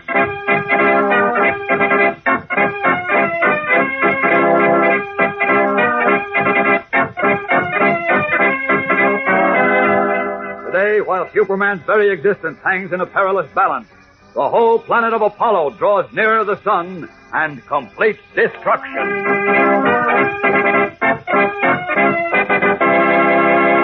Hello there, gang. This is your pal, Dan McCullough. Say, it's hurry, hurry, hurry. Send in today for your Superman Crusader ring, because time's growing short, and you wouldn't want to be the only one in your crowd without one of these slick-looking rings. You see, this ring identifies you as a Superman Crusader. Sure, makes you a part of Superman's crusade for good Americans. And is it a slick-looking ring, made of sturdy, silver-looking metal with a shiny, durable finish that keeps right on looking shiny and slick come rain or shine? Why, it'll wear and wear. And Superman's picture stands out big and powerful on the front, and the words Superman Crusader are printed clear and plain on the side. And the ring's adjustable, so it's easy to fit right on your finger yourself. Now, here's how to get your own Superman Crusader ring. Ask Mom to get you a package of that Sunshine cereal, Kellogg's Pep. Tear off the box top and send it along with 10 cents in cash and your name and address clearly printed to Superman, Box 40, that's 40, Battle Creek, Michigan. You got that now? Send one Kellogg's Pep box top, 10 cents in cash, and your name and address clearly printed to Superman, Box 40, that's 40, Battle Creek, Michigan. Send in today for your Superman Crusader ring from P.E.P., the Sunshine Cereal, Kellogg's Pep. Now, the adventures of Superman. On the strange planet Apollo, where he came to warn the inhabitants they were about to be carried into the sun and destroyed, Superman is now in deadly peril. Something in the planet's atmosphere robbed him of all his great strength, and it was only when a certain oil was burned near him that he could retain consciousness. The Roz, cruel ruler of Apollo, scoffed when Superman warned him that Apollo was in danger of destruction and condemned him to a dark cell with an elderly scientist named Thane. Too weak to resist, and deprived of the oil fire essential to his breathing, Superman lost consciousness. And Thane had given up hope when his young daughter Lalo, accompanied by a giant slave, entered the cell through a hole the powerful giant had made in the floor. Then, carrying the unconscious Superman, the giant wearing a mental telepathy helmet such as that worn by the others, led Thane and Lalo into an underground stairway beneath the Roz's temple. And as we continue now, they are proceeding cautiously in single file down the winding, narrow clay stairs through almost pitch darkness. Listen. Be careful, Father. The steps are wet and slippery. I will be careful, Lalo. Tell me, this giant, what is he called? His name is Ord. How can you be certain he is to be trusted? He's the personal slave of the princess. And she swears she would trust him with her own life. Oh, and he leads us now to her quarters. Aye. The princess has many jars of the sacred oil hidden there. Several will set it afire, so that we may restore Superman's strength. The princess, unlike her tyrant uncle the Roz, has both wisdom and a noble heart. Now, if only we are not too late to revive Superman. Too late? You think perhaps he... One moment. Does Superman still breathe, Ord? Aye. But most weakly, sire. Oh. Lead us quickly to the princess before Superman expires. Hurry. Aye, but have care, sire. Below us is a sacred oil spring guarded by the fiercest of the Roz's giants. Should they discover us, we will die quickly. We will be careful. Come, Father. Aye. Lead on, Ord. Come, then. Here. We approach now a junction of two staircases, one of which goes down to the sacred spring, the other upwards to the quarters within the temple. Follow me closely. We follow, Ord. Hold firmly to my hand, Father. Aye, Lalo. Hold. The junction is here. Turn to your right hand and ascend. Come. To the right, Father. Aye. If only we could see. Have patience. I think it is not far now to the quarters of the princess. Tell me, Father, you spoke of a plan whereby you and he might still save all of us from being consumed by the sun. Aye. What I hope I do. Move no further. What is it, Ord? Someone comes, sire. Listen. You hear? I hear voices. Aye. Perhaps the voices of the giant guards at the sacred spring. Nay, sire. These voices come from above. Aye, they do come from above. I count 2, 3 voices of men who come from the temple and descend on these very stairs. These stairs on which we stand? Aye. There are no others from the temple. These men must go to the sacred spring for oil. Quickly, turn about and go back. Go back where? Back to the cell. Turn to your left hand. Quickly, sire. And you, mistress. We must hurry or we are discovered and lost. Aye, go to the wall, Father. And to my hand. I do so, Lalo. Now, turn now to your left hand. Oh, this is indeed unfortunate. With Superman already so near death. Save your breath, Father, and move quickly. They are gone. Wait. I hear someone up ahead. Oh. Listen. Aye. Both Thane and the stranger have escaped. The guards at your cell, sire. Hey, a great hole in the floor. They have discovered your escape. Woe is us. More and worse misfortune. They escaped by the underground stairway. Come, after them. Aye, after that. They come after us. What do we do? What can we do? They come both from this staircase and from the temple. We are trapped. There's but one chance. We must descend by the stairs to the sacred spring. Follow me. We cannot go to the spring. You said yourself that Roz's fiercest giants guard it. We are lost. Hurry, please. There's a trail circling the pool of the sacred spring, which leads out into the hills. If we are fortunate, we may escape thus without being seen. Hurry. We must attempt it. Aye. Lead on, Lord. Come swiftly. But be careful not to stumble. Oh, Stars. Be with us. They cannot be long gone. Quickly! Thane and the stranger must not escape us. The Roz will demand our lives. Our pursuers gain on us. Faster, Father. Aye, Lalo. I go as fast as I can. Take care. The stairs make another turn to the right hand. I see yours. Oh, evil misfortune. Some of you go above on the stairway to the temple. The others come down with me to the sacred spring. Almost can I feel the devil's breath upon my neck. I fear our end has come, Lalo. Do not yet give up hope, Father. Hold. What is it? Why do you stop over it? They're close behind us. Just ahead. And below is the pool formed by the sacred spring. I see it. And the lanterns of the giant guards around it. They are all around the pool. They will see us if we go further. They are not at this far end of the pool, sire, where the dark moss trees stand. The trail, a narrow one, is between the trees and out to the hills.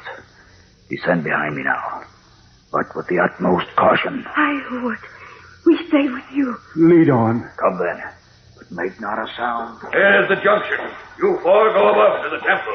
You others come below with me. Aye, we go. Wood, the guards descend these same stairs behind us. Oh, all is lost. Make not a sound.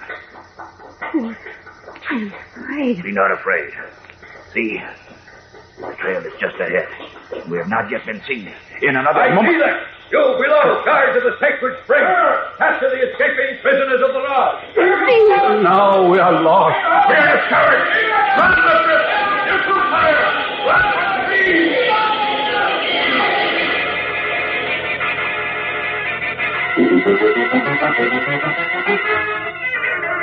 Still carrying the unconscious Superman, the giant Ord leaps down the remaining narrow stairs and rushes toward the mossy trees lining the far end of the black pool, followed by Lalo and the elderly Thane, as mammoth hairy giant guards run to head them off.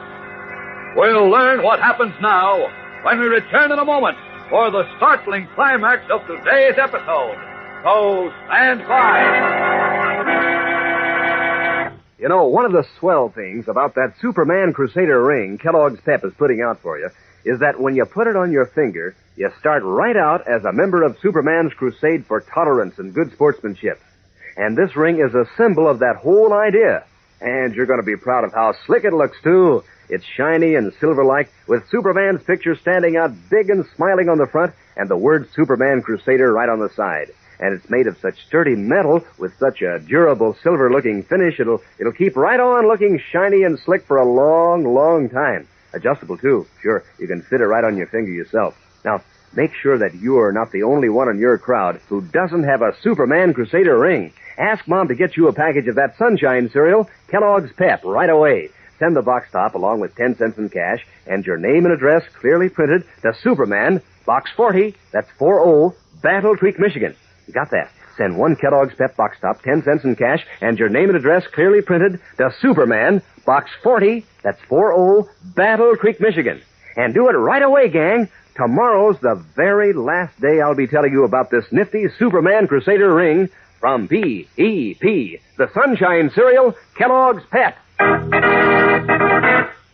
Deep underground, beneath the Temple of the Roz, where the spring of sacred oil empties into a deep black pool lined by stunted, mossy trees, Thane, his daughter Lalo, and the giant Ord, who carries the unconscious Superman across his shoulder, have been discovered by fierce giant slave soldiers of the Roz, who guard the sacred spring and pool. The weird half-light cast by the crescent-shaped lanterns of the guards throws huge shadows on the smooth clay walls as the giants swarm on Ord, Thane, and Lalo. Lalo! Lalo! Kill them! Kill them! Nay! Take them above to the Roz! It is he who must stay on your side!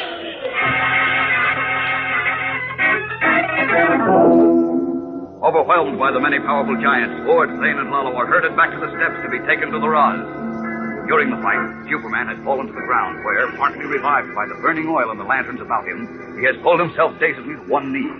Now, as two of the huge giants each reach down a hand and drag him to the stairs, the Man of Steel makes a supreme effort, and taking them totally by surprise, seizes a lantern from a giant and deliberately hurls it into the pool of sacred oil. At once, a gigantic sheet of fire rises over the pool. Black waves of smoke billow through the vast cavern below the temple. Now, you devils! My strength will come back and into the lake of fire! Let go of me! No! No! He's with him! Father! You will be thrown into the pool! The fiend! He will be consumed by the flames! Now all is truly lost!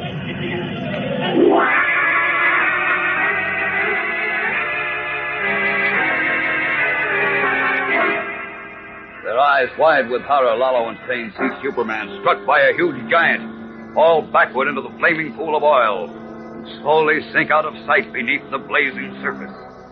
Then, without a backward glance, the giant swiftly rushed the girl and scientist up the smoke-filled stairs. One moment more in the flaming pool of oil, affecting a change in the atmosphere, would have restored Superman's strength. But now, as he sinks far below the surface, what can save him? And what can save Thane and Lalo and all the others of the doomed planet Apollo? More thrilling things happen tomorrow, so be sure to be with us then. Same time, same station. And remember, for breakfast, it's Kellogg's Pep. For excitement, the adventures of Superman.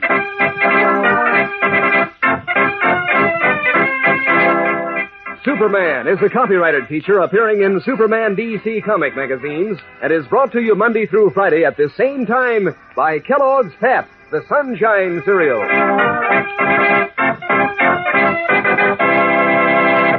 Think of the wonderful toasty things that taste good on a frosty morning, and you think of something crisp, crunchy, crinkly.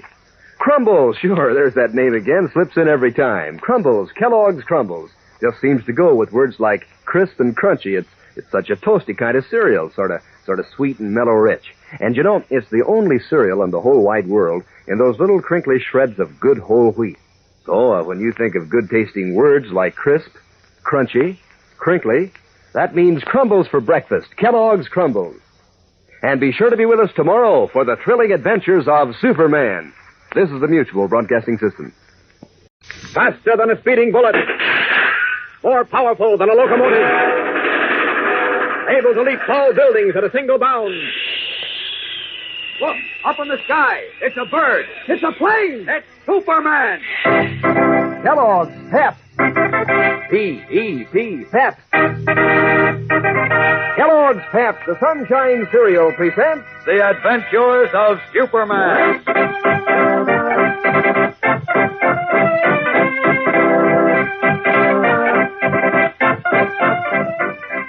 Today, Superman appears to have the situation on the planet Apollo well in hand, only to find that he has virtually leaped from the frying pan into the fire.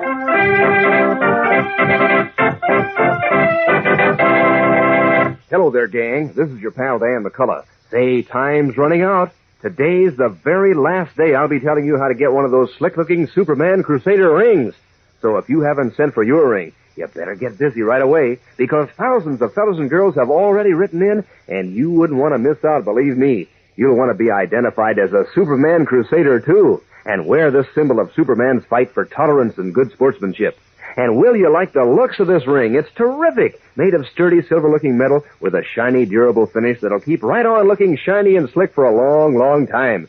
Superman's picture stands out in the front, and the words Superman Crusader are printed clear and plain on the side. The ring's adjustable, too, so it's easy to fit right on your finger yourself. Now, to get your own Superman Crusader ring, ask Mom to get you a package of that Sunshine cereal, Kellogg's Pep.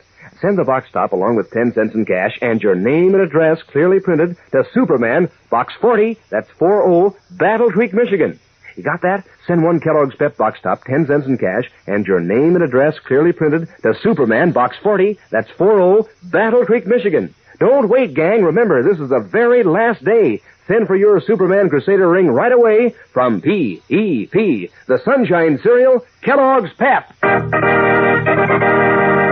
Now, the adventures of Superman. As you remember, the atmosphere on the planet Apollo, where he had come on an errand of mercy, caused Superman to lose all his strength.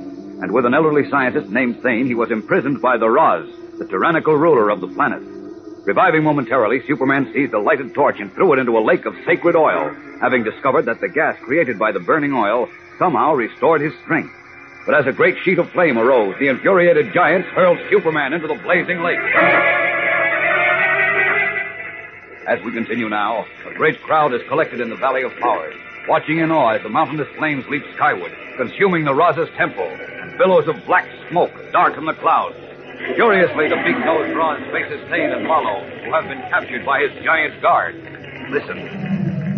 It is you, Thane, and your daughter Lalo, who are responsible for this. You who have destroyed both my temple and the spring of sacred oil. Oh, you universal one. We meant only good. Aye, it was our hope to revive Superman, and with his help to save all on this planet. You hear, Loran? Thane admits conspiring with the evil spirit. He who calls himself Superman. He is not an evil spirit. He comes from the planet Earth to help us to save ourselves from destruction when our planet leaves its orbit and is carried into the sun. Aye, but now Superman is gone. That means an end to us all. Fools! Think you still to trick me with this talk of our star being carried into the sun? Guards! Take Thane and his daughter Lalo and this slave on the ground and cast them into the vials of my temple. No! Wait! Do what you will with me, but spare Lalo and the poor slave. Farewell, traitors, and a happy journey to the star of the dead. Stop! Put Thane and Lalo down. And her, too. Who is this strange creature who drips with oil? I know not, O Roz. He drops from the sky. Put them down, I said. No! The Roz has ordered... All right. Remember, you asked for this. Father, who is this? Thank the stars, it's Superman. Behold, Summer. The stranger knocks down our giants as if they were straws. Aye, he must be another evil spirit. Quick, Thane, Lalo, up with you. See, O Roz, the evil spirit seizes our prisoners. Stop him! Stop him! Up with the word now. There we are. Now, up and away!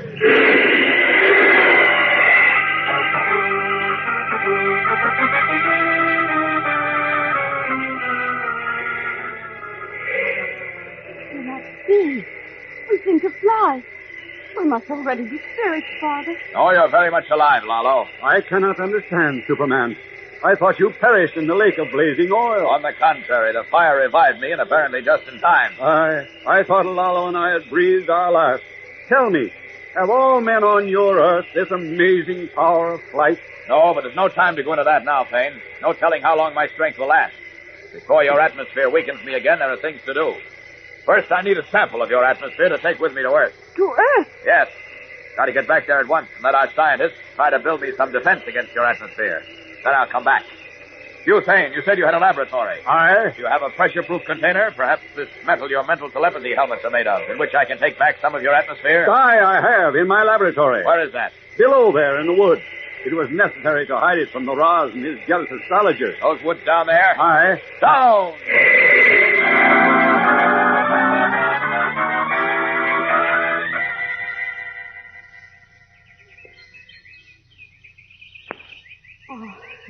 Poor Ort.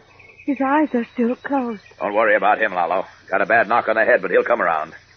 Now, that atmosphere sample, Payne. It is here, Superman, in this metal ball. Good. Listen to this, Superman. My instruments register a temperature far higher than any known here. And these, on which I have attempted to gauge the action of our planet in its orbit, perform strangely. I am unable to understand it. You're probably being drawn closer to the sun every moment. There isn't a second to waste.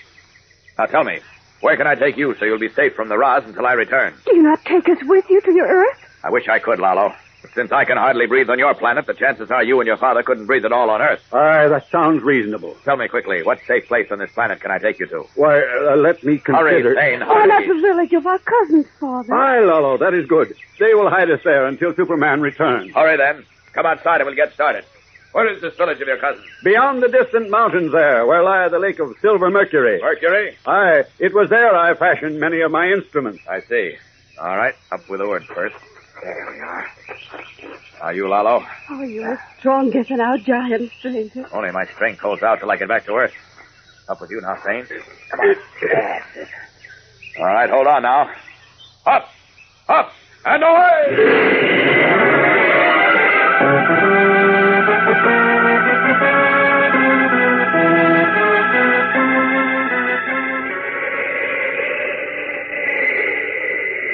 There is the Sea of Mercury below, and the village of our cousins lies just beyond on the side of the Black Mountain. I see it. I'll drop you on that ridge just above the village. Down! All right, here we are. What are those queer shrill sounds? Oh, those are the Tikas. The what? A Tika creature is half bird, half fish, Superman. It lives both in the Sea of Mercury and in the silver-leaf trees you see there. What a paradise this would be for our naturalists. Are these creatures harmful? Nay. They're as harmless as house pets. Good. I can leave you then. What is it, stranger? I don't know. The heat or the atmosphere is beginning to weaken me. I better get started while I can. Goodbye to both of you, and unless something happens to me, I'll be back very soon. May the great being protect you, my son, and carry you safely. Thank you, Payne. Goodbye, Lalo. Farewell, noble stranger. Good luck to you both. Up and away!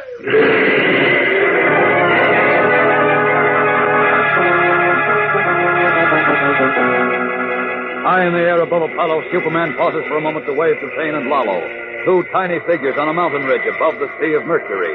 Then he turns and streaks away and presses onward with the speed of light into the terrors of space itself, bound homeward for Earth. We'll return in a moment for the 10th climax of today's episode, so stand by. Remember, gang, this is your last chance. The very last time I'll be telling you about that slick-looking Superman Crusader ring Kellogg's Pep is putting out for you. So get busy right now and send in for yours. Don't miss out because this ring identifies you as a part of Superman's crusade for good Americans. Makes you a Superman Crusader, too, like all your pals who'll be wearing Superman Crusader rings. And believe me, this ring is really terrific. Shiny and silver-looking with Superman's picture standing out on the front and the word Superman Crusader right on the side. It's adjustable, too. You can fit it right on your finger yourself. And it's made of sturdy metal with a durable silver-looking finish that'll keep right on looking shiny and slick for a long, long time. Now, here's what you do, and do it right away because this is your last day. Ask Mom to get you a package of that sunshine cereal, Kellogg's Pep. Send the box top, 10 cents in cash, and your name and address clearly printed to Superman, Box 40. That's 40, Battle Creek, Michigan. You got that? Send 1 Kellogg's Pep Box Top, 10 cents in cash, and your name and address clearly printed to Superman, Box 40. That's 40 Battle Creek, Michigan. Don't wait, gang. Remember, this is the very last day. Send for your Superman Crusader ring right away from P.E.P., the Sunshine Cereal, Kellogg's Pep. Homeward bound from Apollo, Superman has passed beyond the orbit of the planet, beyond its last vestige of atmosphere, and is now streaking through the awesome cavernous reaches of space itself. His amazingly keen eyes are fixed on the tiny green-tinted sphere of Earth, where it rotates on its axis between the white star of Venus and the lurid reddish glow of Mars. Eagerly, fully realizing the importance of his mission, Superman calls on his powerful muscles for their final ounce of speed, forgetting for a tiny moment that he is streaking across the path of the sun. Suddenly he flashes through a vast prismatic shaft of half-light, feels himself immediately stricken as with a billion sharp hammer blows. His body becomes numb and his sight is closed. What happened? I'm stopping. I must go on. Away! Oh, I can't. My strength's leaving me again. Wait! Great Scott, not that way. I'm being drawn towards the sun. Oh!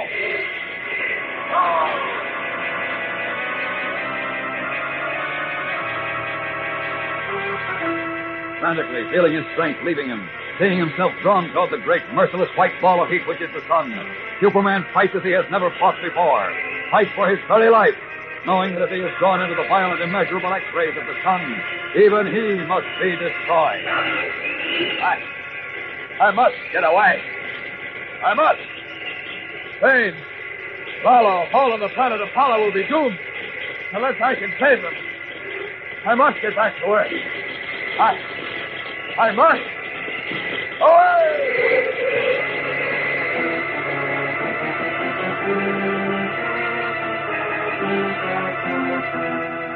Grimly, desperately, Superman fights on.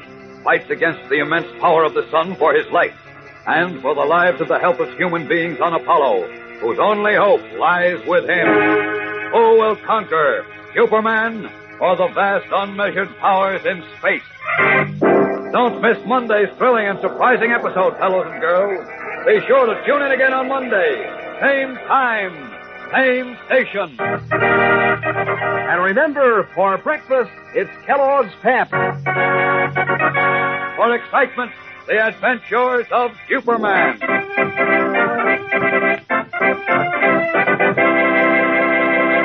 Today, gang, we'd like to salute that swell organization, the Campfire Girls, in its 34th year.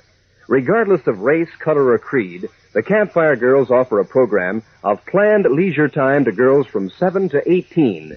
And now, during their current membership march, there's a chance for every girl to join this group, which means fun and friendship to so many. So, to join up, you get in touch with the nearest office of the Campfire Girls.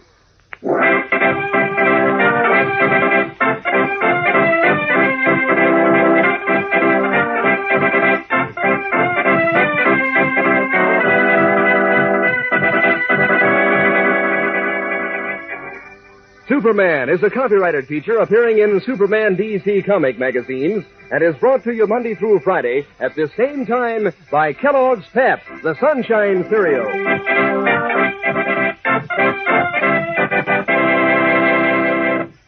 On a chivalry morning, when your first idea is to beat it down to breakfast quick, gang, that's Crumbles weather. That's when you want a toasty kind of cereal with zip and go. That's when you think of toasty words like crisp, crunchy, crinkly. Crumbles, Kellogg's Crumbles, the only cereal in the whole wide world made in those little crinkly shreds of good whole wheat. Sort of sweet and mellow rich, and so good for you. Mom knows that. So when you think of something toasty on a cold morning, think of Crumbles, Kellogg's Crumbles.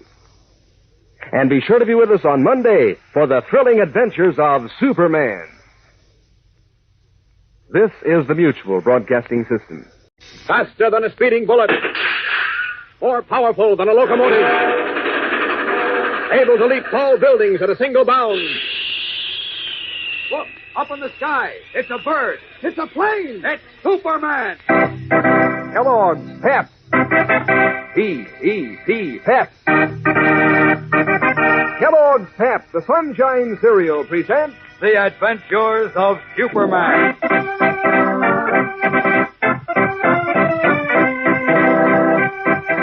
Today, Superman fights a titanic battle with the elements, unaware that as he struggles, natural forces at work in the heavens are making it increasingly more difficult for him to save the lives of those who are trapped on the doomed planet Apollo.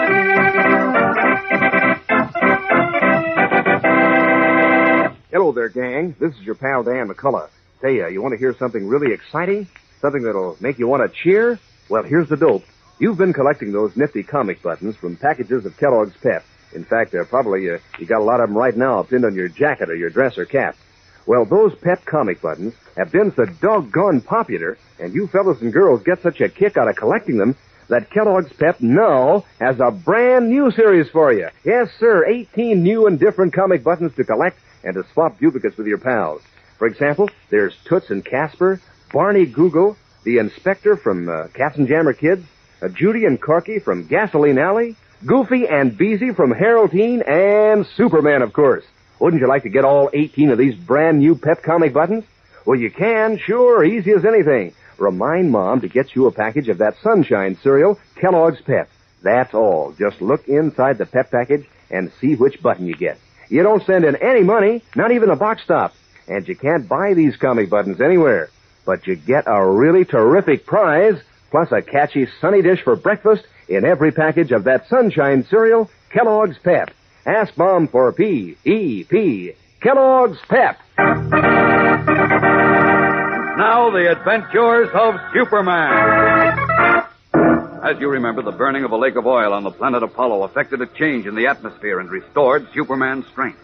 Rescuing Thane, an elderly scientist, and his daughter Lalo from death at the hands of the Roz, tyrannical ruler of Apollo, Superman took them to the safety of a distant village.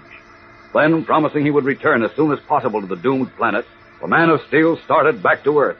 But while streaking through space, he passed into the direct suns of the rays, where, numbed by the terrible rays, he felt himself being drawn as if by a giant magnet into the very sun itself. And as we continue now in the vast empty reaches of space, Superman fights for his life against the mightiest force in the universe. Listen. If I'm drawn much closer to the sun, I'll be finished. I must get through, but my strength is going. Got to get back to Earth. Find out how to save people on Apollo.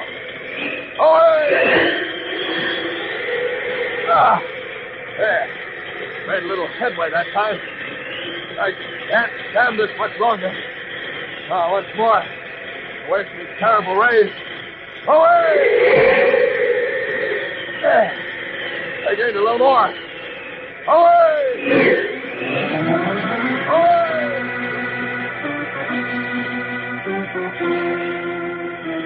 Desperately, with every ounce of strength and will in his powerful body, Superman fights as he has never fought before, against the merciless rays of the sun, which make even man's newly discovered atomic power seem puny.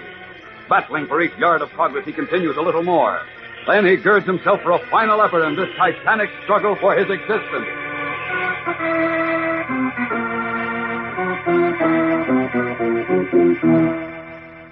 Hours later, in Editor Perry White's office in the Metropolis Daily Planet, the gray-haired editor and cub reporter Jimmy Olsen, both swallowing hard to control their emotions, regard the galley proof of page 1 for the next edition, on which, across 3 columns bordered in a heavy black margin, is a photograph of Clark Kent, whose identity as Superman is unknown to his friends.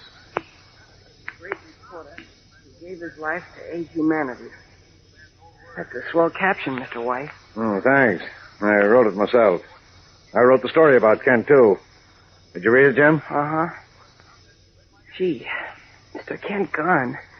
I can't realize I'll never see him again. Yeah, it's hard to get used to that. And Superman. We'll never see him again either. Or have him to help us out of jams. That's a terrible blow, Jim. Are you sure there's no hope for them? Of course, and so is Dr. Millison. They've been gone for 10 days now, and Superman said if he and Kent weren't back within 3 days, we'd know they'd been lost. I know, but why'd they have to take Mr. Kent along? He isn't a Superman. Well, I guess Kent saw a chance to get the biggest story of the age and to learn things which would be of great value to us on Earth, so he insisted on going along. He was a great reporter. Yeah, and a great guy. Gosh, Chief, I... Now, Jim, don't blubber. Kent wouldn't want you to. I'm not. Mr. White, Jim, come quick, hurry up. Well, what's the matter with you, Beanie? Creepers, don't stop to ask questions. Come on, Come hurry. where? What happened, Where do you Beanie? see? Oh, golly, come on. Come on to Mr. Kent's office. Well, what's in Kent's office? Where do you see? Come on, hurry.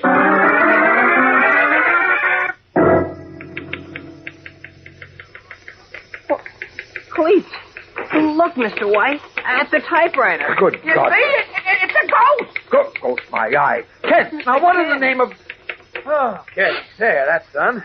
Now, if I don't get back from the next trip, the whole story of Apollo is right here, Chief. Oh, gosh, Mr. Kent, I'm so glad to see you. I don't know what to do. Thanks, Jim. I'm glad to see you, too. No, never mind that. Now, you start talking, Kent, before I blow my top. I'm sorry, Chief, but I'm not up to talking right now. You're not up to it. But I'm worried, and I'm more tired than I ever was in my life. The sun almost finished me. The sun? Yes, the direct rays of the sun in space. I fought for hours as I never fought before. What's more, you fought against the sun. In space?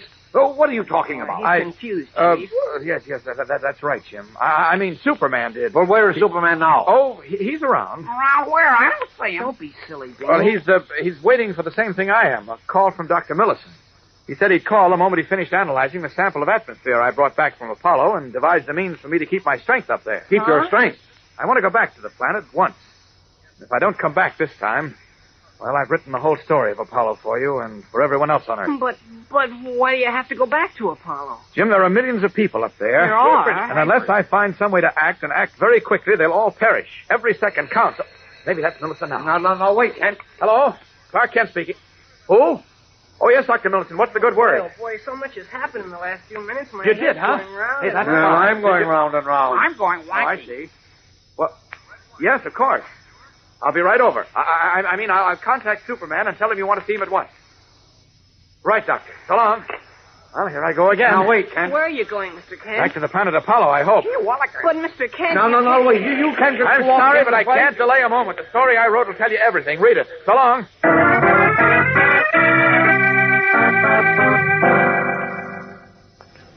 Kent said you were ready to see me, Dr. Millicent. Yes, Superman. I've analyzed the sample of air you brought from Apollo, and I know why you lost your strength up there. You do? Why?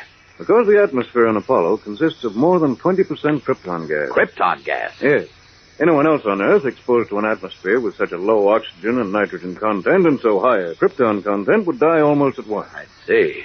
People in Apollo must have a slightly different lung structure from ours. Uh-huh. Probably a different body chemistry in general. Well, then they couldn't exist on Earth, in our atmosphere. Oh, not possibly. Uh-oh. And no one from Earth, except you, could have existed for so long a time on Apollo. Well, even I practically ceased to exist until I managed to set their lake of sacred oil on fire. That restored my strength. How do you account for that, Doctor? There's obviously some element in the oil which, when burned, added the required oxygen and nitrogen to the air which you needed. I see. Well, tell me, can you devise something for me, a tank or something I can carry which will serve the same purpose as the burning oil and allow me to keep my strength on Apollo? Yes, I think I can, but, well, it won't last for a great length of time, of course. It's only got to last long enough for me to save the Apollonians. But wait, Doctor. I had in mind the use of rocket ships to take the people away, but you say they won't be able to exist on Earth. No, they won't. Well, then how can I save them? I have another plan to save the people on Apollo and their planet as well. You have? Yes, it's just possible that you can accomplish it. What? But it'll be tremendously difficult. And risky, too. Never mind how difficult and risky it is. There are human beings up there, millions of them. And 2 of them risk their lives for me.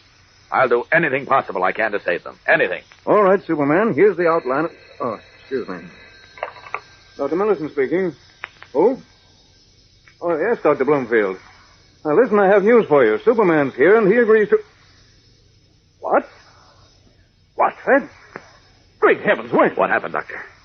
I see. Yes, I'll tell him. Well, this is a great shock. Goodbye. Millicent, you turned so pale. What's happened? You won't have to go back to Apollo now, Superman. What do you mean? It's too late. What? Too late to do anything for Apollo now.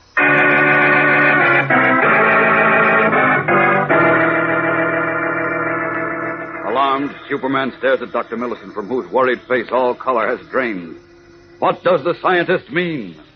We'll know in a moment when we return for the startling climax of today's episode. So stand by.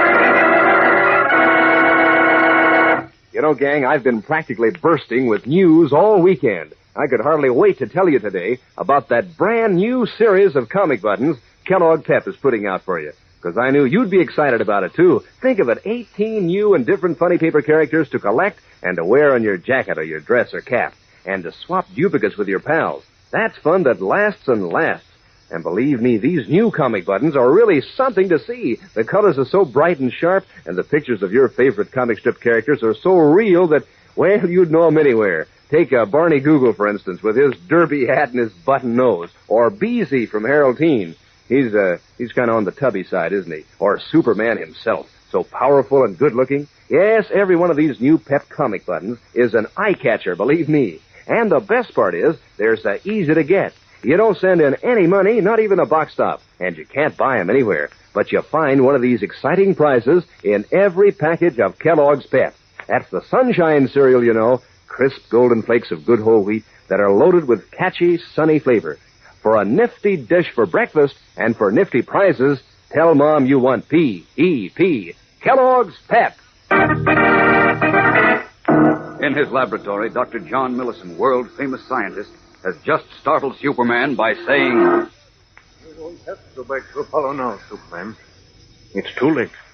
Too late to help the unfortunate people on that doomed planet now. What do you mean, Doctor? Why? That was Dr. Bloomfield who just called. He's in the observatory at Mount Arthur. Yes? He tells me that a little over an hour ago, the planet Apollo passed completely out of view of our telescope. What? Well, just what does that mean? It means that Apollo has already left the temporary orbit in which it was revolving around its own moon and is now lost in space. Great Scott, then... Somewhere in space, it's being controlled by the sun, being drawn into it to be burned and disintegrated. No. Now, not even you, Superman, can find and save the poor doomed souls on the planet Apollo.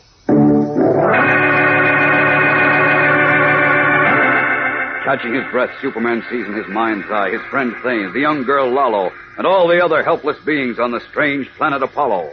As in his ears rings the voice of Dr. Millison repeating... Now, not even you, Superman, can find Apollo and save its inhabitants. Is Superman helpless to avert the catastrophe? Must he stand idly by while Thane, Lalo, and millions of other human beings on Apollo are destroyed? You can be sure Superman will not stand idly by, even though he must risk his life again in an even more hopeless cause. Tomorrow we'll see what he does, and we'll find out just what is happening on the planet Apollo. So be sure to be with us then. Same time, same station. And remember, for breakfast, it's Kellogg's Pep. For excitement, the adventures of Superman.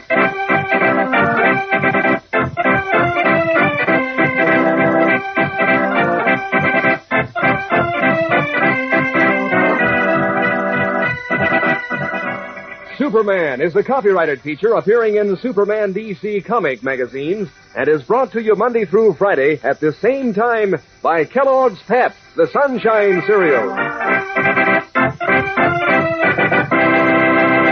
Say, when you think of toasty words like crisp, crunchy, crinkly, you just naturally go right on to Crumbles. Kellogg's Crumbles, the toasty and sweet and mellow rich on a frosty morning. What a dish for breakfast. The only cereal in the whole wide world made in those little crinkly shreds of good whole wheat. And you know about whole wheat, don't you? You know it's good for you. So get your wholesome whole wheat in crisp, crunchy, crinkly Crumbles, Kellogg's Crumbles. And be sure to be with us tomorrow for the thrilling adventures of Superman. This is the Mutual Broadcasting System. Faster than a speeding bullet. More powerful than a locomotive. Able to leap tall buildings at a single bound. Look, up in the sky. It's a bird. It's a plane. It's Superman. Kellogg's Pep. P-E-P, Pep. Kellogg's Pep, the Sunshine cereal, presents The Adventures of Superman.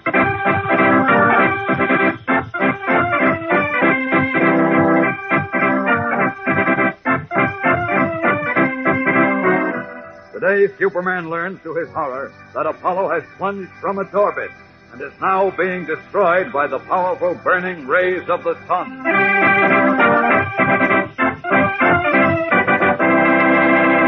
Hello there, gang. This is your pal Dan McCullough. You know, the news that Kellogg's Pep is putting out a brand new series of comic buttons is spreading, as they say, like wildfire. All the fellows and girls in the gang are talking about these new comic buttons and making plans to collect all 18 in the series. And no wonder. The Pep comic buttons you've been collecting right along are so doggone smart-looking and such fun to collect that, well, who wouldn't be excited about this new series? They're brand new funny paper characters, you know, like Goofy and Beezy from Harold Teen and Flash Gordon and Toots and Casper and, of course, Superman himself. Why, every single one of them looks just as real as in the comic strips, done up in full comic strip colors, too. Look mighty sharp pinned on your jacket or your dress or beanie cap. And how do you get these new Pep comic buttons? Why, it's easy. Just ask Mom to get you a package or two of Kellogg's Pep and look inside the package for your prize. That's right, a button in each package. You don't have to send in any money, not even a box top, and you can't buy them anywhere. All you do is to stock up on the Sunshine Cereal Kellogg's Pep, the whole wheat flakes with a catchy, sunny flavor that makes breakfast so much fun, and so good for you, too. That's it, gang. For a Sunshine breakfast dish and for exciting prizes, get P-E-P, the Sunshine Cereal Kellogg's Pep. And now the adventures of Superman. Unable to preserve his strength on the doomed planet Apollo, where he had come in an effort to save the inhabitants from destruction, Superman was forced to return to Earth to consult with Dr. John Millison, the famous scientist. Millison analyzed a sample of the atmosphere of Apollo Superman had brought back with him and discovered that it contained a high content of krypton gas, which accounted for Superman's loss of strength. He was about to discuss a device which he believed would sustain the Man of Steel on Apollo for a limited time when he received a phone call from the observatory on Mount Arthur. After listening for a moment, Dr. Millison replaced the phone. And as we continue now, he turns and says solemnly, I'm afraid you'll never return to the planet Apollo, Superman. Why? Because it's no longer visible. What happened? Apollo is lost in space, and all of its people are doomed. Not even you, Superman, can help them now. But I must help them, Dr. Millison. I must save them. It's impossible now to do anything for them, Superman. You see, for 3 days since Apollo left its orbit, it's been revolving around its own moon. I know that, Let me explain. As it lost energy, it became subject to the gravitational pull of the sun. Until now, it's somewhere in space, so close to that ball of fire that nothing can save the planet and everyone on it from being consumed. Great Scott, is it really that bad? Unbelievably bad. Matter of fact, we don't even know where the planet is now. It may already have come so close to the sun that the direct rays have consumed Apollo's atmosphere. On the other hand, there is still at least an outside chance that I may be able to find it in time to do something about saving Sane and Lalo and all those other millions of helpless human beings up there. Look, Dr. Millison, you said you had an idea how I could save them. What did you have in mind? Well, I thought that perhaps by driving deeply into the very core of the planet and releasing the gases and other energizing matters penned up there, Yes. it's just possible that the tremendous energy so released in a form of jets might speed up the revolutions of Apollo enough to give it added centrifugal force and thus reestablish its orbit. I think I see what you mean. But that's impossible now. The planet is lost, irrevocably lost. I'll find it. Now, look, you said you could prepare something, a mask and tank or whatever, that would neutralize the high content of krypton gas in Apollo's atmosphere and permit me to preserve my strength up there for a limited time. Yes? How long will it take you to fix it? Well, not more than a couple of hours. However... Then get busy on it at once, please. Every second counts. No, Superman, I can't let you do it. You must. After all, You told me you were caught in the direct rays of the sun on the way back from Apollo. And we're almost finished. Isn't that so? Yes, but this Well, time... this time you'll have to approach even closer to the sun. You may very well be destroyed, and I can't let you risk almost certain death when you're so valuable to us on Earth. Look, Dr. Millison, get this and get it straight. Whatever you say or do cannot stop me from making a try. Because I gave Thane and Lalo my word that I'd be back to try to help them. But and I always keep my word. I may be valuable here on Earth, but I'm not indispensable. No one man is in a democracy. So Earth can get along very well without me, as it did for so long. But Apollo is doomed unless I can save it. And I'm going to try even if you refuse to make me the defense I need against its atmosphere. Very well. I guess you win. Good. I'll get started on that anti-krypton device at once. Shouldn't take more than a couple of hours to construct it. All right, but hurry, Doctor. For heaven's sake, hurry.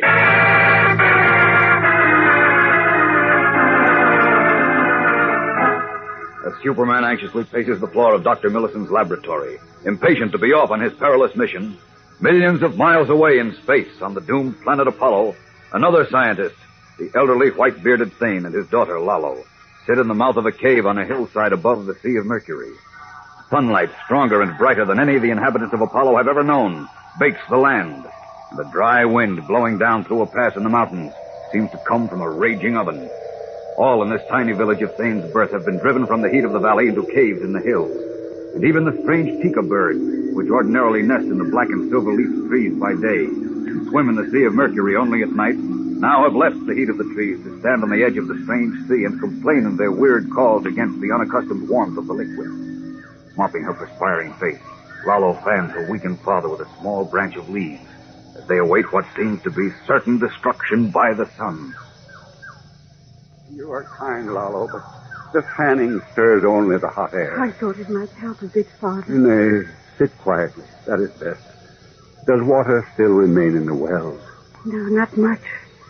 And that fills people's hearts with fear. What is to happen to them and to us, Father? I fear the worst, Lalo. For I know now that this star we live on has left the orbit in which it revolves and is being drawn closer into the merciless, naked heat of the sun. But what will happen as we approach closer to the sun? That is simple. We and all else on this poor doomed star will be destroyed, consumed by the power and heat of the sun's rays. Oh, whoa. And nothing be done to avert this catastrophe? Nothing.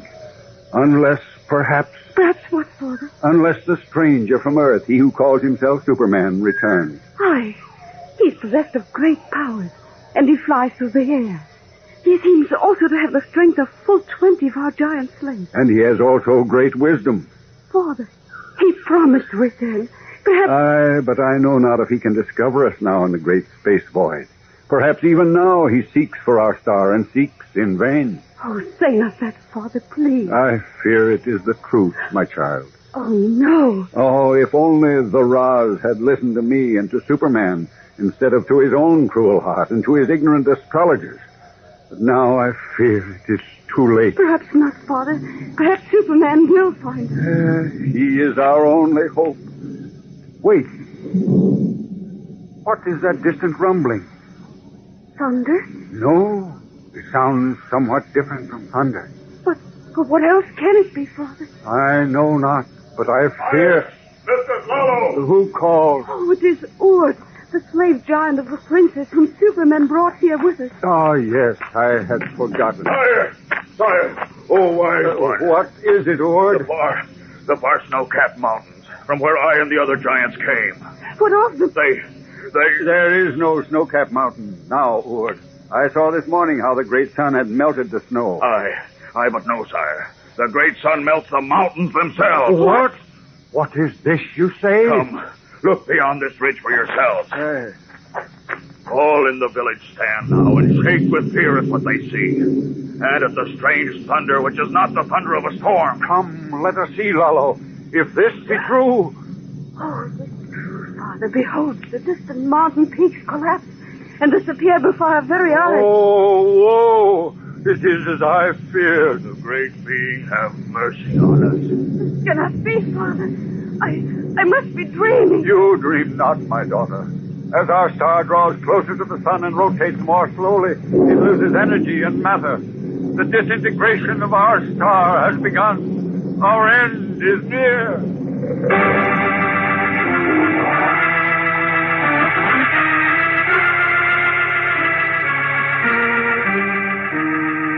His face ashen white, Thane puts a comforting arm around his trembling daughter, as together with the giant Ord, they watch in awe as the far distant mountain peaks crumble like stacks of children's blocks, then disappear. Is Superman too late? We'll know more in a moment, so stand by for the tense climax of today's episode.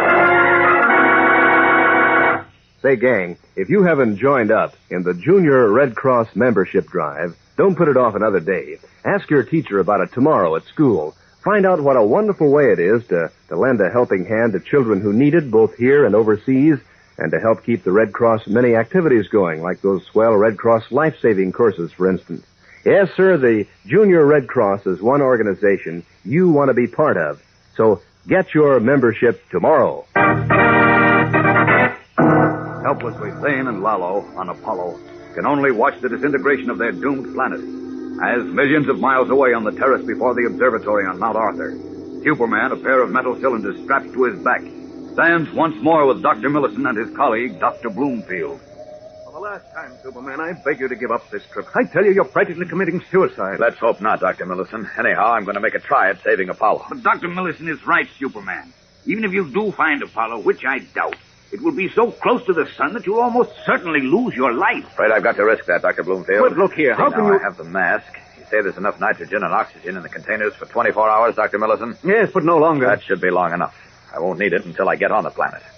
Oh, yes, there's no danger of the containers bursting in the stratospheric pressure, is there? No, I've taken precautions against that. Good. But there are no precautions we can take against the power of the direct rays of the sun in space. I know. And the cosmic rays and sunspots. So I still think you ought to... Come, cheer up. This trip may not be nearly as tough as you think. No? Well, I can assure you it'll be tougher than you think. Yes. Please, Superman, won't you reconsider? Save your breath, Dr. Bloomfield. I'm going. Now, just one more thing. I want to leave this envelope with you. As you see, it's addressed to Perry White. If I'm not back before the week is up, I'd like you to give it to him. Of course. Is it your will? It's something far more important than that. So please guard it carefully. Don't let it out of your hands until I get back to claim it, or until you give it to Mr. White. I'll guard it with my life. Thank you. Well, I guess that's all then. Goodbye, Dr. Millicent, and thank you for all you've done. If only I could make you change your mind. Don't bother, you can't. Goodbye, then, and good luck. Thank you, sir. Bye, Dr. Bloomfield. Goodbye and Godspeed, Superman. I'll be seeing you both soon, I hope. Up! Up! And away!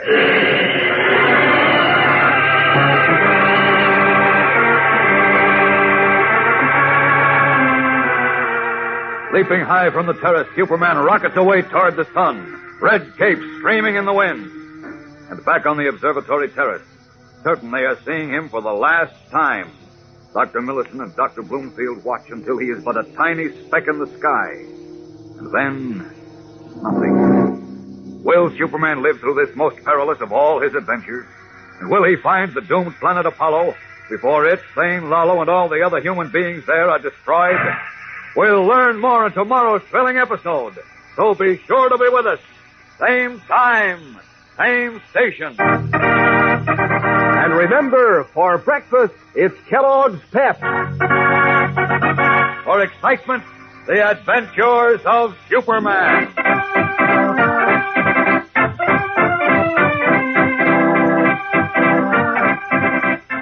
Superman is a copyrighted feature appearing in Superman DC comic magazines and is brought to you Monday through Friday at the same time by Kellogg's Pep, the Sunshine Cereal.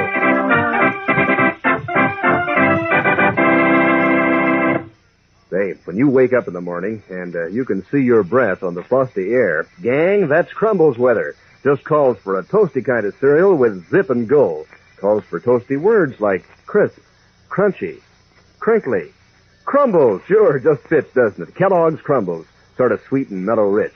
The only cereal in the whole wide world made in those little crinkly shreds of good whole wheat. It's Crumbles weather, gang. Time for crisp, crunchy, crinkly, Kellogg's Crumbles. And be sure to be with us tomorrow for the thrilling adventures of Superman.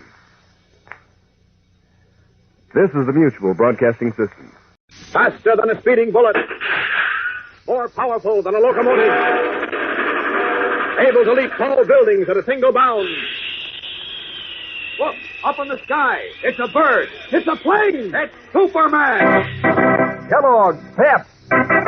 P-E-P, Pep. Kellogg's Pep, the Sunshine Cereal, presents The Adventures of Superman.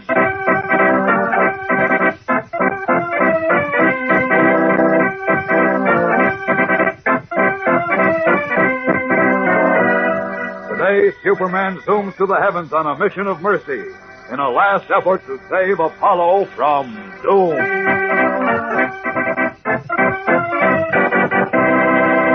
Hello there, gang. This is your pal Dan McCullough. Well, news certainly gets around, doesn't it, gang? Most every fellow and girl I know is all hepped up about the brand new series of comic buttons in packages of Kellogg's Pep. One kid tells another until everybody's excited as anything. And for good reason, too. These new Pep comic buttons are something to cheer about. 18 new and different comic strip characters done up in full color on gleaming white buttons that look mighty nifty pinned on your jacket or your dress or cap. And what a circus it is collecting them. First, you get the surprise of finding out which buttons inside every package of Pep you open. And then you get the fun of swapping duplicates with your pals. You'll want to collect Flash Gordon and Brenda Starr and Cindy, Spud from Winnie Winkle, and the Little Moose, Pat Patton, Tess Trueheart, and Chief Brandon, and Vitamin Flintheart, and Superman, and all the others. So remind Mom to get you plenty of Kellogg's Pep, because that's the only way you can get these new comic buttons. You don't send in any money, not even a box stop, and you can't buy them anywhere. But there's an exciting prize in every package of that Sunshine cereal, Kellogg's Pep. And there's good eating, too, because these are the whole wheat flakes with a sunny golden toasted flavor that gives breakfast a lift. Yes, sir, you'll like Pep, and you'll like the prizes in packages of P.E.P., the Sunshine cereal, Kellogg's Pep. Now the adventures of Superman.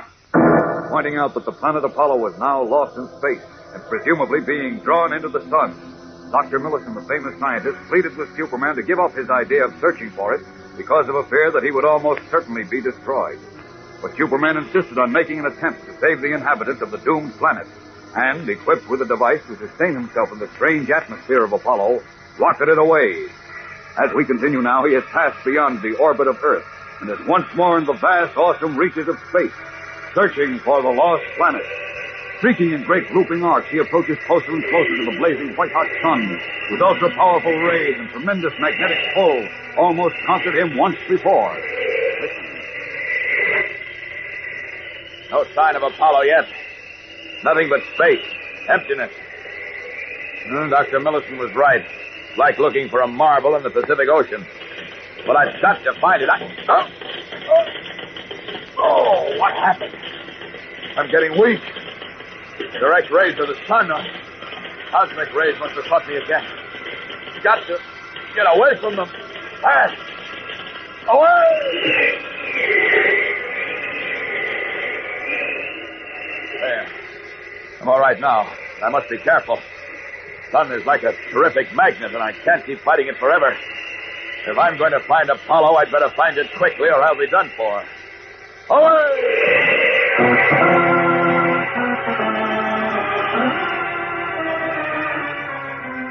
Locked once more in a titanic battle with the sun, the mightiest force in the universe, Superman darts, wheels, streaks in tremendous flights and whirls, like a flashing meteor himself, disdaining death as he searches for the lost planet Apollo.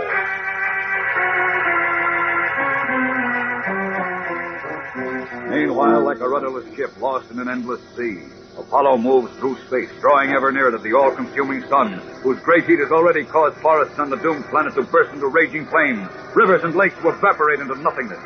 From his fire-gutted temple, the Ra's tyrant ruler of Apollo has gone to his summer palace on the hills above the parched Valley of Flowers. With the Ra's are his astrologers and court favorites.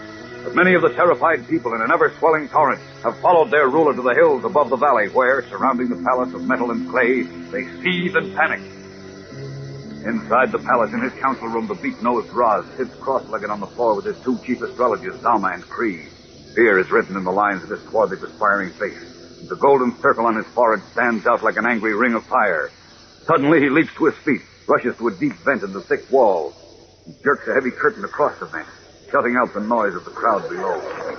Then he strides back to his astrologers, fury for the moment banishing his fear. You hear them, my astrologers? You hear the hateful noise of the rebel who, in their fear for their lives, lose their fear of me?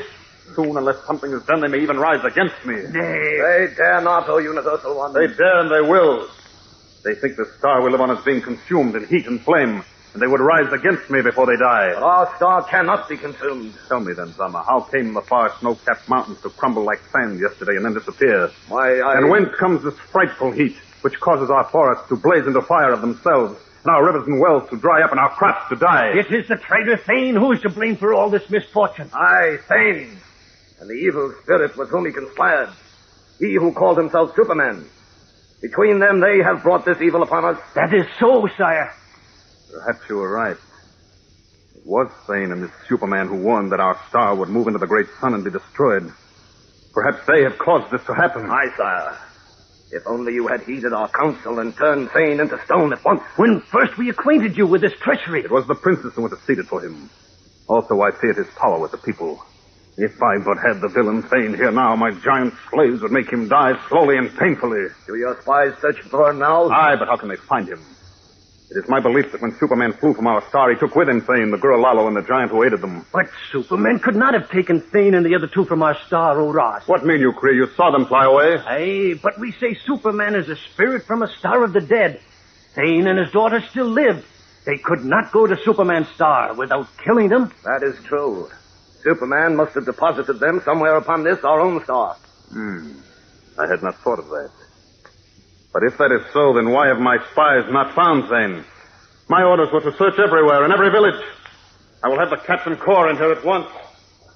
Here is Corps now, sir. Ah, Corps, I would speak with you. What is your wish, my Raz? I know that Thane must be somewhere in our land. I command you to find him at once, or your life will be forfeit. I have come to report that Thane has been found, O Universal One. What? He has? Aye, he was found in the village of his birth, on the ridge above the Sea of Mercury. Good, excellent. Where is the villain now? Below in the valley, sire. Bring him to me at once. That may be dangerous, sire. Dangerous? What mean you? Many of the people surround Thane. They say he warned of this calamity which has come upon us. If we attempt to harm him, we may precipitate a revolution. Who speaks of harming him, fool? At least at this moment. Hear me, Captain. Say to Thane that I seek his wise counsel. Say that if he will come to me now and aid in saving our star, anything he asks shall be his. Anything. But how can you offer this, Oraz? He will ask that you free all of our subjects. Let him ask, and I will promise. I will even promise to advocate for my throne in Thane's own favor if he asks. Nay. Silence. Thane, with his magic, is the only one who can save us from destruction. That is, with the aid of Superman, the evil spirit with whom he is in league. When they have done what we wish, I shall finish them quickly and then conveniently forget all my promises. Aye, of course. You are wonderfully clever, Oraz. Hurry, Captain. Carry my message to Thane and escort him here at once.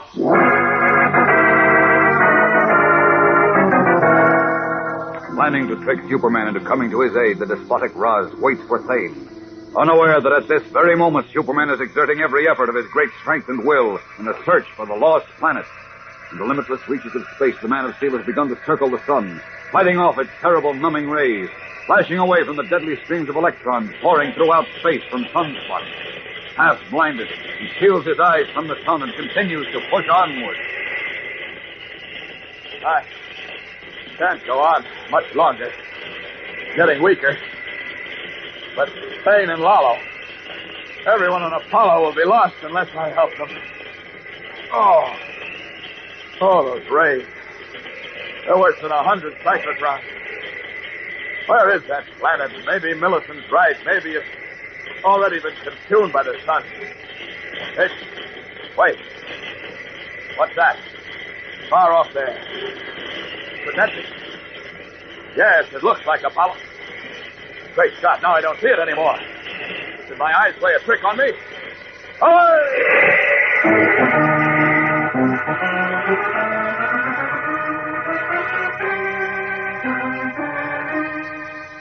Hoping against hope, Superman urges his tired muscles into another burst of speed and streaks away in the direction where he thought he had seen the doomed planet. Did he see it? And if so, what has happened to it? We'll return in a moment with the tense climax of today's episode. So stand by. Babe, you know what an encore is, don't you?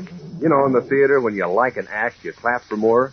Well, those pep comic buttons are sure doing an encore now. Why, they're so doggone popular with all the fellas and girls in the gang, Kellogg's Pep is putting out a brand new series of 18 new buttons to collect.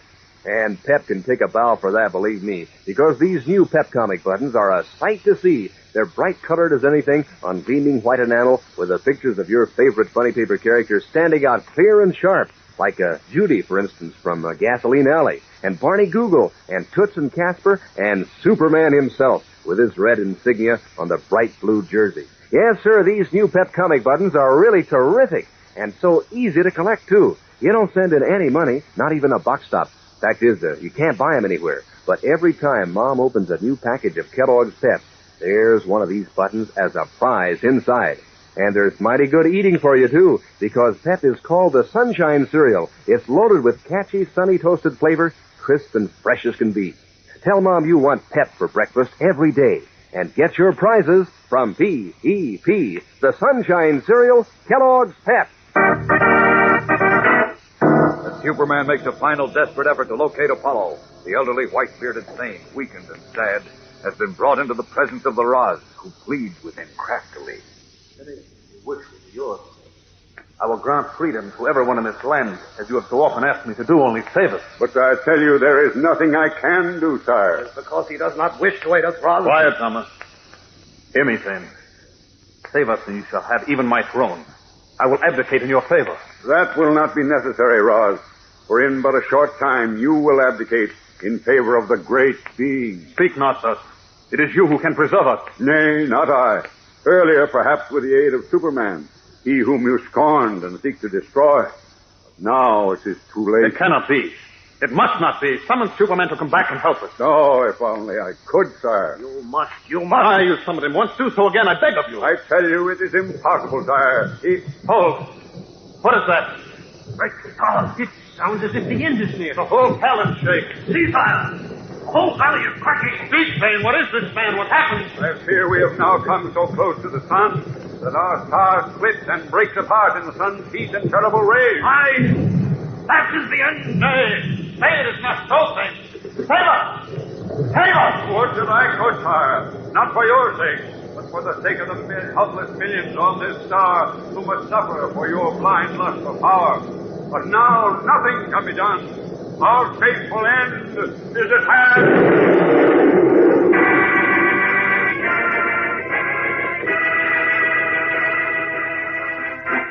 Thrown from their feet as another titanic explosion seems to shake and rend Apollo apart. The Roz and his terrified astrologers wail in loud anguish, while Thane is quiet and resigned. Is this the end of Apollo and its people? What if Superman half blinded in fate? Is he chasing a mirage, and is he, too, doomed? Tomorrow's episode is packed with thrills and action, fellows and girls, so be sure not to miss it. Tune in, same time, same station. And remember, for breakfast, it's Kellogg's Pep. For excitement, the adventures of Superman. Superman is a copyrighted feature appearing in Superman DC comic magazines and is brought to you Monday through Friday at the same time by Kellogg's Pep, the Sunshine Cereal. Say, what goes with the kids in other countries? What do they look like and how do they dress?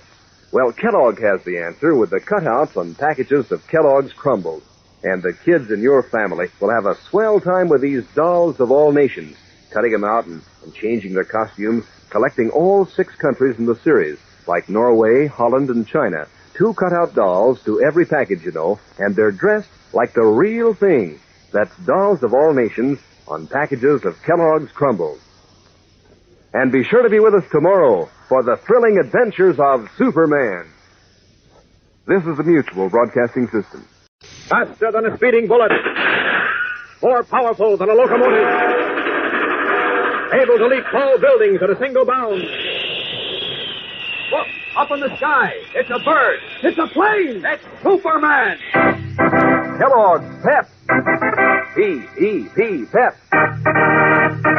Kellogg's Pep, the Sunshine Cereal, presents The Adventures of Superman.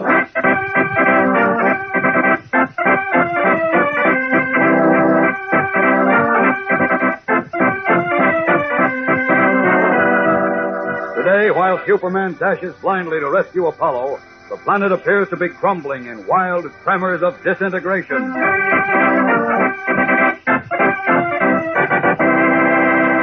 Hello there, gang. This is your pal Dan McCullough.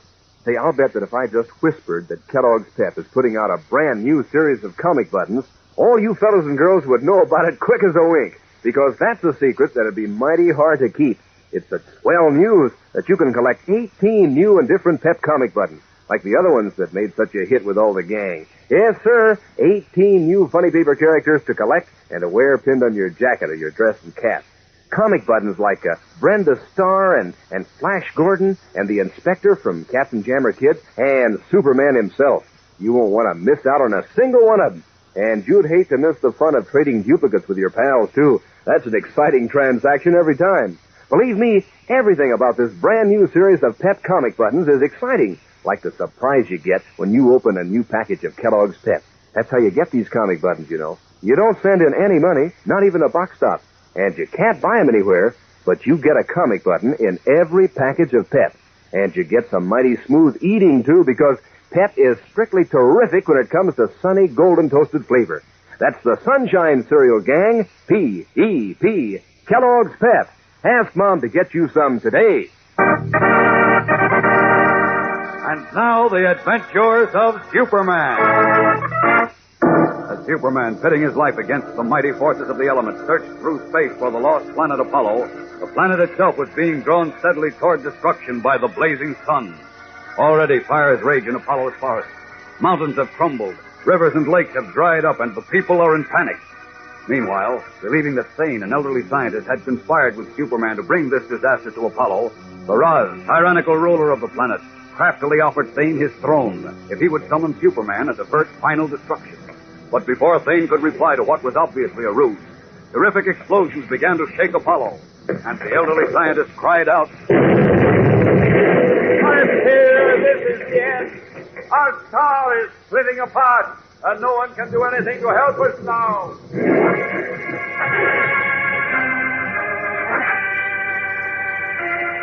As we continue now in the palace of the Raz, explosion after explosion rocks the planet. Sama and Free, the court astrologers, have been thrown to the floor, where they huddle in terror. And the beak-nosed Raz, his swarthy face contorted with fear, grovels on his knees before Thane, whom he mistakenly believes can save them. Listen. Only you, Thane, can aid us now. I beg of you, do not allow us to be destroyed. But there is naught I can do, sire. You can yet save us. You must. It is too late. Our poor star, torn from its orbit, moves into the merciless fire of the sun, whose terrible rays even now rend it to pieces. Withdraw us, then, from the sun. Oh, if only I could, sire. Summon the evil spirit you brought here before. He who calls himself Superman. You and he brought this evil upon us. Nay, we did not. We thought only to warn you of this. Well, then can you not now protect us? Do this, Thane, and I will abdicate my throne in your favor. I will do anything. I tell you, sire, there is nothing. Always you condemn me for enslaving the people of this star. Save us now, and I will set them free, I promise. But Cree and Zama are witnesses to my promise. Save us, and all shall be on the star as you desire. I only help us, Thane. You're fools and cowards. Faced with destruction, you grovel in fear. Think you to save yourselves by righting old wrongs? Aye, we were wrong to enslave the people. They shall be free, Thane, I promise. But you must save them, and how can I, a mortal man, bring miracles to pass? You can summon Superman. Aye. His powers and your magic can save us. Yes, summon him, Thane. I cannot summon Superman. I have prayed that he return and save my daughter Lalo and all the other innocent helpless ones on this star. And so he promised. But I fear he is unable now to find us. He may even be lost. This is the end. We perish.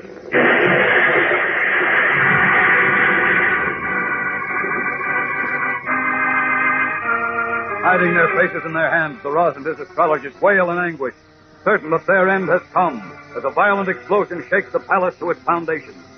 But unknown to them, and even to Thane, the thunderous explosions are not signaling the destruction of Apollo, but are caused by Superman in his effort to save them. Having finally sighted the lost planet in space, Superman, in a last desperate effort to counter the gravitational pull of the sun, is attempting a superhuman feat.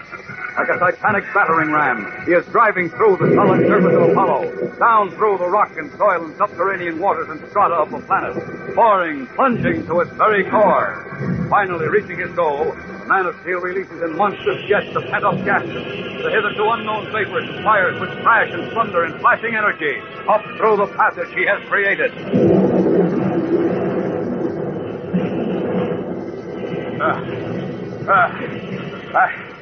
I think this is working. At least the planet has stopped moving toward the sun. Now to bore through another spot to make a second jet of power. Away!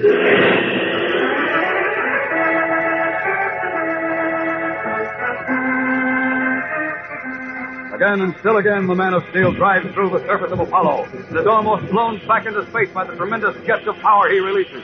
Pausing only to catch his breath, he drives back still another time and another, piercing to the core of the planet. Vapors, gases, boulders, water, and oil burst forth with him. Now, like some gigantic ball, the planet Apollo spins faster on its axis. Then, gradually retreats from the sun to find its own safe orbit and rotates there once more. Then Superman fills in the tunnels he bored into Apollo's core, and it slows down to revolve normally again. A renewed satellite in the solar system.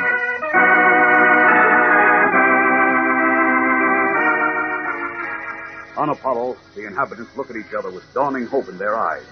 The ground is once again firm beneath their feet. The air is cooler. And soon rain begins to fall, feeding the parched soil and rivers and wells. In the palace of the Raz, as Thane looks on, the beak-nosed ruler and his two astrologers leap and cavort gleefully until they sink down exhausted. And then the Raz calls, Hear me, Zama. You have a way with words. What is your wish, O Universal One? I would have you publish a proclamation to the people. Say it is my wish that tomorrow will be a day of celebration dedicated to me in gratitude for my saving my loyal subjects from destruction. It shall be done, sire. You would say that you saved them, sire? So I wish it to be said. Do you object, Thane? Certainly I object, since it was not you who saved our star from being carried into the sun, but rather some miracle, which at the moment I cannot rightly understand. Nor do the people understand. But we will lead them to believe I am their savior. And being stupid rabble, they will believe, and so complain less of their lot. Is that not true, my astrologers? It is true, sire. Oh, you are wondrous clever, oh my Raz. Nay, not clever, but wicked. Nor are the people rabble, as you call them. They are human beings, entitled to the freedom you promised. I promised them freedom? Aye. You said if we were preserved, you would grant the people their freedom. You said, too, that you would abdicate your throne. I remember saying nothing so absurd. Did I, Zama? Certainly not, sire. Did you hear me say what Thane claims, Cree? Never, sire. Thane lies as usual. Nay, it is you three who lie. Now that you are delivered from destruction by the sun, you would return to your former ways of holding the people in slavery, treating them as cattle, while you continue to fatten on their toil. Of course they are cattle. But how dare you say to your Raz that he lies? It is treason. Thane should be turned to stone for his blasphemy. I shall go to the people and say the truth. That not you, but a miracle saved them. That you cowered in fright as they did. And that you promised their freedom if our star was spared. You shall say nothing to them. I shall. I go to them now. Think you so? Guards, seize this traitor Thane and hold him prisoner, and bring here to his daughter Lalo. Nay, let me go. The two shall die at once. Then shall the people be told that Thane, who all know conspired with the evil spirit Superman, brought us to the brink of disaster from which I saved them. They will not believe you. I shall so write it, sire. A clever plan. The rabble which supports Thane will be won away from him. Aye. Fetch the girl, Lalo. This time we wait not to dispatch them. They die at once. No. Held fast by giant guards, Thane struggles helplessly as other guards rush out to bring in Lalo, to be executed with her father. We'll return in a moment for the tense climax of today's episode. So stand by. Say, don't you get a kick out of it when you can tell someone some good news? Well, that's the way I have felt all week about the brand new series of comic buttons and packages of Kellogg's Pep. I knew that you fellows and girls in the gang were going to be mighty enthusiastic because those Pep comic buttons have been mighty popular. That's why Pep put out this brand new series, you know, so you could have even more fun. And are they humdingers? Every one of these 18 new comic buttons is bright with color, really snappy looking. And the pictures of your favorite comic strip characters are true to life. BZ and Goofy and Flash Gordon and Superman look so real that they could almost speak. Boy, the fun you'll have collecting all 18 in this new series and wearing them on your jacket or dress or cap and swapping duplicates with your pals. You wouldn't want to miss it. And you don't have to. No, sir, because they're easy to get. You don't send in any money, not even a box top, and you can't buy them anywhere. But there's a comic button in every package of Kellogg's Pep.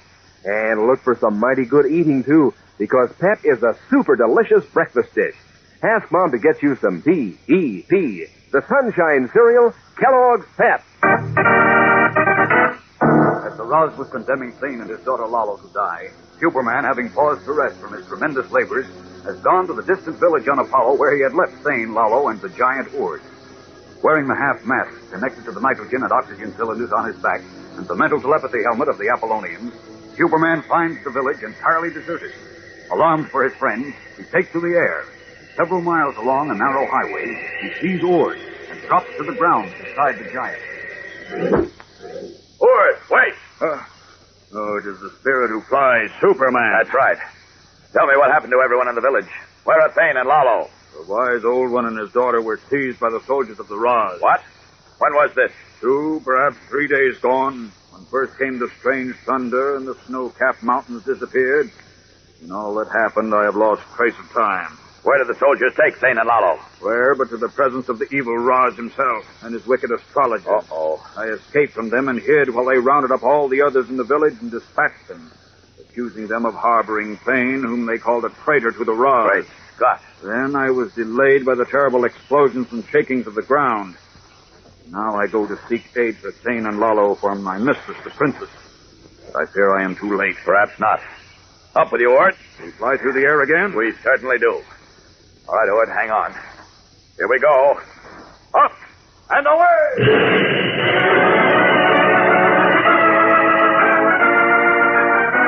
Leaping from the lonely road with the giant Ord, Superman rockets away across Apollo, bound for the palace of the Roz, in an effort to find and save his friends, Thane and Lalo.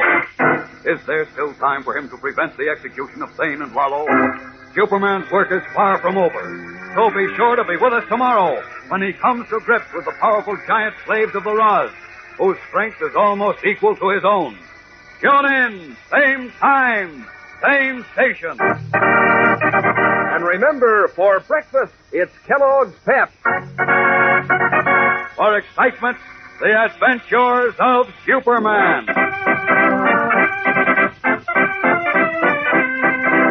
Superman is a copyrighted feature appearing in Superman DC comic magazines and is brought to you Monday through Friday at the same time by Kellogg's Pep, the Sunshine Cereal.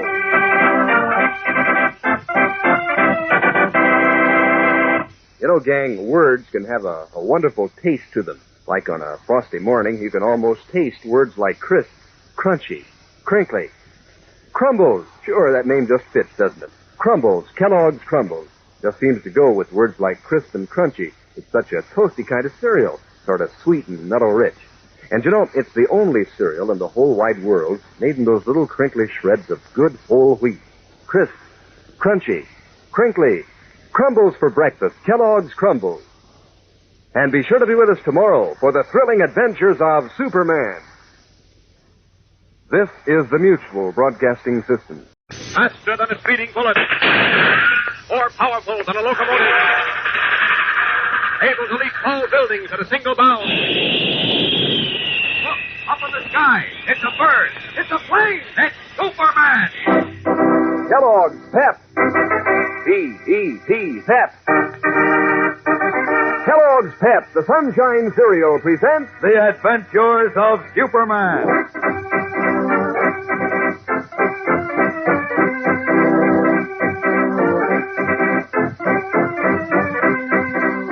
Today, the Man of Steel teaches the people of Apollo a lesson in democratic government.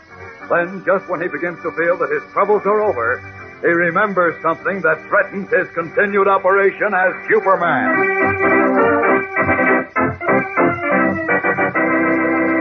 Hello there, gang. This is your pal, Dan McCullough. Boy, this has really been a week, hasn't it, gang? With all the excitement on the Superman show and the news about that brand new series of comic buttons in packages of Kellogg's Pep.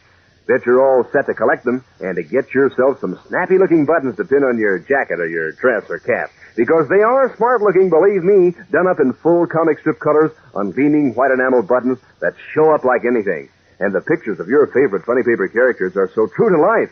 The little Moose and Barney Google and Cindy and Superman look so real, why, they could almost talk to you. Not to mention the fun you'll have if you happen to get a duplicate. Because then you can find out which one of your pals has a button to swap with you and add another Pep comic button to your collection that way. So remind Mom to get you some Kellogg's Pep when she shops. That's the only way you can get these comic buttons. You don't send in any money, not even a box stop. And you can't buy them anywhere, but you'll find a comic button in every package of Kellogg's Pep, the Sunshine cereal. Those sunny, golden toasted whole wheat flakes that make breakfast such good eating. Remember, be sure to ask Mom for P-E-P, the Sunshine cereal, Kellogg's Pep. And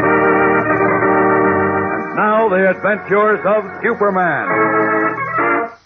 Having saved the planet Apollo and its inhabitants from destruction, Superman went to the village where he had left his friends, Zane and Lalo, only to learn that the elderly scientist and his daughter had been seized and carried away by soldiers of the Roz, the tyrant ruler of Apollo. Meanwhile, in the huge council chamber of his palace, the beak-nosed Roz, resplendent in his golden tunic, stands before Thane and Lalo, who are guarded by giant slaves 9 feet tall. As the Roz's astrologers, Zama and Kree, look on approvingly, the ruler pours from a jug of gold into 2 tiny gold cups a colorless liquid, which turns whoever drinks it to stone. Now, with a mocking bow, the Roz offers the cups to the pale Thane and Lalo. Listen.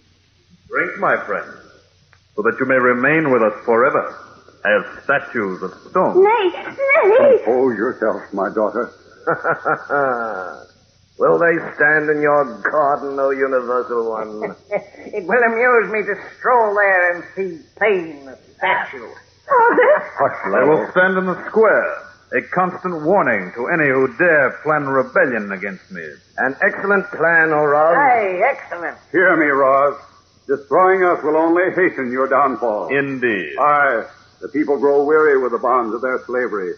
The near catastrophe to our star brought them together, and the miracle which saved them gave them courage. They know me as their friend, and if harm comes to Lalo and me, I warn you, they will rise and overthrow you. Hear the fool. He is indeed a fool, The son. people know our giant soldiers would crush them to pulp. Nay, you deceive yourself. The people know now they're made by the great dream to walk free and equal. Aye, destroying me will harden the people's will to throw off their bonds. Never. Heed my word. I say to you... Silence. Your voice wearies me, Thane. Already my proclamation goes out to the people that you and the evil spirit you conspired with, he who calls himself Superman, together brought our star close to destruction, and that therefore he must die. But that will... Drink. Nay, I will not. Coward! My daughter did no wrong. Let her be. Hold them and make them drink of the water that will turn them to stone. As the giant slaves seize Zane and Lalo to make them drink the stone water, Superman, carrying the giant ord, is streaking through the air and is now in sight of the egg-shaped palace, wearing the half-mask which protects him from the krypton gas in Apollo's atmosphere, and the mental telepathy helmet which enables him to speak with the inhabitants. The Man of Steel sees the scene within the Roz's council chamber. Uh-oh. Thane and Lalo are in trouble. Hang on, Ord. We're going down. But the giant slaves guard the palace. Full 100 of them. We're not going to tangle with them yet. We're going right through the wall. Down! Hold everything. Superman! Evil spirit. Let go of Thane and Lalo. Guards, slaves, kill him. Not today, fellas. I'm not in a dying mood. All right, come all. There are enough lumps for everyone. Kill him quickly, or all of you shall be turned to stone. Something tells me your killing days are all over, Oz. Sorry, Mr. Giant. Take this. Well, you're strong, my big friend, but you need boxing lessons. This will cool you off. What shall we do, sire? Superman overcomes the giant. Summon all my giant guards, all of them quickly. Let them come. The more the merrier. Have care, Superman! Quick, Ord. Take Zane and Lalo away through the back entrance. Hurry. Kill him, guards. Well, looks as if I'm really to get a workout now. Okay. Take this. And destroy him. Destroy him, or each of you shall be destroyed.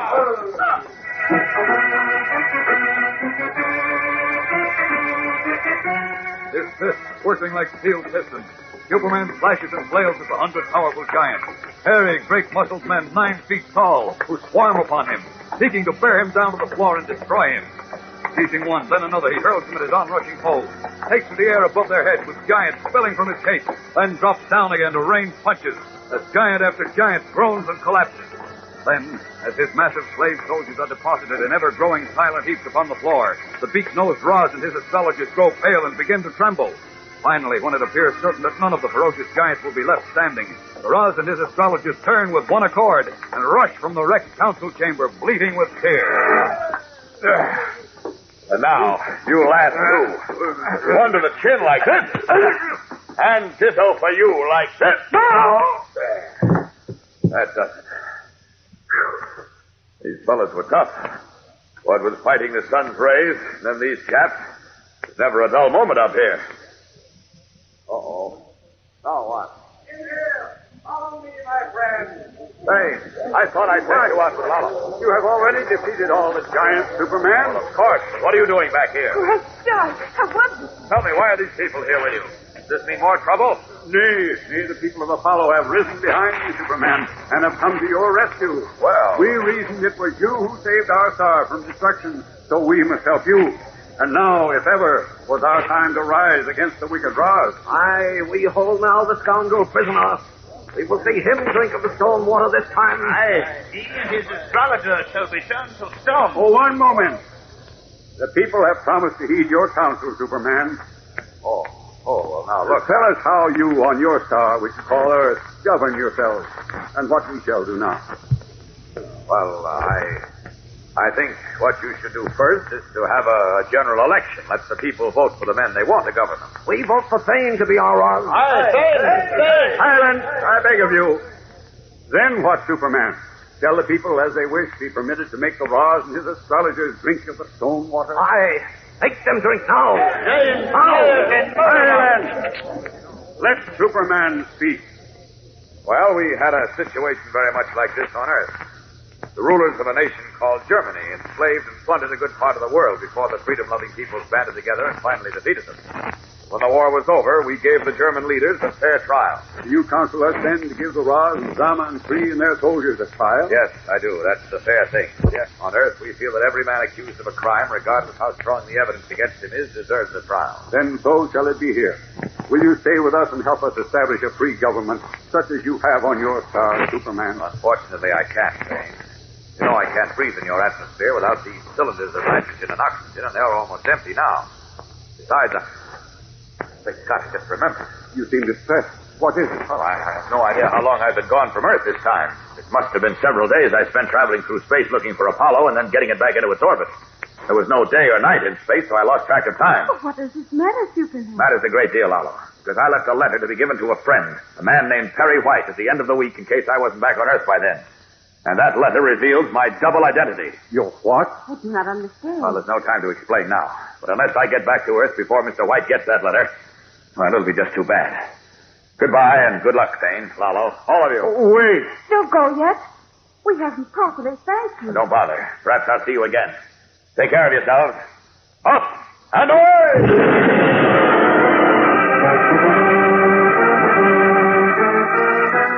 Leaping above the crowd of grateful Apollonians, Superman pauses briefly to wave to them, then streaks away through the wrecked wall of the palace and turns toward the distant Earth, worried that the secret of his double identity may already have been exposed. And Superman has good reason to be concerned, as we'll find out in just a moment. So stand by. Say, think of it, gang. 18 brand new comic buttons to collect from packages of Kellogg's Pep. A brand new series of comic buttons, like the ones you've had so much fun with. That's something to get excited about, isn't it? And these new Pep comic buttons are the best-looking things you ever saw. Bright-colored, gleaming white enameled background, the pictures of your favorite funny paper characters standing out so clear and sharp. 18 different buttons in all. Toots, Casper, and Barney Google, the Little Moose, Superman, just to mention a few. They're all old friends from the funny papers, and their pictures are really true to life. You'll want to collect every single one of these new Pep comic buttons. And you'll want the fun of swapping duplicates with your pals, too. That's excitement that's hard to beat. So ask Mom to get you plenty of that Sunshine cereal, Kellogg's Pep, because that's how you get these new comic buttons. One in each box.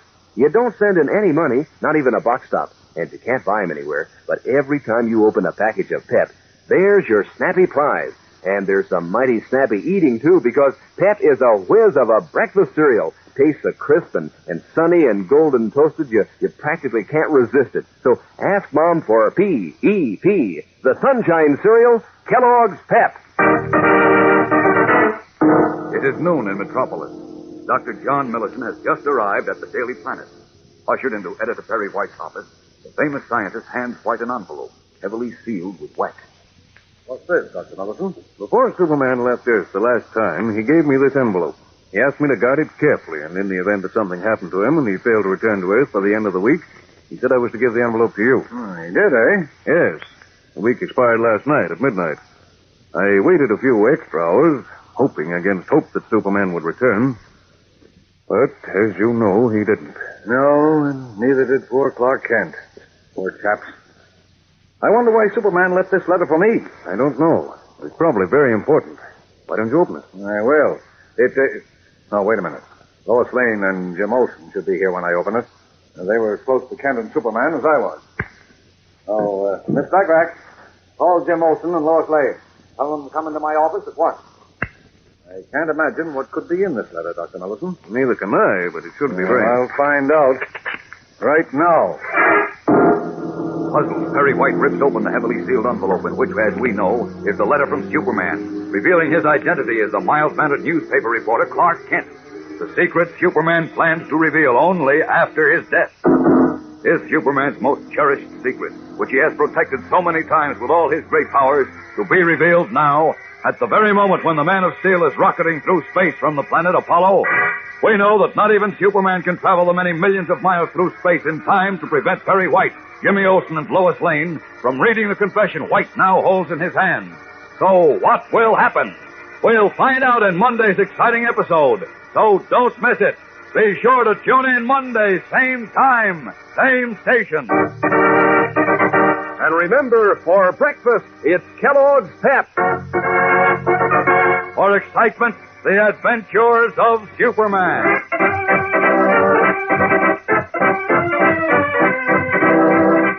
Superman is a copyrighted feature appearing in Superman DC comic magazines and is brought to you Monday through Friday at the same time by Kellogg's Pep, the Sunshine Cereal. Say, on a chilly morning when your nose wakes up half frozen, gang, that's Crumbles weather. Just the time for a toasty kind of cereal with zip and go. Kellogg's Crumbles. Why, just the name to make you think of toasty words like crisp, crunchy, crinkly. Crumbles. You know, it's the only cereal in the whole wide world made in those little crinkly shreds of real whole wheat. Sort of sweet and mellow rich. This is Crumbles weather, gang. Just the time for crisp, crunchy, crinkly. Kellogg's Crumbles. And be sure to be with us on Monday for the thrilling adventures of Superman. This is the Mutual Broadcasting System.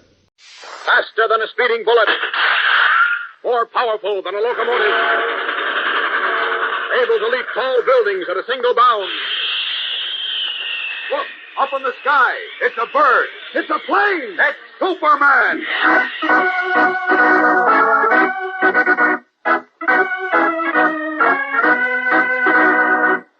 Yes, it's Superman, strange visitor from the planet Krypton, who came to Earth with amazing physical powers far beyond those of mortal men, and who, disguised as Clark Kent, mild-mannered reporter for a great metropolitan newspaper, wages a never-ending battle for truth and justice.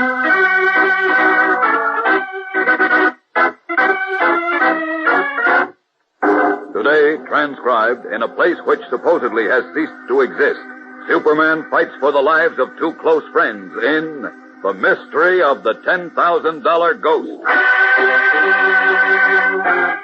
Our scene is a small one-story bank building in a long-dead town, where sagging, paint-cracked frame dwellings, their windows gone, stare blindly out on the single grass-grown street. But oddly enough, the little bank has been freshly painted, and its new plate glass window sparkles from a recent washing. Inside, fresh paint also covers the cracked walls, and rich-looking linoleum hides the rotted floor. Two gleaming new tables and several new chairs have been pulled together, and seated or standing around are a dozen men engaged in a dice game. Standing at the window are two other men. One is tall, dark, aquiline-featured, distinguished-looking, in a frock coat and striped trousers. His companion, who is scarcely half his height, is dressed in boy's clothing and smokes a long black cigar.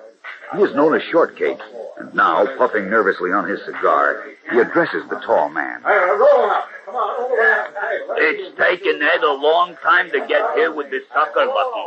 He'll be along soon, Shortcake. I wish they'd hurry up. Relax. That's okay for you to say, Lucky. You ain't got any nerves. With me, I'm what you call high-strung. You know, nervous. Well, there's nothing to be nervous about, Shortcake. I don't know. This new sucker, what's his name? Adolf Melcher. Yeah, well, he'll be the sixth one. Pretty soon the cops will start wondering what happened to all them missing guys. Let them wonder. They'll never be able to trace them here. You hope. I know. This is a ghost town. It's not even on the map. Nobody lives here except rats. And ghosts. I don't like this place. Now, cheer up. We'll be back in the big town tonight. Wait. Wait, Shortcake. They're coming. Where? I don't see. The car just turned out of the pass into the old road. See it? Yeah, it's Ed. And the sucker Melcher is with him. Now, in just a few minutes now, Adolf Melcher will add $10,000 to our treasury. And one ghost to the town's population. The mystery of the $10,000 ghost. Superman's newest adventure, complete in one episode, will continue in just a moment.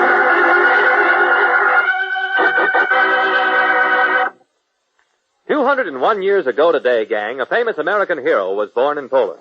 He was born a nobleman, a count, to great wealth from the state. He could have lived out his life in luxury. Instead, this man, Count Casimir Pulaski, gave up everything, his home, his wealth, his power, to join his fellow countrymen in their fight for liberty against a tyrannical Russian Tsar. When the Polish people lost the gallant fight, Pulaski had to flee his homeland. It was then he heard about some people called Americans, who lived way across the ocean. He heard how they were fighting against another tyrant. So Count Pulaski crossed the Atlantic and offered his services to General George Washington. He led American troops in the fiercest battles, the most grueling ordeals. His orders were issued in a thick Polish accent. His accent was strange to American ears, but the things he fought for were familiar to American hearts. He was killed in 1779 while leading American soldiers in the Battle of Savannah. Since Pulaski's heroic sacrifice, millions of men and women with foreign-sounding names like his have come here to build this country up, to keep it strong and free. Today, our government continues to protect and strengthen our American rights, to make sure that equal opportunities are enjoyed by all our citizens, native-born and foreign-born alike.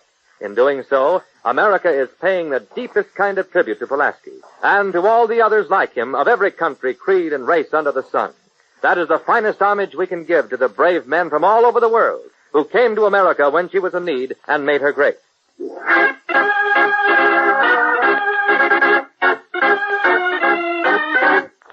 And now, back to the adventures of Superman and the mystery of the $10,000 ghost. In his office at the Metropolis Daily Planet, one of the country's great newspapers, Editor Perry White is in conference with his star reporter, Clark Kent, who, unknown to all, is really Superman. Something's got to be done, Kent. This Adolf Melcher is the third person to disappear from Metropolis in the last 5 months. What about the police? They haven't been able to find hide or hair of Melcher or of the other two either. That's strange. People don't just disappear into thin air. Well, these three birds seem to have done just that, Kent. They dropped out of sight and they haven't been heard from since. All fairly substantial citizens, too. Well, what about their families? They ought to have some ideas. None of them had families. All bachelors. Oh? All of them were fairly recent immigrants from Europe, by the way. Oh, yes, and get this. Each of them drew $10,000 from the bank on the day he disappeared. Each of them? That's right. And they weren't planning trips back to the old country either. How do you know? Well, A, the police are sure they didn't leave the country. B, each of them was a shopkeeper. But none of them said anything to their employees about going away. That makes it look like foul play, Chief. Well, I'm glad you got the idea at last, Kent. Now, as mayor of Metropolis, I'm concerned about the welfare of these three citizens. Naturally. And as editor of the Daily Planet, I smell a big story. You're elected to get it. Me? You. You always fancied yourself a great detective. Here's your chance to show up Inspector Henderson. Thank you so much. You're welcome. Now get going now. I told Henderson to give you all the information he has. I'm on my way, Chief. And don't come back until I found Adolf Melcher and the other two. Right. I thought so. So long, you slave driver.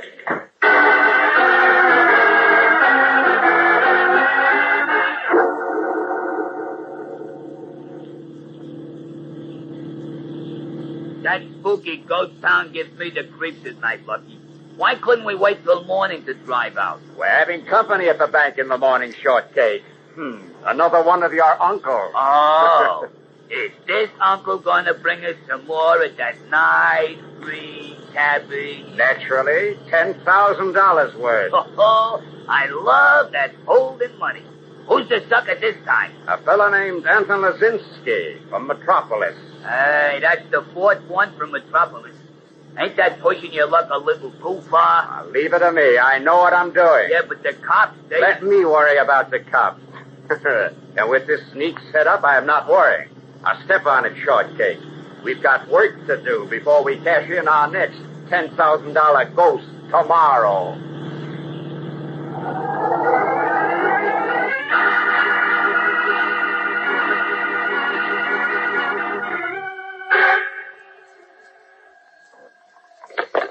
Very White speaking. Chief, this is Clark Kent. I think I got a lead to those 3 men who disappeared. Wonderful. Let's have it. Well, I'd rather not talk about it on the phone. I could use a little help, though. What's Jim Olsen doing? I sent him up to Willow Falls on the flood story. Oh? How about Lois Lane? Lois, she's off chasing ghosts with that crackpot. Ghosts? What crackpot? The correspondence school sleuth, the Sherlock Holmes of Screen Run. Oh, you mean our rural correspondent Horatio Horn? That's the idiot. Horatio Horn may be a little eccentric, Chief. A little. But he's got a head on his shoulders. Yeah, so has a baboon. All right. What's this about chasing ghosts? Well, how do I know? Something about a ghost town. I didn't want Lois to waste time, but Horn was already in the city at the railroad station, in fact, and chattering his fool head off on the phone, I get it. Lois insisted on meeting him. Well, that lets her out. Can you lend me Tony Sloan? Sure, if you need him. Where are you? A rooming house at 1061 Archer Avenue. 1061 Archer. I'll send Tony right out. Thanks. And when you hear from Lois, tell her to save a ghost for me. So long, Chief.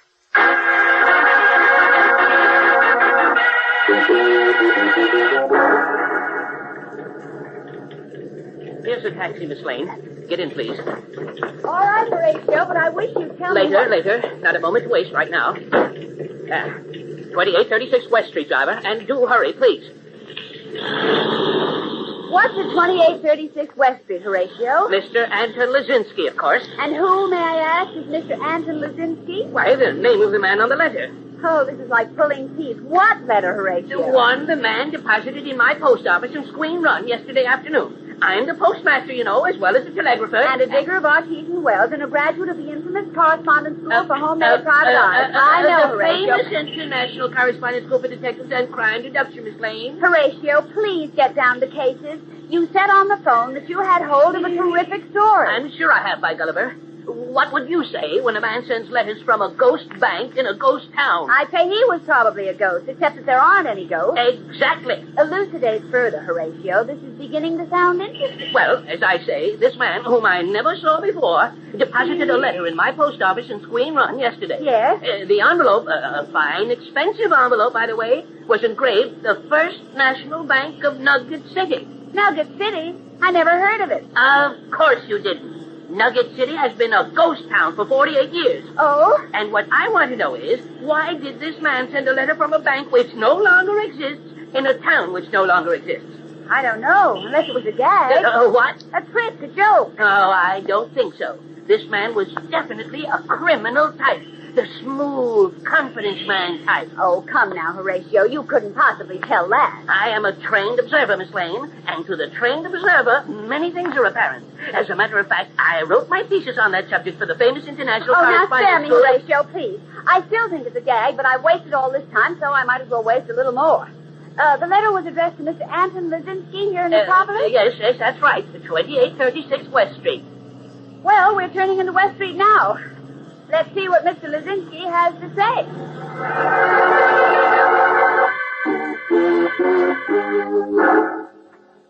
Hey, there is no Nugget City, Mr. Horn? It's been deserted. A ghost town for 48 years, Mr. Lazinski. Well, I do not understand. I have a letter from the president of the bank. It's easy enough to have letterheads printed, Mr. Lazinski. Look, why don't you tell us all about it? We want to help you. Well, the man said it is better not to mention about it until everything is arranged, Miss Lane. But if you are right, if perhaps there is dishonesty... Let's hear the story before we decide. Yes, you can trust us, Mr. Lazinski. Your newspaper, the Daily Planet, is a fine paper. I will tell you. Good. I come here from the old country 7 years ago. I come alone. My wife, my children, all were killed by the Nazis. What a shame. I open an optical shop. I do fairly well, but I am lonesome. Of course. Last week, a gentleman called me. He says he's from the government. Well. The young son of a distant cousin whom I have never seen has just arrived in America. A DP. He, too, is all alone. But he knows of me. He has considerable money from his father, which is, how you say, frozen by our government. Yes, frozen, that's right. The man tells me, if I am a responsible person, I can adopt this boy, my young blood relative. His money, $100,000, will be entrusted to me. $100,000? Yes, there will be money to educate him and to care for me in my old age. I say I am glad, and the man asks me, can I put up $10,000 as a bond, he says, to show my responsibility and good faith. Uh-oh. I say I can do this, and the man from the government says he will have me investigated. If all goes well, I will hear from the president of the Nugget City Bank where my young relative's money is. He says it is best not to discuss this with anyone during the investigation. Oh. So, this morning, I received a letter from the president of the bank. What did it say, Mr. Lisinski? That I have been investigated and found to be of good character. Tomorrow morning, a limousine will call for me to take me to the Nugget City Bank, where my young relative will be waiting. What? I am to bring $10,000 in cash or securities as a bond. And then the boy and his entire fortune will be turned over to me. Oh, wait, Horatio. Now, wait, Horatio. What else, Mr. Lisinski? Well, I am to say nothing of this to anyone until everything is complete. Well, he means he doesn't want the police to find out. This is an out-and-out fraud, Miss Lane, just as I was sure it would be. It certainly looks that way, Horatio. Of course it is. Nugget City is a ghost town. These rascals, whoever they are, plan to get Mr. Lisinski out there, take his money, and then maybe kill him. Kill me? I think Horatio's right, Mr. Lisinski. I'm going to call Inspector Henderson. Don't touch that phone, You guys, don't move. Who are you? Keep him covered, Dan. Don't worry yet. Wise guys, huh? You figured out everything, didn't you? What does this mean? The only thing you didn't figure out is that Lucky would be smart enough to keep a tail on this sucker Lisinski to make sure he didn't give us away. Who's Lucky? You're gonna find out, sister. And that's about all you ever will find out. Okay, Dan, get them ready for their last trip. The mystery of the $10,000 ghost will continue in just a moment. Oh, keep listening. Know what causes a whirlpool, boys and girls? An eddy or small current of water which moves in a different direction from the main current. When the two currents hit, the water starts churning around. A dangerous whirlpool has been formed, and any object floating on the surface will be sucked under. Now, among people, the whirlpools, whipped up by prejudice, are caused by those who run counter to the rest of us. The folks who get all worked up against everybody who's the slightest bit different from themselves. Everything's flowing smoothly until they start their undercurrent of bitterness. They spread rumors round and round and suck a lot of foolish people into the trouble that they stir up. Fall into this whirlpool of prejudice, boys and girls, and down you go. It gets harder and harder to see clearly. It becomes impossible to keep your head above water. You just go thrashing about, striking out at everything in sight, and never making any headway at all. Now, you can avoid getting into such troubles, gang, just by sticking to the mainstream of friendship. And that flows among sensible folks.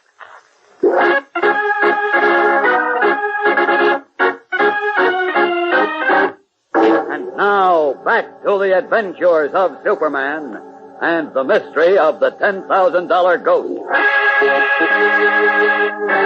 Surprised in Anton Lisinski's house by two armed men, Lois Lane, Horatio Horn, and Mr. Lisinski were drugged, then taken by car from Metropolis to the small bank in the ghost town of Nugget City. Dawn is breaking as Lois and Horn come to in a tiny windowless room in the bank.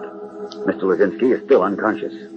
By the pencil ray of a tiny flashlight which is fitted into one end of Horn's amazing knife, Lois and the little amateur detective are exploring their dark prison. Don't make any noise, Horatio. Those men are right outside that door in the bank. The villains. I'm certain they mean to do away with us, Miss Lane. Of course they do. We know all about their racket.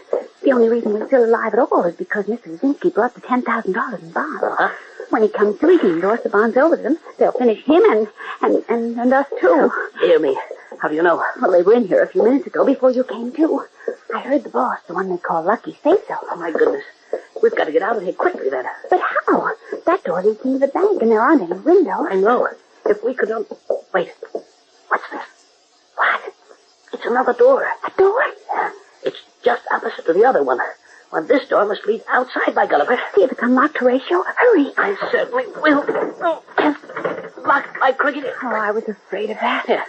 Just hold this light, Miss Lane, and keep up your spirits.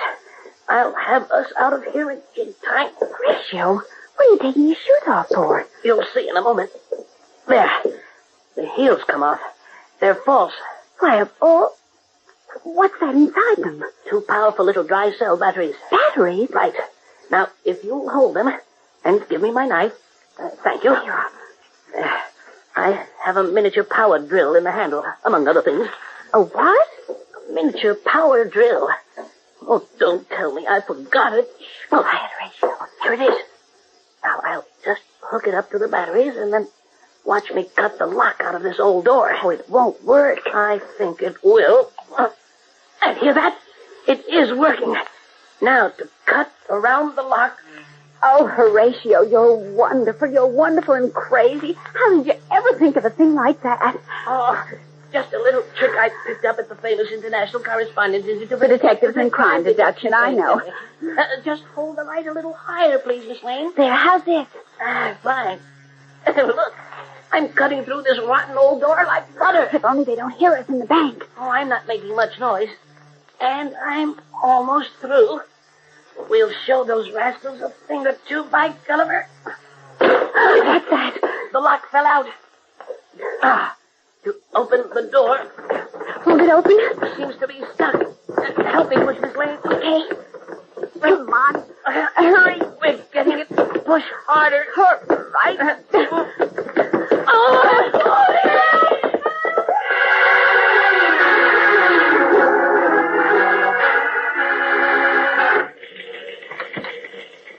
Listen, Chief. Oh, here you are, Kent. I tried to reach you all night. Now, where have you been? Hunting for those 3 citizens who disappeared so mysteriously, of course. Well, any luck? You said you had a lead. I did, a hot one. But it turned out, well, it hasn't turned out at all. Well, what do you mean? I finally found a man, the priest in Adolf Melcher's parish, who'd seen Melcher the night before he disappeared. Melcher vanished last week, you know. Yes, I know. Go on. The priest asked Melcher if he was coming to Mass the next morning, and Melcher said he couldn't. He had to go to Nugget City. Where? To a city or town or whatever it is that doesn't exist. A town that doesn't exist? Uh-huh. What are you talking about? Sounds crazy, doesn't it? But it's true. The place Melcher told his priest he was going to just doesn't exist. Well, The way I figure it, Melcher and the other 2 chaps who disappeared from Metropolis were all victims of a clever swindle of some sort.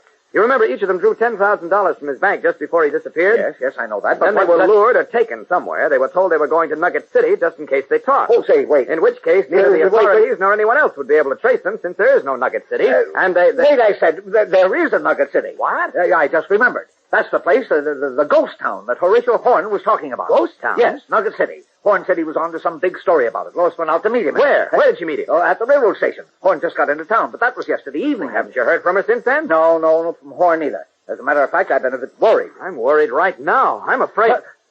Kent, you don't think Lois and Horn fell into the hands of this swindle gang, whoever they are? That's exactly what I'm afraid of, Chief. Great Caesar. Well, don't just stand there. Do something. Call Inspector Henderson. Call the FBI. They're all Call on the job. But it looks as if only I can help them now. You? Yes. Try to remember, Chief. Did Horatio say anything else about Nugget City? Anything to give us a clue to where it is? No, he didn't. Oh, there are hundreds of ghost towns in this country. I have to take the time to search them all. Wait a minute. Did Horatio happen to say where he had just come from? Well, let me see. Oh, yes, come to think of it. He said he just arrived from Screen Run. And then maybe I can find the answer out there. Horatio has an elderly sister he lives with. She might know something. Well, I'll put in a long-distance call for her. I know a faster way to talk to her. Well, what do you mean? Where are you going, Kent? I'm on my way. Keep your fingers crossed, Chief. Nobody in my office, I hope. No, good. Just change in here. Out of these clothes. If only Horatio's sister can tell me about that ghost town. It's my only hope. There we are. All set as Superman. Up with this window. And out to Screen Run. Up, and away! The climax of the $10,000 ghost will come to you in just a moment, so stand by.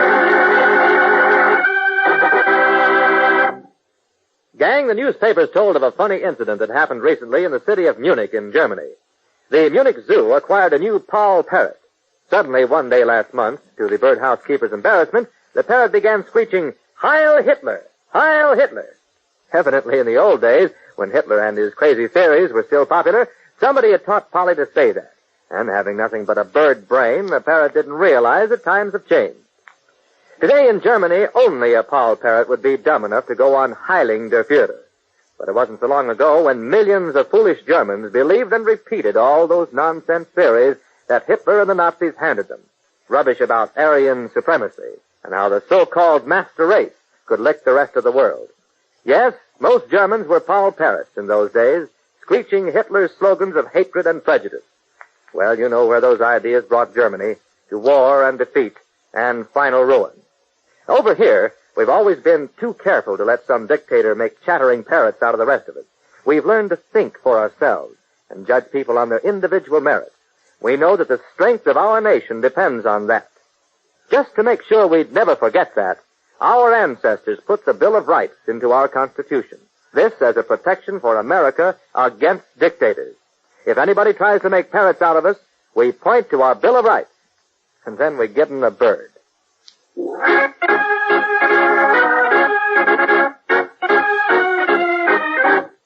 And now, back to the adventures of Superman and the climax of The Mystery of the $10,000 Ghost. In the little ghost town bank, the suave man called Lucky has just emerged from the room in which Lois Lane, Horatio Horn, and Anton Lazinski were imprisoned. Carrying a sheaf of engraved papers and smiling broadly, Lucky approaches his dwarfed henchman, Shortcake, who, garbed in boy's clothing, puffs nervously at a large cigar. At the rear of the room, the other members of the gang are engaged in a dice game. Take a gander at these Shortcake. $10,000 in grade A bonds. Endorsed over to me by Lazinski. Nice going, Lucky. Let's blow now, huh? What's your hurry? Are you kidding? Them two Daily Planet reporters. The cops will be burning up the country looking for them. I'll never find them here. Look, Lucky, let's not push even your luck too far. The Daily Planet is big time. They'll do everything to find a lame Damon Horn. I know it, Shortcake. I was only needling you. You'll finish up here and lay low for a while. We'll find another ghost town out west someplace. Okay, but let's scram out of here fast. All right. But there's a little job you have to do first. 3 little jobs, I mean. What job? I dumped Lazinski down in the cellar. Miss Lane and Horn are down there, too. They got the door open somehow and fell into the cellar. You ought to hear Miss Lane bawling Horn out. Hey, that's good. That's real good. Yes, out of the frying pan into the fire. So now, take your gun and go down there and finish him. Oh, no, not me. Why not? I ain't going down in that cellar. Those other 6 guys we knocked off are down there. You afraid of ghost, Shortcake? I ain't going down there, I said. Okay, I was only kidding you. I'll send Ed down. He likes ghosts. The kind that pay us 10 G's, that is. Ed. Yeah, Lucky. Go down to the cellar and finish those 3 jerks. Then we'll be on our way. What? Who's this guy in the funny clothes? I don't know. I'll tell you who I am later. Right now I've got work to do downstairs. Stop, boys. Don't let him pick us up. You ought to know better than to try to stop these. But if you insist on playing rough, take this. And this. Stop tickling me with that lead. Bullets can't hurt Superman. Look, Lucky, he's Superman. Stop shooting. Let's get out of here. Oh, no, you don't. I'll just knock your heads together like this. That'll hold Lucky, Shortcake and company. Uh-oh, I've got to get down the cellar in a hurry. Down. Will you leave us alone? Put that gun down. Superman. I'll be in a moment, Miss Lane. Horn, you won't be good, eh? Okay, then. Pleasant dreams. There, guess that does it. Now. Oh, Superman, you got here just in time. You certainly did. This ruffian was going to finish us like his gang did those 6 dead men across the cellar there. Oh, poor chaps. I gather they're the men who disappeared so mysteriously. That's right. Lucky picked his victims carefully. Bachelors recently from Europe who had some money but were lonesome for folks of their own blood. He told them that a young nephew or a young cousin that they'd never seen had just arrived in this country with a good deal of money. That little rascal, Shortcake, posed as a young nephew or cousin. Yes, and then these men could adopt the boy and control his fortune, too. I see. All they had to do was put up $10,000 to show that they were responsible people. And when he got them out here, he took their money and then murdered them, eh? That's right. It's so awful. Yeah. Lucky charged those poor chaps $10,000 for the privilege of being liquidated. That's right. Well, let's go up and get Lucky and company and turn them over to the authorities. I'm quite sure the state will be happy to liquidate them for nothing.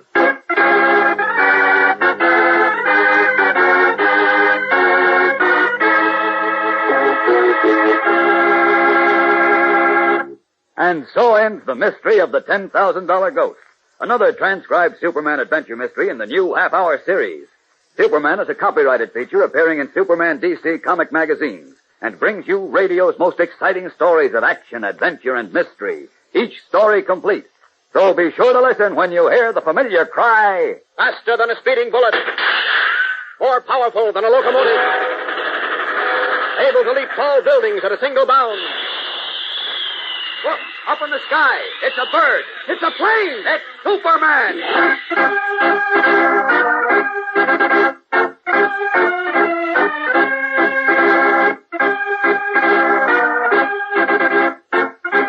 The Adventures of Superman comes to you at this same time, same station every Monday, Wednesday, and Friday. Remember, 3 different stories every week, each one complete. Be sure to listen again Monday, same time, for the mystery of the flying monster on The Adventures of Superman.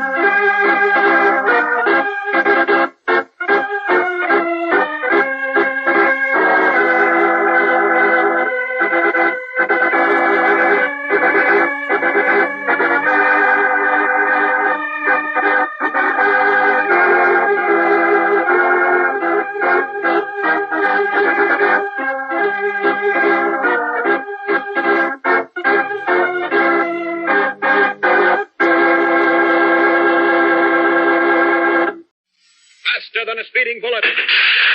More powerful than a locomotive. Able to leap tall buildings at a single bound. Look, up in the sky. It's a bird. It's a plane. It's Superman.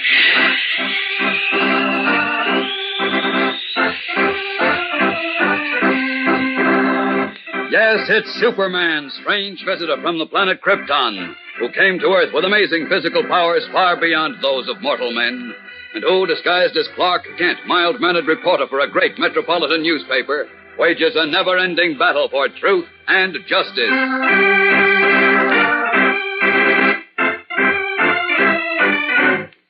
Today, transcribed, Superman finds himself matched against a monstrous adversary of steel and fire, while the life of a friend hangs in the balance.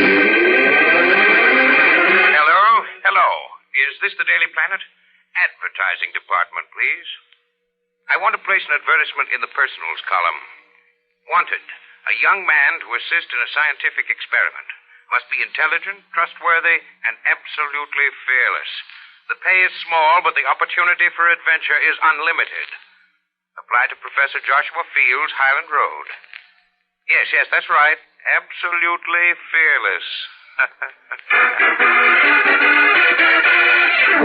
The Mystery of the Flying Monster, a thrilling Superman adventure story complete in 1 episode, will continue in just a moment. It's new, it's different, it's what you've been waiting for. It's the all-new Make-A-Card Kit, the set that contains enough material for you to manufacture and create your own greeting cards. 6 beautifully designed cards that you'll be proud to send to a friend or relative. 6 beautiful cards that are personalized and that enable you to actually make money. Well, this sounds too good to be true, doesn't it, fellas and girls? Just think of the fun you will have with your own greeting card company. The Make-A-Card Kit only costs you 25 cents. Only 25 cents complete and delivered to your door. There are no postal or handling charges to pay. And if you sell these cards after you complete them, you can make 90 cents. Each card can sell for at least 15 cents. The set contains 6 cards, 2 for birthday, 2 for Easter, and a Mother's and Father's Day card. You also get a box of crayons and a sheet of gold metallic paper and a sheet of silver metallic paper. That's not all, fellas and girls. The set also contains 6 make-your-own envelopes. You mail the cards you have manufactured in your own envelopes. Think of it. The set only costs you 25 cents. And the materials it contains will last you a long time after you've completed the cards. Yes, sir. You'll want to get in on this fun and profit idea. I'll be back in a few moments to tell you how you can get this Make-A-Card Kit, so be sure and keep listening.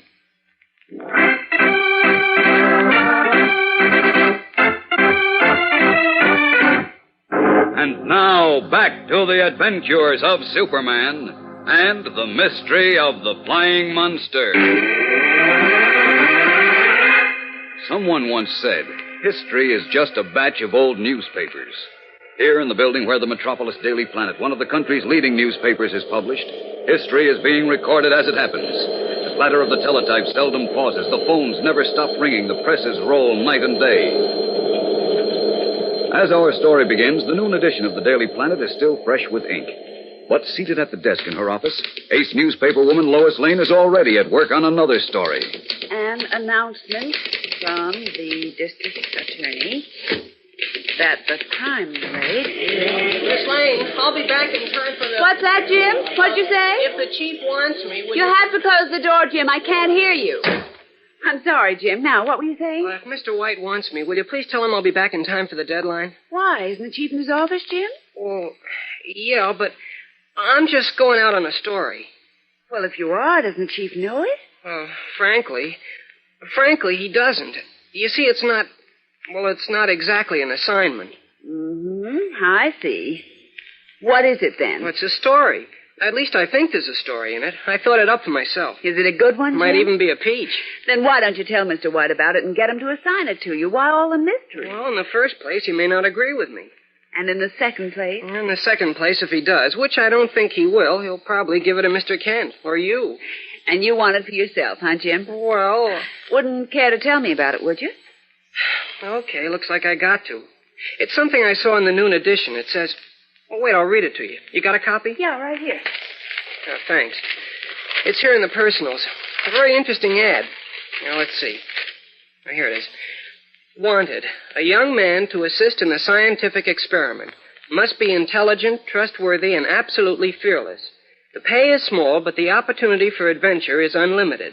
Apply to Professor Joshua Fields, Highland Road. That's it. What do you think? Well, I think it's either silly or dangerous or both. Well, I think it's got the earmarks of a good story, and I'm going. Now, will you tell the chief I'll be back in time for deadline? Will you please, Miss Lane? He won't like it, Jim. Oh, I'm sure of that. So long. Oh, well. Now, where was I? Let me see. Yes, an announcement from the district change that the crime rate is somewhat under last year's, but that further improvement will depend on whether the community... Lois, where's Jim? Have you seen Jim Olson? Yes, Chief, I have. Did you say yes, Lois? Yes, I did. He was in here just a minute ago. Oh, he was he? Well, where'd he go? He asked me to tell you that he'd be back before deadline. What? He'll be back at the office before deadline. He told you to tell me that? Oh, yes, Chief. Who does that young scamp think he is? Well... did he say where he was going? Now, where'd he go, Lois? Do you know? Well, you see, Speak up, Lois, speak up. Do you or don't you know?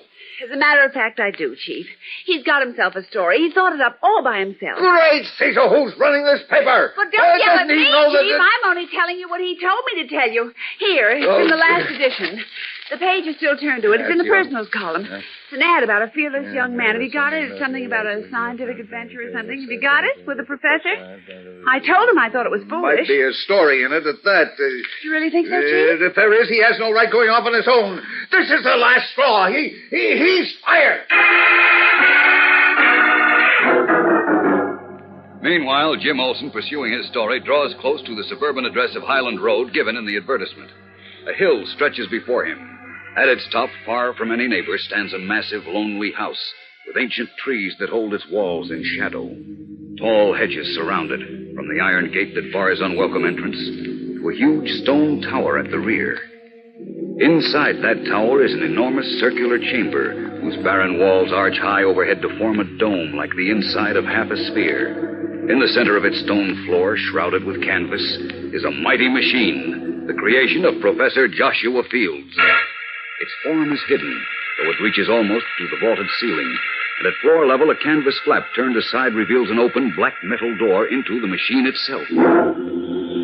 There are lights inside, and a man, a tall, thin man with iron gray hair and eyes sunken in a bony face, dark eyes that dance as his slender fingers play with a panel of switches and levers.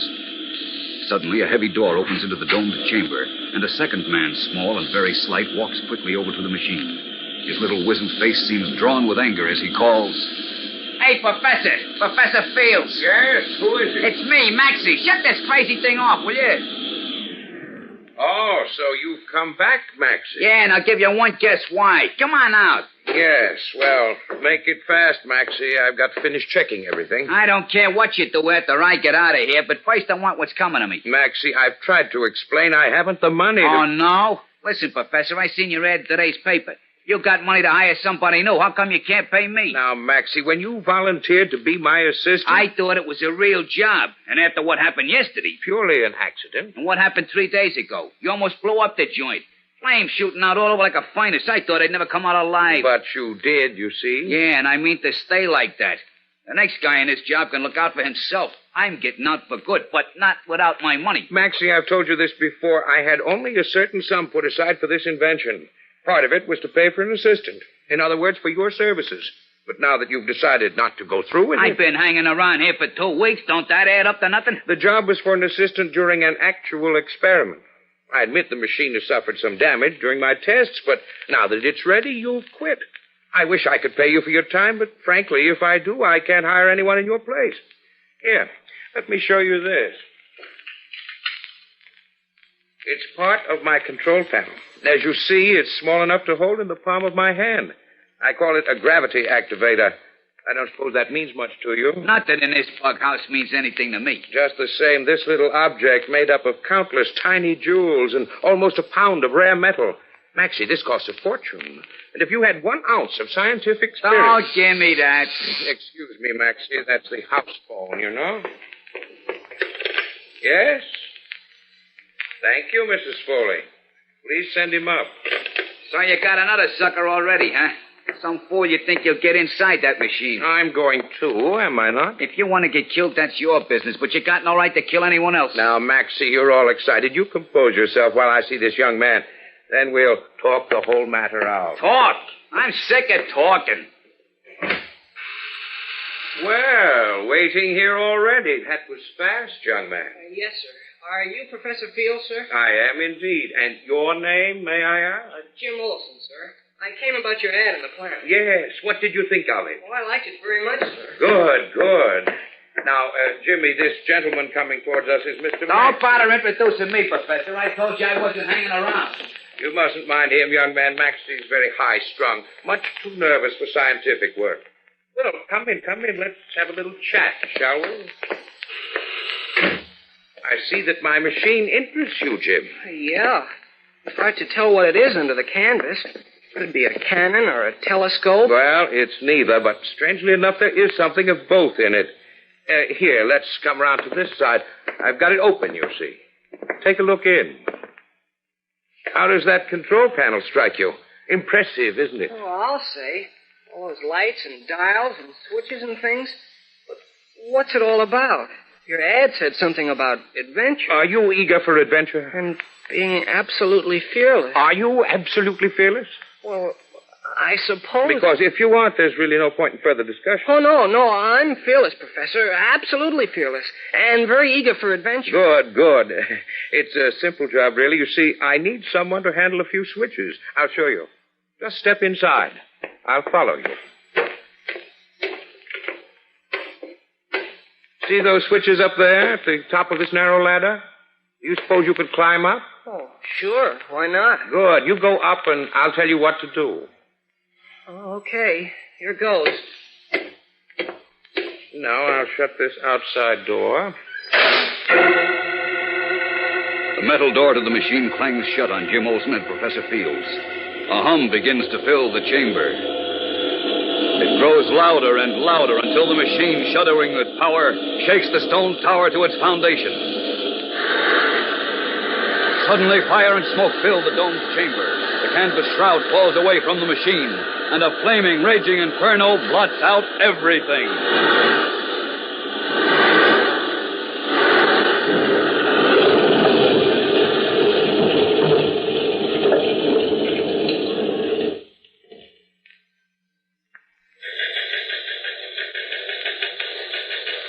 It was on the teletype soon after.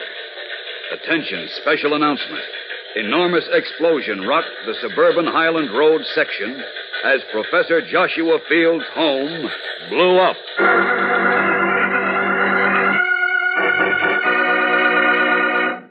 Are you going to be one of the first in your neighborhood to send for the all-new Make-A-Card kit? The set that enables you to make your own greeting cards?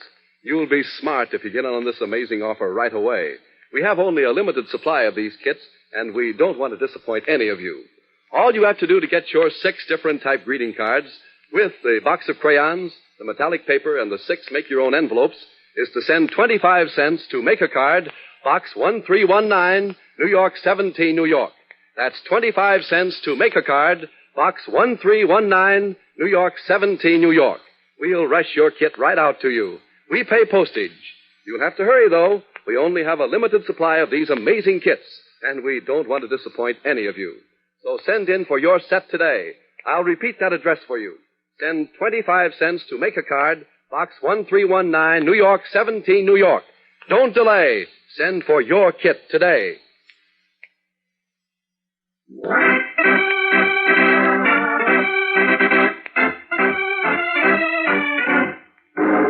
The news of the terrible explosion at Professor Field's laboratory went out over the Daily Planet's teletypes and left a wake of sickening horror and grief for all who knew Jim. And for Lois Lane and Editor Perry White, it was worst of all.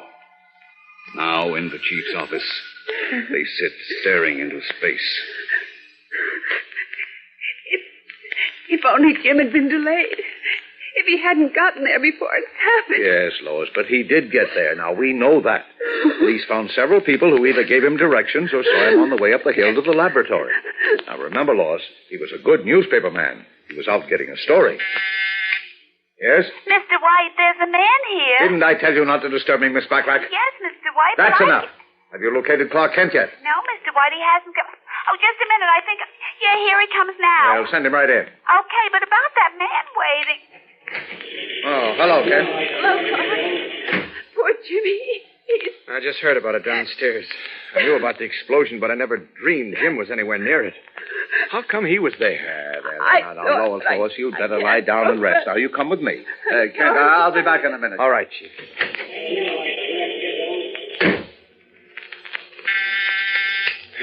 Mr. White's office. Is that you, Mr. Kent? Yes, Chief's out for a moment. Any message? There's a man here waiting an hour to see Mr. White. He says if nobody's interested in the inside story of the big explosion, he'll go What's to somebody. that? The inside story on the explosion. That's what he says, Mr. Kent, but he's leaving. No, tell him not to.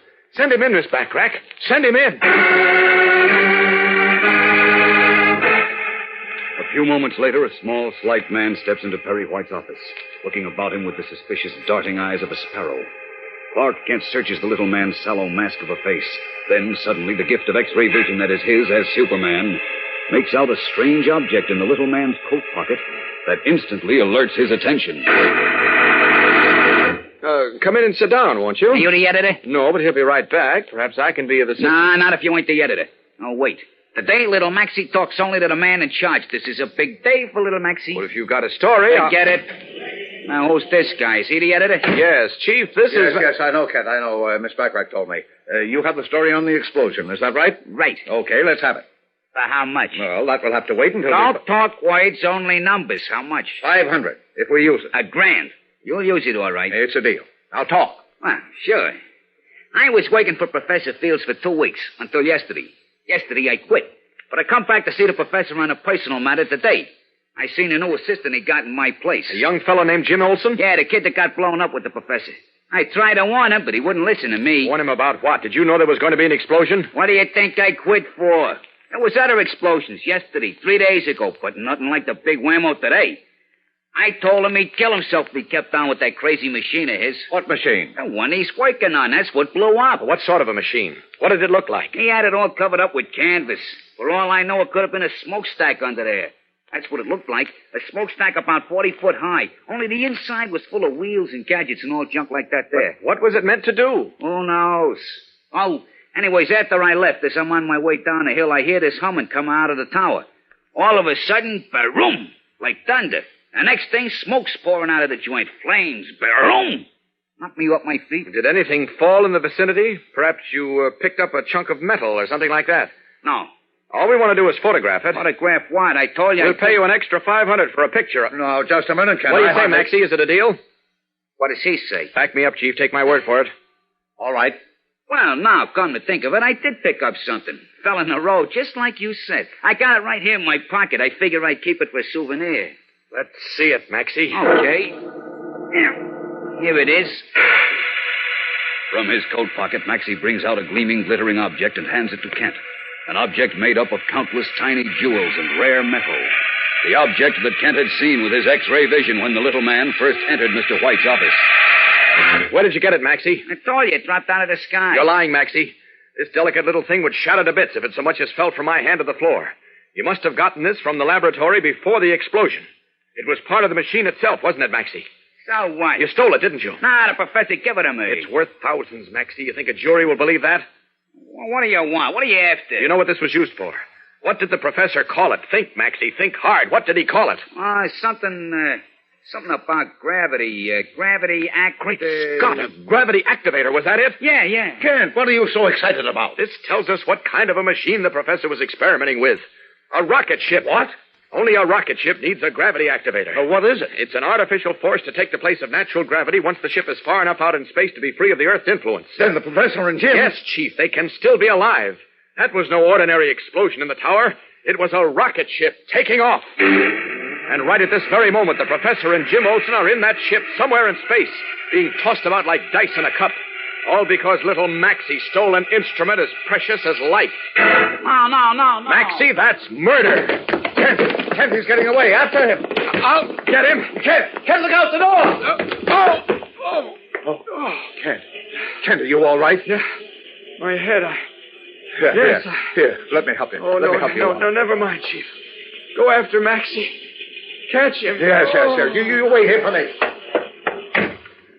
I never thought I'd have to resort to pulling a phony collision with a door, but I had to get rid of the chief somehow.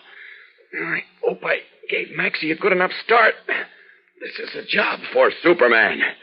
And out of these clothes. There we are. Now to open the window and get out to the laboratory. Up, and away! Speeding across Metropolis, it takes Superman but a moment to soar unseen past the police lines to the professor's laboratory tower. It stands intact, except for the missing roof. And as he drops to the tower, a quick glance confirms his theory. Just as I thought. It's the sort of roof they have on astronomical observatories. Divides in the middle and slides out of the way. Now to judge the angle of elevation the rocket ship took. Careful. Slightest mistake may throw me off course for thousands of miles. I need every reserve of strength I have at this. See, 110 degrees. Make it 110.2. Okay? Now to find them. Up, and away! With a mighty surge, Superman hurls himself into the sky. Up. The city of Metropolis recedes with incredible swiftness until it is a vanishing pinpoint far below. The sun grows brighter, but the Earth's blanket of atmosphere has thinned, and the cold of outer space tears at Superman's sinews. Higher! Where are they? Now the Earth has shrunken to a dark, misty green ball, visible only occasionally through layers of clouds, spinning on through space, distant and removed and unaware of the mighty drama taking place in the frozen regions of the void. I must have misjudged. I've lost them. Then suddenly a speck far off. Wait a minute. That's it. Yes. But it's heading toward me. It's off course. Out of control. Uh-oh, now it's turning off. After it. Now closer.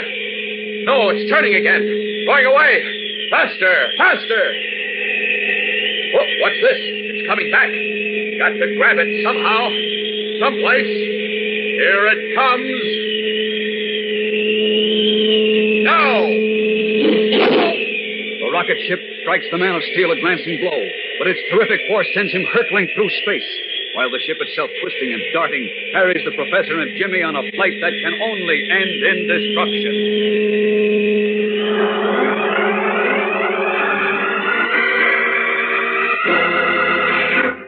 We'll be back in a moment for the conclusion to the mystery of the flying monster. So keep listening. In the opening of today's program, fellas and girls, I told you about the new Make-A-Card kit, which contains enough materials to create and manufacture 6 of your own greeting cards. Now, I'd like to tell you a little more about this all-new Make-A-Card set.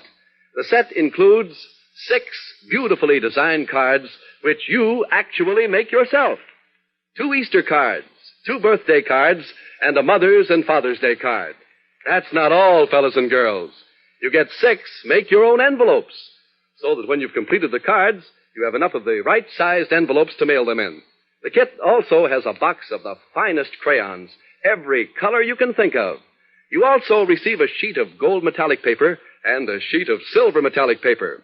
If you can't think of a rhyme, well, let us say it for you. We have included many different greetings in the kit. Well, that's it, fellas and girls. Your very own greeting card company, wrapped up and delivered to your door for only 25 cents. All you have to do is send in your quarter, 25 cents, to Make-A-Card, Box 1319, New York 17, New York. That's 25 cents to Make-A-Card, Box 1319, New York 17, New York. There's no postage to pay. We pay that. You'll have to hurry because we have only a limited supply and we don't want to disappoint any of you. You'll want to start manufacturing your own cards right away, so send your quarter to Make-A-Card, Box 1319, New York 17, New York.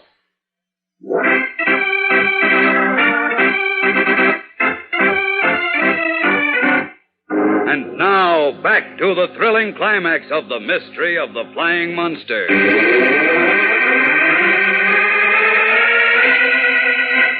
Far above the Earth in the frozen reaches of outer space, Superman finds himself locked in mortal combat with an experimental rocket ship that has gone out of control. As it rages insanely through the sky, turning and dodging erratically, it steers a course directly at Superman. Then at the last instant it veers, striking him with crushing impact and flashing past the Man of Steel to continue its mad gyrations. Recovering from the blow, Superman hovers for a few moments, watching the ship, planning his next move. Then, as it spins wildly toward him again, he moves to meet the flaming monster. Better not try to meet it head on this time. Not if I want to save Jim and the professor, if they're still alive. Here it comes again. Got to stay level with it. Like this. Faster! Now, both of them moving at blinding speed, Superman matches every twist and turn of the rocket ship, drawing closer until he makes contact with the sleek metal hull, then lets himself slide to the tail fins. He straddles 2 of the fins with his outspread legs as he lies against the hull, riding the rocket ship like a swimmer on a surfboard. Then, once Superman's great strength is released from the task of keeping up with the ship, he is able to control it. Whoa, Betsy, easy now. That's right. Down we go. Down to Metropolis.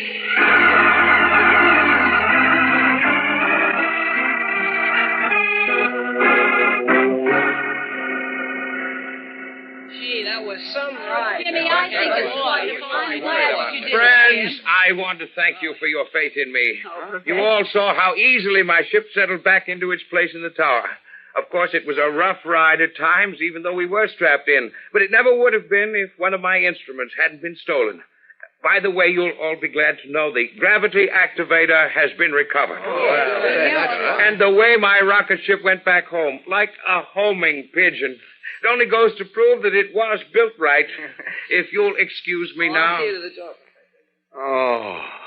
What's the matter, Clark? Don't you feel well? Listen to him, Lois, will you? Like a homing pigeon. Oh, now, go on. You're just jealous of Jim's wonderful story. Me? Jealous? Why should Well, I be it jealous? was a wonderful story. Oh, sure it was. I'm mighty proud of that young man. Oh, you are, Chief? I thought you fired Jim. Me? Fired Jim? What are you talking about? all right, forget it. Kent, how are you feeling? Huh? Oh, Lois, you should have seen the crack on the head he got. Oh, yeah, I'm fine now, thanks. When I came back with Maxie, I couldn't find you. Where'd you go, Kent? Oh, when I came to, I wandered out of the office. I guess I wasn't myself. Oh, I think you were, Mr. Kent. What do you mean by that, Miss Lane? Listen, Mr. Kent. On at least one occasion, I've had a suspicion that you might be Superman. Huh? And now I have a few words to add to that. Yes? What? My sincerest apologies to Superman.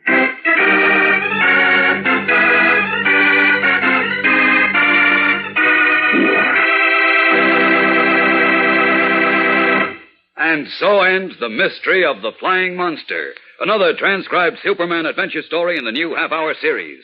Superman is a copyrighted feature appearing in Superman DC comic magazines and brings you radio's most exciting stories of action, adventure, and mystery, each story complete. So be sure to listen when you hear the familiar cry. Faster than a speeding bullet.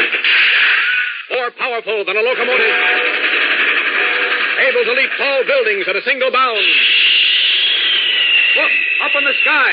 It's a bird. It's a plane. It's Superman.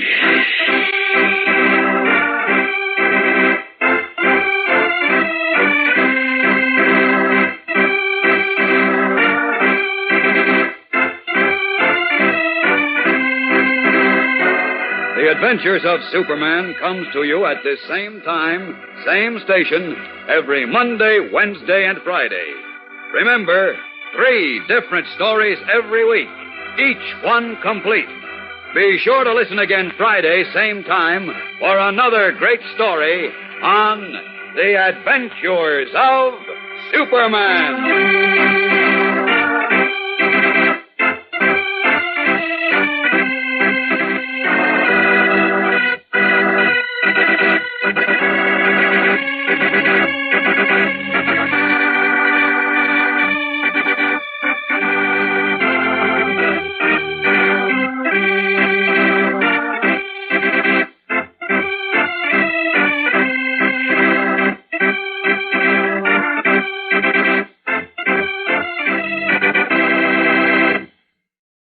Faster than a speeding bullet. More powerful than a locomotive. Able to leap tall buildings at a single bound. Look, up in the sky. It's a bird. It's a plane. It's Superman.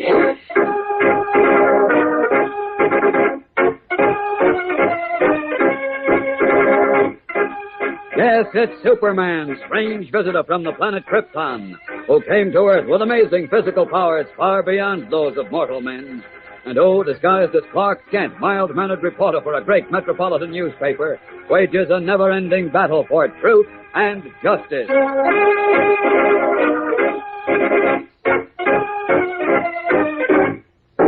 Today, Metropolis becomes the scene of a spectacular series of robberies, with the finger of suspicion pointing directly to Superman and his friends in the transcribed case of Double Trouble.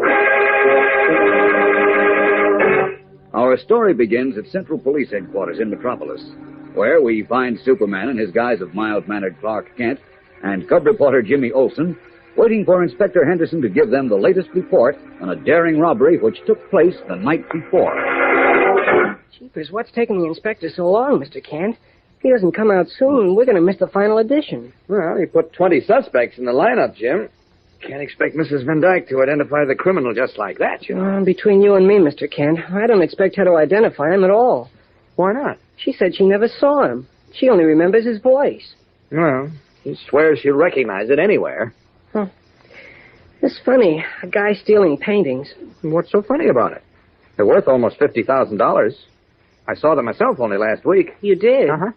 I went up to Mrs. Van Dyke's home to do a story on them, and I said... Oh, here comes the inspector now. With Mrs. Van Dyke. She doesn't look too happy. No, she doesn't. That's all. I'm only too glad to do whatever I can. I do so want to get my paintings back. Oh, Inspector. Huh? Oh, hello, gents. Hi. No luck? Nope. Mrs. Van Dyke, would you care to make a statement for the press? Why, you. You're the reporter who came to interview me last week, aren't you? Yes, that's right. I'm very sorry to hear about the robbery. But I know Inspector Henderson will catch up with the criminal very soon. Well, thank you, Ken. Thank you. Inspector Henderson has already caught up with the criminal. Oh? Inspector, arrest this young man. What? Mr. Kent? He's the one. I'd know his voice anywhere. My voice? Arrest him, Inspector. He stole my painting. The Case of Double Trouble, a new Superman adventure, complete in one episode, will continue in just a moment.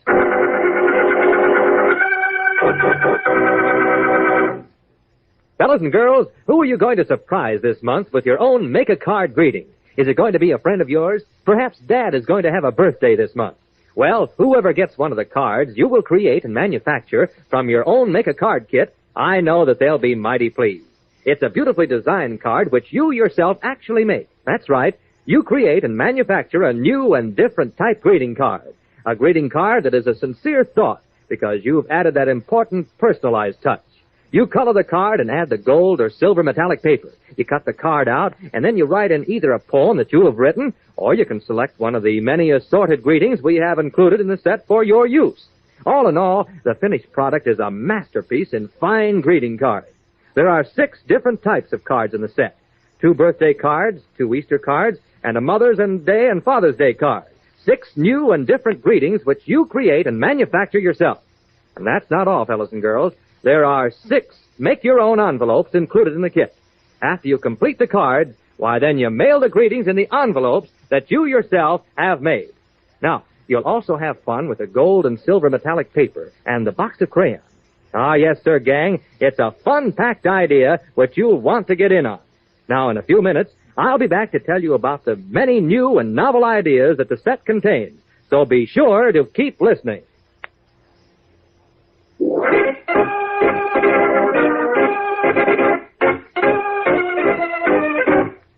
And now, back to the adventures of Superman and the case of Double Trouble. Standing by at Central Police Headquarters with Jim Olsen, waiting for the latest developments in the robbery of an art collection valued at $50,000, Clark Kent was astounded when Mrs. Van Dyke, the owner of the stolen paintings, suddenly claimed that she recognized his voice and accused him of the crime. Now, in Inspector Henderson's private office, Kent tries to laugh off the accusation. Why, it's ridiculous, Inspector. Mrs. Van Dyke made a mistake, that's all. But she swears you're guilty, Kent. Well, now, be reasonable, Inspector. You don't think I am, do you? Well, Or do you? I don't know what to think. Oh, now, wait a minute, Inspector. You can't accuse Mr. I'm Kent not accusing anybody of anything. And you keep out of this, Olson. Oh, yes, sir. The fact still remains that Mrs. Van Dyke positively identified your voice, Kent. Well, she ought to have her ears examined, or her head. Olson, I'm warning you. I'm sorry. So, she's positive I'm guilty, and I'm positive I'm not. Now, where do we go from here? You want to book me, get my fingerprints, put me in a cell? Now, look, Kent. Understand my position, will you? Sure. Mrs. Van Dyke has a lot of influence in Metropolis. And unless I investigate you thoroughly, well, she'll go right over my head to the DA.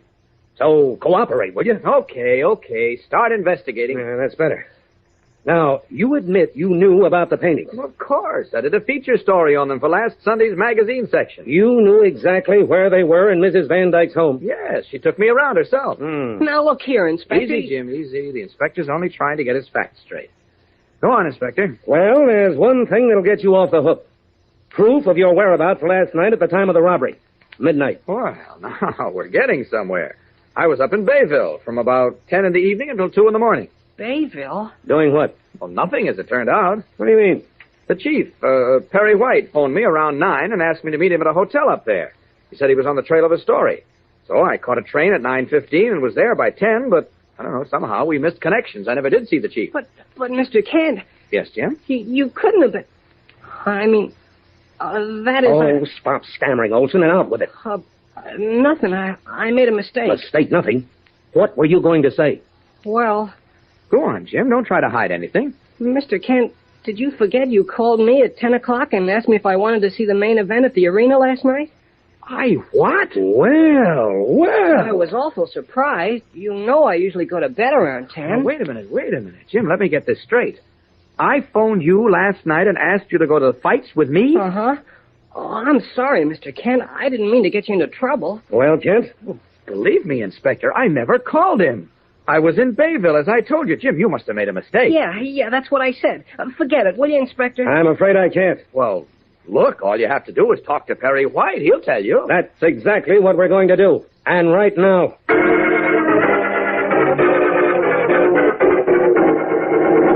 Oh, poppycock. I never sent you to Bayville last night. I never sent you anywhere. But, Chief, I talked to you myself. You said you were at the hotel. You were going to wait for me. Kent, I didn't leave this office until after midnight. I didn't talk to you or anyone. All right, Kent. How do you explain it? I can't. Chief, are you sure you haven't forgotten? Forgotten? How could I forget a 20-mile trip? Oh, blast it. Come in. I brought you coffee, Mr. White. Coffee? Who ordered coffee? Why, you did, sir. Miss Backrack called up 5 minutes ago, and I hurried as fast as I could. Great Caesar's ghost. What's going on around here? I never asked her for coffee. Oh, gosh, Mr. White, if you forgot something you did only 5 minutes ago, then maybe you really did call Mr. Kent last night. I tell you, I didn't call Kent, and I didn't know to call me either. Hey, calm down, Chief. You'll blow a fuse. Oh, of all the idiotic things... Well, I still think... With what? With what? Shut up. Yes, sir. Your coffee's getting cold, Mr. White. Willie, you take that coffee and... Hey, wait a minute. Willie, come back here. Yes, sir. Did you see me last night? Yes, sir. Where? Right here in your office. What time? Oh, 11 o'clock. You called for some coffee and donuts, and I brought them up to you. Thank you, Willie. Thank you very much. That's all, and you can leave the coffee here. Yes, sir. Will you be wanting anything else later? No, thank you, Willie. Goodbye.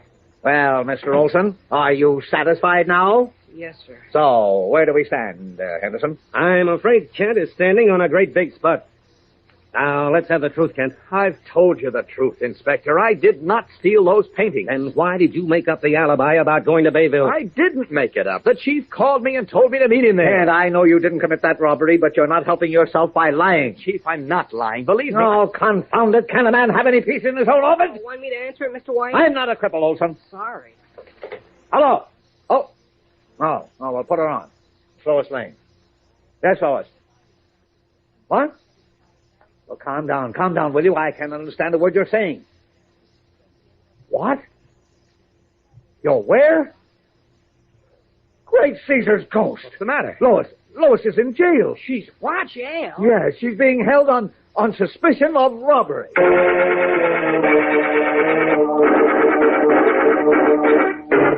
Thank goodness you got me out of that awful jail, Chief. I felt like a criminal. Well, what's the story, Lois? I don't know, Chief. Believe me, I don't know But, Lois, they wouldn't hold you for nothing. Well, what do you think they're doing to you, Mr. Kent? You?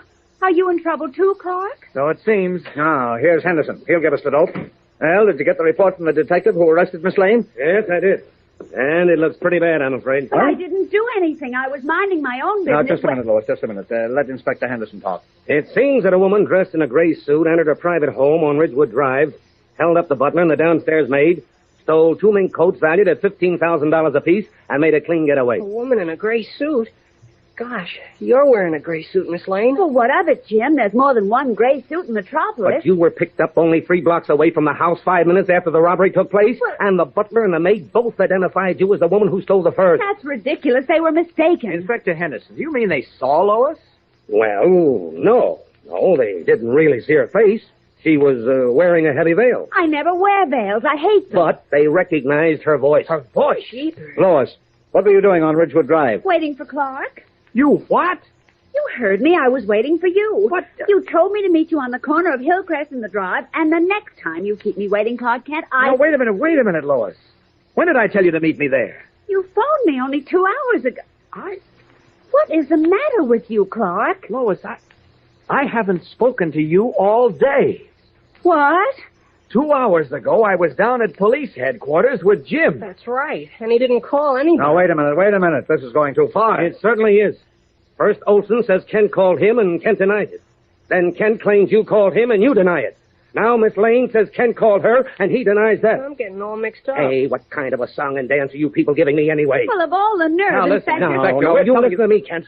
And you too, Miss Lane. $50,000 worth of paintings and $30,000 worth of furs have been stolen, and you're my only suspect. I never heard Now, I'll give you until tonight to make up your minds about who called who and who was where. And if your stories don't make sense, I'm going to pull you in.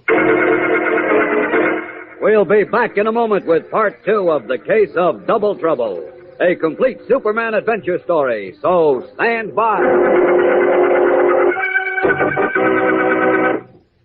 In the opening of today's program, fellas and girls, I told you about the new Make-A-Card kit, which contains enough material for you to create and manufacture your own greeting cards. Now, I'd like to tell you a little more about this set. It has everything you can possibly think of for creating the finest in greeting cards. 6 beautifully designed cards, 2 for Easter, 2 birthday cards, a Mother's and Father's Day card, and 6 envelopes you make yourself to mail the cards in. Now, the set also contains a box of the finest crayons, every color that you can think of. You also receive a sheet of gold metallic paper and a sheet of silver metallic paper. Now, if you can't think of an appropriate rhyme, let us say it for you. We've included many different poems that you can print on the inside of the card after you have completed it. Well, that's it, fellas and girls. Your very own greeting card company, wrapped up and sent to your home for only 25 cents. Too good to be true, isn't it? Well, don't be one of the gang who send in for this offer after we've sold out our limited supply. Hurry and send for your set today. I'll be back in a few minutes with the address, so be sure to keep listening.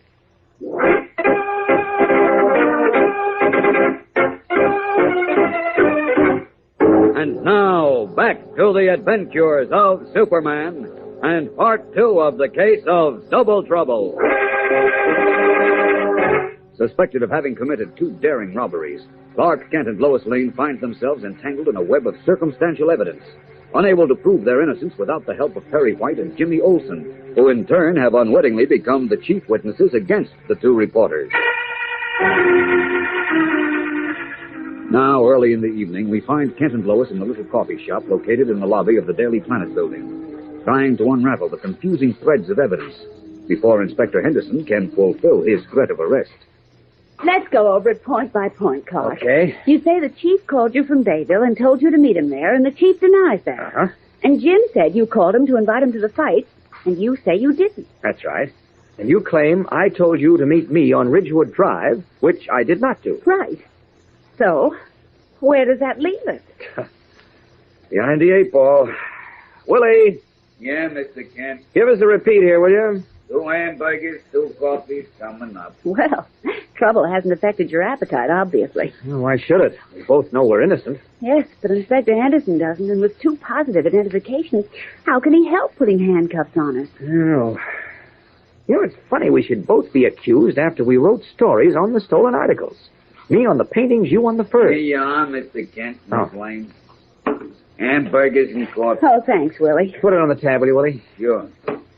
Say, I understand you and Miss Lane are in hot water. Oh, boiling water, Willie. If you need me as a character witness or something, just sing out. Oh, Willie. I'll tell them you're both a couple of swell guys. Thanks a lot. We just hope it won't be necessary. Well, if there's anything I can do. Okay, Willie, thanks. Oh. Say, I gotta go out for a minute. If anybody comes in, will you tell them to wait? I'll be right back. Yeah, sure thing, Willie.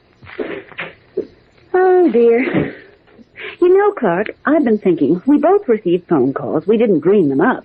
So if you didn't call me and the chief didn't call you, someone else must have... Brilliant deduction, Miss Lane. All right, Smarty, but I know your voice, Clark, and you know the chief's voice, so how could we possibly make a mistake in identification? How did Mrs. Van Dyke identify my voice? How did the butler spot yours? Clark, do you think it's possible for someone... Oh, that's Willie's phone. You better answer it. Okay. Hello? Hello? Mr. Kent? Uh-huh. This is Jim. Jim? Well, how'd you know I was down here? Oh, I called upstairs. Mr. White told me you went down for some coffee. Oh? What's up? Listen, I think I'm on the trail of something pretty hot. Can you and Miss Lane meet me right away? Why, yes, of course. Where? Corner of Market and 27th Street. Market and 27th. Got it? And will you hurry, Mr. Kent? Sure thing, Jim. See you in a few minutes. It was Jim. Oh? He wants us to meet him right away. He's on the trail of something hot. He is? Yes, and so am I. Come on, Lois. Let's make tracks. Are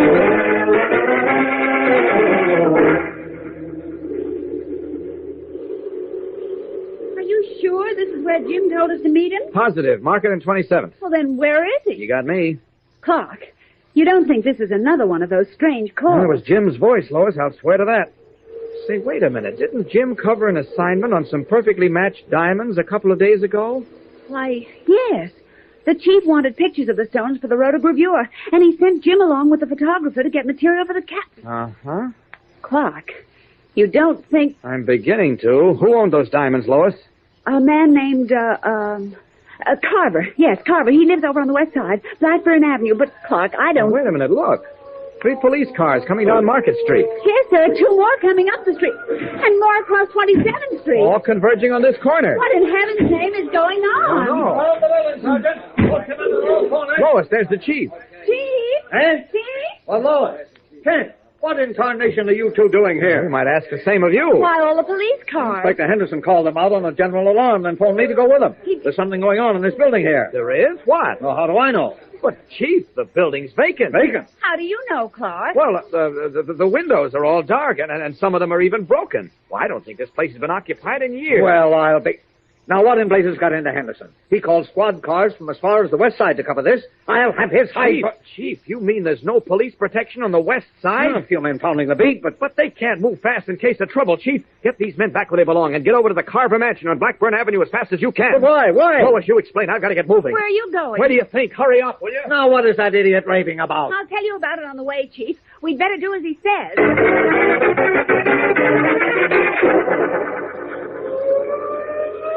Well, the Carver Mansion's around the corner. I wish he wouldn't go so fast. Don't worry, Lois. Don't worry. No, I'm blessed if I see the connection between Jim's not meeting you and... Wait, Caesar, what's going on? Look at all those fire engines. I'm not blind, Lois. I see them. Stop here, Sergeant. Where's the fire? Well, that's what I'd like to know. Come on. Come on. There can't be any fire. The firemen aren't doing anything. Then why are they here? Oh, look, there's Inspector Henderson. Good. I've got a bone to pick with him. Oh, Henderson. What? Oh, it's you, Mr. White. Well, what's going on here? Why all the fire trucks? Well, you should know. You called them. I what? Are you... And why did you tell me to come here? I don't know what you're talking about. You called me less than 15 minutes ago. The devil I did. See here, Mr. White. You phoned me, and the fire commissioner swears you phoned him, too. Henderson, you're out of your mind. Mr. White, I know Now, just a minute. I think I know the answer to this. Inspector, did you order 10 police cars over to Market Street a few minutes ago? I most certainly did not. Do you mean to stand there and deny you phoned and told me to go with them? Phone you? You called me? I did not. Stop shouting, will you, Chief?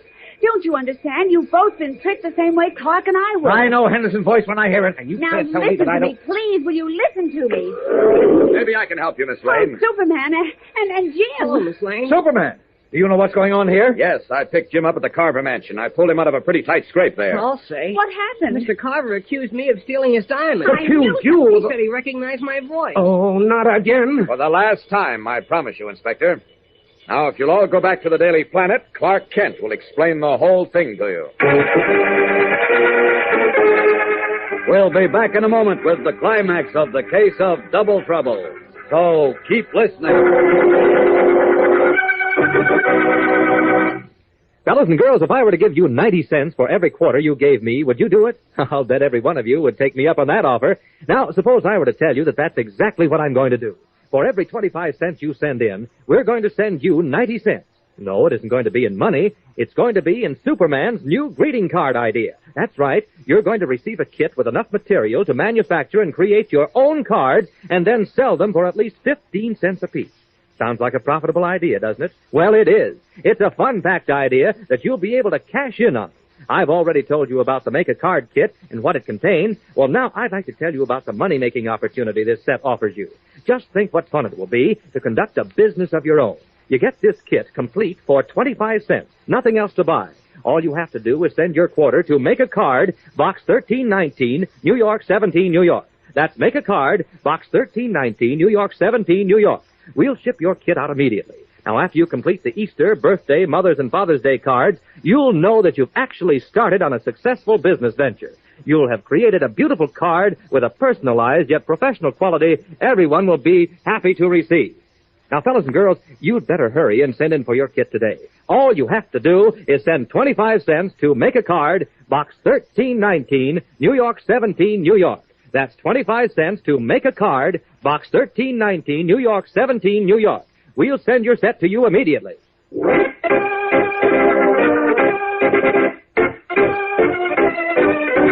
And now, back to the adventures of Superman and the climax of the case of Double Trouble.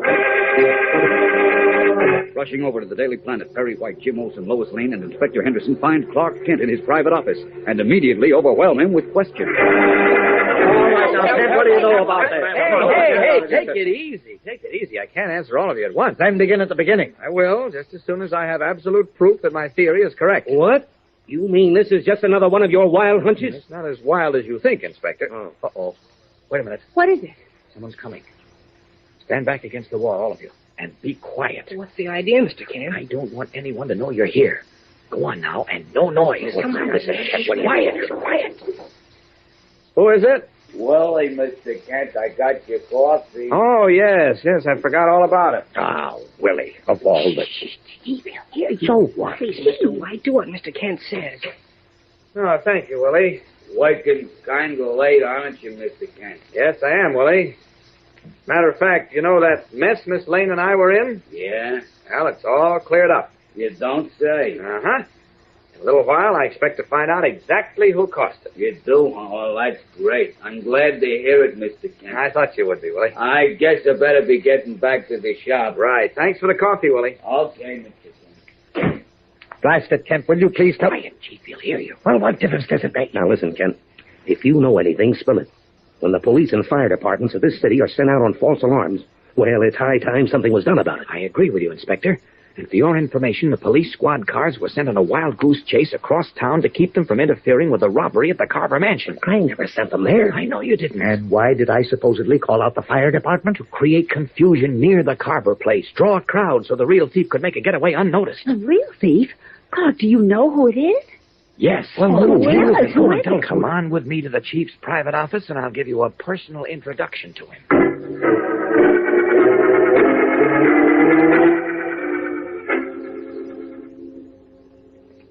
Take it easy now. No noise. Why in blazes are we pussyfooting around like this? Would you rather scare him away? Scare who away? Quiet now. Get close to the door and listen. Why, somebody's inside using your phone, Chief. Who? Wait and listen. Hello? Lady, this is Henderson. Good heavens. It's impossible. Quiet. Pick up Clark Kent right away. Yes, on that robbery charge. He's in his office at the Daily Planet. Now, step on it. Jeepers. If you weren't standing here right next to me, Inspector, I'd have sworn that was you. Why, it's unbelievable. Listen. He's putting through another call. Hello. This is Perry White. Why, Chief, that's I'll leave you. a message for Inspector Henderson when he gets there. Tell him I'm absolutely convinced now that my two reporters, Clark Kent and Lois Lane, are guilty. Have them pick out. Why'd he leave me out, I wonder? Have all of you heard enough? I'll say. Open that door, Henderson. Willie! No. What? There's your man, Henderson. Oh, what's going on? I hope you don't think I'm doing anything wrong. I had to make a phone call, Mr. White. Don't try to weasel out of it, Willie. We know the whole story. We heard you. No, you can't prove anything. Oh, can't we? Well, you're under arrest. You won't get me, you won't. He's trying to get away. Not so fast, Willie. Oh, nice going, Mr. Kent. Why, Clark, I never knew you had it in you. Well, Kent, what's the story now? And how did Willie manage to do all this? Well, Willie's an excellent doubler and imitator, as you heard. He certainly is. Uh-huh. Well, on the night of the art collection robbery, he imitated your voice, Chief, and told me to get out of town. Then mimicked me in a call to Jim to destroy my alibi. And finally, in committing the robbery, used my voice again to point suspicion directly at me. Then he must have done the same thing to me. Well, exactly, and disguised himself in a gray suit and heavy veil. Before the robbery, he imitated my voice in a call to you to get you close to the scene. Well, then I guess he imitated your voice again, Miss Lane, when he called to tell me to meet you at the Carver place. And he imitated you, Jim, to send Lois and me across town to meet you at Market Street. As a matter of fact, that's when I first got suspicious. You did? How? Well, he said he knew I was in the coffee shop because the chief had told him I was down there. And the chief wasn't in his office at the time. On top of that, he asked for both of us, Lois and myself, to meet him. Now, how would Jim have known Lois was there, too? Yes, that's right. Golly, that's real smart detective work, Mr. Now, Kent. wait a minute. How did you know so much about the places he robbed? Where to find the paintings and the furs? Well, that's where we were all a little careless, I'm afraid. Willie simply overheard us talking about our assignments while we were in his coffee shop. We talked too much. I'll know better next time, I promise. He's coming, too. And just in time to go down to headquarters with me. Now, take good care of him, Inspector, and for heaven's sake, don't give him a cell with a phone, or we'll all wind up talking to ourselves.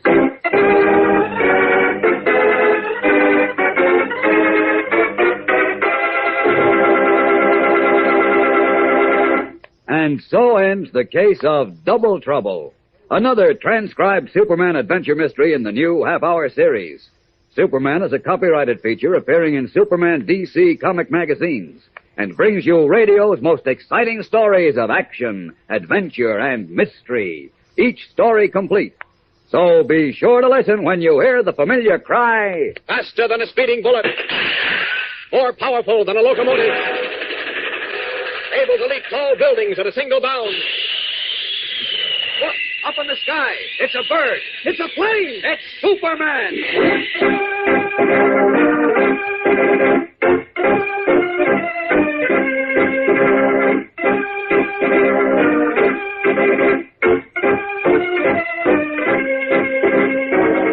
The The Adventures of Superman comes to you at the same time, same station, every Monday, Wednesday, and Friday. Remember, 3 different stories every week, each one complete. Be sure to listen again Friday, same time, for another complete story on The Adventures of Superman.